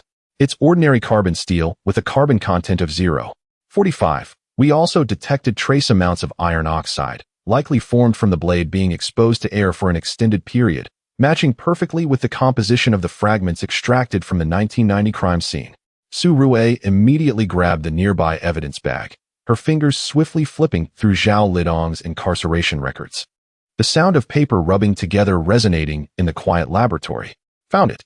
Her fingertip paused on the page detailing his labor records during incarceration, which stated in blue ink that he was engaged in mechanical maintenance, responsible for disassembling equipment and sharpening tools, with excellent assessments. Su Rui immediately seized the telephone on the table, her fingers trembling slightly with excitement as she dialed Lin Feng's number, her voice barely concealing her enthusiasm. "Lin Feng. Zhao Lidong has been using a utility knife to repair machinery in prison. His skills could not possibly have dulled. Furthermore, the trace amounts of machine oil found on the red silk thread indicate that it must have come from his contact with the oil, making the sewing kit from his rental apartment a critical piece of evidence." She paused, her gaze returning to the microscope. "I will compare the wear on the silk thread. Perhaps we can deduce how long he carried it." Little Zhang had already laid out the spectral analysis of the metal fragments on the table, the 2 curves perfectly overlapping, like a silent testimony spanning a decade. Chapter 46: The Source of Obsession. The past behind the red skirt and prelude to the net closing. When Lin Feng arrived at the rental house on Xinghua Lane, Han Peng was carefully placing a piece of red silk thread into an evidence bag with tweezers. Raindrops dripped from the brim of his hat, splashing tiny droplets on the bluestone pavement. Lin Feng, this thread is identical to the one extracted from the scene. The scent of machine oil on the work clothes has yet to dissipate, indicating he left no more than 2 hours ago. Lu Bin lifted the bedboard, revealing a rusty iron box, its lid edged with a half-circle of faded red string. Lin Feng donned gloves to open the box, which contained no cash, only a stack of yellowed photographs and a stitched notebook. The topmost photo depicted a woman in a blue cloth shirt holding a young boy. A handkerchief embroidered with a design pinned to her chest, with a corner of red silk thread that matched the physical evidence at the scene. This was Zhao Lidong's mother. Su Rui's voice drifted in from the doorway, holding a freshly printed household registration file, her hair tips dampened by rain. I just checked. His mother's name was Zhao Shulian. She committed suicide in 1988 at the textile factory dormitory, wearing a red skirt. It is said she discovered her husband's infidelity, and the mistress just happened to also wear a red skirt. Lin Feng's fingers traced the notebook's faded ink. The red skirt is a calamity. Those who steal from me must be killed. These words were penned in 1990. Suddenly, he flipped to a certain page, which illustrated the back of a woman in a red skirt, labeled Su Hong, the very textile worker that Wang Gu had uncovered. Su Rui leaned closer, pointing at Zhao Shulian's embroidered handkerchief in the photo. The red silk thread was used for her handkerchief, which Zhao Lidong always kept with him. The work clothes were stained with silk thread and smeared with machine oil, perfectly corresponding with the evidence at the scene. He transferred all his grief over his mother's tragedy and his resentment towards Su Hong onto the unknown woman in the red skirt. Lin Feng, we found Su Hong. The sound of static accompanied Wang Jianjun's voice over the phone, the background filled with the noise of old residential buildings. She is currently running a tailor shop in the southern suburbs. She resigned in 1990 because Zhao Lidong constantly stalked her and even stole her red skirt. Li Tian was comparing Su Hong's testimony with old case files on the computer when he suddenly slammed his hand on the table. Team Leader Lin. Zhao Lidong injured a security guard back then because the guard helped Su Hong retrieve her stolen red skirt. In his interrogation records, he stated that the red skirt should not exist. This obsession was seeded with his mother's death in 1988. Su Hong merely ignited the fuse. Lin Feng immediately instructed Li Tian to review the surveillance footage from the tailor shop in the southern suburbs. Does Zhao Lidong know Su Hong's whereabouts? Will he seek revenge on her after his release? On the screen, Su Hong in a blue cloth shirt was sewing, surrounded by a pile of red silk thread, identical to that found at the scene of the rental house. He must have been there. Han Peng pointed at a corner of the surveillance footage where a man wearing a flat-brimmed cap briefly appeared, his physique matching that of Zhao Lidong. Lin Feng held the rental house registration book. His gaze suddenly fixed on the landlord's handwritten remarks. The landlord mentioned he has brought up the old locust trees at the end of Xinghua Lane. He quickly pulled out his phone and dialed Qin Feng, his fingers whitening from the pressure. Captain Qin, I have a significant discovery. Zhao Lidong is likely hiding in the locust trees at the end of Xinghua Lane. On the other end, papers rustled as Qin Feng's voice grew urgent. Locust trees? What is the exact location? Is it near the site of the first case in 1990? Lin Feng hastened to the window, pointing at the vague shadows of trees at the alley's entrance. That grove allows for clear observation of the movements at Xinghua Lane, and the terrain is entirely a surveillance blind spot. Moreover, he is quite familiar with that area. The landlord mentioned he had referred to it as a quiet place more than once. Sync the evidence information from the rental house to me. I will convene a meeting immediately. Qin Feng's voice was resolute.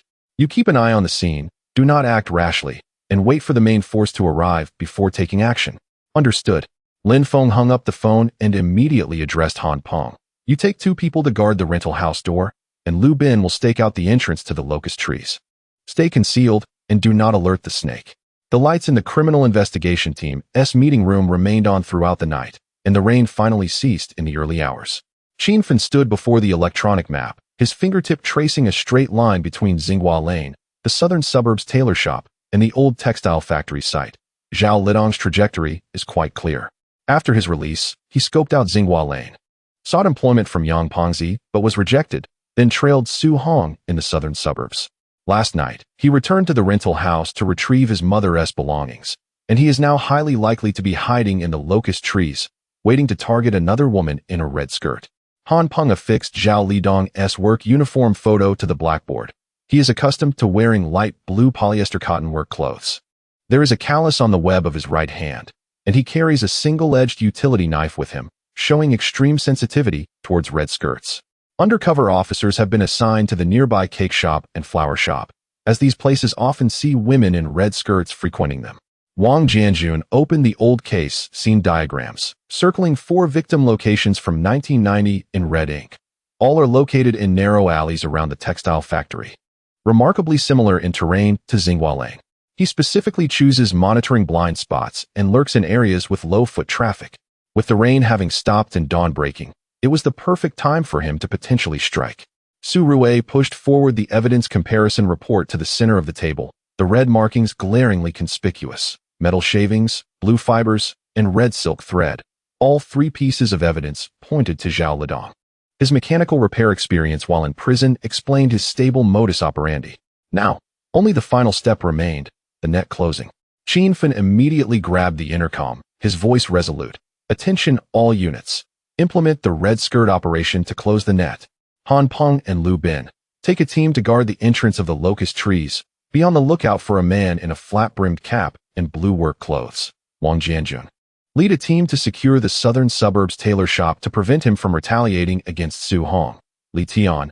Monitor the surrounding surveillance in real time and report immediately upon spotting the target.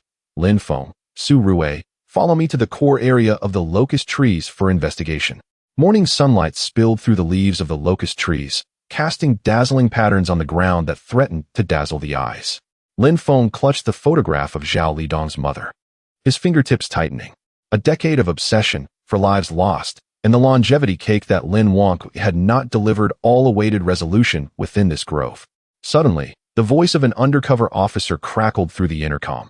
Target spotted on the west side of the locust trees, wearing blue work clothes, clutching something. Lin Feng immediately took off running, with Su Rui close behind. Navigating through layers of shadows cast by the trees, a blurred figure emerged ahead. The light blue work clothes strikingly conspicuous in the morning light, with the red silk thread at the hem fluttering in the breeze, identical to that found at the scene. Chapter 47. The collapse of obsession beneath the red thread. Lin Feng's footsteps shattered the tranquility of the locust tree grove, morning dew cascading from the leaf tips, splattering onto his police boots. Ahead, a silhouette abruptly halted, the corner of a pale blue uniform billowing in the wind, while a crimson thread glimmered like a bloodstain, glaring in the dawn light. Zhao Lidong. Lin Feng's voice sliced through the shadows of the trees, imbued with an undeniable authority. Surrender now, you cannot escape. The man slowly turned, the brim of his cap pulled low, revealing only the taut lines of his jaw. In his right hand, a utility knife glinted coldly, the blade still glistening with dew and metallic shards that matched the evidence retrieved from the scene. The red dress, again the red dress. His voice rasped like sandpaper. You don't understand, they provoke me first. Su Rui slowed her pace, her gaze landing on the object clutched in his left hand, a faded embroidered handkerchief, the red thread at its edge aligning perfectly with the evidence from the rental apartment and the scene. Your mother's handkerchief? She softened her tone. In 1988, her tragedy was not the fault of the red dress, but of those who betrayed you, not the stranger clad in red. This statement pierced Zhao Lidong's nerves like a needle. He abruptly lifted his head, his eyes bloodshot. Fault? Su Hong, in her red dress, stole from me. That woman in the red dress drove my mother to suicide. The red dress is a harbinger of disaster. He suddenly brandished the knife towards Su Rui. Don't come any closer. If you do, Lin Wanxiu merely wished to deliver a birthday cake to her mother. Lin Feng stepped forward, raising a photograph, an image of Lin Wanxiu holding a cake box. Her burgundy dress strikingly vivid. She wore the red dress to celebrate her mother's birthday, not to provoke you. What you have destroyed is a family's birthday feast. Zhao Lidong's knife trembled, his gaze fixated on the photograph, his Adam's apple bobbing violently. At that moment, hurried footsteps echoed from the entrance of the grove. Han Peng and his team encircled from both sides, while Li Tian's voice echoed through the radio. Team Qin. The tailor shop in the southern suburbs is secure. Brother Wang has stabilized Su Hong. Lin Feng's figure emerged from the shadows of the trees, his gaze piercing. Zhao Lidong, For homicides in 1990, Lin Feng's murder in 2000, the evidence is irrefutable.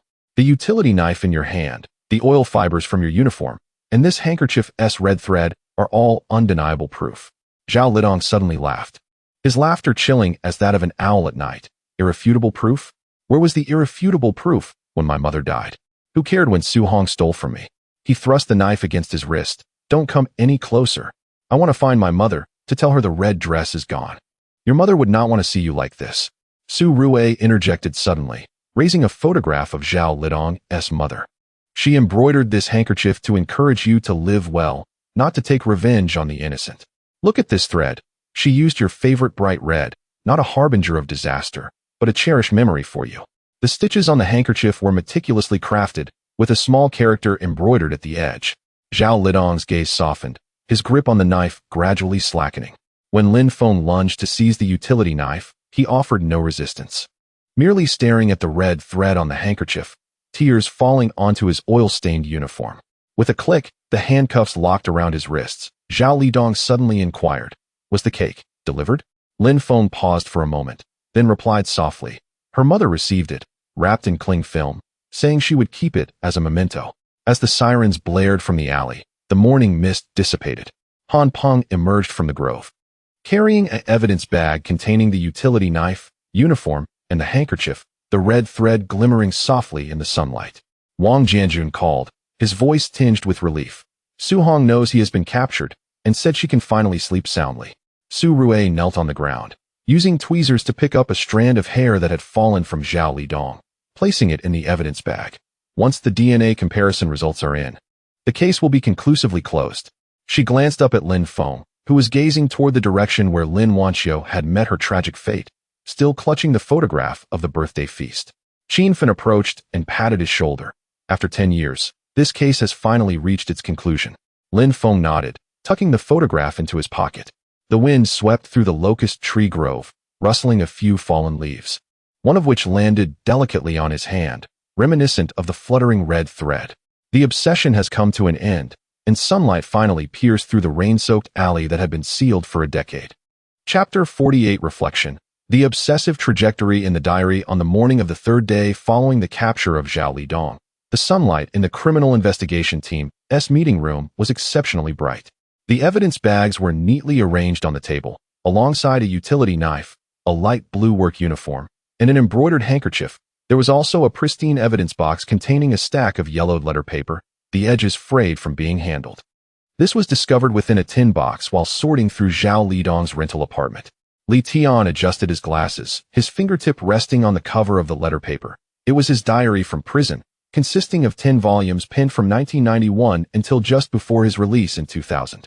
Qin Fen picked up the top volume, its cover inscribed with the character for hatred, the ink long since darkened.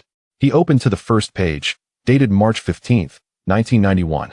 The handwriting twisted yet vigorous. "Today I learned to repair machine tools. The master said a utility knife can cut metal. The girl in the red dress appeared in my dreams again, like my mother dangling from the beam, floating and swaying. The room was so quiet that the sound of turning pages could be heard." Wang Jianjun leaned in to examine a specific page from 1993, suddenly pointing to a line. "Look here. Su Hong should still be in the southern suburbs. When I get out, she will never wear that red dress again. During our investigation into Su Hong's whereabouts back then, she deliberately changed her address, fearing his retaliation." Su Rue focused on the diary entry from 1997, his brow furrowing. He had recorded extensive notes on mechanical repairs and even illustrated the sharpening angles of a utility knife, noting that a 15-degree edge is the sharpest, akin to the knife he used to stab the security guard. This explains why, after a decade without committing a crime, his technique remained so precise. He had been practicing in prison.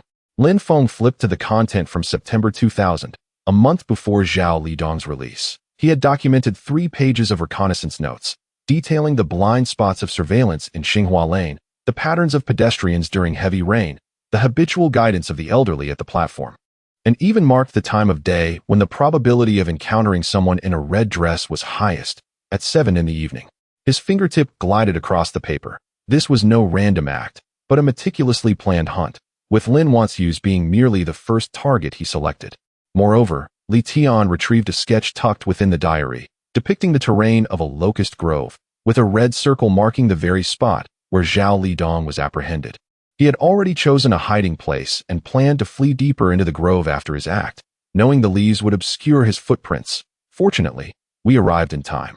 Lin Feng closed the book, his fingertip lightly tapping the character for hatred on the cover. The diary repeatedly emphasized that the red dress was the original sin, yet one page noted that his mother had said, "Bright red is an auspicious color," while embroidering a handkerchief. He glanced at Su Rue. He did not inherently despise the red dress, but rather, he had transferred all the anguish stemming from his mother's death and his conflict with Su Hong onto the red dress, forming a pathological obsession. Furthermore, he had stolen Su Hong's red dress before his imprisonment and kept it hidden. Wang Jianjun added that the diary mentioned it would be a pity to burn it, so he kept it as a target for knife practice. We had not found it during our search of his dormitory because he had hidden it in a tree hollow in the locust grove ahead of time. We indeed discovered half-burnt red fabric during the recent search. Su Rue suddenly recalled something and opened the forensic report. Zhao Lidong's medical examination records indicated he suffered from severe post-traumatic stress disorder, yet he had not received psychological intervention while incarcerated. If timely intervention had been provided back then, perhaps the ensuing tragedy could have been averted. At that moment, Han Peng entered, holding the DNA comparison report. Zhao Lidong's DNA matched perfectly with the skin flakes found on-site and the fingerprints on the utility knife. Additionally, Aunt Zhou had sent someone with that cake box, expressing her desire for us to take a look. The pink wrapping paper of the cake box had dried, the edges of the character for longevity wrinkled. Lin Feng gazed at the box. Recalling Zhao Lidong's question during his arrest, did the cake arrive? Suddenly, he spotted a scrawl on the last page of the diary, written on the day of his release. Passing by the cake shop, I smelled the aroma of cream, like the birthday cake my mother made. If she hadn't worn the red dress, would she still be alive? The meeting room fell silent. Sunlight streamed through the window, casting a glow on the stack of diaries. The words red dress written in red ink appearing like bloodstains or tears. Lin Feng stood up, placing the diary into the evidence box. These details must be included in the case report. The root of the obsession was not the red dress, but the neglected trauma and distorted desire for revenge. As Lin Feng exited the meeting room, his phone buzzed with a text message from Aunt Zhou. Wonka's red dress has been cleaned and hung in the wardrobe. When the sunlight comes in, it feels as if she is still here. He looked up at the sky, the sound of birds chirping emanating from the locust grove. That red thread entwined for a decade finally dissipated completely under the sunlight. Chapter 49 Daily Warmth. As the morning sun gently cascaded over the entrance of the police station, the guard, Uncle Zhao, clutched a cloth bag and made his way towards the office building. Dressed in his faded security uniform, he carried freshly boiled corn in his hand and called out from a distance, "Jianjun, Aunt Zhou asked me to bring these items for everyone to share." Just as Wang Jianjun emerged from the elevator, he turned upon hearing the voice. "Uncle Zhao, I appreciate you making this trip." Uncle Zhao handed over the cloth bag, the corners of which were adorned with a small embroidered character for autumn, a bag that Lin Wanxiu's used for sewing supplies in her lifetime. Aunt Zhou mentioned that Wanxiu knitted gloves, which can be worn for handling cases in the chilly weather, and she also asked me to bring Captain Qin a jar of osmanthus honey, saying it would soothe his throat when mixed with water. He pointed towards the bulletin board in the office lobby. "Yesterday, I spotted someone in blue work attire at the alley entrance and thought it was Zhao Lidong. It startled me when I realized he was from the construction site. Now that the case is resolved, we can finally feel at ease." Wang Jianjun accepted the cloth bag and patted Uncle Zhao on the shoulder. "Thank you. I'll ask the cafeteria to set aside some breakfast for you." Uncle Zhao smiled and waved his hand. "No need, no need. You all work hard to solve cases. I'll head back to my post now, and if a delivery arrives, I'll bring it up for you." Watching Uncle Zhao's retreating figure, Wang Jianjun extracted the osmanthus honey from within the bag. A note from Aunt Zhou was affixed to the jar. "Thank you, Captain Qin and the other officers. Once you will remember your kindness from above." Just then, the morning meeting bell rang, and Wang Jianjun entered the conference room with the cloth bag in his arms. Captain Qin had just opened the report on today's theft case when his finger halted abruptly over the words red cloth bag containing stolen goods. His pen hovered above the page, and his brow instinctively furrowed, as if suddenly drawn back into a familiar scene. "Captain Qin," Han Peng's voice broke the silence. "This case is a common residential burglary in our jurisdiction. The owner stated that the stolen goods included a jade pendant wrapped in a red cloth. Lu Bin suddenly lifted his head from a pile of documents, still clutching his notebook. Captain Qin, yesterday I inspected the fire safety equipment in Xinhua Alley and spoke with the elderly landlady. She mentioned that Zhao Lidong used to wrap his belongings in a red cloth when he rented a room here. She later found it discarded in a trash bin and kept it. I've already instructed the technical department to retrieve it. It might match the red cloth from this theft case. He handed over his notebook, which sketched the general pattern of the red cloth. The landlady said the edges were frayed, resembling the red cloth from the 1990 textile factory theft case. Wang Jianjun, seated across the table, suddenly set down his enamel cup, the bottom lightly tapping against the table. Red cloth? In the 1990 textile factory dormitory theft case, the thief also used a red cloth to wrap jewelry. He leaned forward, his fingertip pressing against the report. I even investigated that case with old Qin at the time. The cloth was woven by a local workshop, and the edges easily frayed. Lu Bin, instruct the technical department to focus on comparing the fabric's warp and weft density. I had kept a sample from back then. Captain Qin's fingertip lightly grazed over the words red cloth, and he added, ensure the technical department thoroughly examines the material of the wrapped items, paying special attention to any signs of edge wear. Also, compare it with the samples from the 1990 batch of red cloth. Lin Feng noticed the subtle stiffness in Captain Qin's joints, a remnant of the habit formed from incessantly tapping on the desk while scrutinizing the Zhao Lidong case over the past few weeks. Wang Jianjun and Lu Bin's remarks evidently served to ease the tension that momentarily enveloped Captain Qin. After the meeting adjourned, Su Rui, cradling a stack of old evidence bags, made his way towards the forensic department. Just as he reached the staircase, Lin Feng called out to him. Is that the DNA supplement report you stayed up late working on last night? He handed over a cup of hot coffee, a note affixed to its side reading no sugar. You mentioned your stomach acid reflux last time. As Su Rui accepted it, their fingertips brushed against each other, and both paused momentarily, quickly averting their gazes. While filing the evidence for the Zhao Lidong case, they discovered notes in his diary about the machining process, which perfectly matched the model of the machinery used in the 1990 textile factory case. As Su Rui unfolded the yellowed pages within the evidence bag, Lin Feng leaned in closer, their shoulders unintentionally touching.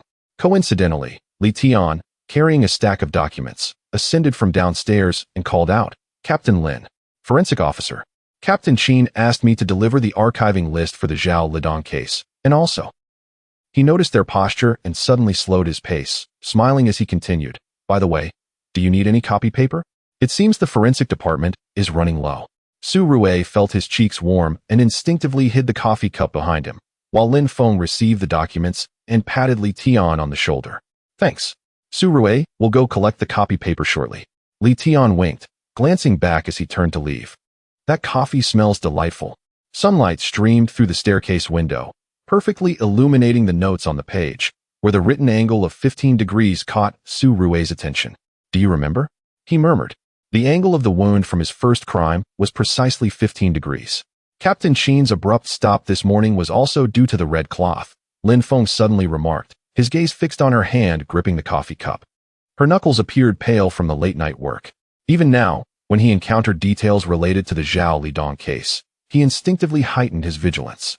Su Rui nodded, recalling how yesterday, upon seeing a promotional poster for longevity peach cake in the cafeteria, Captain Qin had abruptly halted, contemplating, before finally suggesting, let's send a portion to Aunt Zhou. During lunch, the cafeteria's television broadcast local news, and the footage briefly showcased Xinhua Alley. A young shoot sprouted from the old locust tree at the alley's entrance, where a small flower wreath had been placed, an offering from Aunt Zhou alongside a photograph of Lin Wang. As Captain Qin passed by with his tray, he paused for half a second, then turned to Li Tian serving the food, saying, next week, let us inspect the fire safety equipment in Xinhua Alley and check on Aunt Zhou. She mentioned a leak in her water pipes last time. Captain Qin's sudden stop had almost become a conditioned reflex. Li Tian, chewing on a steamed bun, whispered to Han Peng, yesterday, while organizing Zhao Lidong's diary, I saw the words Locust Grove and almost dropped my pen. Lu Bin, approaching with his tray, overheard and chimed in, not to mention, yesterday I chatted with Uncle Zhao. He said Captain Qin stopped for 2 seconds when he saw a delivery man in blue work attire last week while picking up a package, only realizing later it wasn't Zhao Lidong. Han Peng subtly gestured towards Lin Feng and Su Rue, lowering his voice. Look at those two. The coffee that Su Rue has was handed to her by Captain Lin. And the case file in Captain Lin's hands was marked with highlights by Su Rue last night, much more evident than Captain Qin's abrupt stop. Just as he finished speaking, Wang Jianjun strolled by with a bowl of tomato and egg noodles, catching the tail end of the conversation and interjecting with a smile. You two youngsters should stop gossiping. Back in the day, when I worked a case with old Qin, he even helped me fill out the record. He placed the bowl on the table and extracted a cloth bag from his pocket. Aunt Zhou had entrusted him with it that morning, stating that it contained a scarf woven by Wanqiu, meant for sharing among everyone so that they might keep warm as the weather turned chilly. Su Rue took the scarf, her fingertips brushing against the soft yarn, and felt a warmth in her eyes. She was thoughtful. Lin Feng gazed at the red patterns on the scarf and was suddenly reminded of the red dress Lin Wanqiu wore when she met her tragic fate. He spoke softly. When we visit her next week, let us bring some osmanthus cake, which she adored. Lu Bin nodded in agreement. I know a time-honored shop at the end of the alley. Their flavors are reminiscent of what Wanqiu used to buy. I shall procure it then. In the afternoon, as Su Rue was organizing the final report on the Zhao Lidong case in the forensic department, Lin Feng entered, holding a familiar pink cake box that Aunt Zhou had sent through someone yesterday. She mentioned that it was Wanqiu's favorite cream flavor and that they should share it, acknowledging their hard work on the case. Team leader Qin had instructed me to deliver it, saying you expressed a desire to taste it last time. Lin Feng placed the cake box on the table, and upon opening it, the sweet aroma of cream wafted through the sterile scent of disinfectant in the room. Just as she was unboxing it, Han Peng and Lu Bin entered together, with Han Peng holding up an evidence bag. Su Forensic, the red fabric sample from the theft case has arrived. Lu Bin had just confirmed with the technical department that it differed from the red cloth Zhao Lidong discarded back in the day, thereby ruling out any connection. Lu Bin added, I also visited the construction site mentioned by Uncle Zhao. The only ones in blue work clothes were the workers, and there were no suspicious individuals. Everyone is quite aware of Zhao Lidong's case now and is being cautious about safety. Su Rue forked a small piece of cake and offered it to the two. Care for a taste? It's quite sweet. Han Peng took a bite, and suddenly remarked, now that the case is closed, perhaps team leader Qin's urgent stops will lessen? Lu Bin smiled and nodded. Uncle Zhao also mentioned that the alley has seen more people lately, and folks are now brave enough to venture out at night. If Wanqiu knew, she would surely be pleased. Su Rue forked another small piece of cake, recalling Zhao Lidong's inquiry upon his arrest about whether the cake had arrived. She softly said, Aunt Zhou mentioned that she had washed Wanqiu's red dress and hung it in the wardrobe. When the sunlight streams in, it feels as though she is still present. Lin Feng nodded, his gaze lingering on the small dab of cream at the corner of her mouth. After a moment's hesitation, he handed her a tissue. You've got a bit on you. The two stood side by the window of the forensic department, observing below as Lin Feng guided the new officers in a simulated scene investigation. Wang Jianjun stood nearby, holding an old investigation manual and occasionally correcting the new recruits' postures. Lu Bin, Li Tian, and Han Peng were organizing the evidence box from the theft case a short distance away. Uncle Zhao approached from the entrance, handing them a bottle of mineral water, and they exchanged a few light-hearted remarks. As Lin Feng demonstrated the fiber extraction process, he instinctively paused before slowly stating, any minute trace could conceal crucial clues. Do not rush, take your time. Su Rue watched the lively scene below and suddenly chuckled. His urgent stops are unlikely to change in the future. Lin Feng turned to her, sunlight casting a gentle warmth upon her hair. Perhaps it is for the best that they do not change, as they remind us that behind every case are individuals who must not be forgotten. A breeze wafted through the window, carrying the sweet scent of cake, the laughter of colleagues below, and Uncle Zhao's distant admonitions to dress warmly as the weather turned cool. Su Rue, biting into the cake with her fork, chose not to speak further, simply nodding gently. Some sentiments need not be articulated.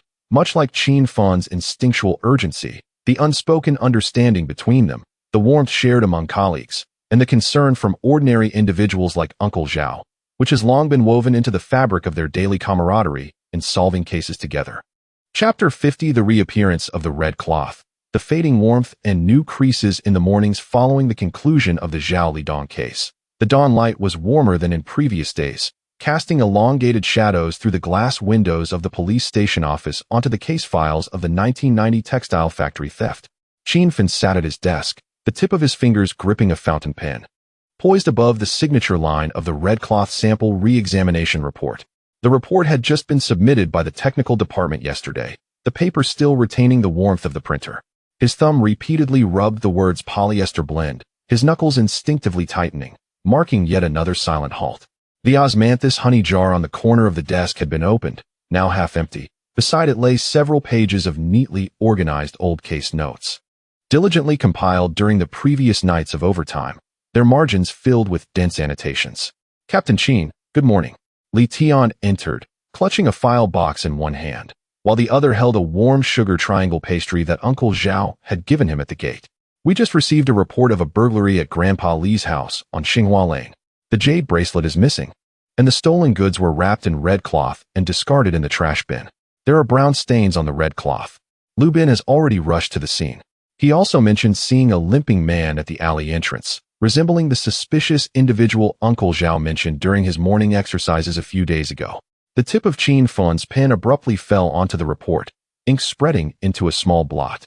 As he stood up, the chair leg scraped decisively against the floor, his gaze sweeping over the district map on the wall, specifically the red line between Xinghua Lane and the Southern Textile Factory, which he had traced several times with a red pen in recent days. His eyes then settled on an old case photograph on the corner of the desk, the scene of the 1990 textile factory theft, which also featured a similar piece of red cloth. Have the technical department compare the new red cloth sample with the old case sample re-examined last week, focusing on fiber composition, fluorescent agents, and the components of the brown stains. He grabbed his coat draped over the chair, pausing momentarily as he buttoned it, adding, "Notify Lin Feng and Su Rui to assemble downstairs in 10 minutes to head to the scene. Wang Jianjun will take the aged copper button found during the Zhao Lidong case to the textile factory to see if any old workers recognize it.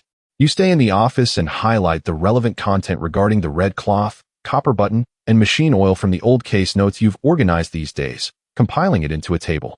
Just as his instructions concluded, Lin Feng entered, holding a dog-eared notebook with the cover inscribed with textile factory clues. Notes accumulated while investigating Zhao Lidong's associates at the textile factory. "Captain Qin, while organizing the textile factory materials these past few days, I discovered that after last year's switch to the polyester blend production line, only the machine repair workshop continued using Chongqing 150 machine oil.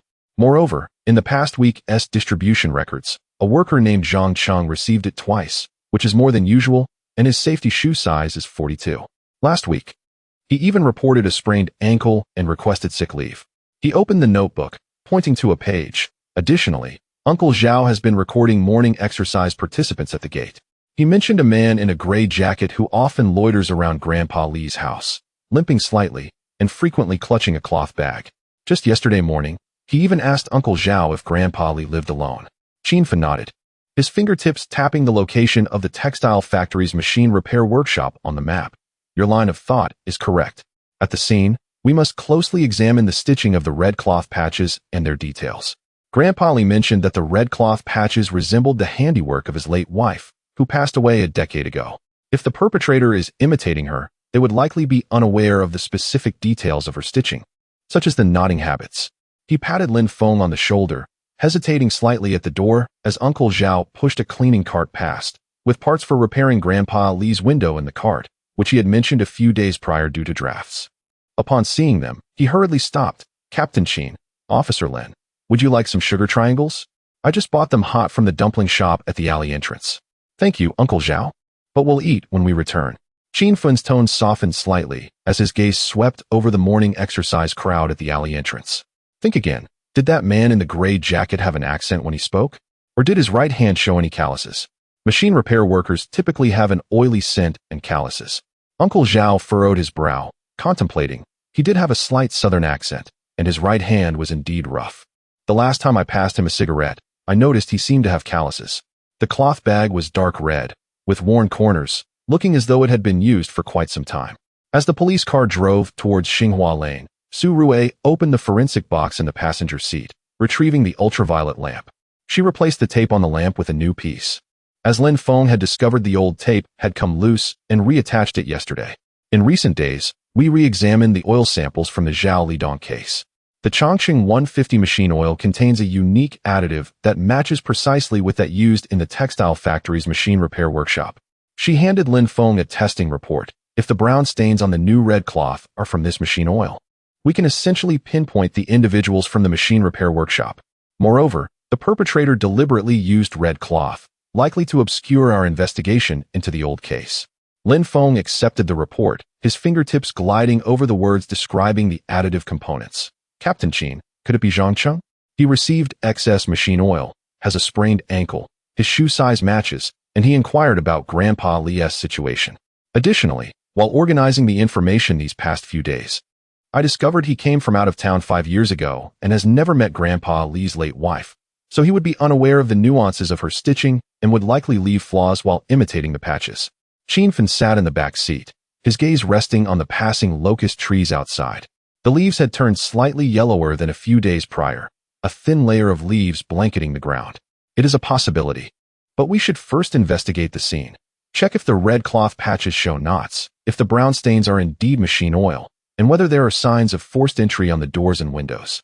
If it was an acquaintance committing the crime, they might not need to force the door. A police cordon had been established at number 37 Xinghua Lane, Lu Bin crouching beside the trash bin, holding a transparent evidence bag containing the piece of red cloth with brown stains in one hand and a half-eaten oil stick in the other, purchased that morning from the alley. Captain Qin, the stitching on the red cloth patches is loose, with no knots, and it uses polyester thread. However, Grandpa Li mentioned his wife only used pure cotton thread and always knotted the corners of the patches. He stood up, pointing to the evidence bag. The brown stains emit a scent of machine oil, and next to the red cloth, I found a copper button engraved with the textile factory's name, identical in style to the aged copper button in Brother Wang's possession. However, the rust is superficial and easily scraped off, clearly made to appear old on purpose. Qin Fen approached, taking the evidence bag, gently scraping his fingertip across the copper button, rust powder falling onto the back of his hand.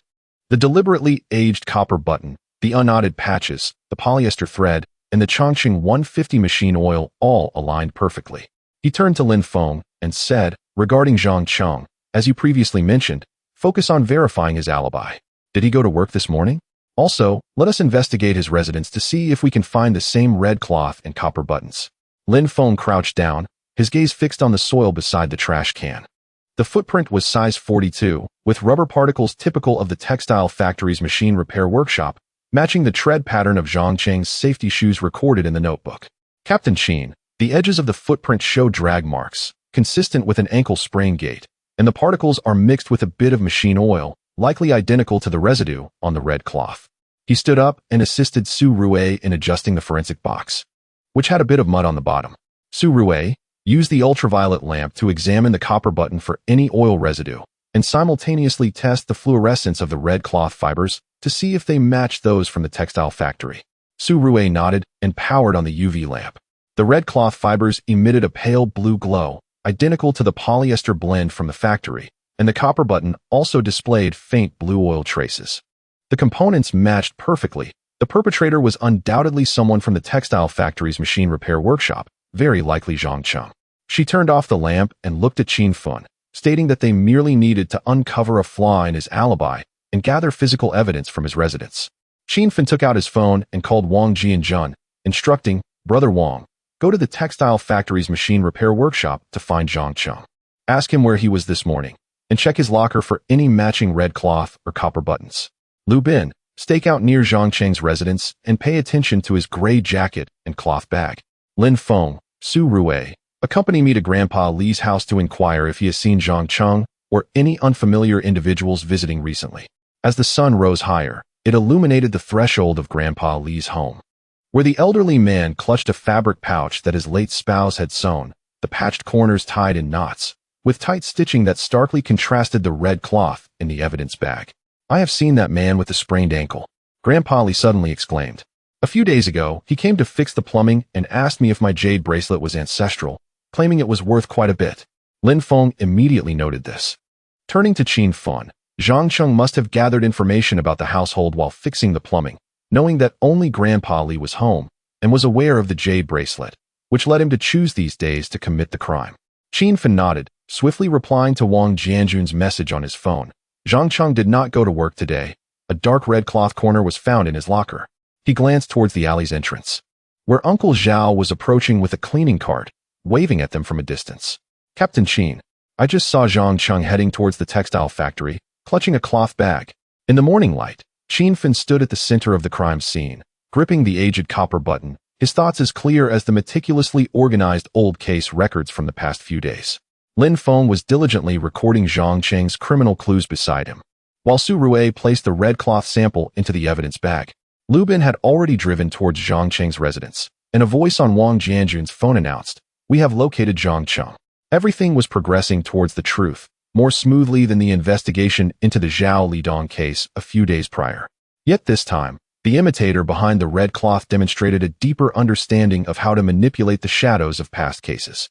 Chapter 51. The old shadows in the stitch. As the midday light streamed through the iron bars of the interrogation room, Su Rui rushed into the technical department, clutching a box of evidence. Zhang Cheng repeatedly insisted in the interrogation room that it was merely a case of imitation. Yet the dark red fabric piece retrieved from his locker bore stitching remarkably similar to the red patch found at the scene of the Xinghua Lane incident. She aimed to uncover the evidence of his deceit hidden within these intricate stitches. The ultraviolet lamp illuminated the workspace, casting a soft blue light that made the stitches on the fabric patch starkly visible.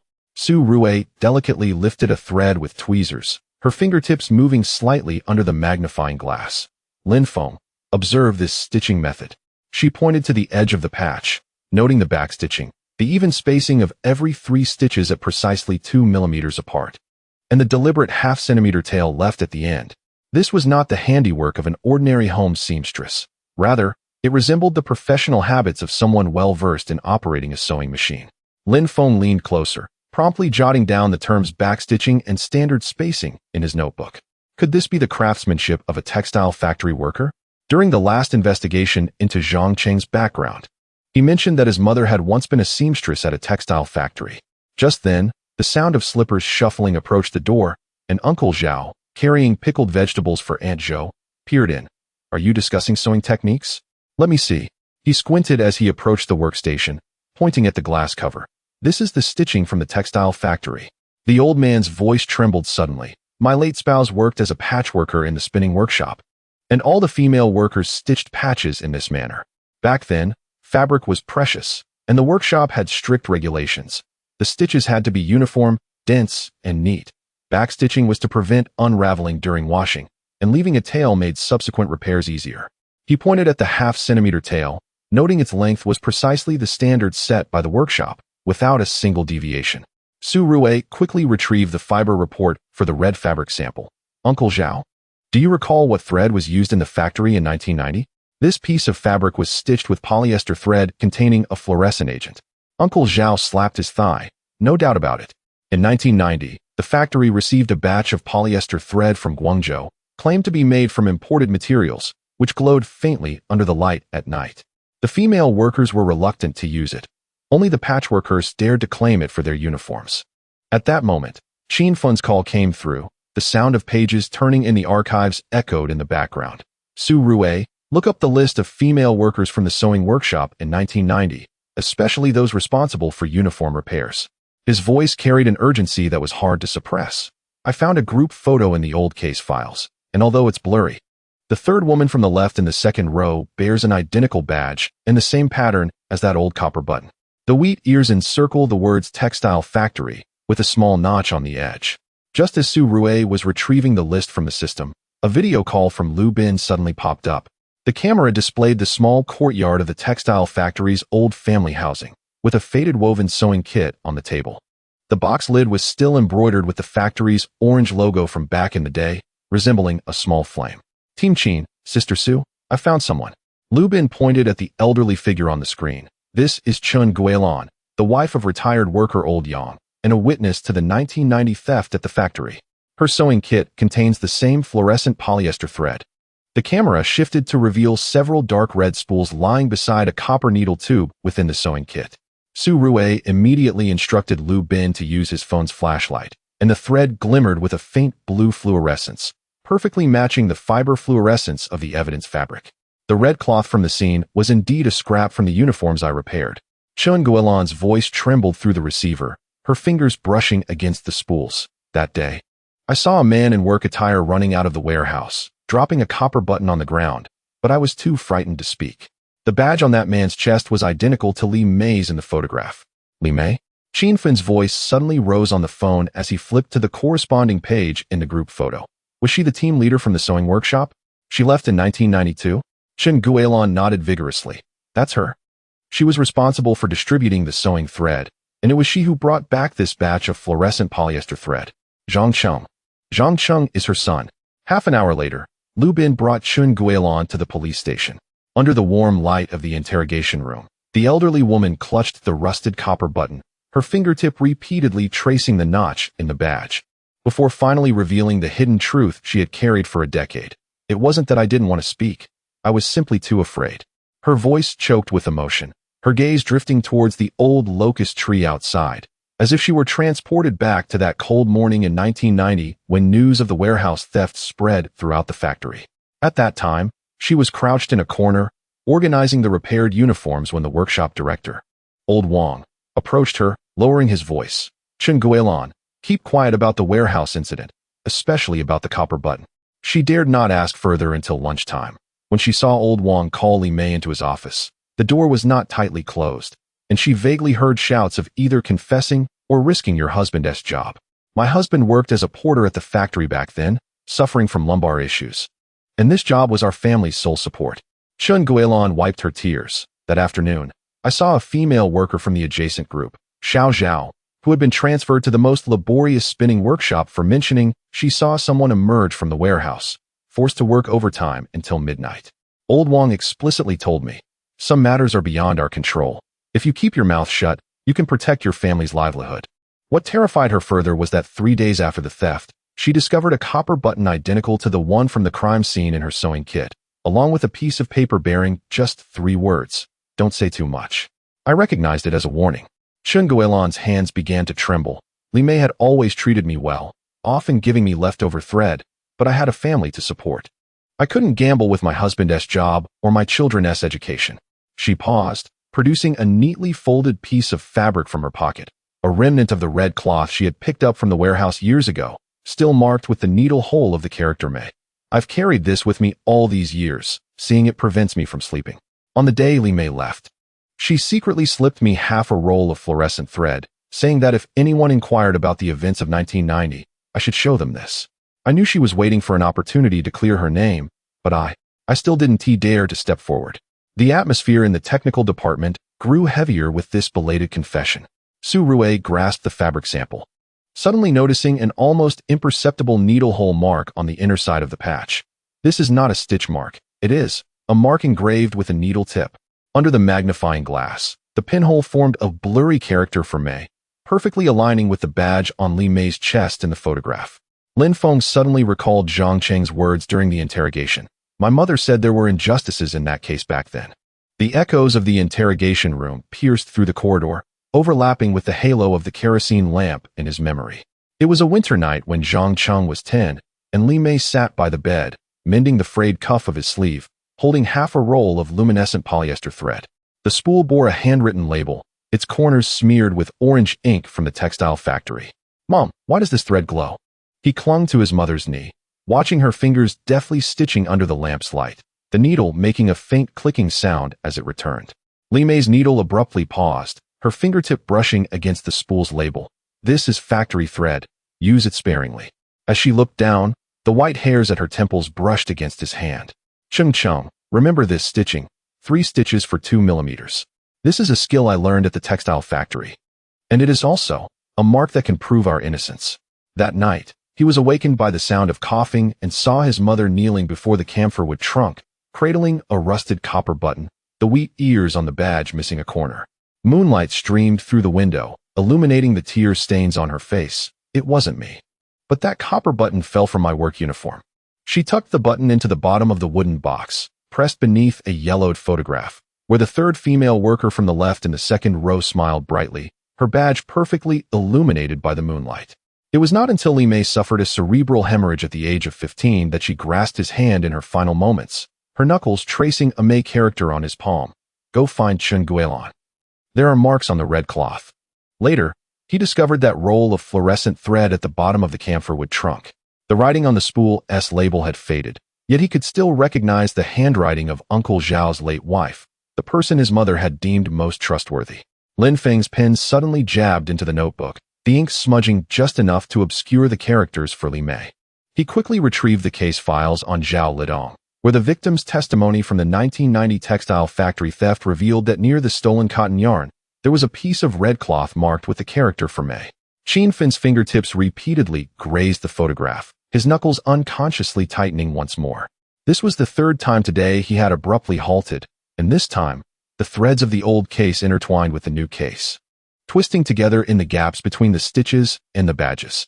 Lu Bin immediately retrieved the archives for Old Wang, the workshop director from the 1990 textile factory, to check his employment records and current whereabouts. Qin Fen's voice trembled with excitement.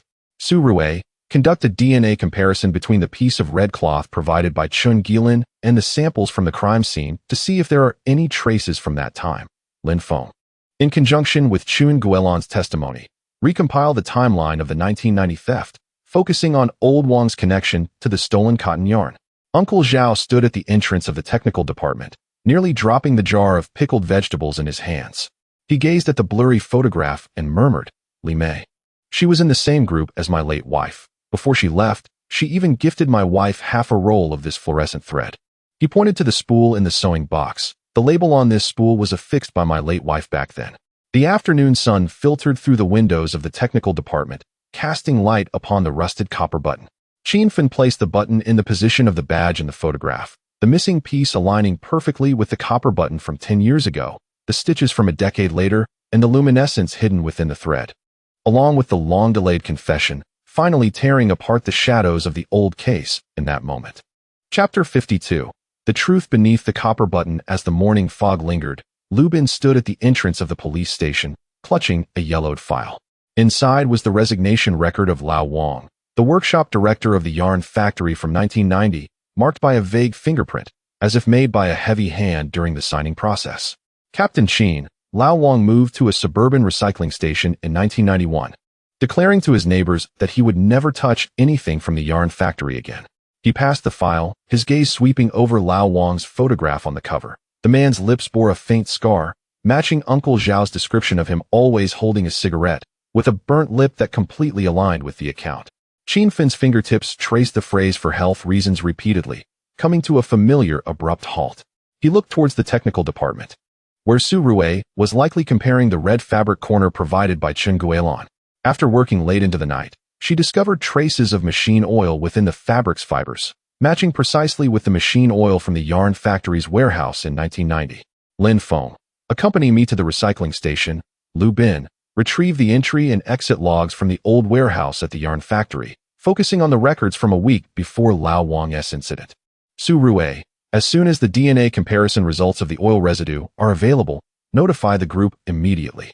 As the police car navigated through the morning mist, Lin Feng perused the timeline in his notebook. The theft occurred on November 5, 1990, followed by Lao Wang pressuring Li Mei on November 6, Xiao Zhao's reassignment on November 10, and Lao Wang's retirement request in December.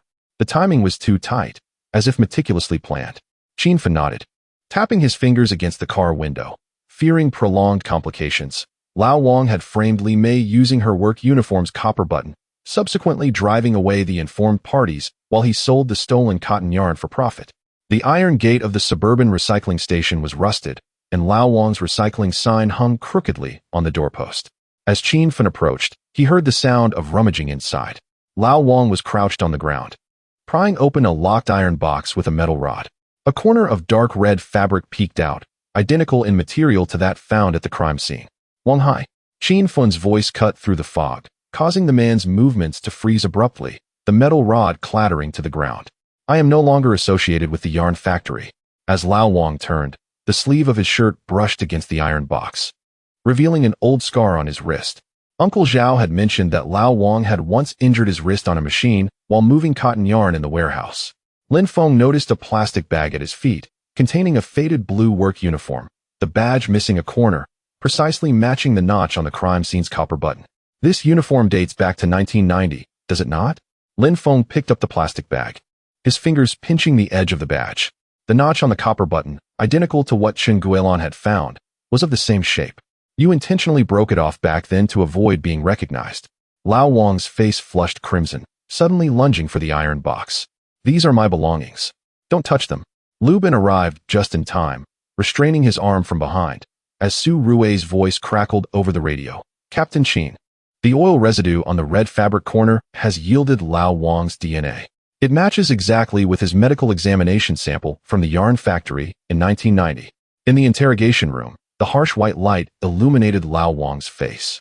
Qin Fen pushed the entry and exit logs from 1990 towards him, displaying his signature from 3 days before the incident, with a note stating the collection of 3 bundles of cotton yarn. However, the warehouse records only documented the dispatch of 2 bundles. Where did the remaining bundle end up? Qin Fen's voice was calm yet weighty. In 1991, you purchased a house in the suburbs with the money from selling the cotton yarn. The date on the property deed coincides with the 3rd day after Li Mei's departure. Lao Wang's Adam's apple bobbed violently as he fell silent for half an hour before finally speaking. At that time, my son needed surgery, and the factory refused to approve any subsidies. His voice trembled, fingers digging into the table edge. The cotton yarn in the warehouse was worth a considerable amount. I initially intended to take only half a bundle, but Li Mei happened to catch me. As the sewing group leader, she had to collect fabric from the warehouse daily. He paused, a flicker of malice crossing his eyes. I told her that as long as she kept quiet, I would help her with a raise, but she refused and threatened to report me. I had no choice but to break off the copper button from my uniform, leave it at the scene, and threaten Chen Guilin to keep silent. You also deliberately took Li Mei's uniform to the warehouse, tainting it with cotton fibers. Lin Feng interjected. Zhang Cheng said his mother always mentioned that her uniform had gone missing once, and you stole it to frame her. Lao Wang's head drooped even lower, tears falling onto the logbook. I wronged Li Mei, and those female workers I terrified. Meanwhile, in another interrogation room, Zhang Cheng gazed at the photo of Lao Wang being apprehended, his eyes suddenly reddening. My mother used to sit by the window mending work uniforms, saying that when I grew up, I would confront Lao Wang. He clutched the roll of fluorescent thread he had brought from home, the label nearly peeling off. I initiated the red fabric case to prompt you to investigate the old case from 1990. I know this approach is wrong, but I truly had no choice. No one would listen to the words of a suspect's son. Su Rui handed him a tissue, gently stating, "Today, Li Mei's injustice will finally be rectified." The afternoon sunlight streamed through the police station windows, illuminating the rusted copper button. Qin Fen placed the button into the evidence bag, alongside the 1990 red fabric sample, Lao Wang's work uniform, and Zhang Cheng's fluorescent thread. These artifacts, spanning 33 years, finally pieced together the complete truth. Uncle Zhao, carrying osmanthus cakes for Aunt Zhou, passed by and noticed the announcement on the bulletin board declaring the resolution of the 1990 yarn factory theft case. He suddenly smiled, tears glistening at the corners of his eyes. If Li Mei knew, she would surely sleep soundly tonight. Lin Feng and Su Rui walked side by side down the corridor, holding the freshly printed case closure report. Zhang Cheng was prosecuted for theft, but considering his voluntary confession and motive to exonerate his mother, he would receive leniency. Su Rui glanced at the report, which read Li Mei's injustice vindicated, softly murmuring, "If we had been more thorough back then, perhaps the subsequent events could have been avoided." Lin Feng nodded, his gaze falling upon Qin Fen's office. The former captain stared blankly at a group photograph from 1990, gently tapping Li Mei's image with his fingertip, this time devoid of abrupt halts, only a relieved sigh. Beneath the old locust tree in Xinghua Alley, Aunt Zhou hung Lin Wanqiu's red dress on a bamboo pole, beside which was the handkerchief embroidered with fluorescent thread that Li Mei had gifted her years ago. The wind swept through the alley, and the silk threads of the handkerchief shimmered a pale blue in the sunlight, reminiscent of 2 strands of warmth that arrived late, yet had never dissipated. Chapter 53. The Qingchuan River Dismemberment Case. The morning mist over the Qingchuan River was dense, akin to unyielding ink, while the sky at 5:30 remained shrouded in a layer of gray. As Lao Chun's tricycle rumbled along the gravel path by the riverbank, the fishing gear in the cart clattered rhythmically. Renowned in the suburban angler community as a night watchman, he possessed an uncanny ability to locate the optimal fishing spots nestled deep within the river bends. Here, the current was gentle, and the crucian carp were plentiful. In previous Octobers, his catch would often weigh in at 2 or 3 pounds, glimmering with silvery scales. However, today, the signs of fish were ominously peculiar. Upon casting the first line, the bobber barely settled before it was violently pulled under. Lao Chen assumed he had hooked a large carp and swiftly lifted the rod, only to find the line light and empty, returning instead with a clump of dark green water plants. The second cast proved even stranger, as the bobber sank with alarming speed, yet the force was sluggish, resembling something ensnared at the riverbed. It wasn't until the third cast that the rod bent into a precarious C shape. The weight transmitted through the handle felt gritty and coarse, distinctly lacking the vitality of a struggling fish. Damn it, another tattered sack? Lao Chen spat out the cigarette, but, leaving a dark stain on the damp ground. He freed his left hand to untangle the fishing line, but as his fingertips grazed the object, he was met with a hard, unyielding contour beneath the fabric. Just then, the morning light broke through the mist, casting a slanting beam onto the surface of the water, illuminating the object drawn from the depths. It was not a sack. It was a bone shrouded in dark gray canvas, its jagged edges adorned with fragments of water plants. As he leaned closer, a pungent amalgamation of river mud and decay assaulted his nostrils, prompting a fit of coughs. Lao Chen's hands froze. In his 2-decade fishing career, he had reeled in tattered rubber shoes, old tires, and even a rusty bicycle frame from the riverbed, but this was different. The pallid sheen of the skeletal form unmistakably resembled a human calf bone. An odd sound escaped his throat as he fumbled for his phone, his fingers trembling so violently that he misentered the unlock code thrice. Finally connecting with the emergency services, his voice trembled with a note of panic. "Officer, I've pulled up a bone. It looks human. Please hurry." When the sirens of the Municipal Criminal Investigation Team pierced through the morning fog, Lin Feng had just completed reviewing the case files related to the Hongbu incident in his office. The coffee on his desk still exhaled warmth, and a sticky note from Su Rue lay beside it, indicating that rain was expected this morning and advising to bring an umbrella for the investigation. As the head of the criminal investigation team, Lin Feng always kept his phone at maximum volume. Upon receiving the report of suspected human remains at the Qingchuan River bend from the dispatch center, he immediately lifted his fingers from the report, grabbed his police jacket from the chair, and headed for the door. He instructed Wang Jianjun from the technical team to bring the full set of forensic equipment, while Su Rue from the forensic department was to prepare the autopsy kit and skeletal testing tools. Zhang Weiguo and Han Peng from the detective unit were tasked with taking witness statements, and Lu Bin from the photography team was to carry a high-definition camera and a 3-dimensional scanner. Lin Feng would retrieve the water system map of the Qingchuan River and the hydrological data from the past month from the archive. The team was to assemble downstairs in 10 minutes. Lin Feng's voice, transmitted through the intercom to various departments, was clear and concise. This was a dismemberment case, and the preservation of the crime scene took precedence. All personnel were instructed to avoid contaminating evidence. 10 minutes later, 3 police vehicles departed from the municipal headquarters. Lin Feng sat in the passenger seat of the lead car, unfurling the water system map Lin Feng had just delivered, circling the location of the Qingchuan River bend with a red pen. "Zhang, with your extensive experience, what should be the focus during the scene investigation of this floating dismemberment case?" He glanced at Zhang Weiguo in the back seat, a seasoned detective with 23 years of experience, who had previously solved 3 similar cases and was intimately familiar with the patterns of such incidents. Zhang Weiguo pointed to the confluence of tributaries on the map. "Captain Qin, the most challenging aspect of a floating dismemberment case is the potential for the scene to be compromised by the water current. We must first secure the position of the remains and note the direction and speed of the flow.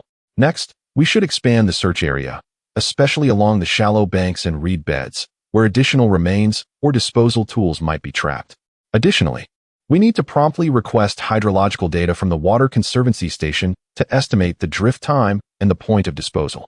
He paused briefly before adding, "Moreover, we need a detailed statement from the reporter, Lao Chun, covering the time of discovery, the state of the water flow at that moment, and whether he noticed any other floating objects."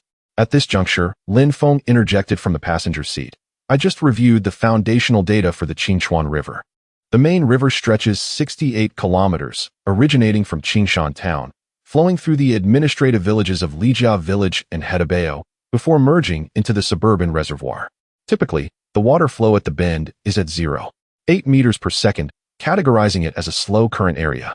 However, following the recent heavy rains, the the flow speed may have doubled. The presence of the remains suggests that the drift time has been at least 12 hours. At 8:05 a.m., the police vehicles arrived at the Qingchuan River bend. As the cordon was established amid the morning mist, Lu Bin had already begun photographing the scene. He initially retreated 50 meters to capture wide-angle shots, framing the river bend alongside the distant highway, village, and power lines to ensure the geographical coordinates of the scene were preserved. He then approached for comprehensive shots, marking the discovery point of the remains, Lao Chun's fishing spot, and the surrounding footprints with yellow markers. Finally, he crouched down, using a ruler to document the edges of the evidence, capturing even the blurred mountain insignia on the canvas and the fine striations on the bone's fracture with clarity. Captain Qin, Su, the evidence has been significantly submerged. The canvas is beginning to fray, and the bone surface is coated with mud and sand. We must first secure it, Lu Bin called out, his gaze still fixed on the joint between the tibia and the canvas. I've documented the initial state, and we can now have Brother Wang extract it. At this moment, Wang Jianjun, wearing double-layered latex gloves, crouched on a sterile mat laid over the stones, equipped with tweezers and sterile cotton swabs. He began by taking a small fiber sample from the edge of the canvas, placing it into a labeled evidence bag marked as Sample 1. Next, he gently wiped the surface of the bone to remove the mud and sand, storing it in a saline solution bottle for preservation. Finally, he carefully lifted the bone with the tweezers, examining the shape of the fracture. This segment of the tibia measured approximately 28 centimeters in length, with the upper epiphyseal line completely closed, yet the bone density was moderate, not resembling that of an elderly person. Su, could you assess the age and time of death based on this bone? Wang Jianjun inquired, presenting the skeletal fragment to Su Rue. The forensic expert, equipped with a portable bone density scanner, meticulously pressed the probe against the surface of the bone. Instantly, the screen illuminated with the bone density readings. She then employed a magnifying glass to scrutinize the cross-section of the bone. Wang Gu, according to the Trotter-Gleiser formula, the estimated age falls between 25 and 30 years. The absence of any significant life response on the bone surface indicates that it was dismembered and discarded post-mortem. The cross-section reveals no signs of decomposed bone, and considering the river temperature of approximately 15 degrees, the preliminary time of death is determined to be between 7 to 10 days. Su Rue paused momentarily, her fingertip gliding over the V-shaped incision on the bone. Furthermore, the edges of the incision exhibit fine bone splinter traces, which could not have been produced by an ordinary kitchen knife. A kitchen knife would typically cause compressive fractures, while this incision resembles that made by a professional bone saw or slaughtering knife, with a sharp edge and consistent force, suggesting the perpetrator possesses experience with such tools. At this juncture, Lin Feng returned from a circuit along the riverbank, holding a flow meter. Captain Qin, I measured the water flow speed in the river bend. It is currently 1 meters per second, which is 0.3 meters faster than usual, likely due to residual flows from the recent heavy rainfall. The 3 upstream villages, Qingshanzhen, Wuljia Village, and Hitabao, each contribute tributaries. If the body was disposed of upstream, the search area must expand to at least 20 square kilometers. He pointed to the reed marsh area on the map, particularly downstream from Qingshanzhen, which is densely populated with reeds, slow-moving water, and thus prone to retaining remains. However, the absence of surveillance and human presence complicates the investigation. At that moment, Han Peng had already accompanied 2 auxiliary officers to find Lao Chun, taking statements outside the cordon. Lao Chun, think carefully before discovering the remains. Did you see anything drifting downstream? For instance, a black bag or fragments of clothing. He opened the statement book, his pen hovering over the paper. Lao Chun sat upon a stone, his hands trembling. Yesterday afternoon, after the rain ceased, I observed numerous branches, plastic bottles, and a piece of dark fabric floating downstream. At the time, I assumed it was just litter and paid little heed. The color of that fabric was quite similar to this canvas. A sudden realization struck him. Moreover, the night before last, while I was on watch, I heard a thud upstream, akin to a heavy object falling into the water, but the fog was thick, and I dared not investigate. Lu Bin, document the details regarding the dark fabric and the sound of the object hitting the water. This will be crucial for subsequent investigations. Qin Feng's voice resonated as he engaged in a discussion regarding the water system map with Zhang Weigua. Zhang, where do you surmise the disposal site might be? Zhang Weigua indicated a location on the map near Qingshanzhen, Captain Qin, based on the water flow speed, if the remains have been adrift for 12 hours, the disposal site should be within a 5-kilometer radius downstream of Qingshanzhen. However, given that Lao Chun reported hearing the sound of a heavy object falling into the water the night before last, if it was disposed of then, the slow current could mean the disposal site is even further, possibly near Hitabeo. Nonetheless, the paramount task now is to locate additional remains and the disposal tools. Otherwise, the clues are too fragmented. Understood, let us adjust our deployment. Lin Feng folded the map, his voice steady and commanding. Wang Jianjun, direct the technical team to broaden the search area, focusing on the shallow banks and reed marshes within a 1-kilometer radius upstream and downstream of the river bend. Utilize metal detectors to locate the disposal tools, and prepare divers to search for additional remains. Su Rui, transport the extracted bones and fiber samples back to the laboratory for detailed analysis. Check the bone slices for any further injuries and conduct a fiber composition analysis to identify potential brand markings. Lu Bin, ensure to capture the entire process on film, particularly the evidence collection, to guarantee that each step is documented. Han Peng, continue interviewing local villagers, specifically inquiring if they have seen any suspicious individuals or vehicles lingering by the river in the past 10 days. Lin Feng, accompany me to the hydrology station to obtain the hydrological data from the past 10 days, including flow rates, water level changes, and rainfall records, to conduct a drift simulation. Zhang, remain at the scene to coordinate and report any developments immediately. As Wang Jianjun discovered half a plastic button buried in the silt 2 meters downstream of the river bend, the sound of Lu Bin's camera shutter resonated distinctly through the morning mist. The button, approximately 1.5 centimeters in diameter, crafted from ABS engineering plastic, bore signs of wear, and its edges were still flecked with canvas fibers, matching the fabric that encased the bones. Captain Qin, Team Zhang, we have located a second piece of evidence.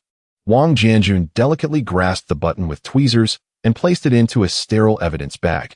However, the surrounding silt had been washed away by the current, leaving no footprints or other traces. The torrential rain had thoroughly obliterated the scene. Chapter 54. The Qingchuan River Dismemberment Case 2. In the span of 2 days, the security cordon along the Qingchuan River had been changed 3 times, yet the investigation into the case seemed to be mired in a quagmire of uncertainty. Preliminary forensic results had been relayed back. Traces of fluorescent agents were detected in the canvas fibers, and through gas chromatography mass spectrometry analysis, the composition matched perfectly with the fabric of the spring 1994 jacket from Shan Yijia Outdoor Goods Store in Qingshan Town. The canvas fibers on the buttons were consistent with those of the wrapping cloth. Bone samples revealed no significant skeletal diseases in the deceased, but a minor fracture was noted on the right temporal bone, likely resulting from a blunt force impact to the head. Team leader Qin, the proprietor of Shan Yijia, Lin Xiuqin, aged 28 and single, had suddenly closed her shop and vanished 2 weeks prior, leaving no trace of her whereabouts. Han Peng's voice crackled through the intercom.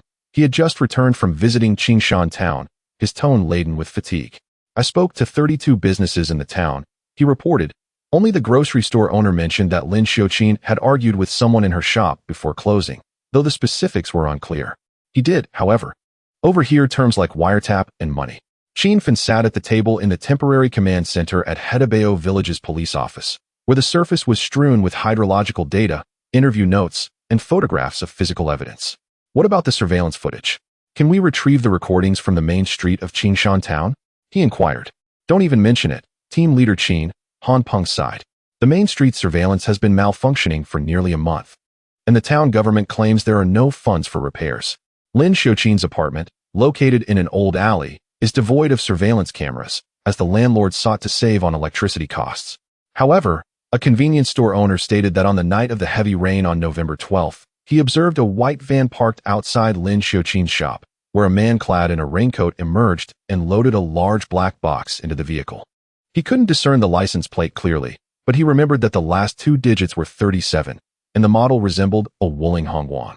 At that moment, Lin Feng entered, holding a water flow simulation map prepared by the hydrology station, with different time periods marked in red ink to indicate water flow trajectories. Team leader Qin, based on the hydrological data from November 10th to 12th, on the day of the storm, the water flow speed of the Qingchuan River reached 1.5 meters per second, which is 1.8 times the normal rate. On the 10th and 11th, The flow speed was approximately 0.9 meters per second. He pointed to the red circles on the map, stating that if the remains were discarded on the evening of the 12th, drifting 25 kilometers to the bend of the river would require 12 to 15 hours, meaning the dumping site should be within a 5-kilometer range downstream of Qingshan town. If it were on the 10th or 11th, the slower current would necessitate 20 to 24 hours, placing the dumping site possibly 3 kilometers upstream of Hitabao. Both areas, however, posed significant challenges for investigation. Zhang Weiguo followed him in, holding an aerial photograph. Downstream of Qingshan town lay a vast reed marsh, covering over 80 acres, with reeds taller than a person, which could only be searched by divers and manual efforts. Upstream of Hitabao was a shallow area filled with pebbles, where metal detectors were prone to false positives, complicating the search for the dumping tools. Lin Feng's fingertips traced the simulation map, halting in the middle of the two potential dumping sites. Any developments on Wang Jianjun's end? Have the divers found any additional remains after 2 days of searching? No sooner had he finished speaking than Wang Jianjun's call came through, his voice tinged with excitement. Team Leader Qin, we found a second fragment in the shallow marsh, 3 kilometers downstream from Qingshan town. It is the proximal segment of a femur, approximately 22 centimeters long, also wrapped in canvas fragments. The mountain logo on the fabric can be matched to the first piece, and there are traces of dark red blood on the surface of the femur, which have been sampled and sent to Su Rue for DNA analysis. Excellent. Ensure the scene is preserved, and Lu Bin should take detailed photographs, especially focusing on the position and characteristics of the bloodstains, Qin Fen instructed. Additionally, check the reeds surrounding the shallow area for any signs of trampling or cutting, as they may have been left during the body disposal. Half an hour later, Lu Bin's photographs from the scene were uploaded to the temporary command center's computer. On the screen, the femur lay on a sterile mat, with clear signs of tearing along the edges of the canvas fragments, and the bloodstains concentrated on the inner side of the femur, appearing in droplet form. Nearby, a fresh scratch marked a reed stem, about 5 centimeters in length, with the sap from the reed still not fully oxidized, presenting a light green hue. Zhang team, take a look at this scratch. Lu Bin's voice came through the video. The divers mentioned that this patch of reeds had recently been trampled, and while the marks are faint, they can discern the tread pattern of a men's athletic shoe, roughly size 43, with prominent anti-slip patterns, resembling those commonly used in construction or automotive repair. Zhang Weiguo leaned closer to the screen, pointing at the angle of the scratch. This is not a natural fracture. It appears to have been made by a hard object, possibly from the box or tool during the disposal. And the footprint, although faint, indicates heavier pressure on the forefoot and lighter on the heel, suggesting that this individual might walk with a slight forward lean, typical of someone who frequently bends over to work. What is the status on Su Rue's end? When can we expect results from the blood DNA analysis? Qin Fen inquired. Team Leader Qin, I just spoke to forensic Dr. Su. She is currently performing DNA profiling using SDR typing technology, with results expected by 10 o'clock tonight, Lin Feng replied. Furthermore, forensic Dr. Su noted that the cuts on the femur and the tibia are consistent, both forming a V shape, with a saw blade tooth spacing of approximately 0.8 millimeters, indicating they were likely made by the same bone saw. Additionally, traces of industrial-grade lubricating oil, specifically Chongqing No. 150, were detected at the cut, commonly found in automotive repair or machinery workshops. Automotive repair shop? Qin Fen's eyes lit up. Han Peng, immediately investigate the automotive repair shops in the 3 upstream villages, focusing on any Wuling Hongguang with a license plate ending in 37, as well as whether the owners or employees were size 43 anti-slip shoes and exhibit a forward-leaning gait. Zhang team, take 2 people to explore the area around Shanyi for any automotive repair shops that may have had dealings with Lin Xiuqin. Lin Feng, in conjunction with Wang Jianjun's discovered footprints and the lubricating oil traces, redefine the range of the dumping site, utilizing drones to aerialist survey the reed marsh and mark any suspicious trampling traces. Lu Bin, create plaster casts of the footprints at the shallow site, and shine ultraviolet light around to check for any hidden bloodstains or fibers. As soon as the orders were issued, Han Peng's phone rang. It was an auxiliary police officer from the Qingshan Town Police Station. Officer Han, a villager reported that on the night of November 11th, he witnessed Lin Xiuqin in a heated argument with a man dressed in an automotive repair uniform by the riverside. That man appears to be Lu Shan, the owner of Lao Lu Automotive Repair at Hitabao. Their confrontation was quite intense, and they nearly came to blows. Lushan. Lin Feng promptly instructed Lin Feng to retrieve the household registration information. The screen soon displayed details about Zhou Taizhan, aged 42, with a prior conviction for intentional injury, and 3 years prior, he had received a 1-year suspended sentence for brawling. He currently operates Lao Lu Auto Repair, located on the banks of the river in Hedabeo village, less than a kilometer in a straight line from the shallow area where the femur was discovered. Zhang Dui, do you recall Lushan? Lin Feng inquired. Zhang Weigua nodded. I have a vague recollection of this individual. I handled his case during his brawl years ago. He possesses a volatile temperament, has a penchant for drinking, and previously worked at a machinery factory where he became adept at using various tools, including bone saws. He paused, adding, moreover, his auto repair shop is conveniently situated by the riverbank, making the disposal of a body quite feasible. He fits the profile. Very well, let us proceed to Lao Lu Auto Repair immediately. Lin Feng seized his coat. Wang Jianjun, take the technical team from the shallow site to examine the tools in the workshop, the traces on the ground, and the oil samples. Su Rui, as soon as the DNA results are available, disseminate them to the group, while also preparing to collect a DNA sample from Lushan. Lu Bin, bring the camera, 3D scanner, and plaster powder to capture the scene photographs and model the tool's entire prints. Han Peng, you should first stake out near the auto repair shop to confirm Lushan's presence. Lin Feng, accompany me. Chapter 55. Shadows over the auto repair shop. Lao Lu's auto repair shop nestled beside the embankment of Qingchuan River, its blue roll-up door partially ajar, revealing a cluttered workshop within. At 11 in the morning, the sun had dispelled the morning mist, and the sound of an electric drill reverberated through the air. Lushan, clad in oil-stained blue overalls, knelt on the ground, diligently repairing a truck's chassis, his wrench occasionally clanging against metal. Han Peng crouched in the cornfield opposite, observing through binoculars. Upon spotting Lin Feng's police vehicle approaching, he quickly sent a message. Lushan is in the workshop. I did not see the white van.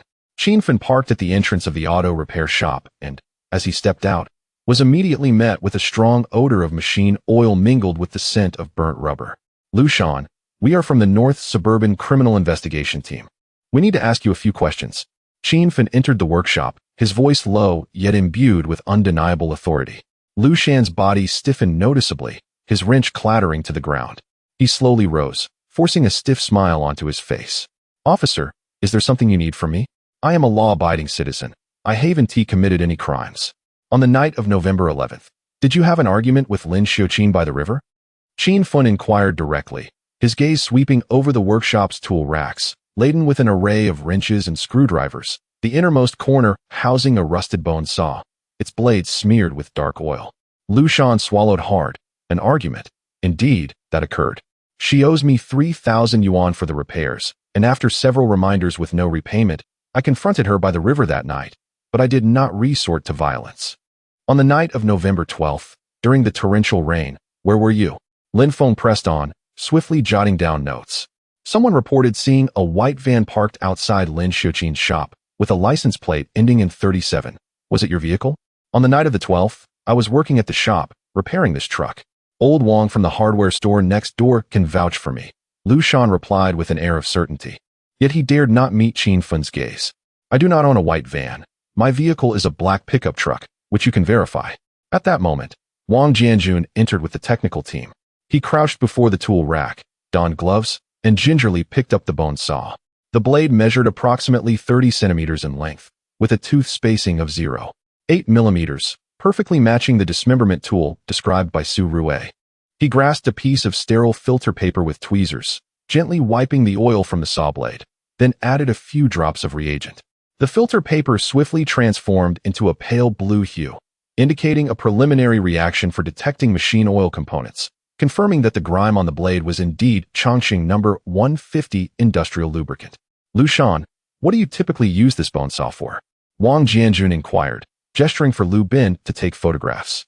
Lu Bin immediately hoisted his camera, capturing the bone saw from various angles, front, side, close-ups of the teeth, and the oil wiping process, ensuring each image was calibrated with a ruler for accuracy. Boss Zhou, cooperate a bit. We need to clearly document the details of the blade. Lu Bin's voice remained calm, though his fingers swiftly adjusted the camera settings. Lushan's complexion paled slightly. It is used for cutting steel pipes. A few days ago, While repairing a truck, I needed to cut a piece of steel pipe, so I used this. Does cutting steel pipes leave canvas fibers in the teeth of the saw? Wang Jianjun suddenly asked, scrutinizing the gaps between the teeth with a magnifying glass, discovering several dark red fibers lodged within, matching the color of the wrapping cloth used for bones. We found canvas fibers in the teeth of this saw, consistent with the material found at the crime scene by Qingchuan River. How do you explain that? Lu Shan's face turned ashen, his mouth opening in vain as words failed him. At this time, Lu Bin discovered a black plastic bag in the corner of the workshop, containing several blood-stained old clothes, including a blue jacket with torn cuffs, the edges still smeared with river mud. Lu Shan, are these clothes yours? Whose blood is on them? Lin Feng pointed at the black plastic bag, his voice growing colder. Lu Shan suddenly lunged towards the doorway, shouting, I didn't kill her. She attacked me first. But as he reached the entrance, Han Peng, stationed outside, swiftly restrained him, handcuffs clicking around his wrists. On the night of November 11th, I asked her for the money, and not only did she refuse, but she also hit me on the head with a stone.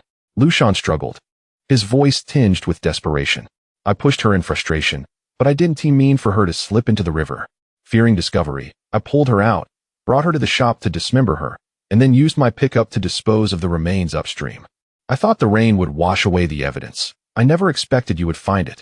And where is the knife used for dismemberment? Where did you throw it? Lin Feng pressed.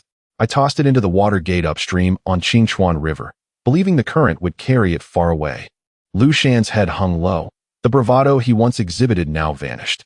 At that moment, Wang Jianjun spotted a notched copper buckle in the workshop's drainage ditch, approximately 2 centimeters in diameter, bearing the emblem of Shan Yizhijia, identical to the buttons on the outdoor jackets sold in Lin Zayukin's shop. Captain Qin, we have discovered a third piece of physical evidence. This copper buckle matches the buttons from Lin Xiuqin's store. It must belong to the deceased. He placed the buckle into an evidence bag. Additionally, the tire marks on the workshop floor corresponded with the tread pattern described by the shopkeeper regarding the white van. Although Lu Shan claimed he did not own such a van, it could have been borrowed or rented.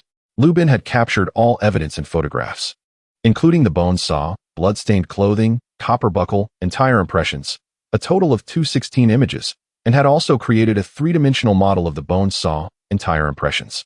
Captain Qin, the scene photographs and modeling data are securely stored, allowing for future comparisons with evidence from the crime scene, he reported. At that moment, a message from Su Rue appeared in the group chat. The bloodstains on the femur have DNA profiles that match Lin Xiuqin's DNA sample, hair extracted from Shan Yizhijia, confirming that the deceased is Lin Xiuqin. Furthermore, the canvas fibers on the bone saw correspond to those of the wrapping cloth, and the oil composition aligns perfectly with that found at the femoral incision. Han Peng, immediately take a team to search for the dismemberment knife at the upstream sluice gate of Qingchuan River. Wang Jianjun, remain at the auto repair shop to continue the investigation, collect bloodstains and fingerprints from the ground, and confirm the dismemberment site. Lu Bin, organize the scene photos and modeling data, and send them to the technical department for further comparison. Lin Feng, investigate Lu Shan's call records and bank transactions to see if he borrowed a white van or had any other financial disputes with Lin Xiuqin. Captain Zhang, take Lu Shan back to the station for interrogation and clarify the detailed process of the dismemberment and body disposal, especially the whereabouts of the other body parts. Qin Feng's instructions were clearly executed, and everyone immediately sprang into action. While organizing Lu Shan's information, Lin Feng discovered a suspicious point. Captain Qin, Lu Shan claimed he killed Lin Zayukin due to a debt dispute, but I checked his bank transactions. On October 10th, he received an unexplained transfer of 50,000 yuan. Moreover, Lin Xiuqin's bank card had a withdrawal record of 20,000 yuan on November 12th, which was not made by her.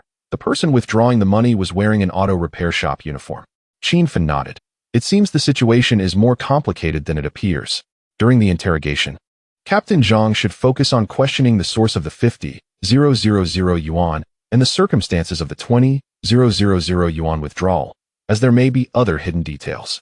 Chapter 56. The truth revealed 3 months later. In the criminal court of the Intermediate People's Court of the city, sunlight streamed through the tall floor-to-ceiling windows, illuminating the spectators' seats.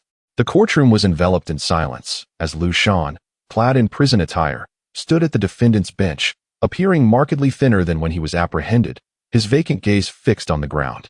At 9 o'clock in the morning, the trial commenced officially. The prosecutor began by reading the indictment, accusing Lu Shan of having engaged in extortion that culminated in a dispute with Lin Xiaoqin, resulting in her murder and dismemberment.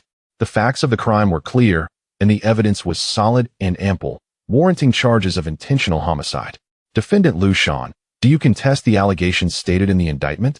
The presiding judge inquired. Lu Shan lifted his head, his voice hoarse. I did not extort her. I merely sought repayment. Furthermore, I did not intentionally kill her. It was an accident when I pushed her into the river. The dismemberment was out of fear, and I request the court to consider a lighter sentence. Subsequently, the prosecutor called the first witness, Lin Feng. Dressed in police uniform, he stood at the witness stand, articulating the investigative process of the case. On October 14, 2000, we received a report and discovered human remains in the Qingchuan River bend. Upon investigation, the deceased was identified as Lin Xiaoqin. Utilizing hydrological data to estimate the body disposal point and corroborating this with leads gathered from interviews, we identified Lu Shan as the suspect. In his auto repair shop, we seized tools of the crime, including a bone saw, blood-stained clothing, and buttons belonging to the deceased. Lu Shan's statements aligned with the on-site evidence, DNA test results, and hydrological data, confirming his guilt. Does the defense have any questions? The presiding judge asked. Lu Shan's defense attorney rose. Captain Qin, you claim Lu Shan was extorting, but do you possess evidence? Additionally, could the canvas fibers on the bone saw have been contaminated, perhaps inadvertently by the technicians during collection? Lin Feng responded calmly. Firstly, we found in Lu Shan's call records that he repeatedly threatened Lin Xiaoqin between October and November 2000, demanding a bribe of 50,000 yuan, claiming he possessed evidence of her selling counterfeit goods. Furthermore, a friend of Lin Xiaoqin confirmed that she had mentioned Lu Shan had installed a listening device in her store to extort her. Secondly, the collection process of the canvas fibers from the bone saw was fully documented. The technicians wore double gloves and used sterile tools, eliminating the possibility of contamination. Moreover, the fiber composition matched Lin Xiaoqin's jacket precisely, which cannot be mere coincidence. Next, the prosecutor summoned Su Rui to the stand. Holding the forensic report and slides of the remains, he detailed the examination process. The deceased Lin Xiaoqin, female, 28 years old, died on the evening of November 11, 2000. The cause of death was drowning combined with blunt force trauma to the right temporal bone, consistent with injuries sustained from being shoved and colliding with rocks. The dismemberment tool was a bone saw with a tooth pitch of 0.8 mm, indicating the assailant's proficiency. Blood traces on the femur matched Lin Xiaoqin's DNA, and the oil composition on the bone saw was identical to that used in Lu Shan's auto repair shop, corroborating its use in the dismemberment. Does the defense have any objections? The presiding judge asked. The defense attorney replied, Forensic expert Su, you stated that the cause of death was drowning coupled with blunt force trauma. Is it possible that Lin Xiaoqin fell into the river herself, struck her head on a rock, and was subsequently dismembered by Lu Shan upon discovery, rather than Lu Shan pushing her? Su Rui displayed the skeletal cross-section images. Your Honor, esteemed defense counsel, the fracture edges on the right temporal bone exhibit signs of life response, indicating they were inflicted during her lifetime. Additionally, the fracture site contains silt, characteristic of impacts sustained underwater. However, the deceased's left wrist bore distinct bruising, consistent with being grasped by another person. Coupled with Lu Shan's admission of having pushed her into the river, it is clear that Lu Shan's actions led to Lin Xiaoqin's drowning, not an accident. Subsequently, Wang Jianjun presented evidence extracted from the scene. This bone saw was seized from Lu Shan's auto repair shop, with the canvas fibers in the teeth matching those from Lin Xiaoqin's jacket. Here are the bloodstained garments, with DNA traces matching Lin Xiaoqin. This button belongs to Lin Xiaoqin's store. And these tire impressions found on the shop floor correspond to the white van used for disposal, which Lu Shan borrowed from a friend. These pieces of evidence form a coherent chain, establishing that Lu Shan intentionally murdered Lin Xiaoqin and dismembered her. Lu Bin then entered the court, presenting videos of the scene investigation and three-dimensional modeling animations. Here is the video showing the location of the tibia and femur, depicting the position of the remains and the surrounding environment. This three-dimensional model of the bone saw aligns perfectly with the cuts on the deceased skeleton. This plaster model of the tire impressions matches those of the white van. Additionally, footprints from the shallow reed swamp correspond precisely with Lu Shan's athletic shoes. The entire evidence collection and preservation process was thoroughly documented. Lin Feng, as an investigator, showcased a hydrological simulation animation. Based on hydrological data from November 11th to 12th, 2000, we conducted a drifting simulation, demonstrating that Lin Xiaoqin's remains were disposed of near Lu Shan's auto repair shop, drifting downstream and arriving at the Qingchuan River bend 12 hours later, precisely matching the time and location of discovery. Furthermore, Lu Shan's call records indicate that on the evening of November 11th, he called a friend to borrow the white van under the pretext of transporting goods, coinciding with the disposal timeline. Finally, Han Peng presented supplementary evidence. In our continued investigation, we discovered that the 50,000 yuan transferred to Lu Shan came from Lin Xiaoqin's competitor. Lu Shan installed the listening device to gather evidence against Lin Xiaoqin for her counterfeit sales, intending to extort her. On November 12th, the individual who withdrew 20,000 yuan from Lin Xiaoqin's bank account was Lu Shan's nephew, acting under Lu Shan's instructions. This evidence establishes that Lu Shan's murder of Lin Xiaoqin was not a mere debt dispute, but a premeditated act of extortion and silencing. Faced with the overwhelming evidence, Lu Shan's defense attorney ceased to raise objections. After deliberation, the presiding judge declared, "Defendant Lu Shan is guilty of intentional homicide and shall be sentenced to death, with lifelong deprivation of political rights. For the crime of extortion, he shall receive a 3-year prison sentence and a fine of 50,000 yuan. The death penalty shall be executed, with lifelong deprivation of political rights and a fine of 50,000 yuan." Upon hearing the verdict, Lu Shan collapsed in the defendant's seat, murmuring, "I was wrong. I should not have extorted her." As he exited the courthouse, the sun shone brilliantly. Lin Feng glanced at his team beside him and smiled, remarking, "The resolution of this case relies on the meticulous efforts of each individual. Wang Jianjun's evidence collection, Su Rui's expert analysis, Lu Bin's on-site documentation, Han Peng's investigative inquiries, Lin Feng's logical deductions, and Team Zhang's invaluable experience. Without any one of them, this chain of evidence would be incomplete." Wang Jianjun shook the investigation box in his hand, stating, "When we encounter a river drifting case next time, we will adhere to the same process. No matter how challenging the clues, thoroughness will always lead us to the truth." Su Rui nodded in agreement, saying, "Indeed, had there been any misstep in the skeletal analysis or DNA profiling, it could have jeopardized the verdict." Lu Bin raised his camera and captured a moment of the team. In the photograph, the waters of Qingchuan River shimmered in the distance, reminiscent of the evidence that was meticulously uncovered, ultimately piercing through the fog and illuminating the truth. Chapter 57. The relaxation in the police station and the sudden alarm on a day in the autumn of 2001. Precisely 1 week after the verdict of the Qingchuan River dismemberment case was delivered, the morning rain had just ceased, and sunlight streamed through the glass windows of the police station office, casting delicate flecks of light upon the floor.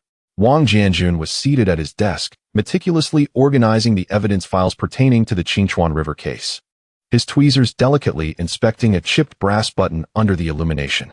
This was the final piece of evidence awaiting archiving, with a pile of thoroughly processed scene photographs by Lu Bin beside him, each adorned with detailed timestamps and locations on their reverse sides.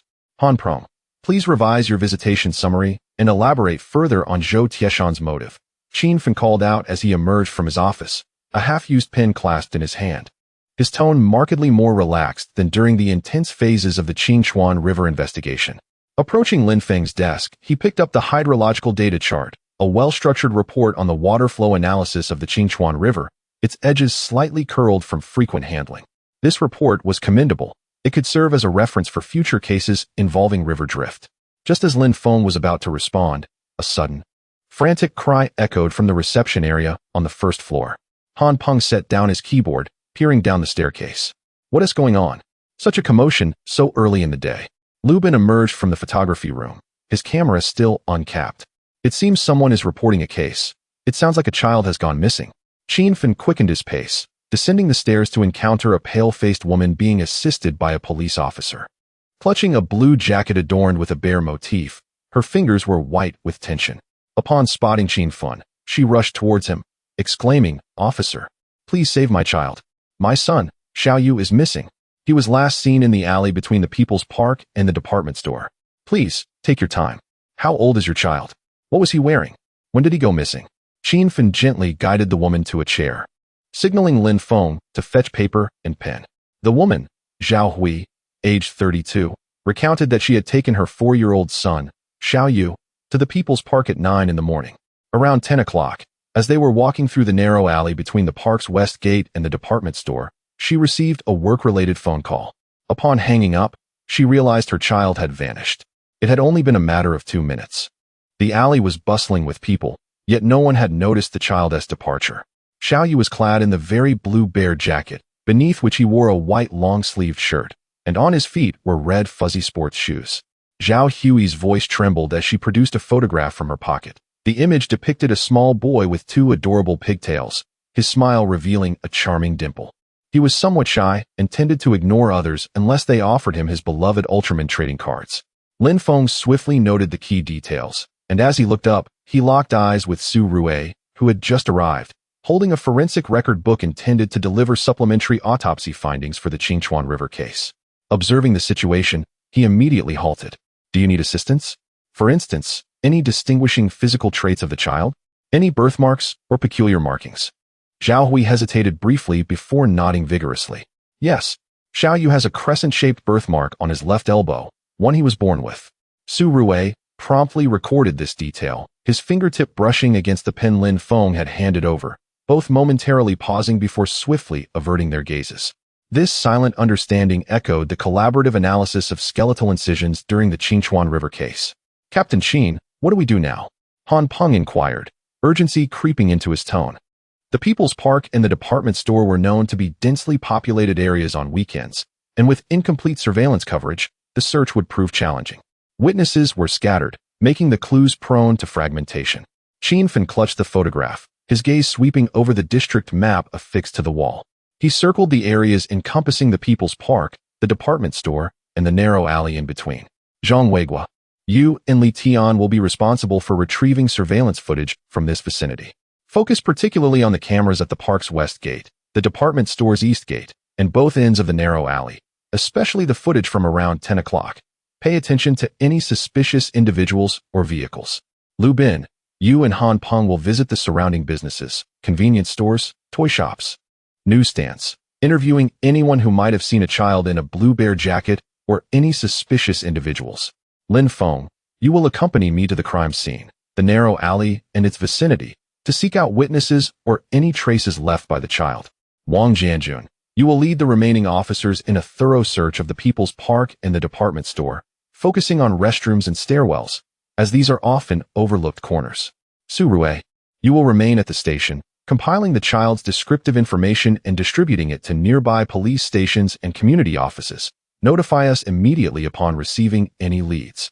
Captain Qin, 2 surveillance cameras in the narrow alley are malfunctioning.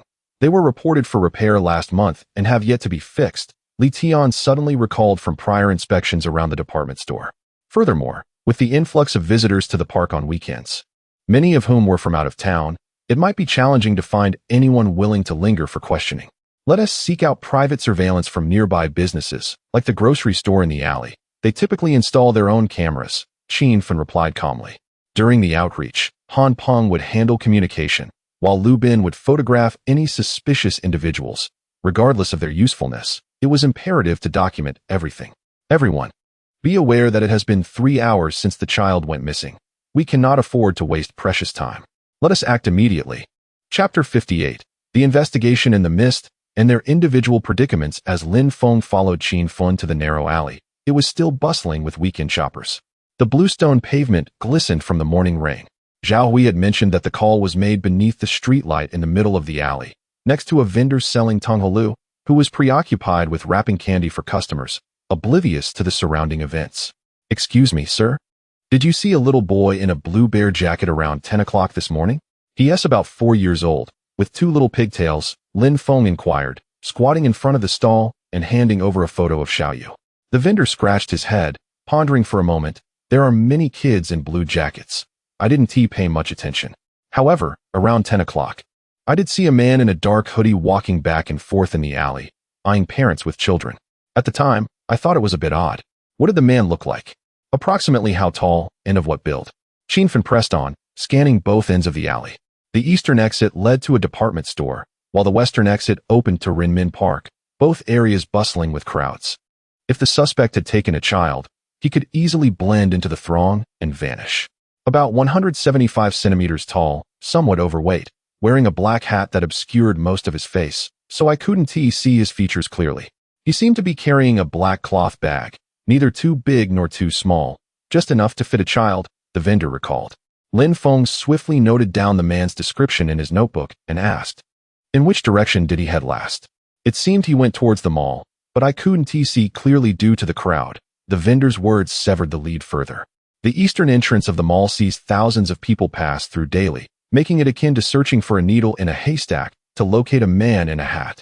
Meanwhile, Li Tian and Zhang Weiguo encountered their own challenges in the monitoring room.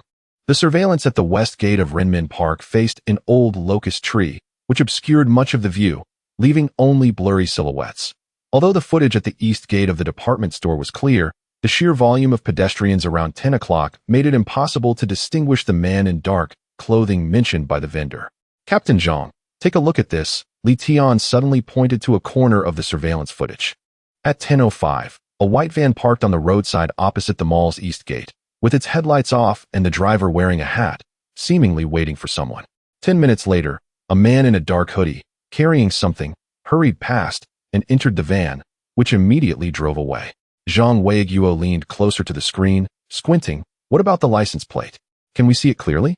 "Unfortunately, it's obscured by a black cloth." "And the van sped away too quickly. We only captured its rear," Li Tian sighed. The suspect exhibited an acute awareness of counter-surveillance, undoubtedly prepared. "Send this footage to Liu Bin and Han Peng, instructing them to inquire if anyone has seen this white van," Zhang Weiguo said, rubbing his temples. "Also, check the surveillance of the main roads surrounding the mall to trace the vehicle's route. Even if the license plate is hidden, we might still glean some clues from the vehicle type and path." Liu Bin and Han Peng's inquiries were equally unfruitful. The convenience store owner next to the department store remarked he hadn't noticed anything, while the toy store owner's wife, wary of trouble, claimed to be too busy tending to her shop. It wasn't until they reached the newsstand at the alley's entrance that the owner paused from his work, furrowing his brow in recollection. "Around 10 o'clock, a man in a hoodie bought a pack of cigarettes from me, Huang Helu. When he paid, I noticed a scar on his right hand, near the thumb, a prominent knife scar." Liu Bin swiftly raised his camera, asking the owner to indicate the position and shape of the scar, then captured it and sent it to Qin Fun and Li Tian. "Do you recall which direction he went after buying the cigarettes? Was he with anyone?" "He walked towards the east gate of the mall, seemed to be alone, didn't see anyone else with him," the owner added. "Oh, and when he bought the cigarettes, I heard his phone ring. When he answered, he said he had received the item and was waiting at the usual place, but I don't know where that is." Han Peng immediately noted down the keywords: right hand, knife scar, Huang Helu cigarettes, and usual place, sending them to Su Rue at the bureau. "Su forensic expert, could you please organize these clues and share them with the other teams to see if there are any matches?" When Su Rue received the message, she had just sent Xiao Yu's characteristic information to 5 nearby police stations. Sitting at her computer, her fingers danced across the keyboard as she compiled the clues from various teams into a table. "Captain Qin, Liu Bin and his team discovered that the suspect has a knife scar on his right hand, bought Huang Helu cigarettes, and mentioned the usual place. Li Tian and his team observed the white van in the surveillance footage, but its license plate was obscured, resembling a Wuling Hongguang. When Qin Feng received the information, he was conducting a sweep at the east gate of the mall alongside Lin Feng. He frowned at the clues on his phone. The usual place is likely their rendezvous point or hideout. "Lin Feng, where do you think the suspect would choose the usual place?" After some contemplation, Lin Feng pointed at the map surrounding the mall.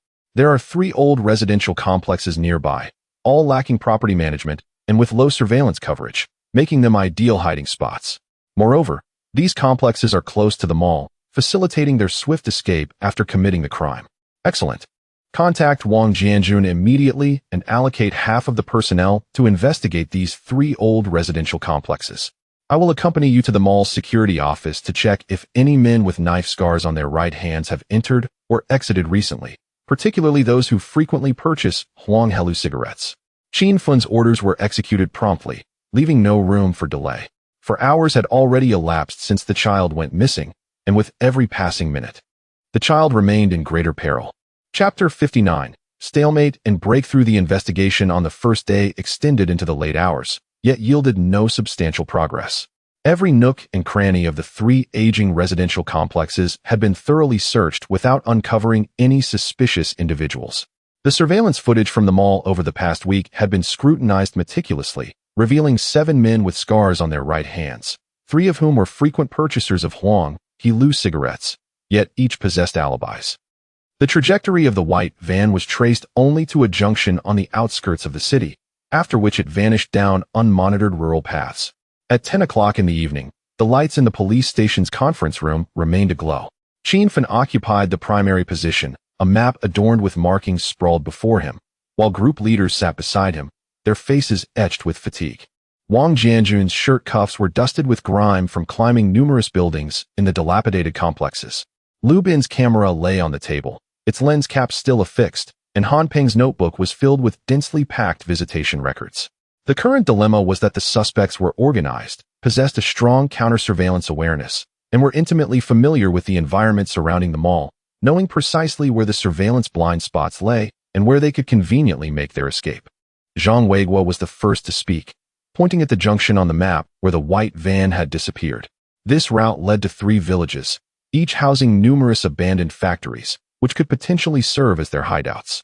During my rounds today, a resident of one of the complexes mentioned that they had frequently seen a white van entering and exiting the vicinity around 10 o'clock at night, its license plate obscured and the driver wearing a hat, resembling the individual seen by Li Tian and his companions. Han Peng added that this particular complex was called Xianyang Chu, situated right beside the mall, and was one of the 3 aging complexes we had overlooked during our afternoon search.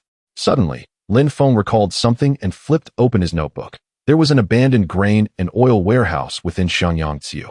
When I passed by in the afternoon, I noticed the door was locked, but there was a hole in the window, which I had dismissed at the time. If the suspects had concealed the child there, it would indeed be a discreet location. At dawn the following day, at 5 o'clock, before the sun had risen, Lu Bin and Han Peng concealed themselves beside a breakfast stall across from Xianyang. Han Peng, bundled in a coat, handed Lu Bin a cup of hot soy milk, declaring that after a day of investigation yesterday, today would surely bring a breakthrough. Lu Bin nodded, directing his camera lens towards the entrance of the complex, his gaze fixated on capturing every white van that entered or exited, determined not to miss any clues. Around 7:30, a white van slowly drove into the complex. Lu Bin immediately pressed the shutter, capturing a flurry of photographs, and upon magnifying them, he discovered that the driver indeed bore a scar on his right hand, identical to the description provided by the newsstand owner. Han Peng, this is the vehicle. Quickly send it to Captain Qin.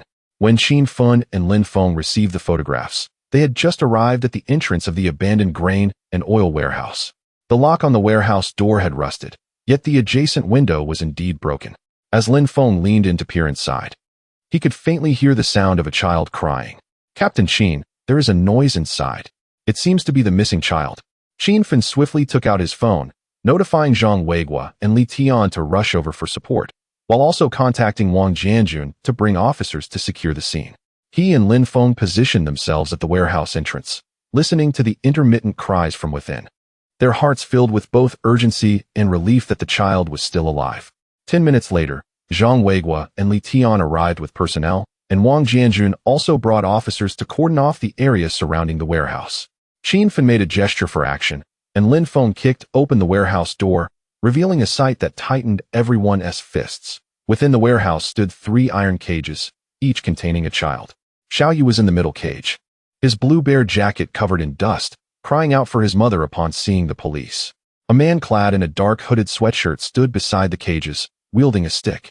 Upon noticing the police's entrance, he attempted to flee but was swiftly subdued by Li Tian. The man struggled, shouting, "Stay out of this. These children can fetch a good price." Money? Do you have any inkling of how desperate these children's parents are? Lin Feng approached the man, his voice laced with fury. The scar on your right hand, the white van, and the old location. We have pieced it all together. What more do you have to say? The man lowered his head, falling silent. At that moment, Lu Bin and Han Peng also arrived. Lu Bin raised his camera, documenting the scene within the warehouse and the man pinned to the ground, while Han Peng accessed the man's phone, discovering numerous chat records with buyers, all pertaining to child trafficking. This was indeed an organized child trafficking ring, and the man was merely one of their couriers. Chapter 60. The psychological tug-of-war in the interrogation room. The clock in the interrogation room indicated 1 o'clock in the morning, and the ticking of the second hand resonated sharply in the stillness. The man, shackled to the iron chair, finally lifted his head. His bloodshot eyes were hidden beneath disheveled hair, and his right hand unconsciously rubbed the scar on his thumb. This mark, identified by the newsstand owner, captured by surveillance, and immortalized in photographs, had now become an inescapable shackle for him. Lin Feng slid a cup of freshly brewed strong tea toward the man, the sound of tea leaves unfurling in the hot water shattering the silence. Instead of diving straight into the matter as he usually did, he retrieved the visit records meticulously compiled by Han Peng from his pocket, his fingertip tracing the pages. You were seen at the north gate of the shopping mall at 3:20 p.m. yesterday, wearing a dark hoodie, trailing behind Xiao Yu by 20 meters. At 4:05 p.m., you purchased a pack of Huanggalu cigarettes at the newsstand. The owner noted that your left hand was constantly tucked in your pants pocket, as if concealing something. The man's Adam's apple bobbed violently, and his hand trembled slightly as he raised the teacup, scalding tea splattering onto his thumb, yet he remained frozen, seemingly numb to the pain. Lin Feng, seated to the right of Lin Feng, had 3 enlarged screenshots of the surveillance footage spread before him, his fingertip resting on the blind spot of the camera near the west gate of the mall. The camera here malfunctioned 3 days ago, and the property management said no one has addressed the repair request. You chose to take the child from this spot. Was that merely a coincidence? He paused momentarily before producing another photo. It depicted a white van captured by Liu Bin at Xiangyang Community. The floor mat on the passenger side bore the tread marks of the sneakers you wore yesterday, a detail just verified by Wang Jianjun. I am merely the driver. The man finally spoke, his voice raspy as if scraped by sandpaper. The owner directed me where to go. I had no knowledge that children were in the vehicle. Lin Feng suddenly chuckled, pulling out a yellowed household registration page from his folder and slapping it onto the table. Zhao Chong, 41 years old, imprisoned 3 years ago for illegal detention, released last March. Your brother, Zhao Gang, runs a recycling station in a neighboring city. Last month, he transferred you 50,000 yuan, labeled as payment for goods, yet his ledger contains no record of such a transaction. He leaned closer, his gaze piercing. Your brother has a 5-year-old daughter, correct?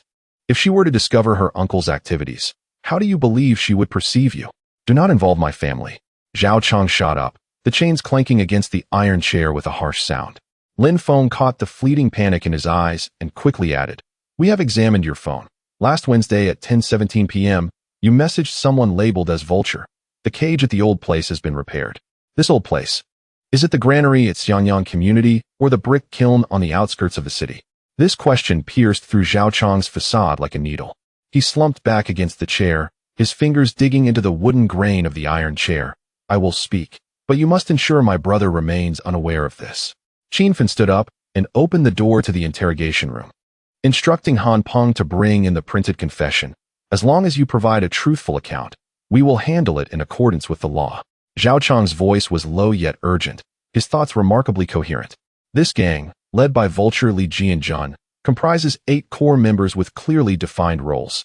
Some scout targets at malls and parks, others handle transportation, some oversee the children at the hideout, while others liaise with buyers from outside the province. The granary is merely a temporary transit point. The actual hideout is in an abandoned workshop at the brick kiln on the city outskirts, where 4 children abducted from neighboring cities are also held. The rat will bring buyers from Fujin to the brick kiln for a transaction at 8 o'clock tonight, after which all the children will be transferred to the neighboring province. What do the buyers look like? How do you contact them? Lin Feng pressed on, his pen flying across his notebook. I do not know their exact appearance. I have only seen their profile, wearing gold-rimmed glasses, speaking with a Fujin accent. Zhao Chong's voice dwindled. They communicate using encrypted phones, changing numbers daily. However, Vulture possesses a ledger documenting all buyer information and transaction records, hidden in the ceiling of the rented apartment at Happiness Lane number 37. At 3 o'clock in the morning, the map in the command room was already filled with red markers. Lin Feng drew a straight line in red ink between the brick kiln and Happiness Lane, split into 3 groups. Zhang Weiguo will lead Li Tian and Han Peng to search for the ledger at Happiness Lane. It is imperative to obtain the buyer list. Wang Jianjun and Liu Bin will take the technical team to set up around the perimeter of the brick kiln to collect vehicle traces and surveillance footage. Lin Feng will work with me, stationed by the straw stack on the east side of the brick kiln, ready to act once the transaction begins.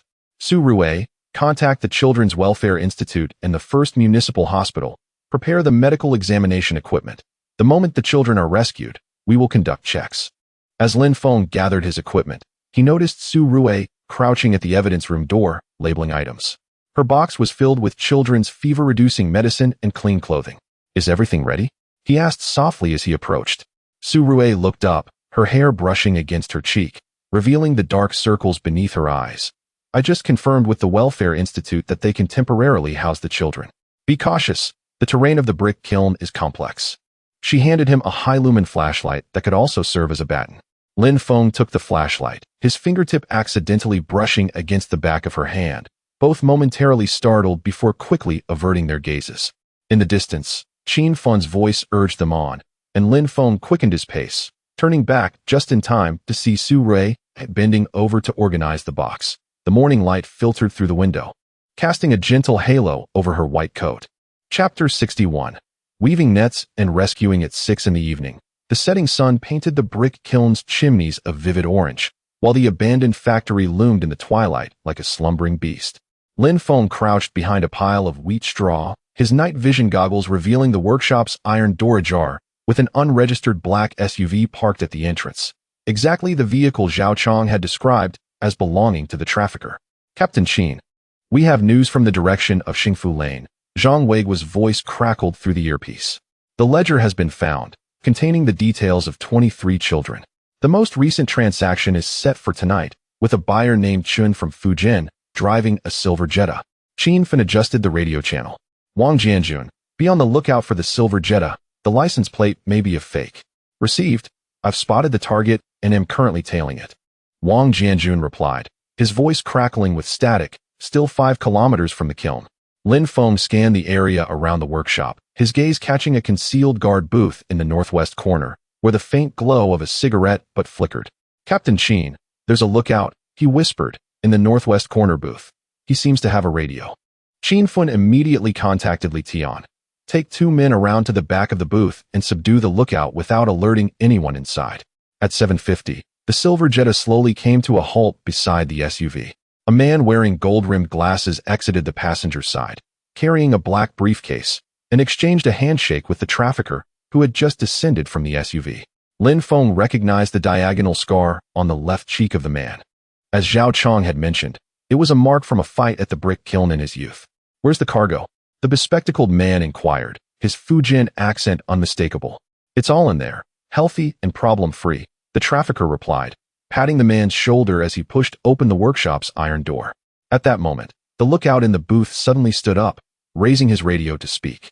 Li Tian pounced like a cheetah, covering the man's mouth and pinning him to the ground.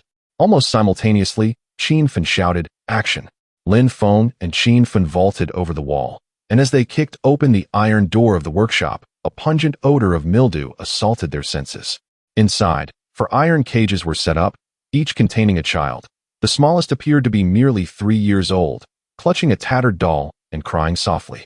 The trafficker was bending down to unlock the central cage when he spotted the police rushing in and grabbed a steel pipe lying nearby to strike. Lin Feng sidestepped, directing his flashlight into the trafficker's eyes. Seizing the moment, he executed a swift move to subdue him. The bespectacled man attempted to stuff something into the briefcase but was kicked down by Qin Fen, causing the briefcase to crash to the ground, scattering wads of cash everywhere. Police, don't move. Zhang Weiguo burst in with his team, quickly restraining the other 2 guards inside the workshop. Han Peng immediately pulled out his phone, speaking gently to the children in the cages, don't be afraid. I'm here to rescue you. Lin Feng crouched down, carefully unlocking the cage. A little girl with a ponytail threw herself into his arms, sobbing, Uncle, I want my mommy. He stroked her head, about to speak when he heard Su Rui's voice through the earpiece. We've arrived. We're at the workshop entrance. As they exited the workshop, the lights of the forensic vehicle illuminated the night sky. Su Rui, clad in a white coat, approached with nurses carrying a medical examination bed, and upon seeing the child in Lin Feng's arms, she hurried over. Bring the children over for checkups. I've brought warm milk and bread. Lin Feng handed the girl over to Su Rui, noticing a bit of straw on her white coat, and brushed it off. There are 3 more children inside, all terrified. Su Rui's cheeks flushed slightly as she knelt to help the child wipe the dust from her face. I know. Han Peng has already informed me. You've all worked hard. First, have some water. At 1 in the morning, all the children were safely delivered to the Children's Welfare Institute. Wang Jianjun and Lu Bin remained in the workshop gathering evidence. Fingerprints on the cages, footprints on the ground, tire tracks from the SUV, every detail meticulously examined. Zhang Weiguo accompanied Han Peng to verify the buyer's information in the ledger. The first transaction's buyer resided in a neighboring city and had reportedly purchased a boy just half a month ago.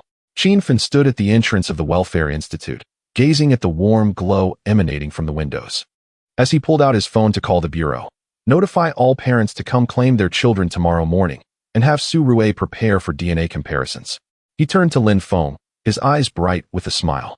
I didn't expect this case to be resolved so smoothly, thanks to your breakthrough during Zhao Chang's interrogation. Lin Feng looked up at the starry sky, recalling the children's cries in the workshop. It was the result of everyone's collective efforts. By the way, is Su Rui still busy inside? She just went in to check on the youngest child. Lin Feng patted him on the shoulder. Go on, I've got this covered. Upon entering the Welfare Institute, Lin Feng found Su Rui crouched beside the bed, telling a story to the 3-year-old boy. Moonlight streamed through the window, bathing her in its glow, while the boy's small hand clutched her white coat tightly, his earlier fear dissipating. Hearing footsteps, Su Rui looked up and smiled. The children are all asleep, but they are a bit unsettled. Someone needs to stay with them. I'll wait with you. Lin Feng pulled up a chair and sat down, retrieving a packet of mints from his pocket. Just bought at the door for a refreshing boost. Su Rui took a mint, unwrapped it, and popped it into her mouth, the cool flavor spreading on her tongue. They sat side by side. The moonlight outside serene and gentle, occasionally interrupted by the rhythmic breathing of the children, as if all the weariness had vanished in that moment. Chapter 62.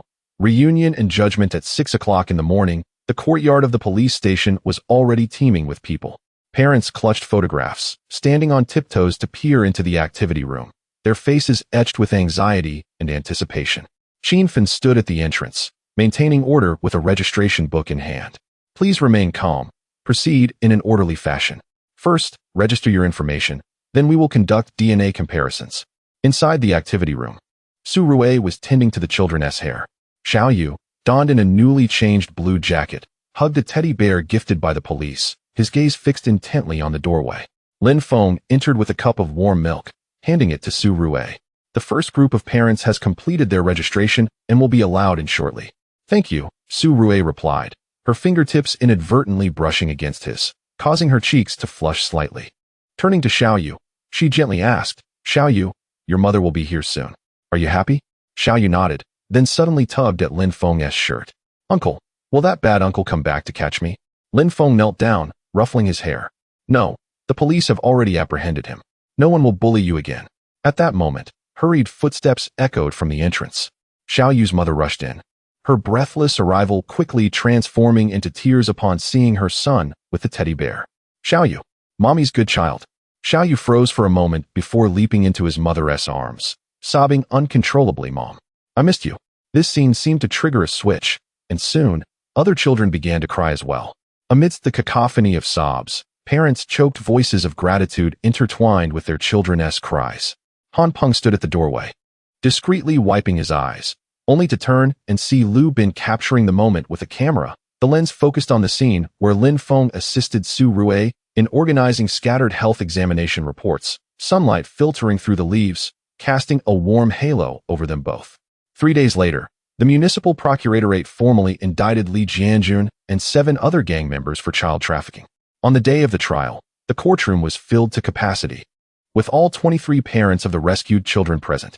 Xiao Yu's mother had thoughtfully brought along the freshly cleaned blue teddy bear jacket, gently stroking it on her lap. During the investigation phase, Zhang Weiguo appeared as a key witness, articulately detailing the process of the case's resolution. The criminal gang operated through a methodical approach of scouting, abduction, transit, and sale, exploiting blind spots in surveillance and using cloned vehicles to relocate children, displaying an acute awareness of counter-surveillance. We broke through Zhao Chang's psychological defenses during interrogation, revealing the hideout's location and transaction times, ultimately apprehending the entire gang. Wang Jianjun subsequently presented crucial physical evidence, Fingerprints extracted from the iron cage matched perfectly with those of Li Jianjun and others. The oil composition from the van corresponded with that from the brick kiln factory. The transaction details recorded in the ledger corroborated with bank statements and buyer testimonies, forming a complete chain of evidence. Lubin played a video of the crime scene investigation, detailing every aspect from the iron cage in the grain storage to the transaction site at the brick kiln, each detail discernible. When the footage of the children being rescued appeared, suppressed sobs erupted from the audience. Li Jianjun attempted to recant his testimony in court, claiming he was merely an intermediary. But the forensic report provided by Su Rui dismantled his lies. DNA from the clothing of the rescued children matched that of Li Jianjun, consistent with biological samples collected from the iron cage. Skin flakes found in the fingernails of some children were also identified as belonging to Li Jianjun, suggesting acts of violent control. During the final statements, Li Jianjun's defense attorney sought leniency on the grounds of being a first-time offender with a good attitude, only to be interrupted by the enraged shouts of parents. Xiao Yu's mother stood, her voice trembling yet resolute. You treated children as commodities, destroying 23 families. Such individuals do not deserve forgiveness. The judge struck the gavel, announcing, the defendant. Chapter 63. Banter and alarms in the morning light at 7:30 in the morning. The aroma of fried dough sticks and soybean milk wafted through the precinct, mingling with the crispness of early autumn as it entered the duty room. As Lin Feng stabilized his motorcycle, he heard Li Tian's signature boisterous voice echoing from the second floor. Zhanggu, please don't belittle me. The last time I fell into a muddy pit while chasing a suspect was purely an accident. It was all because my shoes let me down. Yes, it's the shoes' fault, Zhang Weiguo replied, emerging from the cafeteria with a fried dough stick in his mouth and 2 bags of buns in hand. But Lin Feng managed to catch the suspect without any shoe issues, didn't he? He handed 1 bag of buns to Lin Feng and, glancing at Su Rui, who had just entered the courtyard, cheerfully called out, Xiao Su is here. Hurry and eat while it's hot. These are chive and egg buns, just like you said you loved last time. Su Rui paused, her hand clutching the forensic kit, her ears turning a shade of crimson. Thank you, Uncle Zhang. As she approached the staircase, Li Tian clapped her on the shoulder from behind. Sister Su, come settle this. Zhanggu said I wasn't swift enough when I caught that bike thief. That guy was a sprinter. Well, considering you chased him for 3 blocks and still managed to tackle him, that's quite impressive. Lin Feng's voice resonated from the end of the corridor. He held freshly printed case files, and as he passed Su Rui, he effortlessly took the forensic kit from her grasp. Just returned from the evidence department to submit the report? That kit looks heavy. Oh, and you haven't even officially started dating yet, and you're already so considerate. The office door swung open, and Lubin entered, cradling a stack of case files. In his 40s, wearing black-rimmed glasses, his eyes crinkled with laughter. Team, I've nearly finished the case file for the child trafficking case, just waiting for Su forensic expert's signature page. Leaning against the railing, Lin Feng bit into a bun, chuckling at the scene before him. Old Lu, your efficiency is commendable. By the way, any leads on the theft at the market yesterday? Just then, Wang Jianjun entered, pushing a bicycle, his shirt collar damp with sweat and dark circles under his eyes. Team, I reviewed the surveillance for half the night and have some leads. The suspect is a middle-aged man in a gray jacket with a missing pinky on his left hand. After the crime, he ran towards the railway bridge. He retrieved a USB drive from his canvas bag. Here are the captured images. I compared them with 3 months' worth of theft cases, and the methods are quite similar. The railway bridge area is under my jurisdiction. I know it well. Han Peng burst in on his electric bike, a community visit logbook in his basket. In his late 20s, his skin was tanned. I chatted with some merchants over there a few days ago, and they mentioned that items have been disappearing frequently. It must be this guy? Li Tian immediately chimed in. Team, I'll go with Han Ge to stake out. At 6 in the morning, it's packed with grandpas and grandmas buying groceries. It's the perfect chance to catch him in the act. No need to rush. Zhang Weiguo flicked Li Tian's head. First, go with Lin Feng and Han Peng to the market for inquiries. Old Lu, pull up similar case files from the last 3 months and compare them with Wang Jianjun's surveillance. With your impatience, you might scare the public before catching the thief. Lin Feng nodded. We'll proceed as old Zhang suggested. Lin Feng will take Li Tian and Han Peng to inquire, while Wang Jianjun continues reviewing the surveillance, focusing on the abandoned warehouses around the railway bridge. Xiao Su has no autopsy tasks today. Work with old Lu to organize the child trafficking case files. as the prosecutor's office wants to review them this afternoon. Just as everyone was assigned their tasks, the phone in the duty room suddenly rang. Li Tian dashed over to answer it, his previously jovial expression turning serious. Received. We'll head over immediately. He hung up, turned, and began gathering his equipment. Qin team, the supermarket on Guangming Street was robbed. The owner reported 2 boxes of Maodai and 3,000 in cash were stolen. Let us go. Qin Feng grabbed his police cap. Old Zhang, come with me to the scene. Lin Feng, take Li Tian and Han Peng to retrieve surveillance footage around the supermarket. Wang Jianjun, you lead the technical team to investigate the scene. Old Lu, keep an eye on the case files and update me with any new leads. Su Rui watched as the group hurriedly departed, glancing down at the files in her hands before looking back towards the door. Lin Feng took a few steps outside, suddenly turning back to wave at her. The files can wait, just be careful. She paused for a moment, then gently nodded, a smile unconsciously forming on her lips. Lubin adjusted his glasses and teased, that look could melt ice. Do you need me to arrange a separate room for you two to organize the case files? Su Rui's face flushed a deep crimson as she lowered her gaze to the files. Chapter 64. The supermarket theft and the intuition of the veteran detective inside the Huimin supermarket on Guangming Street. Chaos reigned supreme. 2 rows of shelves lay toppled, and the cash register drawer had been pried open, leaving it in disarray. The owner squatted on the ground, anxiously stamping his feet. Upon seeing Qin Feng enter, he quickly rose, exclaiming, Captain Qin, you have arrived. That was the wine I prepared for my son's wedding. Zhang Weiguo crouched down, his fingers gliding over the prime marks on the edge of the cash register. This was done with a flathead crowbar, and the technique is rather crude, indicating that this is not the work of a seasoned criminal. He then moved to the shattered window, observing the indistinct footprints on the windowsill. The suspect entered through the window, wearing size 42 shoes, likely a male weighing around 140 pounds. Wang Jianjun, accompanied by the technical team, was busy dusting for fingerprints. Upon hearing Zhang's remarks, he looked up and affirmed, Brother Zhang is correct. The traces left at the scene are quite chaotic, suggesting a lack of counter-surveillance experience. He picked up a shard of broken glass with tweezers, noting the fabric fibers clinging to it. A gray hue, consistent with the jacket worn by the suspect in the previous market theft case. Could it be him again? Qin Feng furrowed his brow. What is the status of the surveillance footage from Lin Feng's side? Just as he finished speaking, Li Tianfeng hurried in, holding a tablet aloft. Captain Qin, we have found it. The surveillance camera across from the supermarket captured the footage. It's the guy with the missing pinky on his left hand. He entered through the window around 3 in the morning and fled eastward. Han Peng leaned closer to take a look, suddenly exclaiming, Eastward leads to Hongguang Community.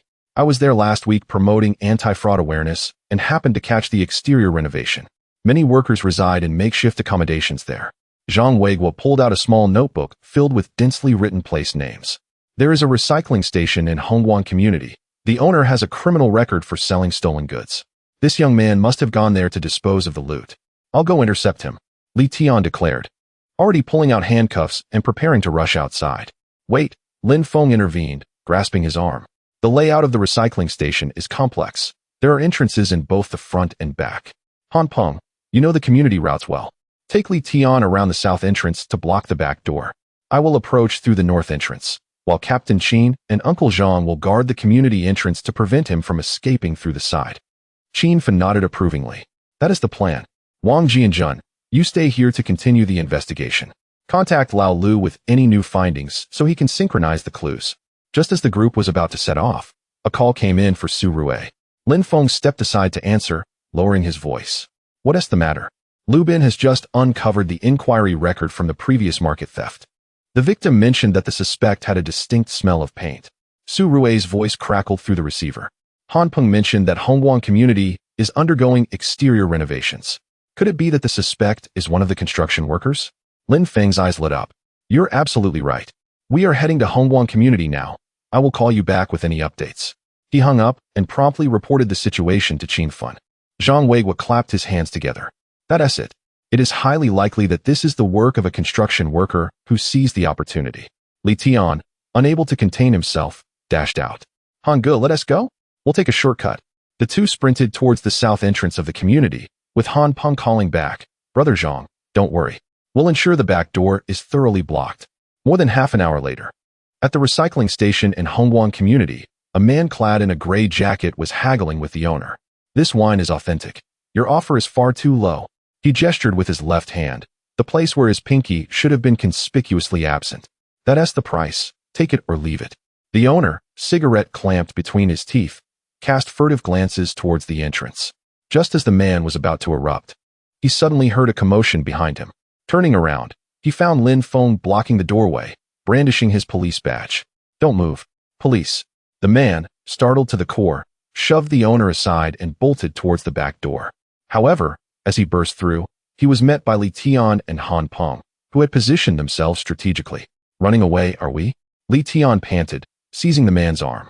"This time, there's no escape." Han Peng swiftly restrained the man's other arm, and with a resounding click, the handcuffs were secured. Qin Fun and Zhang Weigua arrived shortly thereafter, observing the apprehended suspect. Zhang Weigua couldn't resist, teasing Li Tian. "Did you manage to avoid falling into a mud pit this time?" "Thankfully, Xiaohan guided you. Otherwise, you might have let him slip away again." Li Tian scratched his head and chuckled, this time, with Han Ji's help. "My shoes held up well." Suddenly recalling something, he added, "I must treat Sister Su and Brother Lu to milk tea. Their leads were crucial." Hearing this, Lin Feng's lips curled into a slight smile as he pulled out his phone to send a message to Su Rue.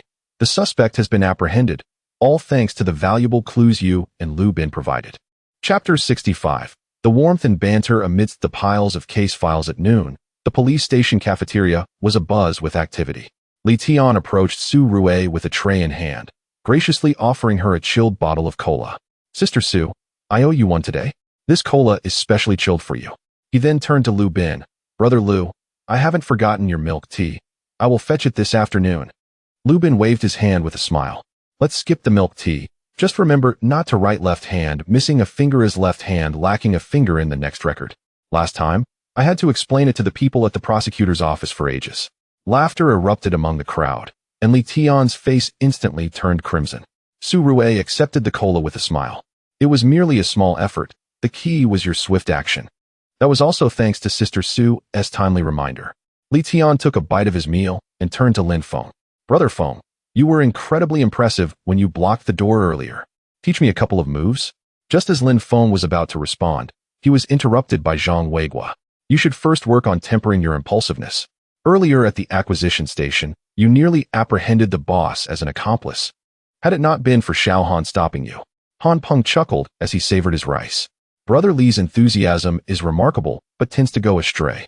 Last time, while chasing a dog thief in the community, he ended up running 2 blocks after the dog, leaving the thief in stitches. This remark elicited even louder laughter in the cafeteria. Qin Fun approached with a bowl of soup, taking a seat beside Zhang Weigua.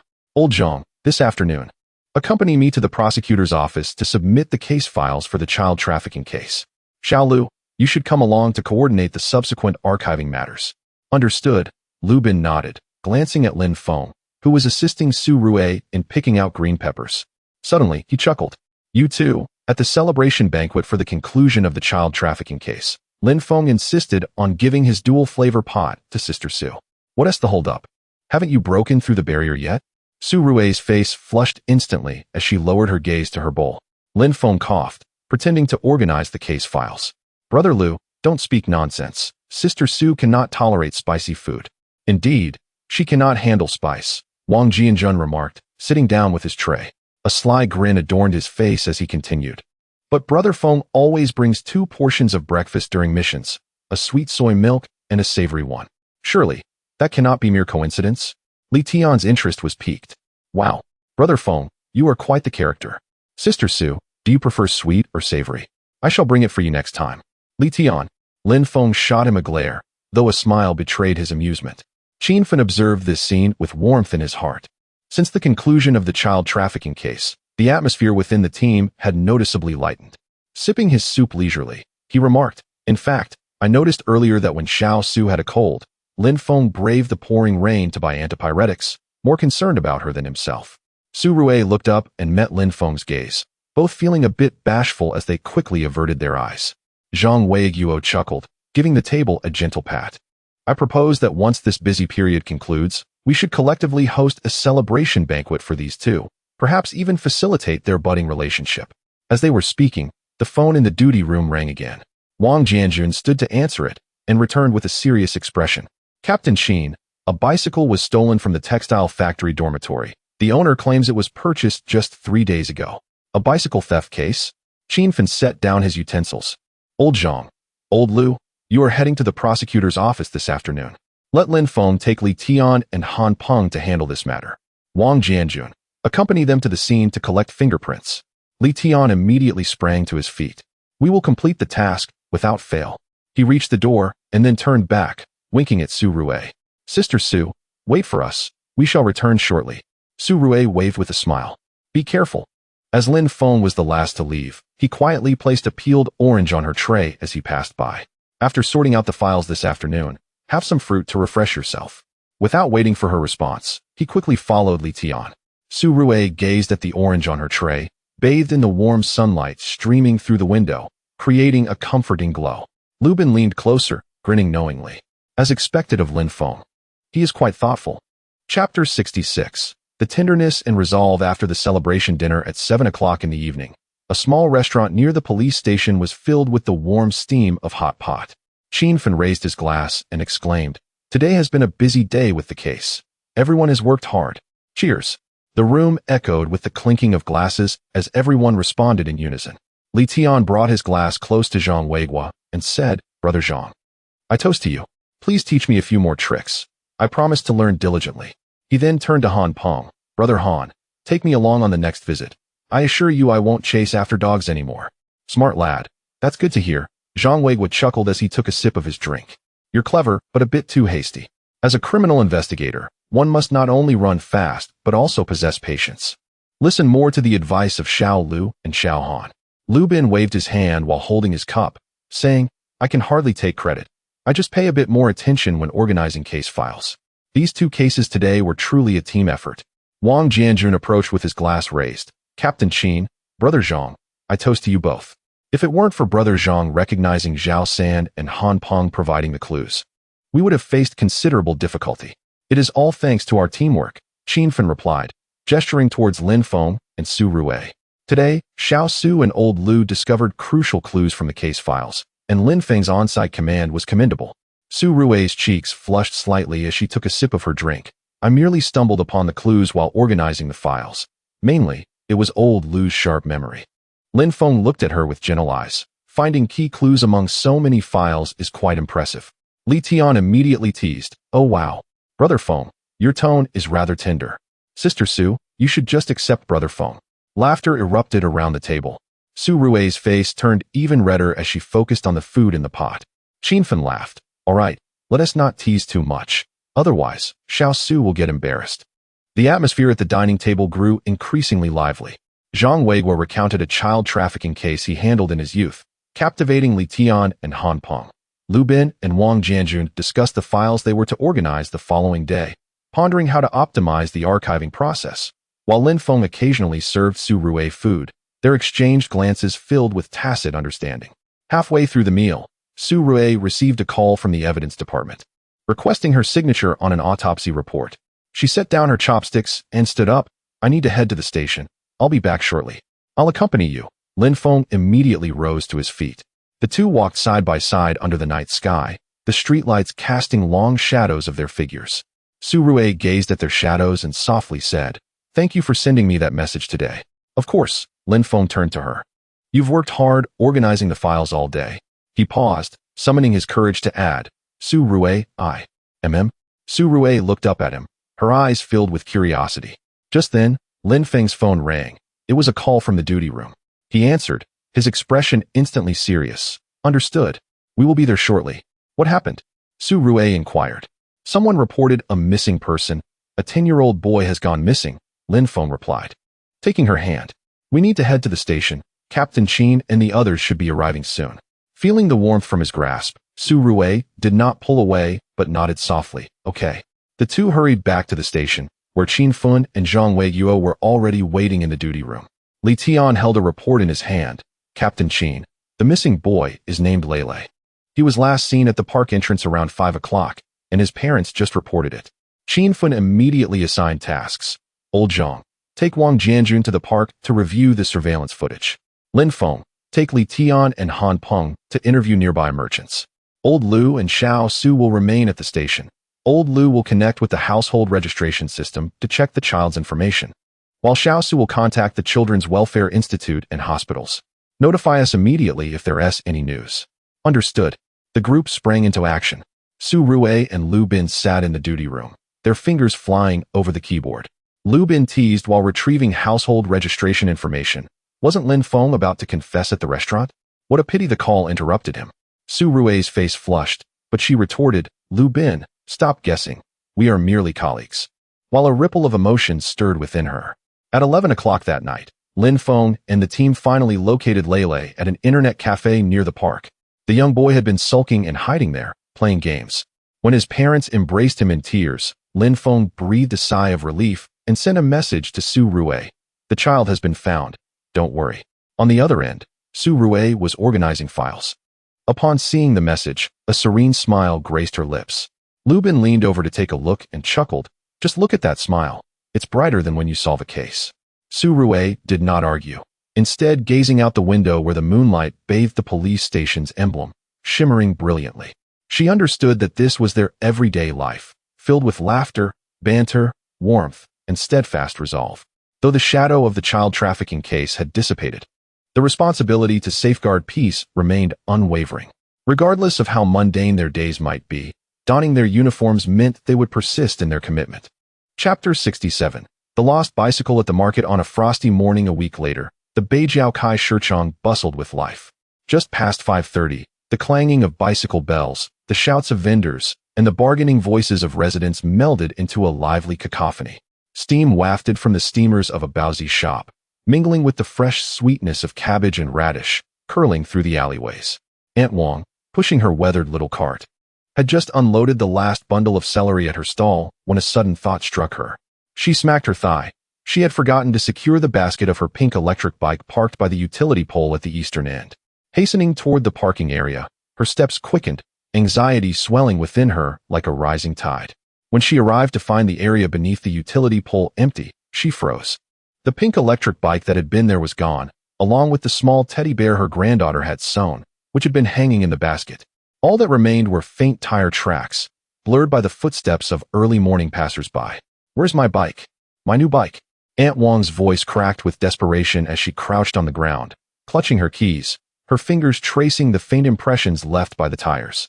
Tears splashed onto the concrete, creating small damp spots. She had purchased this electric bike just last month, spending a significant portion of her retirement savings, specifically selecting the most conspicuous pink shade to avoid losing it amidst the market's chaos. Now, it had vanished without a trace. The surrounding vendors, drawn by the commotion, gathered around. Uncle Zhang, the tofu merchant, stepped forward, wooden spoon in hand. Seeing Aunt Wang in distress, he sighed and said, Sister Wang, don't panic.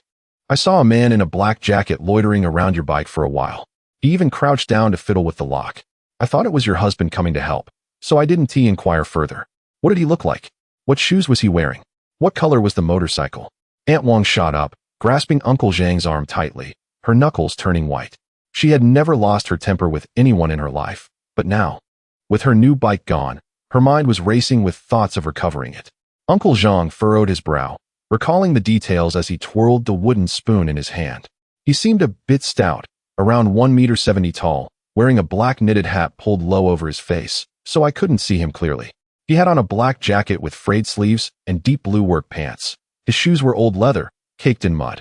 He rode a black motorcycle without a license plate, with a heavy gray tool bag strapped to the back. He almost collided with Grandma Lu, who was buying soy milk, when he left. Aunt Li, who sold cabbage nearby, chimed in. I saw him too. That man had a strange look in his eyes, constantly glancing towards the parking area. Sister Wang, you had just entered the market when he rode up on his motorcycle, lingered for a few minutes, and then drove off with your bike. At the time, I thought it was odd that he didn't ride the electric bike, but instead used his motorcycle to haul it away. In hindsight, it must have been stolen. Aunt Wang, trembling, fumbled for her old mobile phone, her fingers quivering so much she struggled to dial the number. After several attempts, she finally reached 110. Her voice, choked with emotion, barely managed to convey the urgency. Police officer.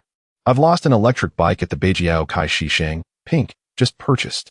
Someone saw a man in a black jacket steal it, riding a black unregistered motorcycle. Please come quickly. The operator's calm voice instructed her to secure the scene and prevent onlookers from disturbing the tire tracks, assuring her that local officers would arrive shortly. After hanging up, Aunt Wong rushed to stop residents from heading towards the parking area. Everyone, please stay back. The police said to protect the scene until they arrive. 20 minutes later, a police car pulled up at the market entrance, its blue and red lights flashing conspicuously in the morning light. Officers Lin Feng and Li Tian stepped out, both clad in deep blue uniforms adorned with gleaming badges. As they approached, they could hear Aunt Wong's sobs and the buzz of murmuring residents. "Auntie, please try to remain calm and speak slowly," Lin Feng said, crouching down to offer her a tissue from his kit. His gentle voice helped soothe her emotions somewhat. Li Tian opened a notebook, poised to take notes, his pen hovering above the page, his gaze focused intently on Aunt Wong. "I parked my bike at 510, right under that utility pole, locking it with the U-lock, and there was a teddy bear in the basket." Aunt Wong pointed shakily towards the utility pole, her fingers still trembling. "I just went into the market to unload some goods, not more than half an hour, and when I came out, it was gone." Uncle Zhang and Aunt Li both saw a man in a black jacket steal it, riding a black motorcycle, no license plate. Following Aunt Wong's indication, Lin Feng crouched down to examine the ground closely.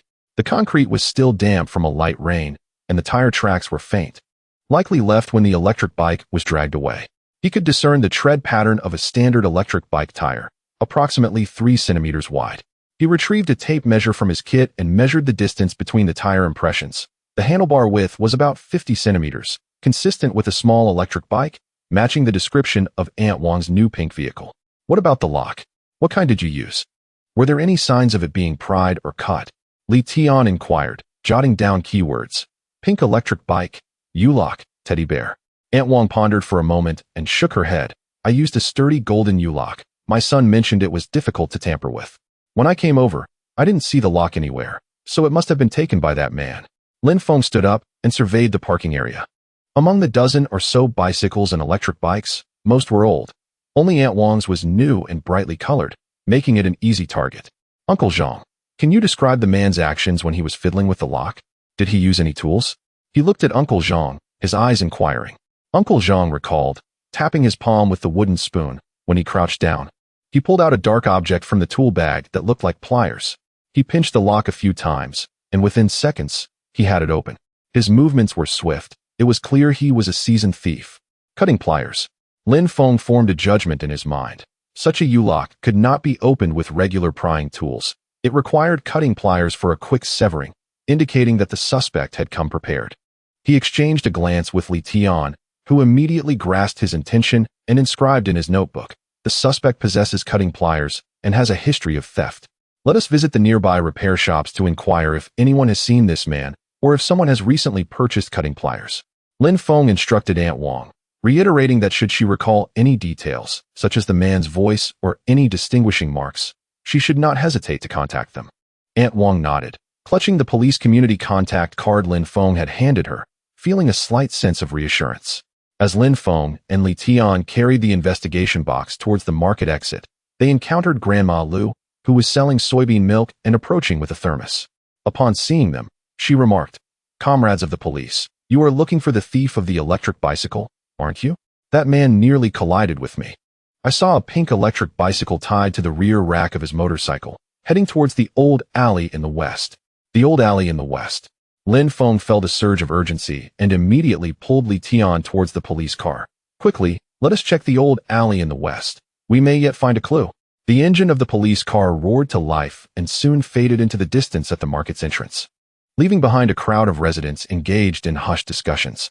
Aunt Wong stood beneath the utility pole, gazing in the direction the police car had departed, her heart yearning for the swift recovery of her electric bicycle. Chapter 68. The dilemma in investigation. As the police car came to a halt at the entrance of the narrow alley in the west, Lin Feng glanced at his watch. It was 7:30 in the morning. The alley was a slender concrete path flanked by low, dilapidated houses, their peeling walls exposing the underlying red bricks. Some residents had old furniture piled at their doorsteps, while others hung freshly washed clothes that swayed gently in the breeze. The alley was eerily quiet, interrupted only by the crowing of a few roosters and the occasional creaking sound of doors being opened. Let us search separately. You take the left side, and I will explore the right. Pay close attention to the tire tracks and any tool marks on the ground. Lin Feng instructed Li Tian as they exited the vehicle, slowly making their way down the alley. The concrete surface, damp from the rain, had puddles in places, reflecting the overhead wires like a shattered web. Lin Feng proceeded cautiously, his gaze fixed on the ground, occasionally crouching to inspect. After traversing approximately 50 meters, he halted beside a puddle, where a small piece of pink paint floated, likely fallen from an electric vehicle. He retrieved a pair of tweezers from his investigation kit, carefully picking up the paint chip and placing it in an evidence bag. Li Tian, come take a look at this. Li Tian hurried over, his eyes brightening upon seeing the pink paint in the evidence bag. Could this belong to Aunt Wang's electric vehicle? The color matches perfectly. Indeed, it is quite possible. Lin Feng nodded, scanning the surroundings. He soon noticed a faint indentation in the wall nearby, resembling a mark left by the handlebars of an electric bike. Look here. The mark where the handlebars struck the wall indicates that the suspect was careless while dragging the electric vehicle, resulting in this collision. The two continued along the trail of evidence until they reached the end of the alley, where an abandoned lot lay overrun with weeds, dotted with a few old concrete blocks. The tire tracks ended here, leaving only a few flecks of pink paint clinging to the grass, which fluttered in the wind, causing the paint to drop to the ground. It appears the suspect may have transferred the electric vehicle here, or perhaps switched to another mode of transportation, Lin Feng mused, his brow furrowed. The absence of surveillance cameras or nearby residents made the search for further clues increasingly challenging. He pulled out his mobile phone and called Qin Fun to report the findings. Captain Qin, we have discovered the pink paint and the marks from the handlebars in the west alley, but we have reached a dead end at the vacant lot. The suspect may have concealed the stolen goods here. Qin Fun's voice resonated through the phone, calm and composed. First, visit the nearby repair shops and recycling stations. In cases of theft like this, suspects typically attempt to sell stolen goods at repair shops or dismantle the electric vehicle for parts. Additionally, Zhang Weiguo has already posted reward notices at the market. He will inform you if there are any updates. After hanging up, Lin Feng and Li Tian drove towards the nearby repair shops. The repair establishments in the northern suburbs were primarily clustered around the old alley, totaling 5. Some operated under makeshift shelters, while others rented small storefronts, their entrances cluttered with old tires and parts. The first shop, Lao Zhang's Repair, was run by a gentleman in his 60s, who was squatting on the ground, mending a tire.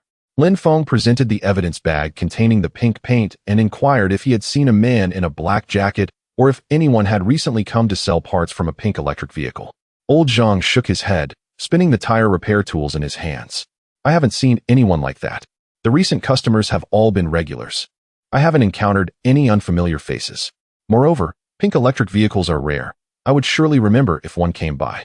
The second shop, Xiao Li's Repair, was owned by a young man in his 20s who was engrossed in his phone.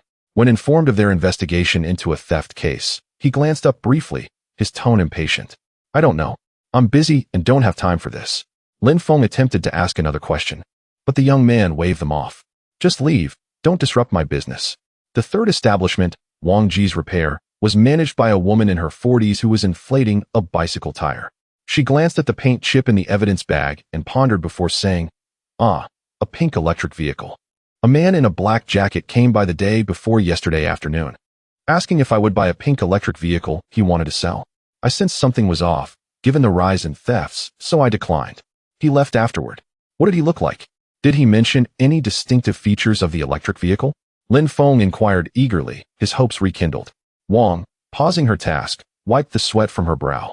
He resembled what you described, slightly overweight, wearing a black hat, but I couldn't see his face clearly. He claimed the electric vehicle was no longer in use, but his dodgy demeanor made me wary. He even asked if I had bolt cutters, saying his lock was broken and he wanted to borrow one. I didn't lend it to him. He didn't seem trustworthy. Bolt cutters. Lin Feng and Li Tian exchanged glances, realizing this aligned with old Zhang's account of the suspect carrying bolt cutters. Which direction did he head when he left? He went towards the recycling station to the east. There's a big one over there where many people sell old parts. Wang pointed towards the east. You should check there. You might find some leads. After expressing their gratitude to Wang, the two promptly made their way to the eastern recycling station. Along the route, Li Tian noted down Wang's confirmation of the suspect attempting to sell the pink electric vehicle, borrowing bolt cutters. and heading towards the recycling station, the pen gliding smoothly across the page. If the suspect indeed went to the recycling station, he likely disassembled the electric vehicle to sell the parts, making it less conspicuous, Lin Feng remarked, contemplating their approach upon arrival at the station. The recycling station was adjacent to the old steel factory, encompassing a vast yard filled with various discarded appliances, scrap metal, and plastic bottles. The air thick with the scent of rust and dust. The proprietor, a man in his 50s named Liu, was busy recording transactions when Lin Feng and Li Tian entered. Seeing them, he put down his pen, his demeanor cautious. "Whom are you looking for? What is the matter?" "Liu, we are police officers seeking to inquire about a few matters." Lin Feng presented his badge. "Has anyone come to sell parts from a pink electric vehicle recently? Or a man in a black jacket and hat selling scrap metal?" Liu's eyes flickered, his pen poking the pages of his notebook, and after a momentary silence, he replied, "I haven't seen any parts from a pink electric vehicle, but there was a man in a black jacket who came yesterday afternoon to sell some scrap metal. He didn't sell any electric vehicle parts." Lin Feng sensed that Liu was withholding information and pressed, his tone slightly more serious.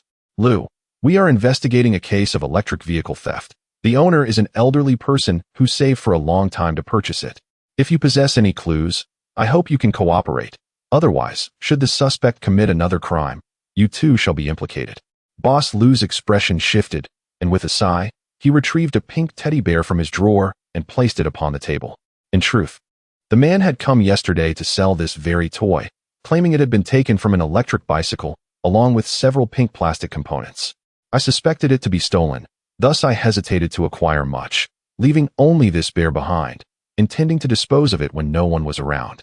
Lin Feng picked up the teddy bear, which was still dusted with remnants of dirt, and noticed that the stitching on its ear had come undone, precisely as Aunt Wang had described, sewn by her little granddaughter. What other components did he sell? Did he mention where he was headed? "He only sold a few plastic shells and a seat. I paid him 50 yuan. Boss Liu's voice lowered as he added that if he returned today with more goods, he left heading north towards the rental apartments. The northern rental apartments. Lin Feng's heart leaped with joy. He finally had a clear direction. He placed the teddy bear into an evidence bag and expressed his gratitude to Boss Liu, instructing him to call them immediately if the man returned, without alarming him. As they departed the scrap station, the sun had risen high, casting a blinding light upon the scrap metal. Lin Feng dialed Aunt Wang, informing her of the teddy bear's discovery, assuring her that they would swiftly locate the electric bicycle. On the other end, Aunt Wang's voice trembled with emotion as she repeatedly expressed her gratitude. "Next, we shall investigate the northern rental apartments, as the suspect likely resides there," Lin Feng conveyed to Li Tian as he activated the police vehicle. The northern rental apartments were situated in a dilapidated residential area, predominantly occupied by tenants, creating a complex environment that would undoubtedly pose challenges in their investigation. However, as long as they had leads, they could not relent. They not only aimed to recover Aunt Wang's electric bicycle, but also to apprehend the suspect, preventing him from stealing from others. Chapter 69. The Theft in the Community and the Echo of the Bounty. The emergence of a serial case at 1 o'clock in the afternoon, Lin Feng and Li Tiangang returned to the police station. Before they could even sip a glass of water, the report phone rang. Li Tiangang answered the call. Upon hearing a few words, his expression shifted dramatically. He hurriedly hung up and exclaimed to Lin Feng, "Brother Lin, another electric bicycle has been stolen." The incident occurred at the entrance of the Beijiao community, involving a red bicycle owned by a working woman named Ms. Li. Lin Feng, with a cup raised, felt a sudden jolt in his heart. Just that morning, a theft had taken place, and now another one in the afternoon suggested a potential series of thefts. "Let us head to Beijiao community." The two swiftly grabbed a forensic investigation kit and hurried towards the police car, sirens blaring as they sped towards the community. Beijiao community is an older residential area, lacking walls, featuring several six-story buildings. Numerous bicycles and electric vehicles were parked at the entrance. Ms. Li stood in the parking area, clutching her keys, her eyes reddened with tears, surrounded by a few neighbors who were comforting her. Upon seeing the police car, Ms. Li rushed forward, her voice trembling. "Officers, my electric bicycle has been stolen. It was red, parked here at 10 this morning, and gone when I returned at noon. Please remain calm and speak slowly. Can you describe the bicycle? Did anyone see any suspicious individuals?" Lin Feng crouched down, taking out his notebook, while Li Tiangang examined the ground nearby. Ms. Li wiped her tears and struggled to recall. I bought the bicycle last year. It's red. I had my work ID and a pink folder in the basket, and a gray cushion tied behind the seat. I locked it with 2 locks, a U-lock and a chain lock. How could it still be stolen? A neighbor, Aunt Zhang, interjected. Ms. Li, I saw a man in a black jacket at 11:30 this morning, riding a black motorcycle and dragging a red electric bicycle towards the west. He looked a bit plump and wore a black hat. I thought it was a relative coming to help you, so I didn't ask further. Yes, I saw that too, another neighbor added. He struggled while dragging the electric bicycle, and it bumped into the stone pillar at the entrance, chipping off some of its red paint. Lin Feng immediately instructed Li Tiangang to examine the stone pillar, and indeed, they found a small piece of red paint that matched the color of Ms. Li's bicycle. He carefully picked it up with tweezers and placed it in an evidence bag. Ms. Li, does your bicycle have any distinctive marks, such as scratches or stickers? Yes. There's a cartoon cat sticker on the handlebar, put there by my daughter, and there's a scratch on the left handlebar from when I accidentally bumped into a tree last time, Ms. Li replied, her voice filled with urgency. I have to return to work this afternoon. My work ID is in the basket. Without it, I can't enter my company. Lin Feng reassured her, do not worry. We will do our utmost to recover your bicycle and your work ID. Is there any surveillance at the entrance of the community? We would like to check the footage. Ms. Li shook her head and sighed. The community is too old. There are no cameras. Only the small convenience store at the entrance has an old camera, but it has long been broken, and the owner hasn't repaired it. After thoroughly investigating the entrance, Lin Feng and Li Tiangang found no additional clues apart from the red paint on the stone pillar. They then visited nearby residents, most of whom claimed not to have seen the suspect, except for a schoolboy who mentioned seeing a man in a black jacket dragging the bicycle into the old alley to the west. Consistent with the direction of Aunt Wang's case from the morning. It must be the same person, Li Tiangang asserted as they returned to the police car. The clothing, motorcycle, and method of operation are identical. They used cutting pliers to snip the locks and dragged it into the old alley to transfer it. This is undoubtedly a serial case. Lin Feng nodded and dialed Qin Feng. Captain Qin, another electric bicycle theft has occurred at Beijiao community. Red in color, and the suspect's characteristics match those from this morning. It seems to be a serial case. There are no surveillance cameras in the community, but we found red paint on the stone pillar, and witnesses indicated that the suspect headed toward the old alley. Qin Feng's voice came through the phone, tinged with seriousness. Understood. You two return to the station for a meeting. Zhang Weiguo and Han Peng have also returned, and we will discuss the next steps in our investigation. Upon returning to the station, the meeting room was already filled with personnel. Zhang Weiguo held a stack of bounty notices, while Han Peng was organizing the morning's interview records.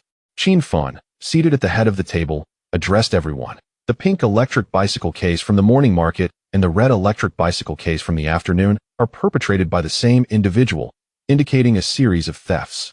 Here are the assignments. Lin Feng and Li Tiangang will continue with the interviews, focusing on the old alley to the west and the rental houses to the north. Han Peng and Lu Bin will investigate the suspect's motorcycle to see if anyone recognizes the unlicensed black motorcycle. Zhang Weiguo, you will post the bounty notices in various communities and at the market, detailing the suspect's features and our contact number to solicit information from the public. Su Rui, you will send the paint samples and tire impressions collected this morning and afternoon to the technical department to see if we can extract more information. Captain Qin, I have an idea, Su Rui suddenly interjected, holding the pink paint sample retrieved from the old alley that morning. The technical department can analyze the paint composition to determine the brand and model of the electric bicycle, thereby narrowing down our search range. Additionally, we could assign plainclothes officers to stake out potential locations where the suspect might appear, such as junkyards and the old alley. We might catch him in the act. Qin Feng nodded. That's a good idea, Su Rui. Coordinate with the technical department and expedite the results. Lin Feng, Li Tiangang, you will stake out near the junkyard and the old alley this afternoon. Stay concealed and do not allow the suspect to detect you. After the meeting, Zhang Weiguo took the bounty notices and proceeded to post them in various communities and at the market. The notices detailed the suspect's characteristics. Male, around 30 years old, approximately 170 centimeters tall, slightly plump, wearing a black knitted hat, a black jacket, and dark blue work pants, riding an unlicensed black motorcycle and carrying a gray tool bag. Below were descriptions of the 2 stolen electric bicycles and the police department's contact number. As Zhang Weiguo affixed a notice at the market entrance, a crowd of residents gathered around. Mr. Zhang, the tofu vendor, approached to take a look, pointing at the suspect's description on the notice.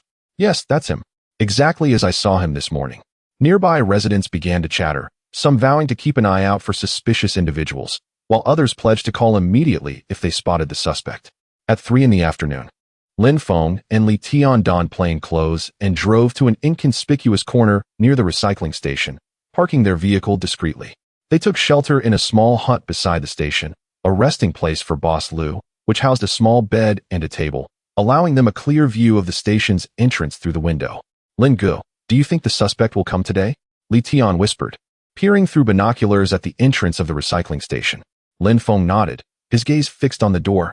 Boss Liu mentioned he would come to sell goods today. We just need to wait patiently. We are bound to see him. Keep a vigilant eye and do not overlook any suspicious individuals. As time passed, the sun gradually dipped in the west, casting elongated shadows. Occasionally, pedestrians passed by the recycling station, mostly local residents. But none were the man in the black jacket.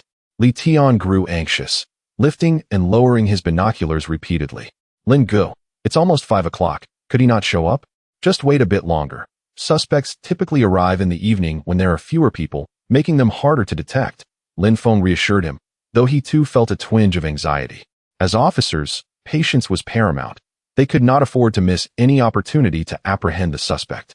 At that moment, Li Tian suddenly nudged Lin Feng's arm, lowering his voice. Lin Gu, look, it's him. Lin Feng turned in the direction Li Tian pointed, spotting a black motorcycle approaching the recycling station. The rider, clad in a black jacket and wearing a black hat, had a gray tool bag strapped to the back of his bike. He was indeed the suspect they sought. Attached to the motorcycle was a silver electric bicycle, evidently just stolen. Stay quiet and follow him, Lin Feng instructed softly. The two stealthily emerged from the hut, trailing the motorcycle while maintaining a safe distance. The suspect rode northward toward the rental houses, oblivious to their presence. Lin Feng immediately called Qin Fun, urgency in his tone. Captain Qin, we have located the suspect. He is heading toward the rental houses in the north, dragging a silver electric bicycle. We are currently following him. Great. I will have Han Peng bring 2 officers for support. Do not alert him. Wait for our arrival before taking action. Qin Fun's voice crackled with excitement over the phone. The motorcycle halted at the entrance of a narrow alley leading to the rental houses. The suspect dismounted and dragged the silver bicycle into the alley. Lin Feng and Li Tian concealed themselves at the alley's corner, watching the suspect's retreating figure, their hearts racing with anticipation of finally capturing him. Before long, Han Peng arrived with 2 team members. They split into 2 groups. One remained at the alley's entrance while the other circled to the back door to prevent the suspect's escape. Taking a deep breath, Lin Feng nodded at Han Peng. Han Peng kicked open the door of the rental house, where a man was crouched on the floor, attempting to remove the lock from the electric bicycle. Upon seeing the police, he panicked and attempted to flee through the window. Li Tian seized his arm and pinned him to the ground. Don't move. Police. Han Peng's voice boomed. The suspect struggled momentarily but was ultimately subdued. Lin Feng entered the rental house, surveying the chaotic interior. Scattered across the floor were numerous bicycle parts, some pink, some red, and others silver, while a pair of bolt cutters and several U-locks lay in the corner. These were precisely the locks belonging to Aunt Wang and Ms. Li that had been reported stolen. At last, we have you. Lin Feng exhaled in relief, observing the suspect on the ground and the bicycle parts strewn about. He knew that the 2 theft cases would finally reach a resolution, and Aunt Wang and Ms. Li would soon have their electric bicycles returned. Chapter 70. Breakthrough in interrogation and multi-layer investigation. By the time the suspect Zhao Lei was brought back to the police station, dusk had settled in. The harsh fluorescent lights in the interrogation room were glaring, illuminating the dust on his black jacket, which was particularly noticeable under the bright light. His hands were handcuffed to the edge of the table, and his fingertips unconsciously scraped at the peeling paint of the tabletop. Lin Feng sat across from him.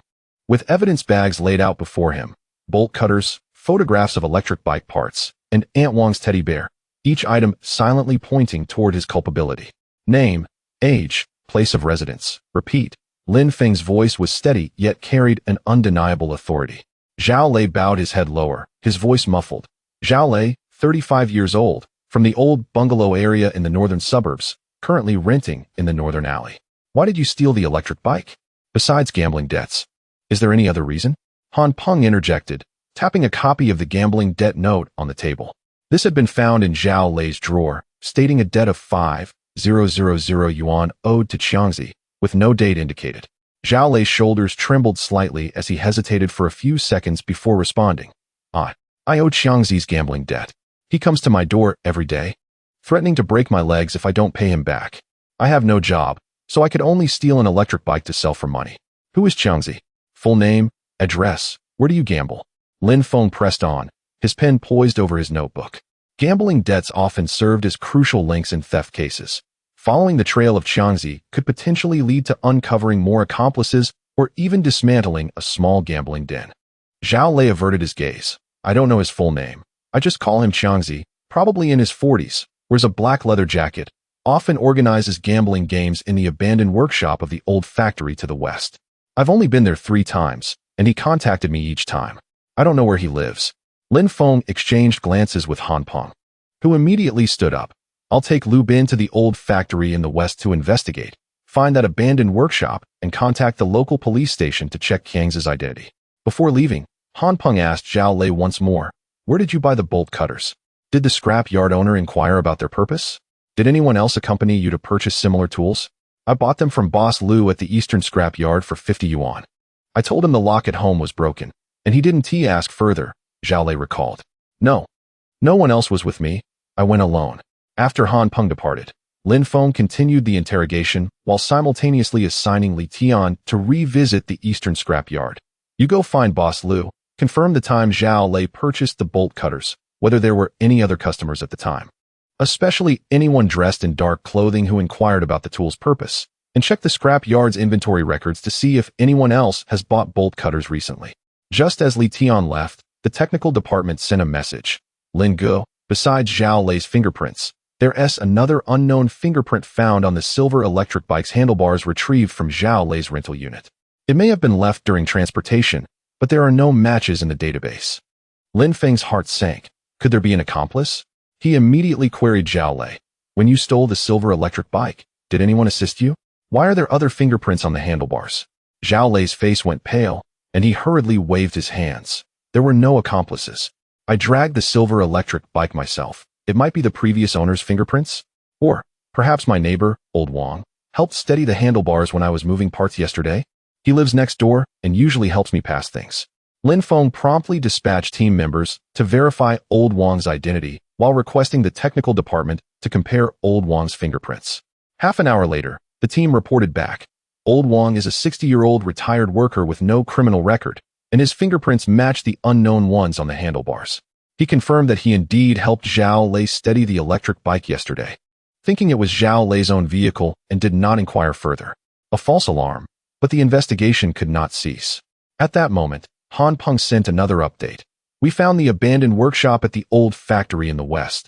There were gambling tables and dice inside, but no one was present. Fresh cigarette butts were found on the ground, and the technical team has already collected them.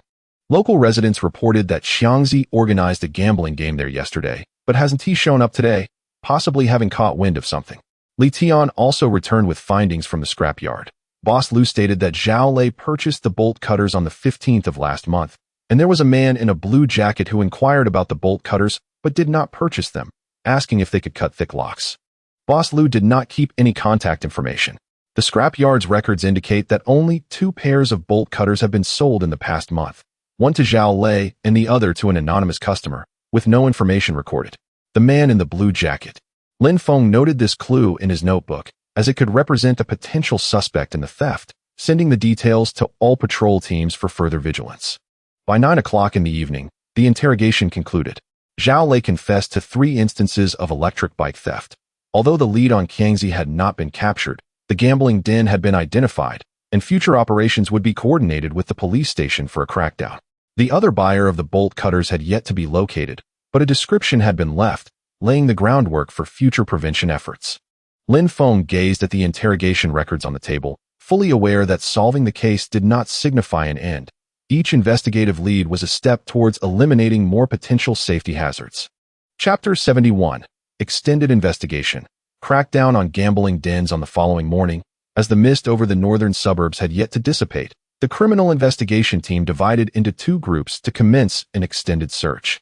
One group, led by Han Peng, ventured into the abandoned workshops of the old factory in the west to pursue Changzi. The other, spearheaded by Lin Feng, delved into the bustling atmosphere of the local market and residential areas to finalize security enhancements. The former aimed to unearth the gambling den behind the thefts, while the latter sought to fortify the safety net surrounding the residents. Han Peng, accompanied by Lu Bin and two other team members, treaded through the morning due toward the old factory. The factory had long ceased operations, with its rusty iron gate leaning askew, and the inscription Bei Jiao Mechanical Factory on the lintel eroded to a mere indistinct outline by the ravages of time.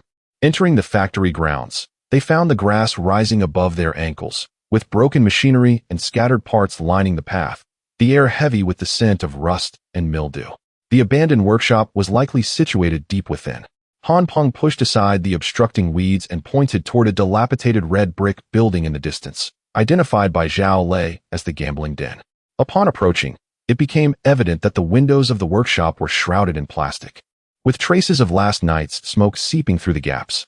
The creaking of the door echoed sharply in the empty factory as he pushed it open. The interior of the workshop was more chaotic than anticipated. A chipped wooden table stood in the center, bearing the imprints of dice, surrounded by scattered beer bottles, cigarette butts, and crumpled gambling debt notes.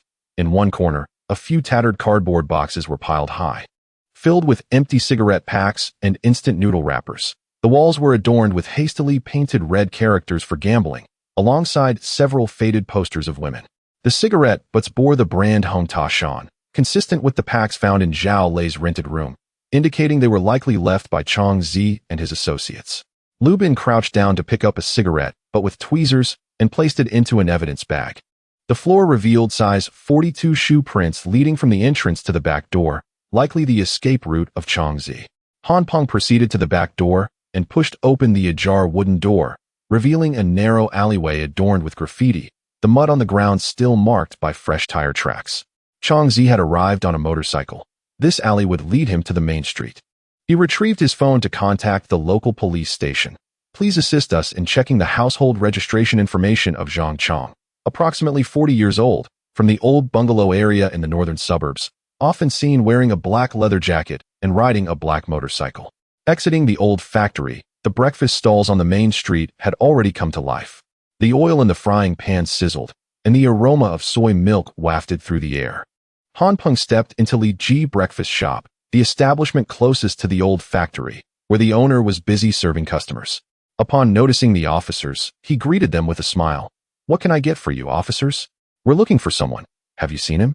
Han Peng produced a composite sketch of Chang Zi based on Zhao Lei's description. The owner leaned in to examine the image and immediately nodded. "I know him. His name is Chang Zi.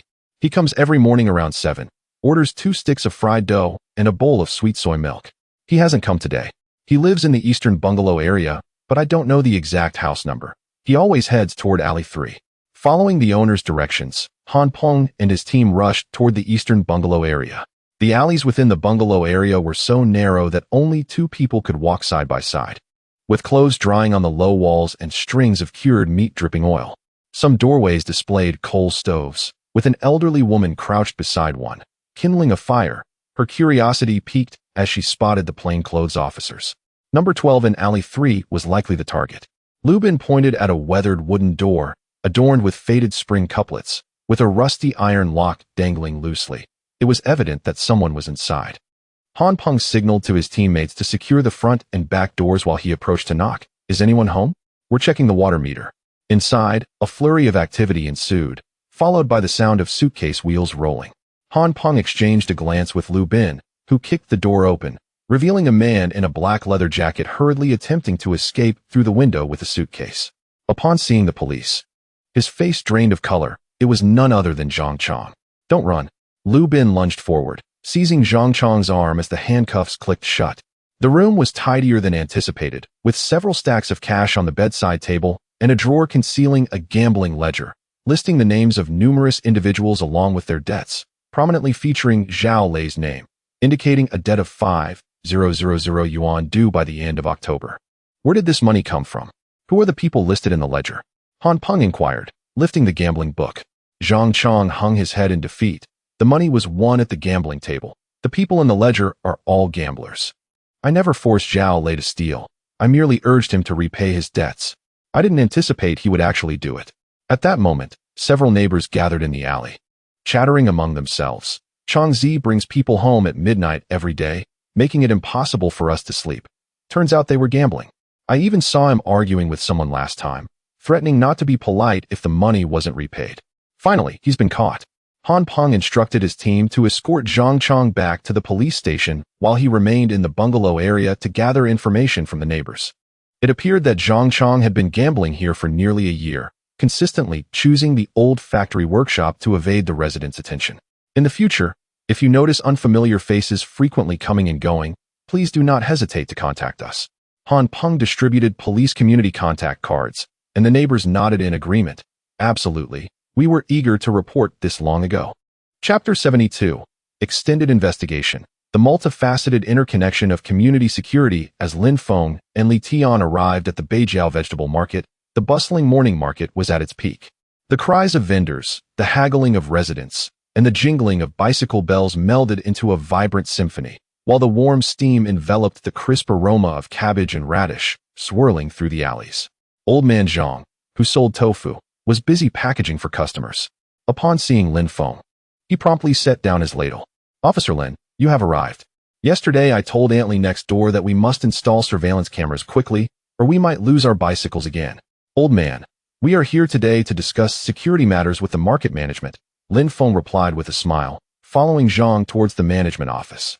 Along the way, numerous vendors gathered around, eagerly offering suggestions. "Officer Lin, we need to draw lines in the parking area, so everyone parks in designated spots. Otherwise, it's chaotic and thieves can strike more easily." Aunt Lee, the cabbage seller, chimed in, her voice booming as she carried her basket. "Yes, we should also put up a sign reminding everyone to secure their valuables and lock their bicycles." Master Wang, the butcher, added as he wiped his hands. "We can take turns keeping watch. For instance, I can watch in the morning, and Aunt Lee can take the afternoon shift. If we spot any suspicious individuals, we'll call you." Old man Zhang patted his chest confidently. Lin Feng noted everyone's suggestions in his notebook, feeling a warm sense of camaraderie.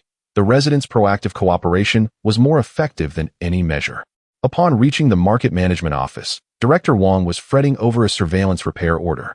Upon seeing Lin Feng, he hurriedly approached. "Officer Lin, the old surveillance system has been under repair for 3 days and is still not fixed. The technician says the parts need to be sourced from elsewhere. What can we do?" "Do not worry. We have contacted the technical department at the police station, and they will send a technician today to temporarily install 2 mobile cameras covering the parking area and the market entrance. Once the old system is repaired, we will install 4 fixed cameras to cover the entire market," Lin Feng explained, producing a list of mobile surveillance equipment. "Additionally, we need to install guardrails in the parking area, leaving 2 entrances and exits, and arrange for security personnel to patrol every hour. We will issue parking registration cards to vendors for vehicle retrieval to prevent mix-ups or theft." Director Wang nodded immediately. "Wonderful. I will arrange for the lines to be drawn and the guardrails to be installed right away. The security personnel will start patrolling today." Just as he finished speaking, Old man Zhang pushed the door open. "Director Wang, we vendors have agreed to take turns monitoring the parking area from 6 in the morning until 8 in the evening. We will report any incidents immediately." After leaving the vegetable market, Lin Feng and Li Tian arrived at the Beijiao residential community. A crowd of residents had gathered at the entrance, and upon seeing the police car, they rushed over. "Officer Lin, when will the surveillance cameras be installed? We are afraid to let our children go out alone at night. Can we add a security gate? It's too unsafe with strangers wandering in." Sister Zhao, the property manager, was sweating profusely. Upon seeing Lin Feng, she quickly explained, "It's not that we don't want to install them, but we are waiting for the approval of special funds, which may take at least a month. We have coordinated with the local police station. Today, they will deliver 4 temporary surveillance cameras, which will be installed at the community entrance, parking area, and 2 building entrances. They will be lit at night to serve as a deterrent." Lin Feng pointed to an open area in the community. "Moreover, the police station will send officers twice a week to educate residents on theft prevention. We also wish to organize a neighborhood patrol team to patrol around the community from 7 to 10 in the evening. Would anyone like to volunteer?" "I would like to volunteer.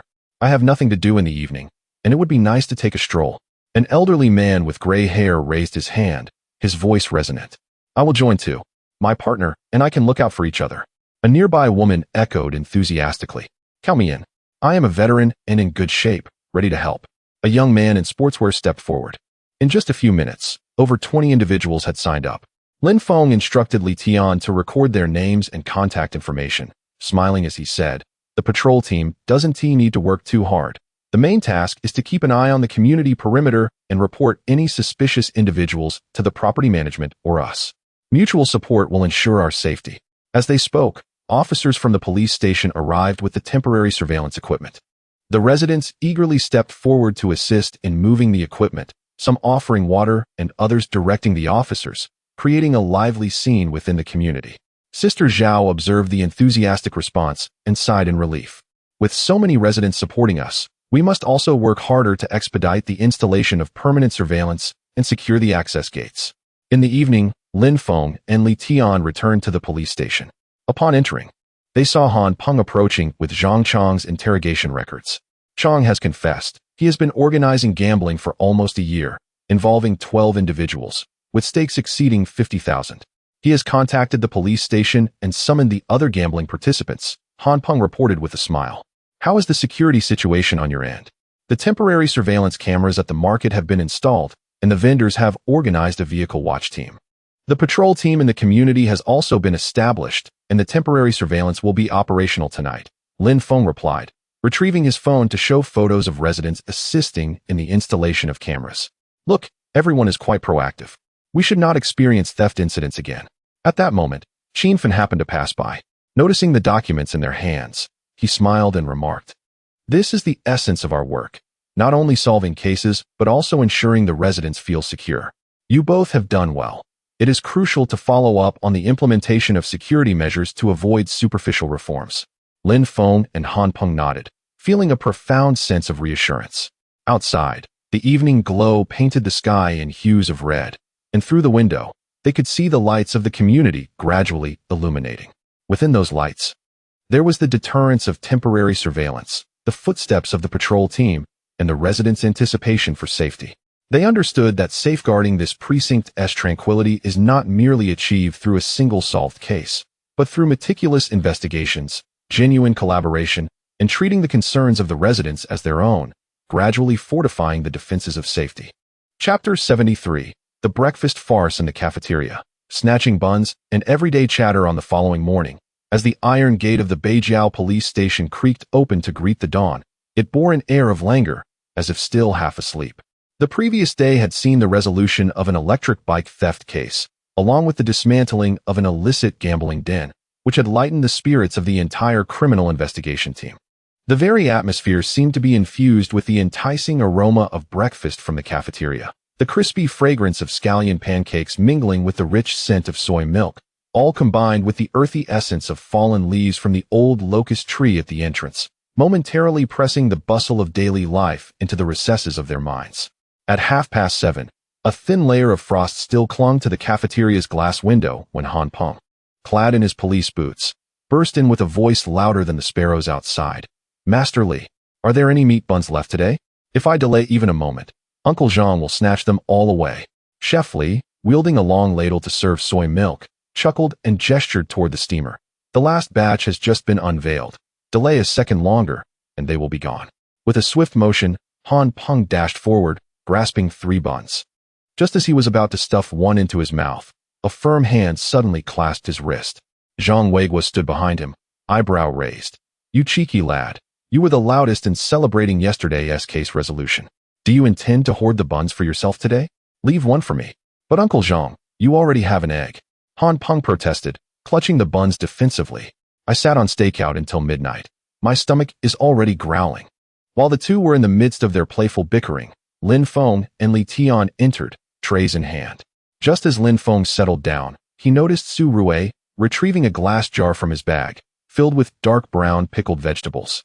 With a smile, he began to distribute it among the others. "These are the pickled radishes my mother made. They pair perfectly with congee. Give them a try." "Su Fae, you are exceptionally thoughtful," Han Peng exclaimed, eagerly using his chopsticks to scoop a hefty portion. "This is far tastier than the cafeteria's pickles. Can you teach me? My mother's pickles are always too salty." Amused, Su Rui nodded. "Next time, I'll show you." It's quite simple. Just ensure they bask in the sun for 3 days. At that moment, Lin Feng entered, holding a paper bag. He placed it on the table and said, "My wife made walnut cookies. Everyone should have a taste. She baked an extra batch upon hearing about the case resolution yesterday." Oh, a heartfelt treat from Team Qin. Zhang Weiguo was the first to reach for a piece. After taking a bite, his eyes lit up. Sister-in-law's skills surpass those of any pastry shop. Team Qin, you are truly fortunate. Lin Feng smiled faintly but did not contest the remark. Instead, he handed a piece to Lin Feng and Li Tian. Lin Feng, yesterday you and Li Tian revisited the market. What feedback did Aunt Wang provide? When work was mentioned, Lin Feng set down his chopsticks and replied earnestly. Aunt Wang said the surveillance cameras have been installed, and the patrol team has been very responsible. She now feels quite at ease parking her vehicle and even mentioned wanting to present us with a banner. Li Tian added, the temporary surveillance in the community is also operational. When we left yesterday, residents were still discussing the patrol team's schedule, showing great enthusiasm. That is excellent news. Lin Feng nodded, then turned to Han Peng. What of Qiangzi's side? How is the interrogation at the police station proceeding? Have all those involved in gambling been summoned? Everyone has arrived, Han Peng replied, his mouth still full of bun. Qiangzi has admitted to organizing gambling activities. The others have provided their statements. Fines have been imposed where necessary and educational measures taken. Nothing serious. Just that Lu, the owner of the recycling station, came by yesterday asking whether he could claim a reward, saying he provided us with a lead. Rewards should be distributed as per regulations, Lin Feng stated.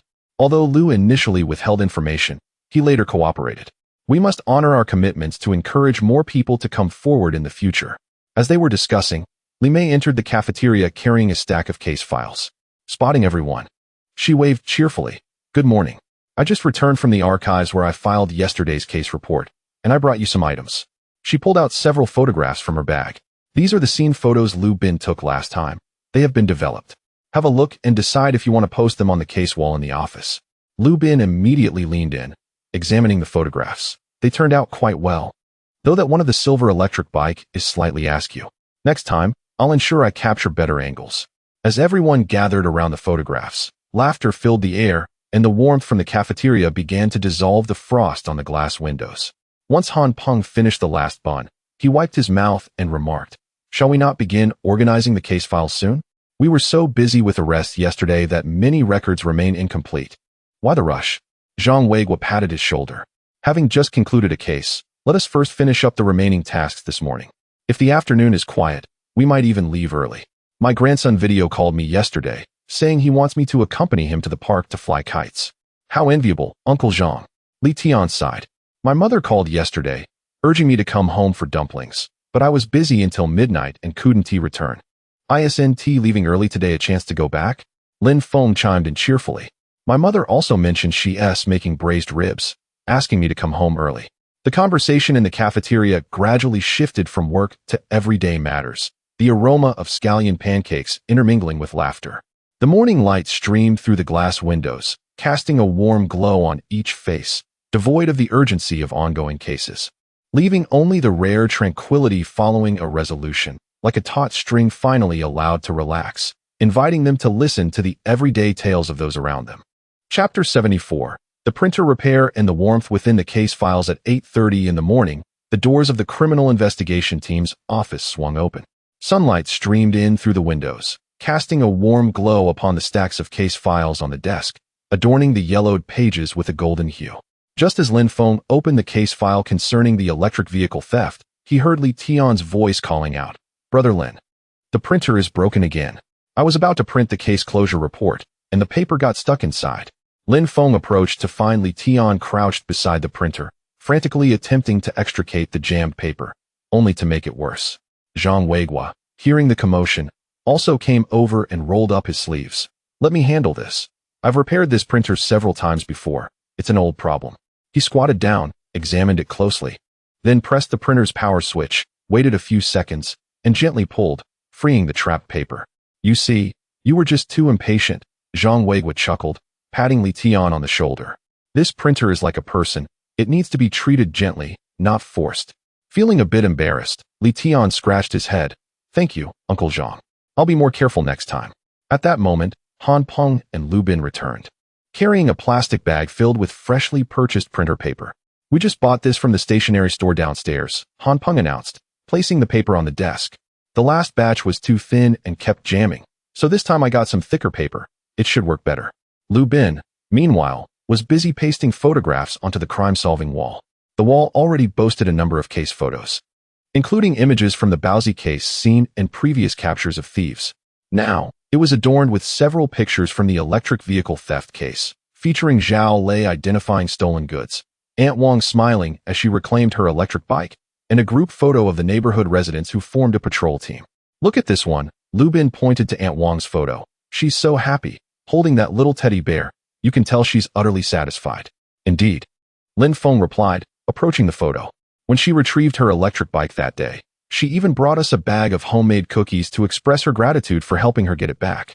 At that moment, Su Rue entered, holding a report. "This is the document the technical department just sent over," she said, handing it to Lin Feng. It was the fingerprint report extracted from Zhao Lei's rental apartment. Apart from Zhao Lei and the neighbor, Old Wang's fingerprints, no unfamiliar prints were found, confirming there were no accomplices, and thus the case could be conclusively closed. Lin Feng took the report, scrutinized it, and then placed it into the case file. "That's wonderful. This will complete the case closure report. By the way, Su forensic expert, did the technical department find anything regarding the man in the blue coat you mentioned yesterday?" "Not for the time being," Su Rue shook her head. "The owner of the recycling station said that the man didn't leave any contact information or mention where he was headed.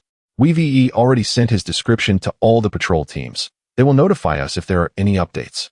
However, at present, it seems that the man hasn't committed any crimes. He might just have been inquiring, so there's no need for excessive concern." "That's true," Lin Feng nodded. "Let's focus on the tasks at hand, and we can follow up later if we receive any news." Everyone busied themselves. Lin Feng organized the case files, categorizing interrogation records, evidence lists, and technical reports. Li Tian assisted in printing the case closure report, occasionally asking Lin Feng questions he didn't understand. Zhang Weiguo sat at the desk, making a phone call to his family, speaking tenderly to his grandson about how he would return early to accompany him in flying kites.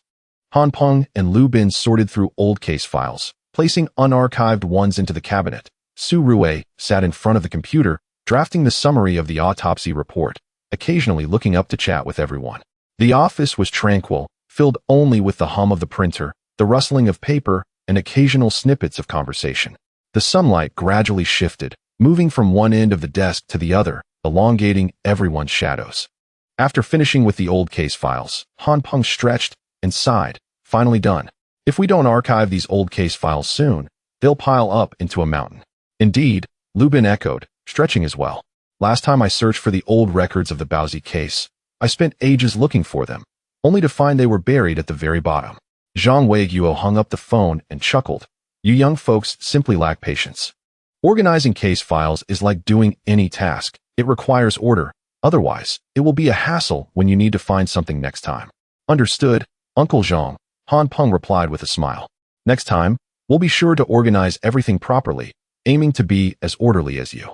As they spoke, a knock echoed at the door. It was old Zhao from the reception, holding a package. "Lin Feng, your package has arrived. It seems to be sent from home." Lin Feng took the package, glanced at the address, and realized it was from his mother. Upon opening it, he discovered a thick sweater and a note that read, "It's getting cold. Remember to wear the sweater and don't catch a cold." "What a kind aunt." Li Tian leaned over to take a look.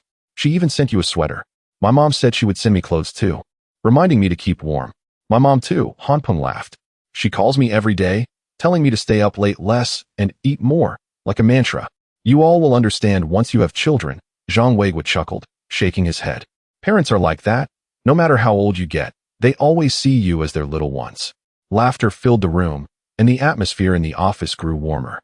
Lin Feng neatly folded the sweater and placed it in the cabinet, feeling a warm glow in his heart. No matter how far one travels or how old one becomes, there will always be someone at home who cares. This is perhaps the most solid form of happiness. Chapter 75. A brief interlude on the field at 10 o'clock in the morning. Lin Feng and Li Tian received instructions from Qin Feng to conduct a final visit to the vegetable market, while also assessing the implementation of security measures. The two changed into plain clothes and rode their bicycles towards the market. The wind was somewhat chilly, yet the sun shone brightly, casting a warm glow upon them. Upon arriving at the entrance of the market, they spotted Aunt Wang standing at her vegetable stall, weighing cabbage for a customer. As soon as she saw Lin Feng and Li Tian, she beamed and waved, "Officer Lin. Officer Li, what brings you here? Come, have a seat." Approaching her, Lin Feng and Li Tian were quickly offered 2 small stools by Aunt Wang, who then retrieved 2 apples from her stall and handed them over. "These are freshly arrived apples, particularly sweet. Do try them." "Thank you, Aunt Wang," Lin Feng replied, taking the apple. "We just came to check on the situation. How are the surveillance and patrol teams? Any issues?" "Everything is going well.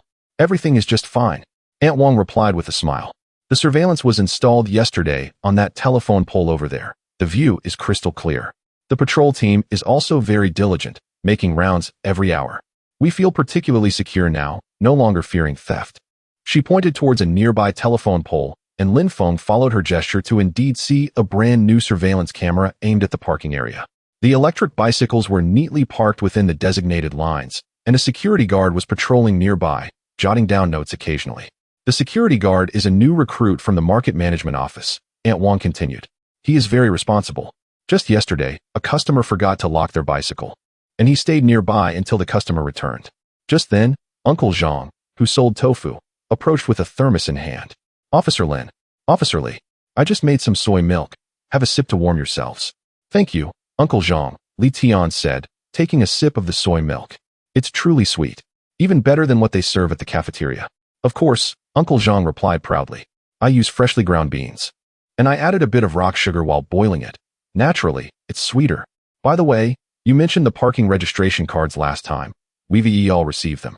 Now, parking requires registration, which is particularly convenient, and we no longer have to worry about taking the wrong bicycle." Lin Feng nodded, feeling a sense of satisfaction. Their efforts were finally yielding results. The sense of security among the residents had increased, which was more important than anything else. Checking his watch, he noted it was nearly 11 o'clock and said to Aunt Wang and Uncle Zhang, "Aunt Wang, Uncle Zhang, we have other matters to attend to, so we must take our leave. If you encounter any issues, please feel free to call us." All right, Aunt Wang quickly replied. "Travel safely. Do come by often." Uncle Zhang added, "Next time, I'll make you some tofu pudding. It's freshly made and especially fragrant." Lin Feng and Li Tian smiled in agreement and rode their bicycles back towards the police station. On the way, Li Tian remarked, "Lin Go, isn't our role as police officers fundamentally about ensuring that everyone can live in peace? Seeing Aunt Wang and Uncle Zhang so happy makes all the hard work worthwhile." Lin Feng nodded, sharing the sentiment. "Indeed, at times, it feels exhausting to handle cases, waiting until midnight, and visiting until our legs ache. But seeing the smiles on the residents' faces and hearing their gratitude makes it all worthwhile. Perhaps this is the true essence of our duty as police officers." The two rode their bicycles, basking in the sunlight on their return journey. The streets were bustling with pedestrians, elderly individuals returning home with groceries, children heading to school, and young professionals on their way to work, each bearing a serene smile. Lin Feng observed it all, feeling a profound sense of peace. This was the community they were dedicated to protecting, ordinary yet warm, simple yet precious. Chapter 76. Leisure in the afternoon and evening promises. At 1 o'clock in the afternoon, after finishing lunch, everyone returned to the office. With no urgent cases at hand, the atmosphere was even more relaxed than in the morning. Zhang Weiguo brewed a pot of tea and poured everyone a cup, stating, "This is green tea sent by my son from afar. Do indulge and refresh yourselves." Han Peng lifted his teacup, took a sip, and praised, "What an exquisite tea, far superior to the one I bought last time. Uncle Zhang, your son is indeed filial, sending you tea." Zhang Weiguo chuckled, replying, "He sends it every year, saying that as I age, drinking more tea will benefit my health. Although I prefer floral teas, this green tea is also quite delightful." Su Rue, holding his teacup, approached the case wall, gazing at the photographs, and remarked with a smile, "Look at this photo from the Baozi case. We endured 7 sleepless nights. Team leader Qin even joked that if we couldn't solve it, we would collectively take annual leave." Han Peng joined him, recalling, "Indeed, I was on the verge of developing panda eyes, surviving on just 3 to 4 hours of sleep each day, and I nearly became nauseated from instant noodles. Thankfully, we cracked the case in the end, otherwise, I would have had to take leave to recuperate."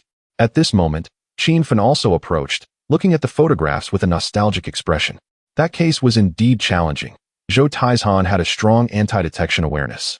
If it weren't for Lin Feng discovering his connection with Chen Ming, we would have had to investigate much longer. Mentioning the Baozi case reminded Lin Feng of the circumstances.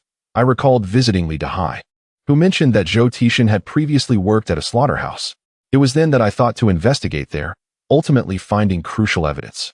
Reflecting on it, sometimes the breakthrough in a case lies within such details.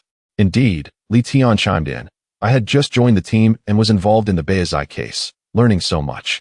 I used to think that solving cases was solely about apprehending the culprits. But I later realized that it also involves revisiting witnesses, organizing case files, and communicating with residents, far more complex than I had imagined. Take your time, Qin Fun encouraged, patting Li Tian's shoulder. Everyone starts as a novice. Learn from those around you and accumulate experience. In the future, you'll be able to handle cases independently. Gathered around the case wall, they sipped tea and reminisced about past cases, transitioning from the Baozi case to the vampire case. Discussing everything from catching thieves to locating missing children. Each case carried unforgettable memories, filled with hardships and challenges, but more importantly, the sense of accomplishment that followed resolution. Suddenly, Lubin pointed to a photograph, exclaiming, "Look at this one. When we apprehended that car thief, Han Peng even fell and tore his pants.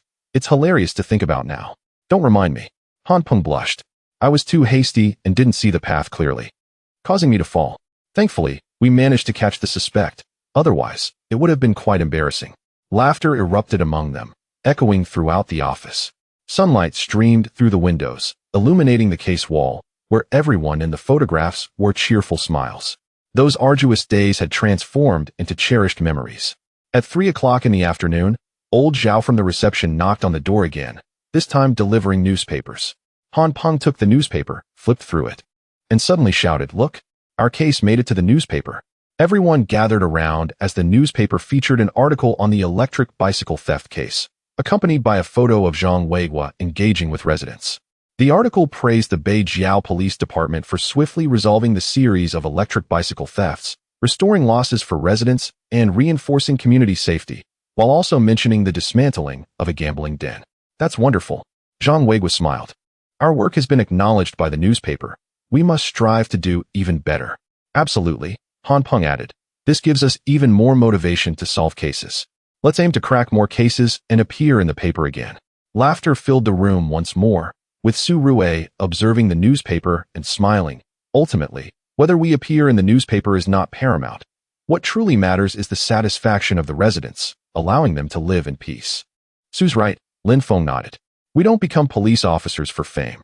We do it to safeguard everyone's safety. As long as the residents are content, all our efforts are worthwhile. As the clock struck 5, the sun began its descent, painting the police station's windows in golden hues. Qin Feng glanced at his watch and addressed everyone. "There's nothing pressing today. You may leave early and rest. We will resume our tasks tomorrow." "Fantastic."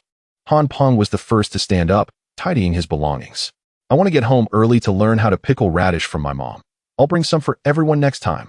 "I too shall return early," Zhang Weiguo chuckled. "I promised my grandson I'd accompany him to fly kites, and I must keep my word." Li Tian also packed his things and said to Lin Feng, "Brother Lin, I'm heading home for dumplings. My mom is making my favorite chive and egg filling. I'll bring some for you to try next time." "Sounds great," Lin Feng smiled. "Thank you, Li Tian." One by one, they prepared to leave, with Lubin approaching the case wall once more to admire the photographs. "Tomorrow, let's also post the closure report for this case. That way, it will be complete." "Sure," Lin Feng nodded. "I'll take care of it tomorrow." At this moment, Su Rue finished packing and said, "I'll bring some cookies I baked tomorrow. Let's consider it a celebration of the case closure." "Wonderful," Han Peng exclaimed. "I'm certain Su's cookies will be delicious. I'll make sure to arrive early." With laughter, they exited the office and locked the door. The sunset illuminated the police station's courtyard, casting long shadows of the old locust tree, while the patrol cars stood quietly at the entrance. Lin Feng, riding last, watched the silhouettes of his colleagues, feeling a warm glow in his heart. This was his team, filled with noise, laughter, hardships, and warmth, where everyone supported and assisted one another like family. As they reached the entrance of the police station, Han Peng suddenly suggested, "By the way, should we gather together this weekend? How about a barbecue? I know a great place right at the Beijiao intersection. Count me in." Zhang Weigua was the first to agree. I haven't had barbecue in ages. I'm looking forward to it. I want to join too. Li Tian added. I haven't gathered with everyone yet. Su Rue, are you in? Han Peng inquired. Absolutely, Su Rue replied with a smile. It's a perfect opportunity to unwind. Everyone turned to Qin Fan, who smiled and nodded. I'll join as well, but I need to leave early to have dinner with my family. Not a problem, Han Peng said. Let us set it for Saturday at 6 in the evening. How does that sound? Everyone concurred, exchanging farewells as they rode their bicycles home. Lin Feng cycled against the setting sun, feeling the cool breeze while warmth enveloped his heart. He reminisces about the tender ribs his mother used to stew, the weekend barbecues, and the joyful faces of those he loves. He feels a profound appreciation for such days filled with a cherished vocation, a warm team, and beloved family members, ordinary yet fulfilling, simple yet blissful. As the sun gradually descends and nightfall approaches, the streets of the northern suburbs illuminate with streetlights, and the windows of every household emanate a comforting glow. Lin Feng understands that tomorrow heralds a new day, likely bringing fresh cases and challenges. Yet, he remains undaunted, for he is supported by the finest team and the most steadfast foundation. Together, they shall confront, resolve, and safeguard the tranquility and warmth of this land. Chapter 77. The fireworks path of each departure. On a Saturday evening in November 2000, the sunset painted the northern sky a vibrant orange. The gathering at 6 o'clock served as a gentle thread, drawing each member of the criminal investigation team from their respective homes towards Lao Wang Barbecue Restaurant at the intersection of Beijiao Road. The autumn breeze carried a hint of chill, yet it could not dispel the ease evident on everyone's faces. Having just concluded a case and being reunited with comrades in arms, even the squeaking of bicycle tires against the pavement resonated with a sense of joy. Qin Fan, the concern behind the door. Qin Fan resided in a 6-story old building within the Beijiao residential complex. As he changed into casual attire, his wife handed him a plastic bag filled with freshly baked walnut pastries. Take these to share with everyone. Last time you mentioned that Han Peng has a sweet tooth.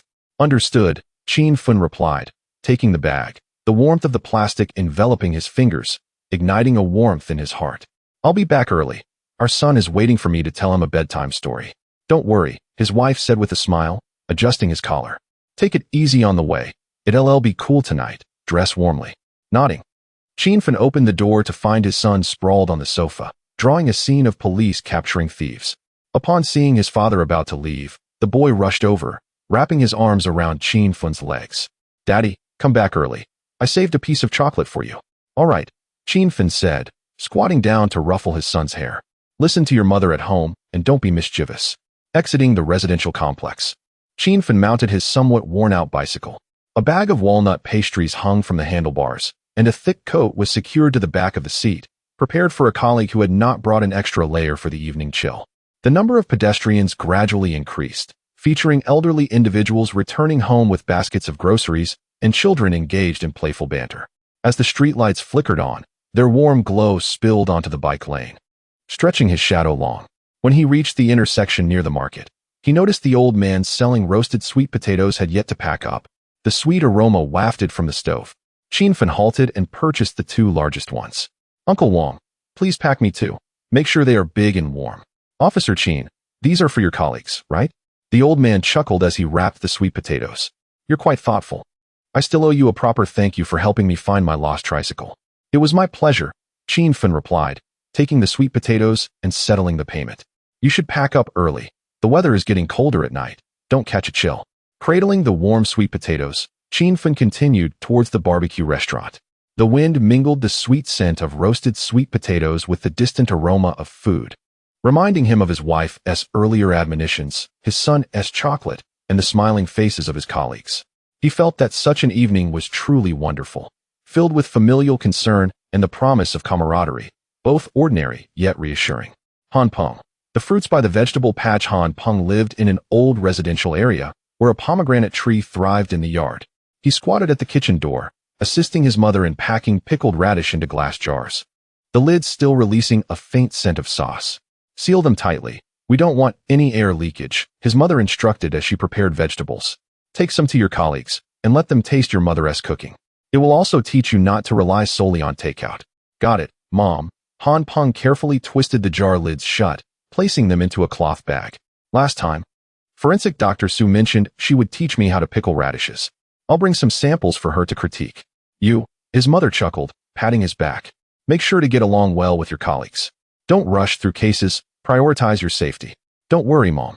Everyone in our team is experienced, and Captain Chin has ample knowledge. We will be fine. He hoisted the bag and grabbed the bicycle keys from the table. I'm off. I'll bring you grilled skewers when I return. Exiting the courtyard, Han Peng hopped onto his little flying pigeon bicycle, the glass jars jingling in the basket. He pedaled swiftly, the wind tousling his hair.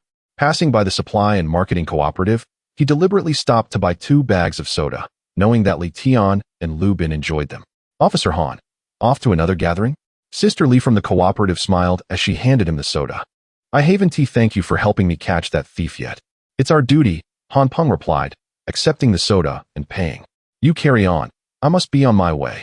As he rode towards the barbecue restaurant, Han Peng recalled the amusing incident of pickling radishes with his mother that morning, having added too much salt, much to his mother's amusement, who had remarked that he would only dare to eat his own handiwork. He couldn't help but chuckle, finding this life genuinely delightful. While the job was intensely demanding, moments spent bantering with his mother and gathering with colleagues filled him with lightness. Zhang Weiguo. The little toy in his pocket. Zhang Weiguo lived in a neighborhood not far from the barbecue restaurant. As he stepped outside, his grandson trailed behind, clutching an Ultraman toy. Grandpa, come back early and bring me grilled chicken wings. All right, I'll bring you too. Zhang Weiguo said, squatting down to lift his grandson into his arms, planting a kiss on his cheek. At home, listen to your grandma, and don't watch too much television. I know. His grandson handed him the Ultraman toy. Grandpa, take this with you. If you see any kids, you can play with them. Zhang Weiguo placed the Ultraman into his coat pocket and ruffled his grandson's hair.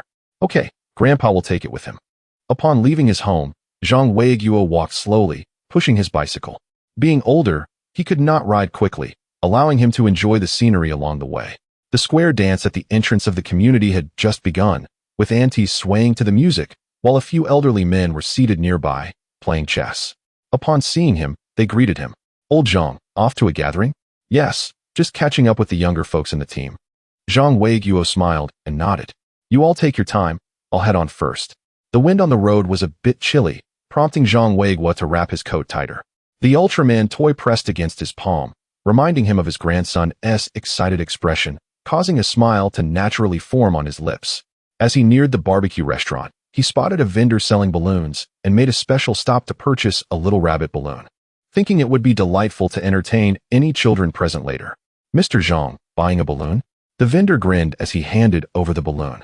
I still owe you a thank you for helping me find my lost wallet. No need for thanks. It was my pleasure, Zhang Weiguo replied, accepting the balloon and tying it to his bicycle's handlebars. You carry on. I must be on my way.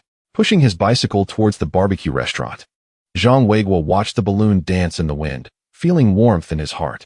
He believed his life had been worthwhile, blessed with a dutiful son, an adorable grandson, and a group of colleagues who felt like family, leading a fulfilling and joyful life. Chapter 78. The journey of fireworks begins. Lin Feng resided in Xingfu, not far from Lin's supermarket. As he stepped outside, his mother was placing a thermos filled with freshly stewed ribs into his hands, exclaiming, "It's just finished cooking. Take it to everyone and let them savor my culinary skills."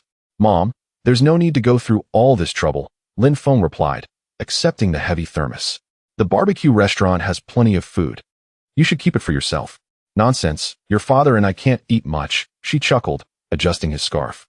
You and your colleagues have had a tough time. This will help replenish your strength. Be careful on the way. It's chilly tonight. Don't catch a cold. Understood, Mom. Lin Feng nodded and, upon opening the door, saw his father sitting outside the supermarket, tallying accounts. When he noticed Lin Feng preparing to leave, he waved his hand, saying, "Come home early and don't drink too much." "Rest assured, Dad," Lin Feng replied, hopping onto his bicycle and heading toward the barbecue restaurant. The thermos nestled in the basket, emitting a gentle waft of steam. He rode slowly, recalling the last time he caught a bicycle thief under the old locust tree in Xingfu, and how Han Peng had fallen. The memory still brought him amusement. As he reached the intersection, he spotted Master Lu, who was busy repairing bicycles, with a freshly fixed bike beside him. Lin Feng halted and greeted him. "Master Lu, still open for business?" "Almost done. Just one last bike," Lu replied with a smile, wiping his hands. Officer Lin, heading to a gathering? I haven't thank you for helping my daughter find her lost backpack. It was nothing, Lin Feng chuckled. You should close up soon. It'll be cool tonight. Continuing toward the barbecue restaurant. Lin Feng felt the warmth of the thermos, recalling how his mother had simmered the ribs for 2 hours on low heat, adding goji berries and jujubes for nourishment. A warmth blossomed in his heart as he felt the care of his family and the companionship of his colleagues. Such days felt truly fulfilling. Li Tian. Dumplings in the lunchbox. Li Tian lived in a new neighborhood in the northern suburbs. As he stepped out, his mother was placing a lunchbox filled with dumplings into his hands. Freshly boiled chive and egg filling, your favorite. Take it to share with your colleagues. Mom, this is too much, Li Tian said, feeling a bit embarrassed as he accepted the lunchbox. We're going out for barbecue. We want to be able to eat this much. It's not too much. Just let them have a taste, his mother insisted, smiling as she zipped up his jacket. Make sure to get along with your colleagues. Learn from Captain Sheen and Brother Lin, and try not to be too clumsy. I know, Mom, Li Tian nodded, shouldering his bag. I'm off now. I'll bring back some grilled buns for you tonight.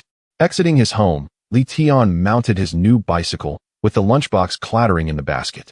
He rode carefully, fearing he might spill the dumplings, which his mother had woken up at 5 in the morning to prepare, saying, let your colleagues taste the flavors of home. Passing by the school, he noticed a few classmates playing basketball and stopped to greet them. I'm heading to a gathering with my colleagues. I'll join you next time. Great. Make sure to bring back some treats. His classmates laughed. As he approached the barbecue restaurant, Li Tian spotted a street vendor selling candied hawthorn and made a special stop to buy a skewer. Auntie, I'd like a skewer of candied hawthorn, please. You're a police officer, aren't you? I saw you helping an elderly lady cross the street last time, the vendor remarked with a smile as she handed him the candied hawthorn. Good deeds bring good fortune. Enjoy your gathering. Receiving the candied hawthorn, Li Tian felt a sweet warmth in his heart. He considered himself fortunate to be part of such a wonderful team, cherished by his mother and cared for by his colleagues, leading a fulfilling and joyful life. Su Rue, the thoughtfulness in the cookie bag. Su Rue lived in an apartment not far from the police station. As she stepped outside, she was placing a bag of freshly baked cookies into her canvas bag. The cookies, baked in the morning, were of chocolate and butter flavors, with a few shaped like small animals, thinking that Li Tian and Lu Bin would appreciate them. Take it easy on the road, her mother called from the living room, glancing up from the television. Have fun with your colleagues. Don't always think about work. Got it, Mom, Su Rue smiled, lifting her canvas bag. I'm off. I'll bring back some roasted vegetables tonight. Once outside the apartment, Su Rue hopped onto her pink bicycle, the canvas bag hanging from the handlebars, the cookie bag rustling softly. She rode steadily, the wind blowing her hair behind her, revealing her fair cheeks. Passing a flower shop, she stopped to buy a bouquet of daisies. Owner, I'd like a fresh bouquet of daisies, please. Ah, Su Forensic Doctor, bringing flowers for your colleagues again? The shop owner chuckled as she handed over the flowers. I still need to thank you for helping with my son's medical report. No need to thank me. It's my duty, Su Rue replied, accepting the flowers and paying. You carry on. I'll be on my way. Riding toward the barbecue restaurant, Su Rue inhaled the fragrant scent of the daisies, feeling warmth in her heart. She realized how fortunate she was to have her mother's understanding and her colleagues' companionship. Although work was tough, each day was filled with purpose. Lu Bin. Anticipation in the camera. Lu Bin lived on an old street in the northern suburbs. As he stepped outside, he hung his camera around his neck and checked the battery and memory card. Mom, I'm leaving. I'll show you the photos when I return tonight. Be careful on the road, his mother said, peeking from the kitchen where she was washing dishes. Make sure to get along well with your colleagues and take plenty of beautiful photos. Understood, Mom, Lu Bin replied, waving his hand with a smile. I will. Once outside, Lu Bin hopped onto his bicycle, the camera swaying against his chest. He rode slowly, capturing the scenery along the way, the old locust tree under the sunset, the street vendors, and the passers-by heading home, each photo radiating the essence of life. Passing by a photography studio, he stopped to greet the owner. Boss Wang, are you busy? Officer Lu, off to take photos again? The owner smiled. I still owe you a thank you for helping me find my lost camera. It was just a small favor, Lu Bin said with a smile. You carry on. I'll be on my way. Continuing toward the barbecue restaurant, Lu Bin touched his camera, filled with anticipation. He wished to capture the essence of his colleagues enjoying their gathering, the vibrant atmosphere of the barbecue restaurant, and to immortalize this warm evening, preserving these beautiful moments forever. Chapter 79 Convergence in the fireworks around 6:10 in the evening. The Lao Wang barbecue restaurant at the northern suburb intersection had already come alive. The charcoal in the coal stove burned with a vivid glow, and the tantalizing aroma of grilled skewers wafted through the air. Four plastic tables at the entrance were occupied by two groups of patrons. One table held a family of three, with a child delightfully gnawing on a grilled bun, his face smeared with sauce. The other table was occupied by three workers who were enjoying beer while engaging in hearty conversation, their laughter echoing far and wide. The owner, Lao Wang, stood before the grill, skillfully flipping the skewers with a long skewer in hand, beads of sweat trickling down his cheeks, yet his smile radiated immense joy. He had operated the barbecue restaurant in the northern suburbs for 5 years and was quite familiar with the criminal investigation team. The last time money was lost at his establishment, it was Lin Feng and his colleagues who assisted in its recovery. Since then, whenever the team had a gathering, he would always reserve a spot in advance. Han Peng, the seat-claiming prodigy Han Peng, the first to arrive, had pedaled over at 5:30. He parked his bicycle beneath a tree at the entrance, the glass jar and soda in his basket jingling as he entered the restaurant, and called out, "Brother Wang, is our reserved table ready? Officer Han is here." Lao Wang grinned as he looked up, pointing to a table at the back. "It's all set. The one at the back, quiet and with a view of the street." Han Peng walked over, placing his cloth bag on the table. As soon as he set down the glass jar, a child at the adjacent table fixated on it, asking, "Uncle, what is this? It smells so good." "This is pickled radish, made by my mother." "It's delicious," Han Peng replied, affectionately ruffling the child's hair. "Would you like to try a little later?" "Yes." The child clapped his hands joyfully, prompting his mother to interject, "Don't trouble the uncle. We have our own food."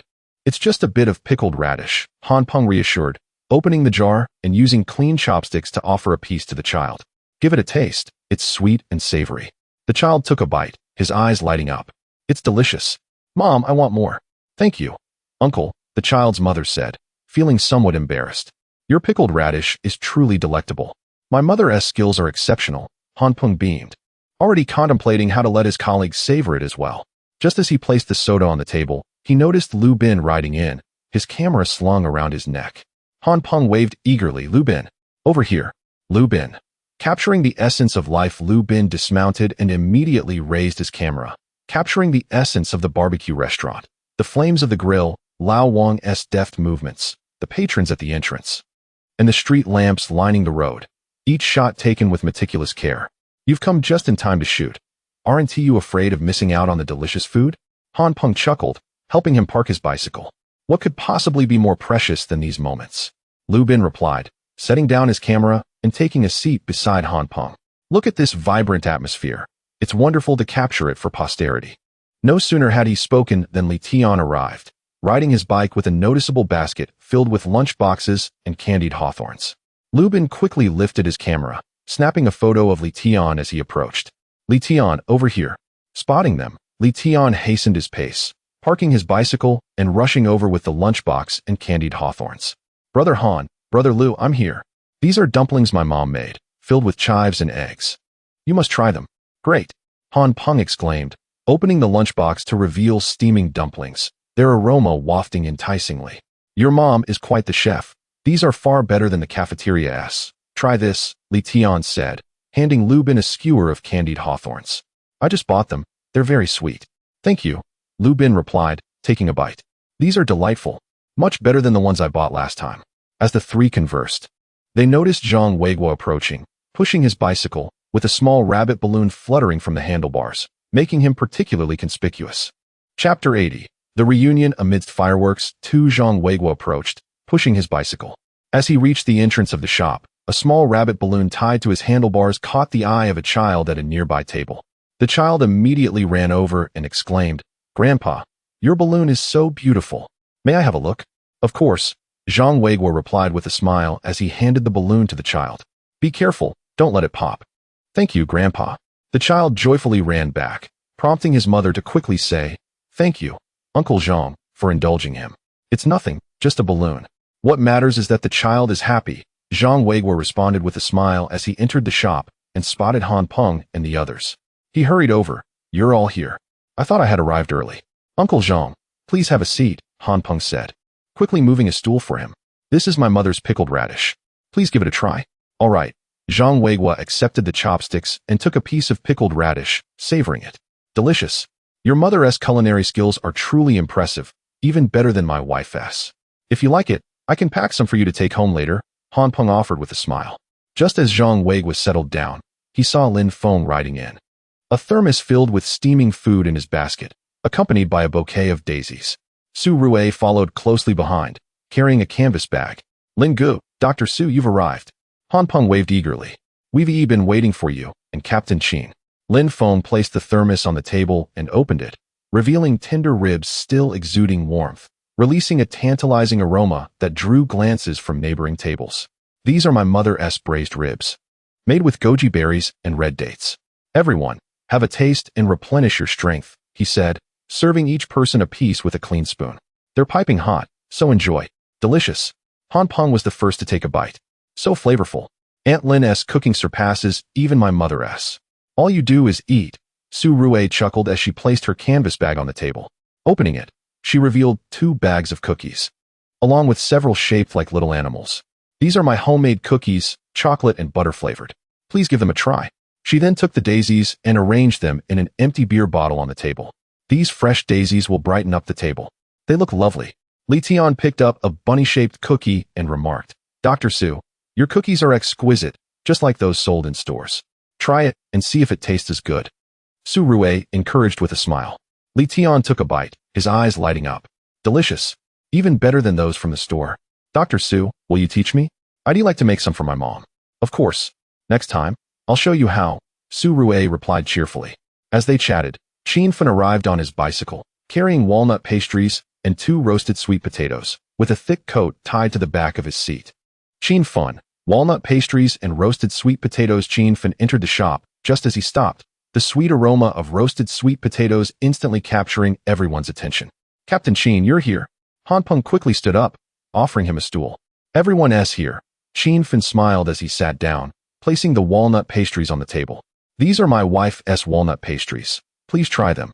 They're sweet but not cloying. He also handed the roasted sweet potatoes to Li Tian and Lu Bin. These are freshly bought, still warm. You young folks enjoy sweet treats. Thank you, Captain Qin, Li Tian said, peeling a bit of the skin and taking a bite. So sweet. Much better than the ones I bought last time. Enjoy them. Then, Qin Fen laughed, placing his thick coat on the back of a chair. It's getting chilly. Wear it if you're cold. At that moment, Lao Wang approached with a menu in hand. Captain Qin, now that everyone's here, let us order some skewers. The lamb is freshly prepared today, very tender, along with grilled buns, leeks, and chicken wings, your favorites. All right, Qin Fen said, taking the menu and passing it around. Order whatever you like. Today, I'll treat you all. Wonderful. Han Peng eagerly grabbed the menu. I'll have 10 lamb skewers, 5 chicken wings, and 2 grilled buns. I'd like 3 leek skewers and 2 eggplant skewers, Su Rue added with a smile. I'll take 2 corn skewers and 3 tofu skewers, Li Tian chimed in. I'll have 5 lamb skewers and 2 grilled buns, Lu Bin stated while perusing the menu. I'll take 2 chicken wings and 1 grilled bun, Zhang Weiguo said. I'd like 3 lamb skewers and 2 leek skewers, Lin Feng concluded. Lao Wang diligently noted the orders, smiling as he said, All right, I'll start grilling them right away, ensuring you all leave satisfied. He hurried back to the grill, where the charcoal crackled with renewed vigor, the skewers sizzling as they cooked, releasing fragrant smoke that wafted through the air. Patrons at the nearby tables were drawn in by the delicious aroma, inquiring, Lao Wang, what are they ordering? It smells so good. It's all fresh lamb and vegetables. You should try a few skewers too, Lao Wang replied with a smile. Laughter filled the shop as Han Peng recounted a humorous incident from the morning, sharing how he had oversalted the pickled radishes, prompting his mother to tease him about being a salt jar come to life. Everyone laughed heartily.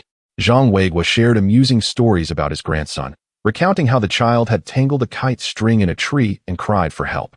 In the end, I had to climb the tree to retrieve the kite, and he praised me as being so wonderful, he said, eliciting more laughter. Lin Feng and Su Rue discussed their work, mentioning the newly installed surveillance at the vegetable market and how responsible the patrol team had been. Aunt Wang expressed her relief about parking now being so secure. Qin Fen listened attentively, nodding occasionally, emphasizing the importance of communication with residents to understand their needs. Meanwhile, Li Tian and Lu Bin were engrossed in examining a camera, with Lu Bin teaching Li Tian how to adjust the focus and capture night scenes. Li Tian was earnest in his learning, expressing his desire to take more photos to document the team's adventures. As the evening progressed, the streets became bustling with pedestrians, elderly individuals strolling, couples holding hands, and children playfully chasing one another. They passed by the barbecue shop, unable to resist the enticing aromas, with some venturing inside to order skewers. Lao Wang was busy yet wore a smile, relishing the vibrant atmosphere filled with familiar patrons, the lively ambience, and the sounds of laughter, all contributing to a fulfilling yet simple life. By 6:30 in the evening, Lao Wang brought the skewers to the table, arranging them beautifully. Glistening lamb skewers, golden chicken wings, crispy grilled buns, and vibrant green leeks. Everyone grabbed their skewers, chatting and laughing as the delightful scents mingled, wafting out of the barbecue shop and into the twilight of the northern suburbs, warm and lively. Chapter 81 Heartfelt words in the fireworks. As the clock struck 7 in the evening, the atmosphere of the barbecue shop became increasingly vibrant. The charcoal in the coal stove glowed a fiery red. The sizzling of skewers mingled with the clinking of beer bottles and the laughter of patrons, creating a warm symphony of life. The skewers on the table had been nearly devoured, and the delectable walnut pastries made by Qin Fun's beloved, the tender ribs stewed by Lin Feng's mother, the cookies baked by Su Rui, the dumplings prepared by Li Tian's mother, and the pickled radishes crafted by Han Peng's mother were all but finished, leaving satisfied smiles on every face. Qin Fun, a little secret between father and son. Qin Feng picked up a skewer of grilled chicken wings, savoring each bite while listening to the lively conversation around him. Unable to restrain himself, he chimed in. My son painted a picture yesterday. It depicted a police officer catching a thief, and he even colored my uniform red, claiming that my police attire is the most handsome. How adorable. Su Rui chuckled, replying, children always see their fathers as heroes. Indeed, Qin Feng smiled. He also shared a little secret with me, telling his friends at kindergarten that his dad is a police officer who can catch bad guys, and they all envy him. Captain Qin, how old is your son? Li Tian asked curiously. He is 5 years old and has just entered the senior class of kindergarten, Qin Feng replied. He is usually closer to his mother, as I am often busy with my cases and have little time to spend with him. Whenever I return home, he insists on having me tell him bedtime stories before he will sleep. You are truly a wonderful father, Lin Feng remarked. When I was a child, I also asked my dad to tell me bedtime stories, but he only recounted tales of police officers catching thieves. At that time, I dreamed of becoming a police officer myself. That's right. The influence of parents on their children is significant, Qin Feng nodded. Now my son also says he wants to be a police officer when he grows up, to catch bad guys alongside me, which is quite heartening to hear. Laughter erupted among the group, and Han Peng raised a bottle of beer, offering it to Qin Feng. Captain Qin, let us toast to you. May your son soon become an outstanding police officer. Cheers, Qin Feng replied, clinking his glass with Han Peng's, wishing everyone success in their cases and safety in their endeavors. Han Peng, Mother's pickled radish lessons. Taking a sip of beer, Han Peng recalled the morning he spent learning to pickle radishes with his mother and couldn't help but chuckle. I learned to pickle radishes with my mom this morning, but I added too much salt, and it was so salty that I couldn't stop drinking water. My mom laughed, calling me a salt jar that had come to life, saying with those skills, I could only dare to eat my own cooking. Haha, you are too amusing. Lu Bin laughed. Next time, I will join you. Perhaps I will learn better than you. Don't boast, Han Peng retorted. My mom said pickling radishes requires 3 days of sun drying and adding rock candy for flavor, and there are many steps involved. You might not be able to master it. Isn't Sue, the forensic expert, skilled at pickling radishes? Let her teach you, Zhang Weiguo chuckled. Yes, Sue. Please teach us, Han Peng quickly interjected. I want to learn so I can impress my mom and stop her from laughing at me. Sure, Su Rui replied with a smile. It's quite simple. Just cut the radishes into strips, sun-dry them for 3 days, then add salt, rock sugar, soy sauce, and vinegar, seal them, and let them pickle for a week. Next time, I will bring you all to make them together. Wonderful, Han Peng exclaimed joyfully. I will definitely learn well and strive to make pickled radishes as delicious as my mom's. Laughter filled the air as Li Tian handed a cookie to Han Peng. Here, Han Go, have a cookie to cleanse your palate. The cookies made by Su Rui are delicious. All right. Han Peng accepted the cookie and took a bite. Delightful. Su Rui, how do you make these cookies? Please teach me. I want to make some for my mom. Of course. Su Rui smiled.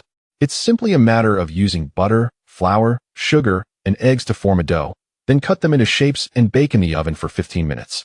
Very easy. I'll teach you next time. Zhang Weiguo. A grandson's kite affection. After sipping tea, Zhang Weiguo reminisced about his grandson's kite-flying adventure the previous day. My grandson and I went to the park yesterday to fly kites. But he tangled the string around a tree and cried for me to help him get it down. I climbed the tree to retrieve the kite, and he exclaimed how amazing I was, hugging my neck and planting a kiss on me, warming my heart. How heartwarming. Lin Feng laughed. Your grandson is truly adorable. When I was young, I frequently flew kites with my grandfather, but I never did it well. My kites always fell. Yet my grandfather patiently taught me. Children are like that, Zhang Weiguo said. Now, my grandson eagerly awaits my return from work every day to play Ultraman with him, declaring that I am Ultraman, and he is little Ultraman, and together we fight monsters. Haha, that sounds delightful. Han Peng chuckled. Next time, I will bring an Ultraman toy to your house to play with your grandson. Great. Zhang Weiguo replied cheerfully. My grandson will surely be thrilled.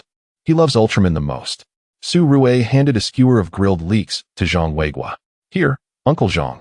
Enjoy some grilled leeks to cleanse your palate. Thank you, Su Rui. Zhang Weiguo accepted the grilled leeks and took a bite.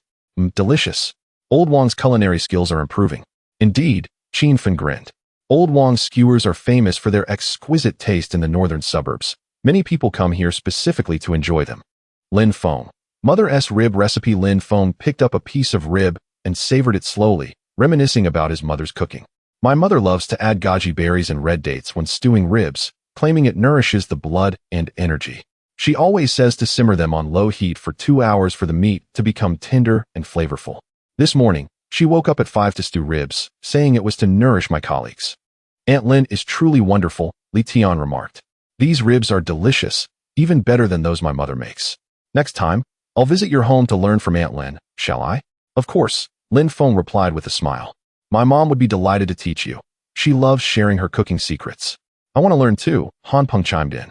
My mother's ribs are always a bit tough. I want to master it and impress her. Sure, Lin Feng said.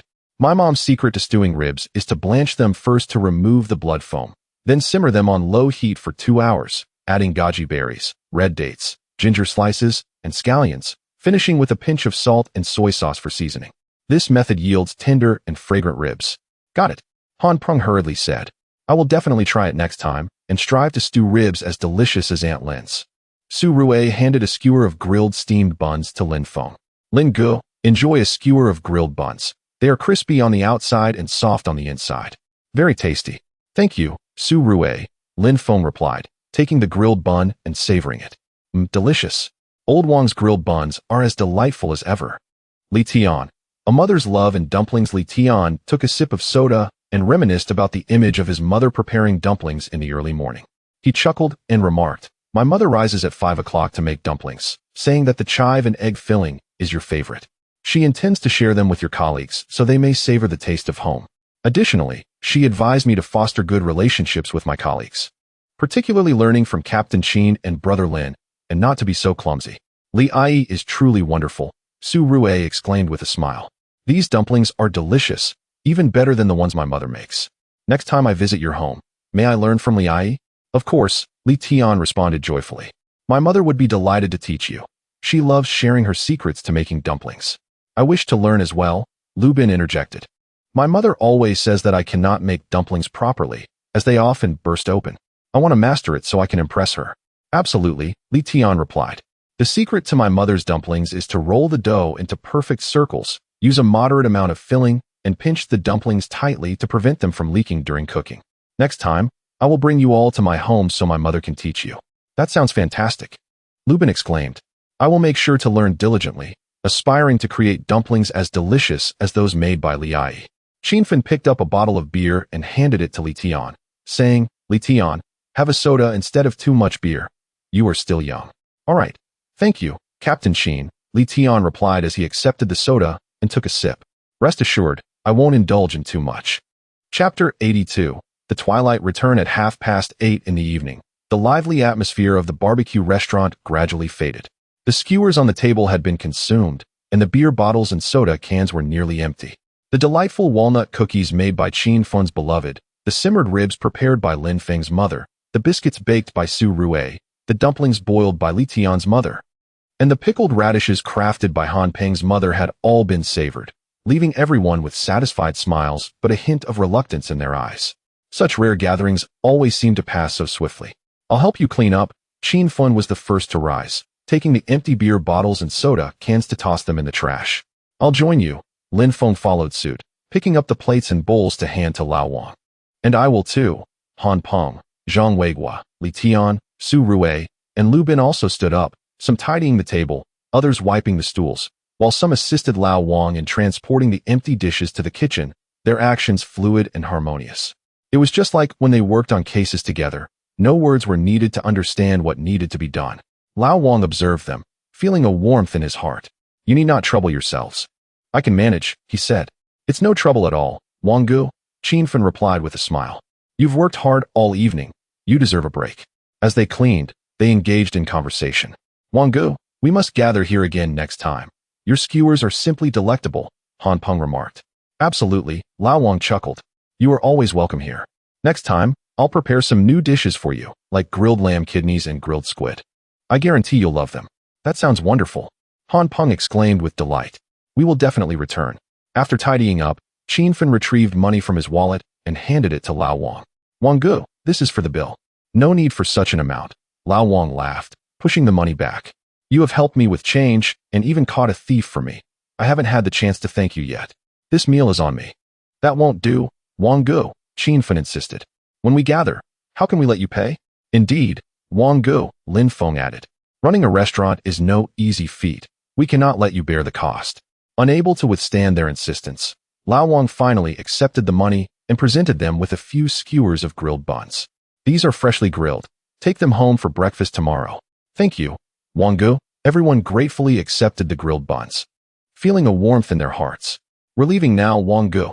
We'll come again, Qin Feng smiled, waving as he picked up his thick coat from the back of a chair. Take care on your way home, Lao Wang replied with a smile, waving back. Come again next time. As everyone wheeled their bicycles out of the barbecue restaurant, the streetlights at the entrance shone brightly, casting a warm yellow glow over them and elongating their shadows. I'll head this way, Zhang Weiguo pointed to the left. Take care on your way, and let us gather often when you have the time. Of course, Uncle Zhang. You be careful as well, they replied with smiles. We'll come to visit your grandson soon. Great, Zhang Weiguo said with a smile, mounting his bicycle and heading left. I'll head this way, Su Rue indicated to the right. Be careful on your way.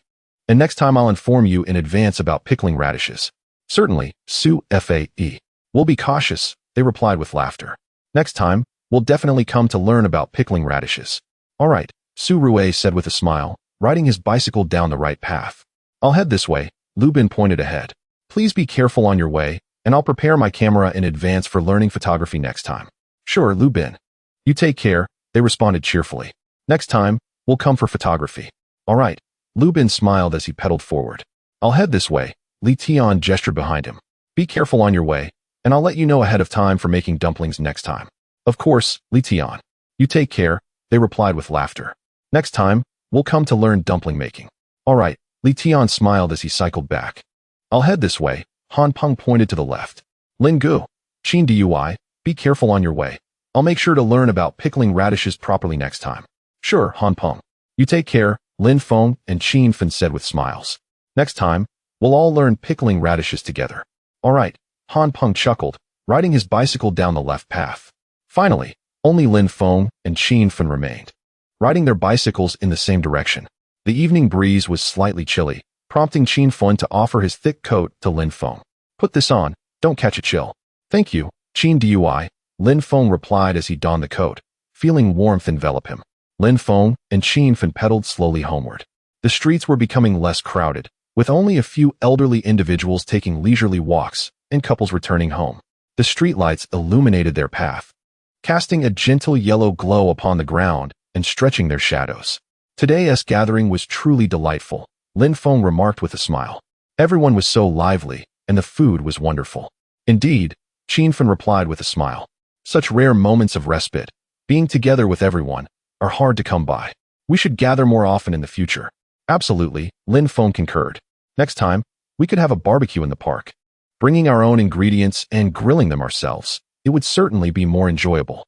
What a splendid idea, Qin Feng smiled. Let's arrange it for next time, ensuring everyone brings their families to join in the merriment. Upon reaching the old locust tree at Xingfu Alley, Lin Feng halted. Qin Dui, I've arrived home. Please take care on your journey. All right, you two take care, Qin Fen smiled. Rest early, we have work tomorrow. Goodbye, Qin Dui. Lin Feng responded with a smile. See you, Qin Fen said, riding off as he continued homeward.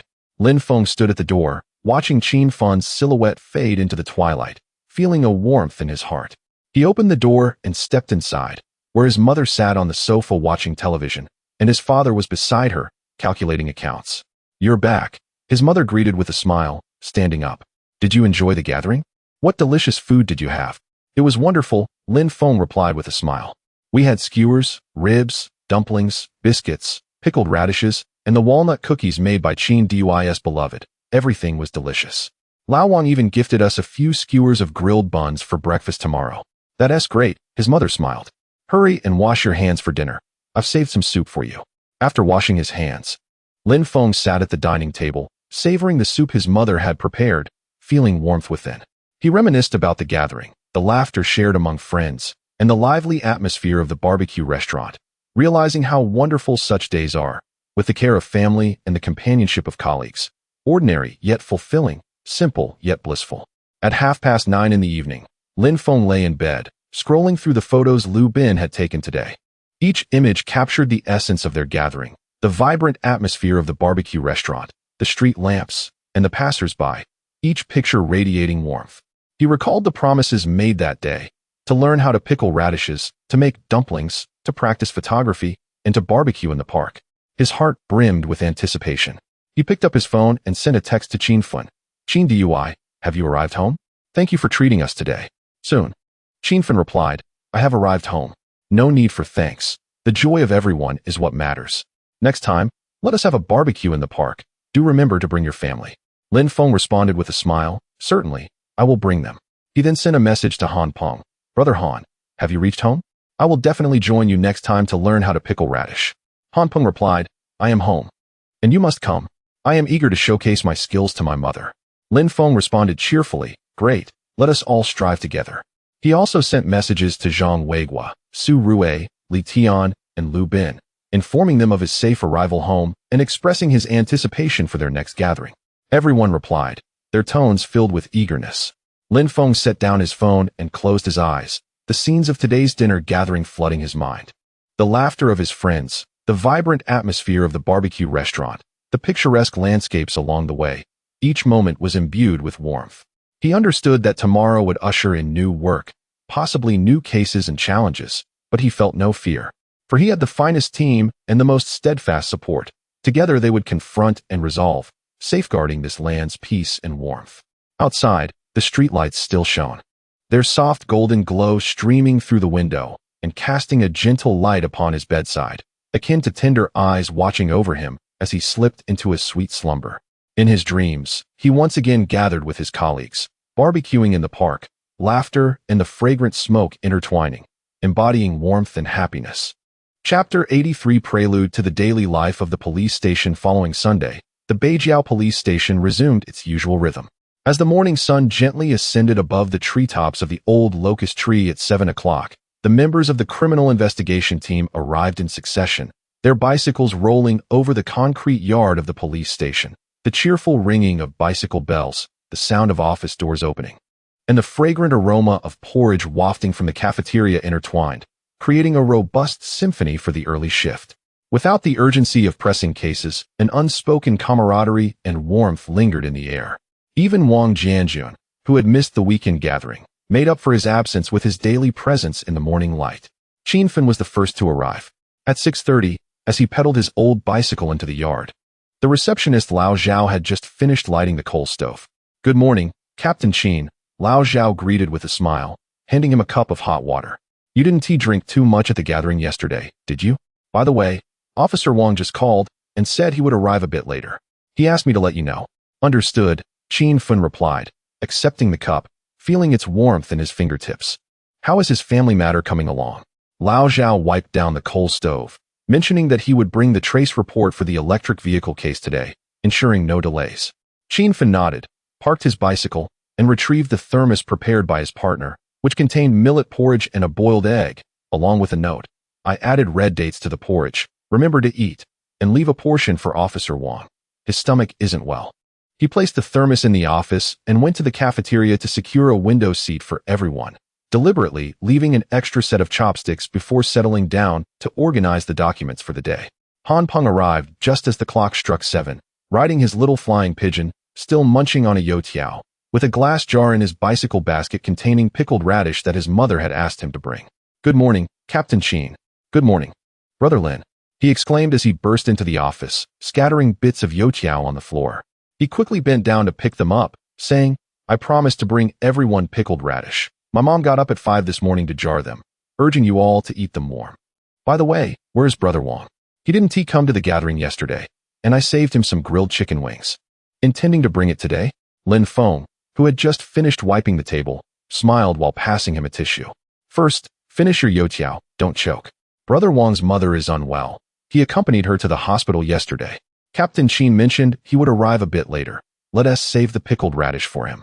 Han Peng nodded, finishing his youtiao in a few bites before recalling something and slapping his forehead. "Oh no. I forgot to bring the materials for the pickled radish that forensic Dr. Su mentioned yesterday. She said she would teach us how to soak the radish today. I specifically bought white radish, and it's still in my kitchen." "Don't worry," Su Rue entered at that moment, carrying a cloth bag. "I guessed you would forget, so I brought one for you. It should be enough for today's demonstration. Also, I brought 2 packets of stomach-friendly biscuits for Brother Wong, since he has a sensitive stomach and might feel uncomfortable on an empty stomach." Han Peng's eyes lit up. "Forensic Dr. Su, you are so considerate. I'll treat you and Brother Wong to grilled skewers later." When Zhang Weiguo arrived, he held a piece of drawing paper that his grandson had given him that morning. "Look what my grandson drew of our team." He spread the paper on the table, revealing a whimsical depiction of 8 little figures, one more than last time. Some held magnifying glasses, representing Wang Jianjun. Some held cameras, Lu Bin. Others held stethoscopes, Su Rue, while the central figure donned a police uniform with Qin Team written beside it. He heard that Officer Wong didn't attend the gathering yesterday and even asked if Uncle Wong was unwell, so he added an extra little figure, saying he would show it to Uncle Wong when he arrives. "Your little nephew is quite thoughtful," Li Tian remarked as he leaned in to admire the drawing, his eyes sparkling. "Next time we go to the park for a barbecue, we must invite Brother Wong too. I'll grill hot dogs for both my little nephew and Brother Wong." Zhang Weiguo chuckled, his eyes narrowing into slits. "I'll tell him. He'll surely be delighted." Lu Bin arrived, his camera hanging around his neck and a bread roll in his hand. "I passed by Xingfu Alley this morning and took a few photos of the morning light. Here, take a look," he said, handing the camera to Lin Feng. The screen displayed the morning mist beneath the old locust tree, a soy milk vendor's stall, and children heading to school with backpacks. "Oh, I also photographed the breakfast shop Brother Wong often frequents. He always says their tofu now is good for the stomach. When he arrives, shall we bring him a bowl?" "Sounds good," Lin Feng replied, reviewing the photos. "You're quite thoughtful. I'll go by it later and grab an extra tea egg." Lu Bin nodded, taking a bite of his bread. "I've prepared the memory card. When Brother Wong comes, we'll show him the photos from the gathering so he can feel the lively atmosphere." At 7:45, Wang Jianjun finally rode into the yard on his bicycle. Clad in a thick coat, he appeared slightly more fatigued than usual, with a thermal bag in his basket containing his mother's medication and some unfinished breakfast.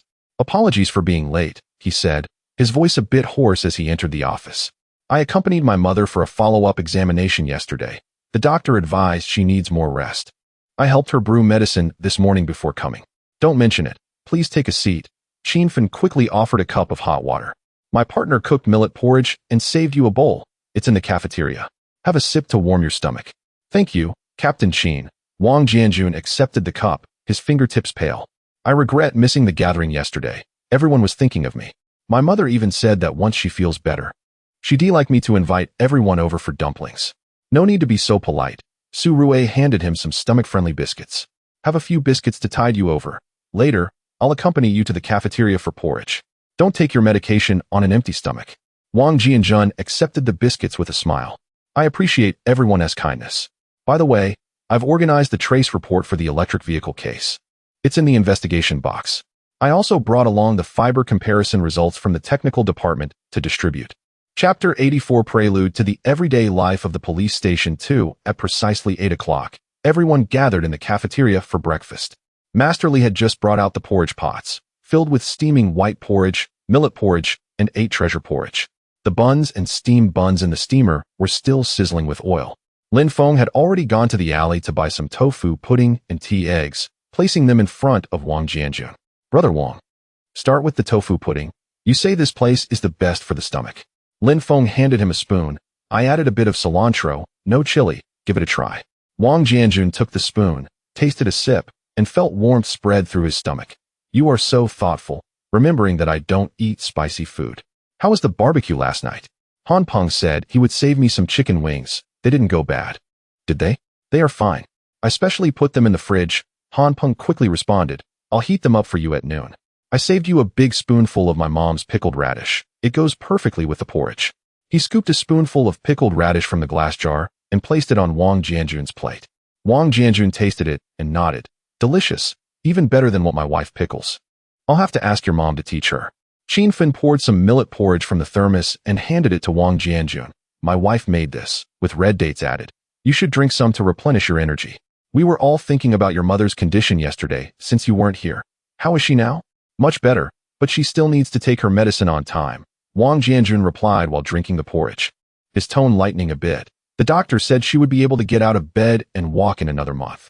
I'll take her to the park for a walk then. Who knows? We might even run into you all at the barbecue. That would be wonderful. Li Tian chimed in. When that time comes, I'll grill corn for Annie. My mom says my grilled corn is the sweetest. Zhang Weigua added. I'll have my wife make some buns to bring for Annie as breakfast. She makes red bean buns that the elderly will surely love.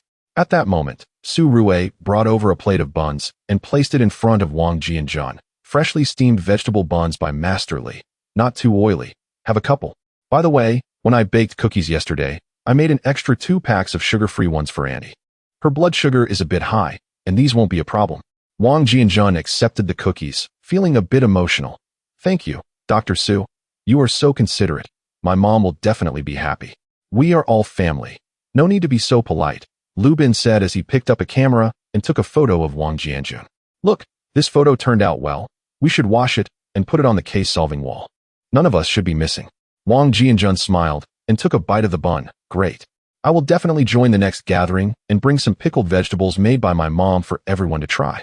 At 8:30, everyone returned to the office to begin organizing the day's work. Wang Jianjun took out the trace report from the electric scooter case from the investigation box and distributed it to everyone. This is the final trace summary.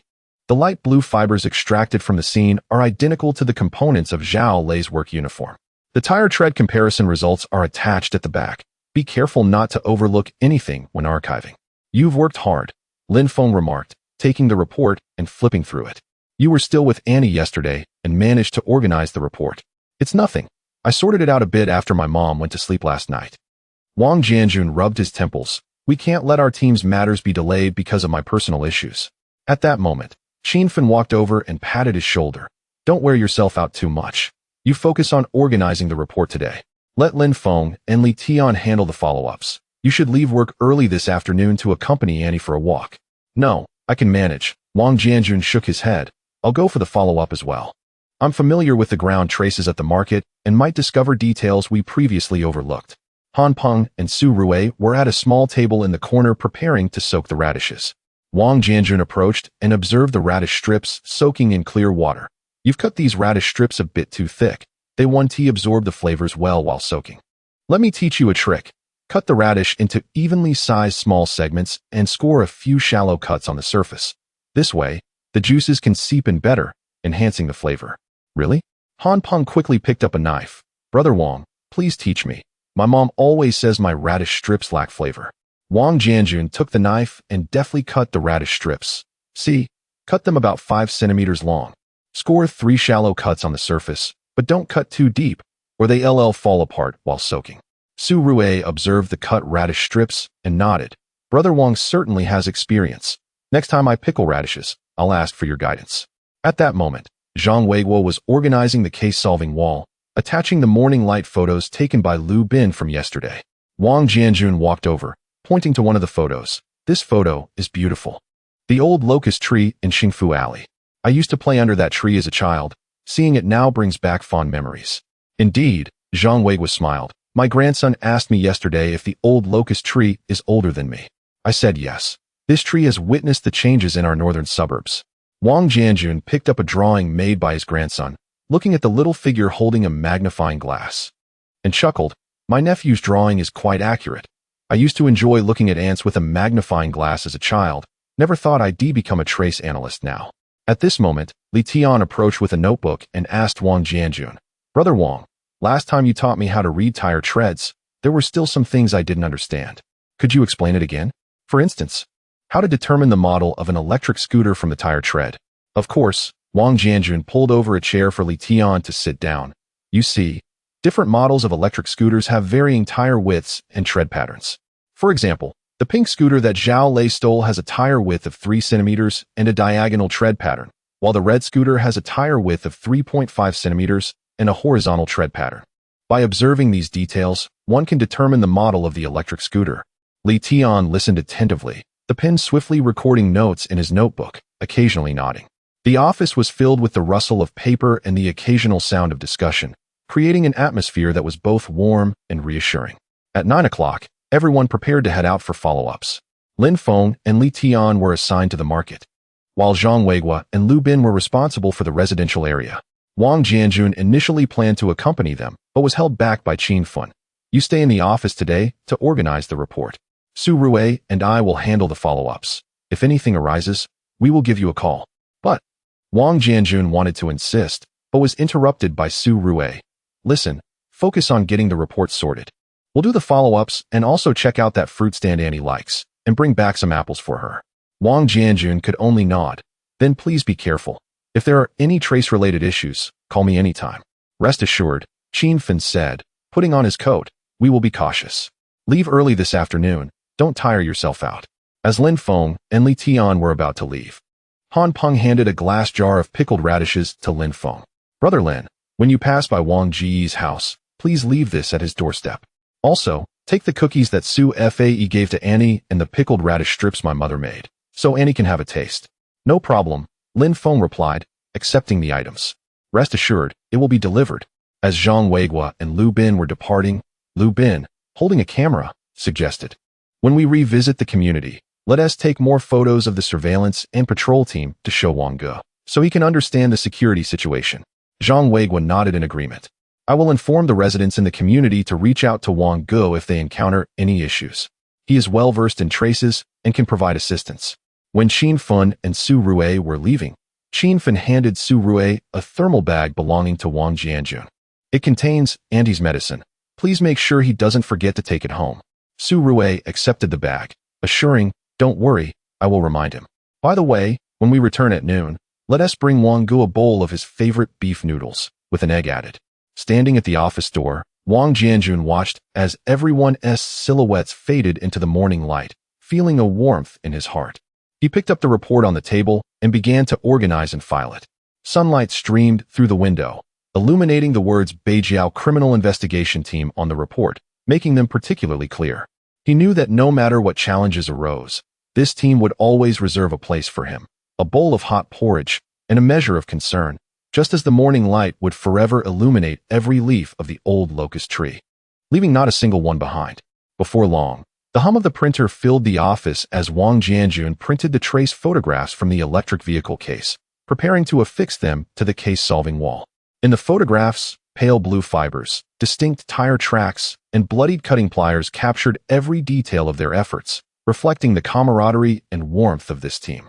Chapter 85. Fragments of bone in the flower pot. In the late morning of late November 2001, the dew in the northern suburbs Xingfuxiang had yet to dry. As the roll-up door of the fragrant flower shop opened with a clatter, the proprietor, Chen Xiulan, habitually bent down to lift the pot of roses at the entrance. This pot had been unearthed from the second-hand market the previous month, adorned with a few vibrant red buds amidst its dark green foliage.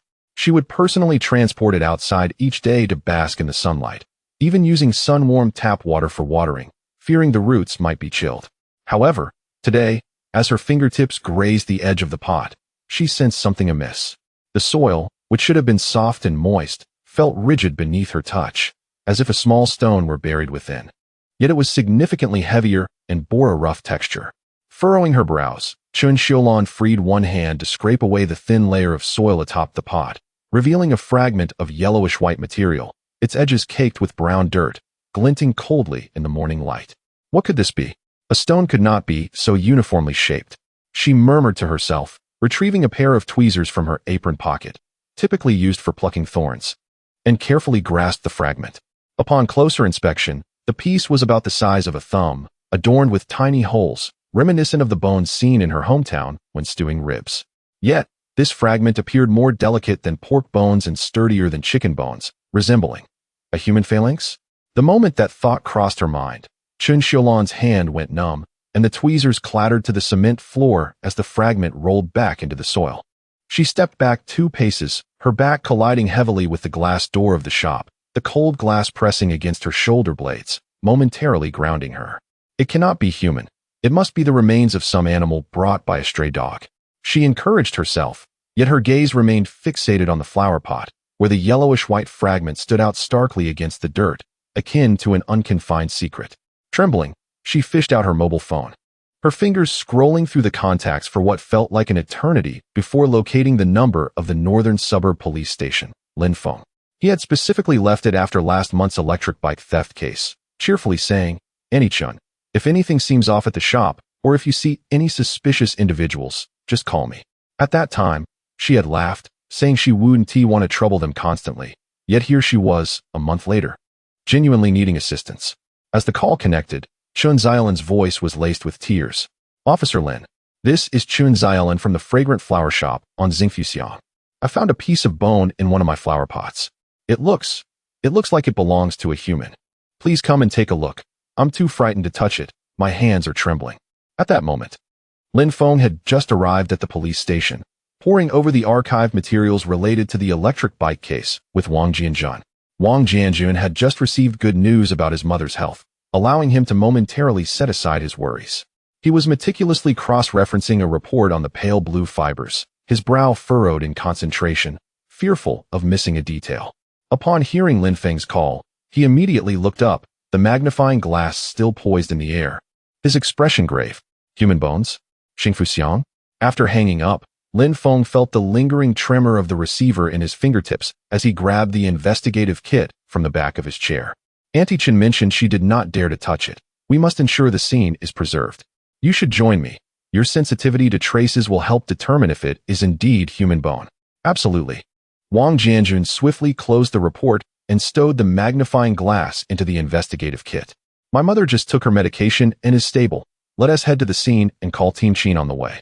As the two reached the police station's entrance, they encountered Zhang Weiguo pushing a bicycle inside, the basket filled with sweet cakes and hot soy milk for his grandson. He had a habit of arriving half an hour early each day to sweep the office floor and water the pothose on the windowsill, a routine ingrained from his years before retirement. "Xiaolin, Xiaowang, where are you off to so early?" Zhang Weiguo wiped the sweat from his brow, his gaze falling upon the investigative kit in their hands. "Looks like there has been a case.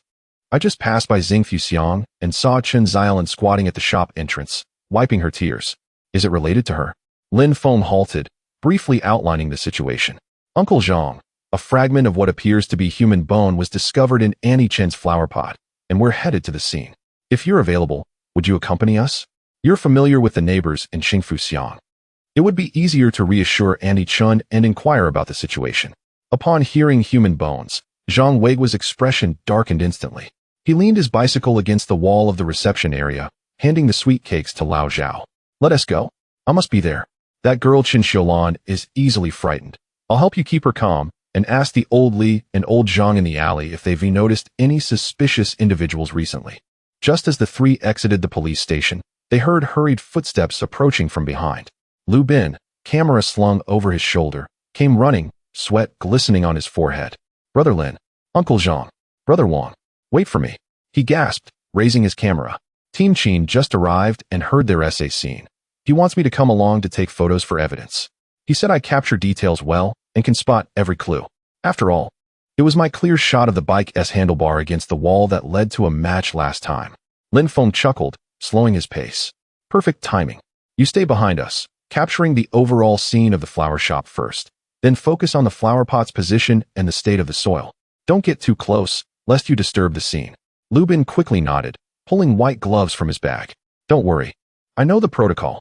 Start from afar, then move in, capturing the whole before the details. As they cycled towards Xingfu, the morning breeze carried the sweet fragrance of the roses, yet few had the heart to appreciate it. Do you think it could be the bones of a stray cat? Lin Feng couldn't help but inquire, a hint of hopefulness in his tone. He recalled visiting a month prior to purchase daisies, when Chun Xiaolan had cheerfully remarked that Xingfu was a safe haven where nothing could be stolen even with the doors left unlocked. Little did they know, this haven had suddenly turned sinister. Wang Jianjun shook his head, his gaze fixed ahead. We'll need to examine the bone structure. Human bones possess haversion canals, and their cross-section displays concentric circles, unlike animal bones, which lack such uniformity. If it is indeed human, this case will become quite troublesome. The fragment hidden in the flower pot is no accident. It has been deliberately buried by the perpetrator. Zhang Weigua added, Xingfu is home to long-time residents. Outsiders are rare. If Auntie Chun sourced the flower pot from the second-hand market, the vendor or previous owner is likely a crucial lead. I'll ask Auntie Chun about the vendor's specific location in the market and what they look like. Lubin pedaled alongside, camera hanging from his chest, occasionally stopping to snap pictures of the street signs at the alley's entrance and the graffiti on the corners. I'll capture all of this. If we need to check blind spots in the surveillance later, this could prove useful. Chapter 86. Bone fragments in the flower pot. Zhang Weigua gently patted her shoulder, his tone as soothing as one would use to comfort a child. Xiaolan, do not panic. Let Xiao Lin and Xiao Wang take a look first. It may simply be a piece of ordinary animal bone. Please step over to the side of the grocery store so as not to obstruct their investigation. I will discuss this with you in detail shortly. He guided Chun Xiaolan aside and called out to the grocery store owner, Old Li, bring a small stool for the young lady to sit on for a moment. Lin Feng and Wang Jianjun donned latex gloves and cautiously approached the flower pot. Lubin quickly circled to the side of the pot, crouching down to adjust his camera's focus, aiming at the soil along the pot's edge. Brother Wang, don't move. I will first capture a wide shot, then photograph the position of the exposed bone fragment. The camera clicked twice, and he leaned in closer. Yes, Brother Wang, when you pick up the bone fragment, I will take a close-up shot to capture the bone texture.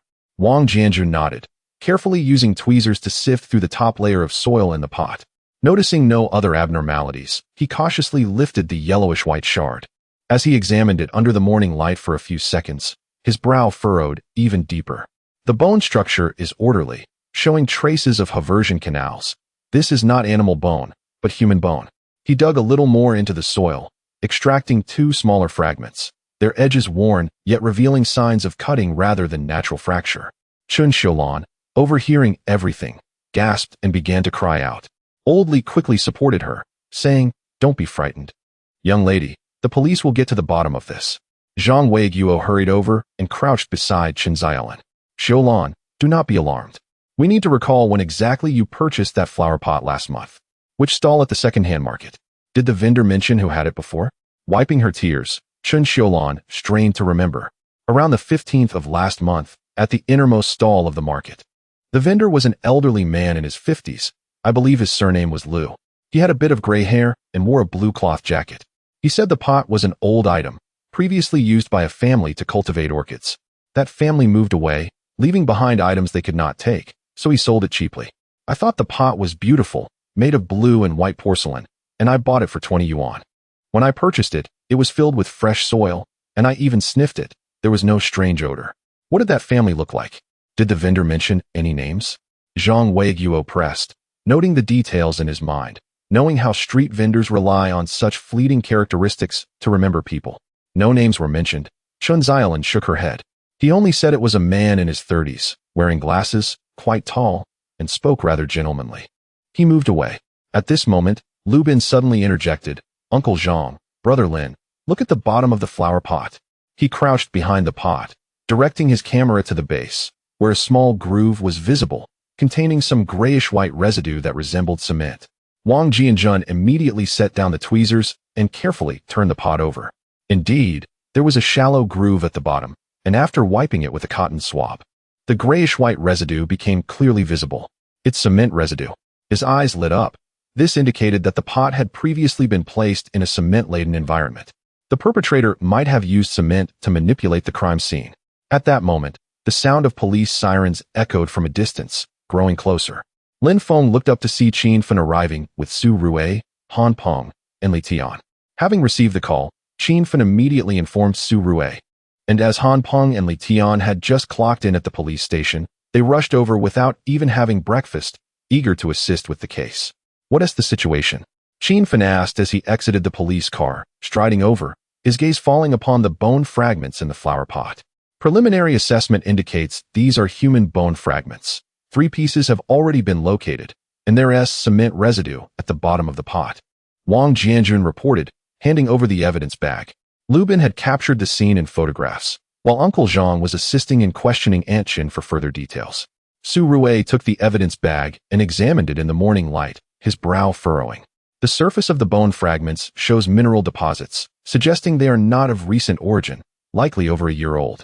Moreover, the density of the bone indicates it may be part of a torso or limb. Han Peng, observing nearby, frowned and scratched his head.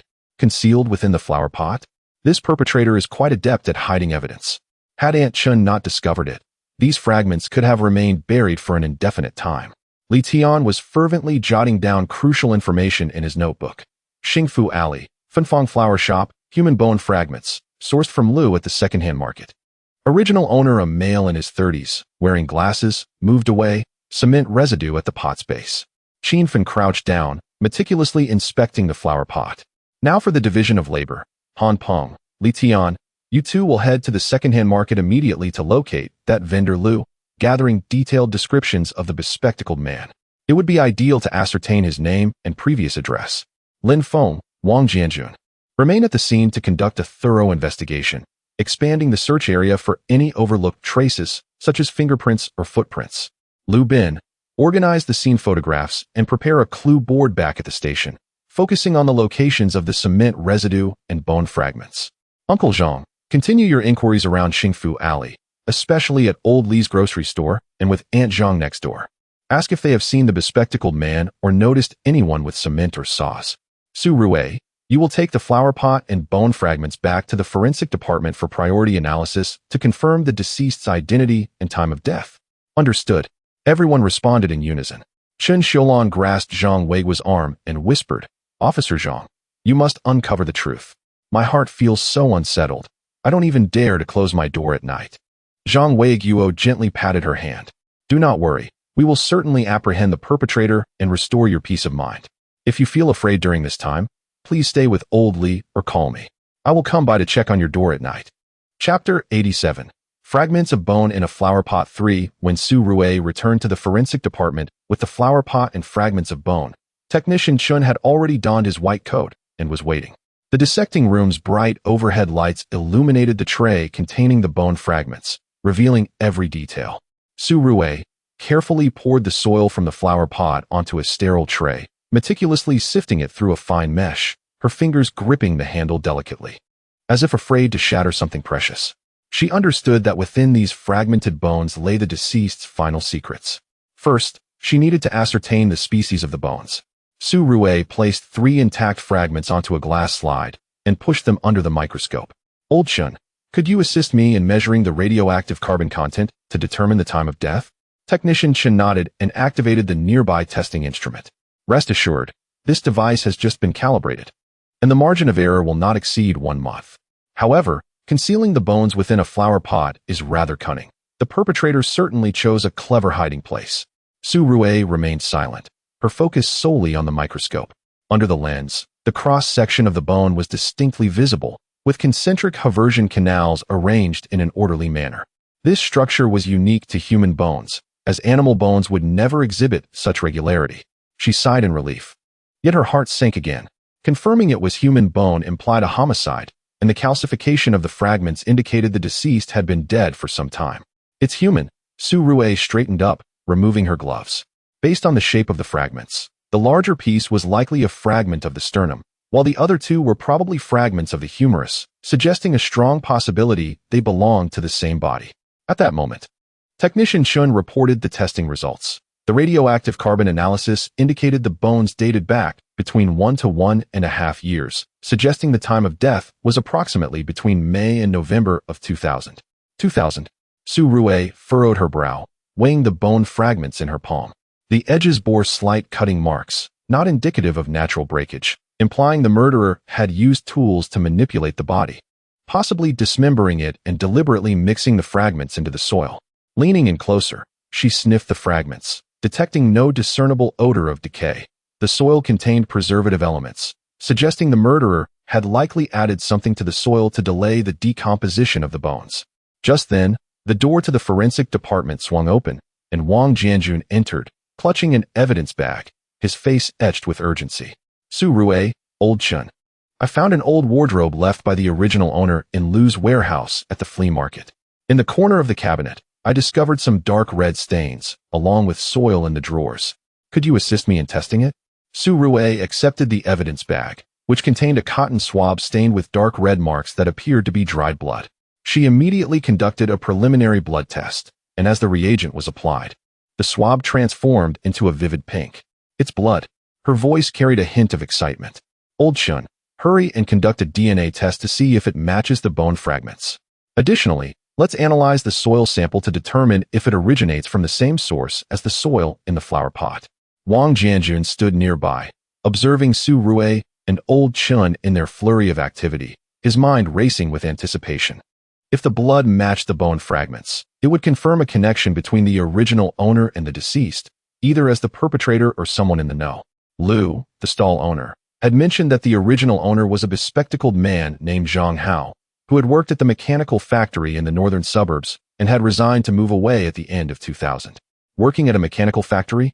Su Rue paused, realizing the implications. He would have easy access to cutting tools, such as saws or axes, which could align with the cutting marks on the bone fragments. Technician Chun then presented the soil analysis results. The soil from the drawer matched precisely with that from the flower pot, both being the local yellow earth from the northern suburbs and containing identical preservative components. This indicated that the wardrobe and the flower pot indeed belonged to the same individual, who had intentionally added preservatives to the soil to conceal the existence of the bone fragments. Excellent. Wang Jianjun rubbed his hands together, exhilarated. Now we await the DNA results. If they match, we can identify a suspect. Su Rue nodded, placing the bone fragments and blood samples into the DNA extraction device. The results should be ready by tomorrow morning.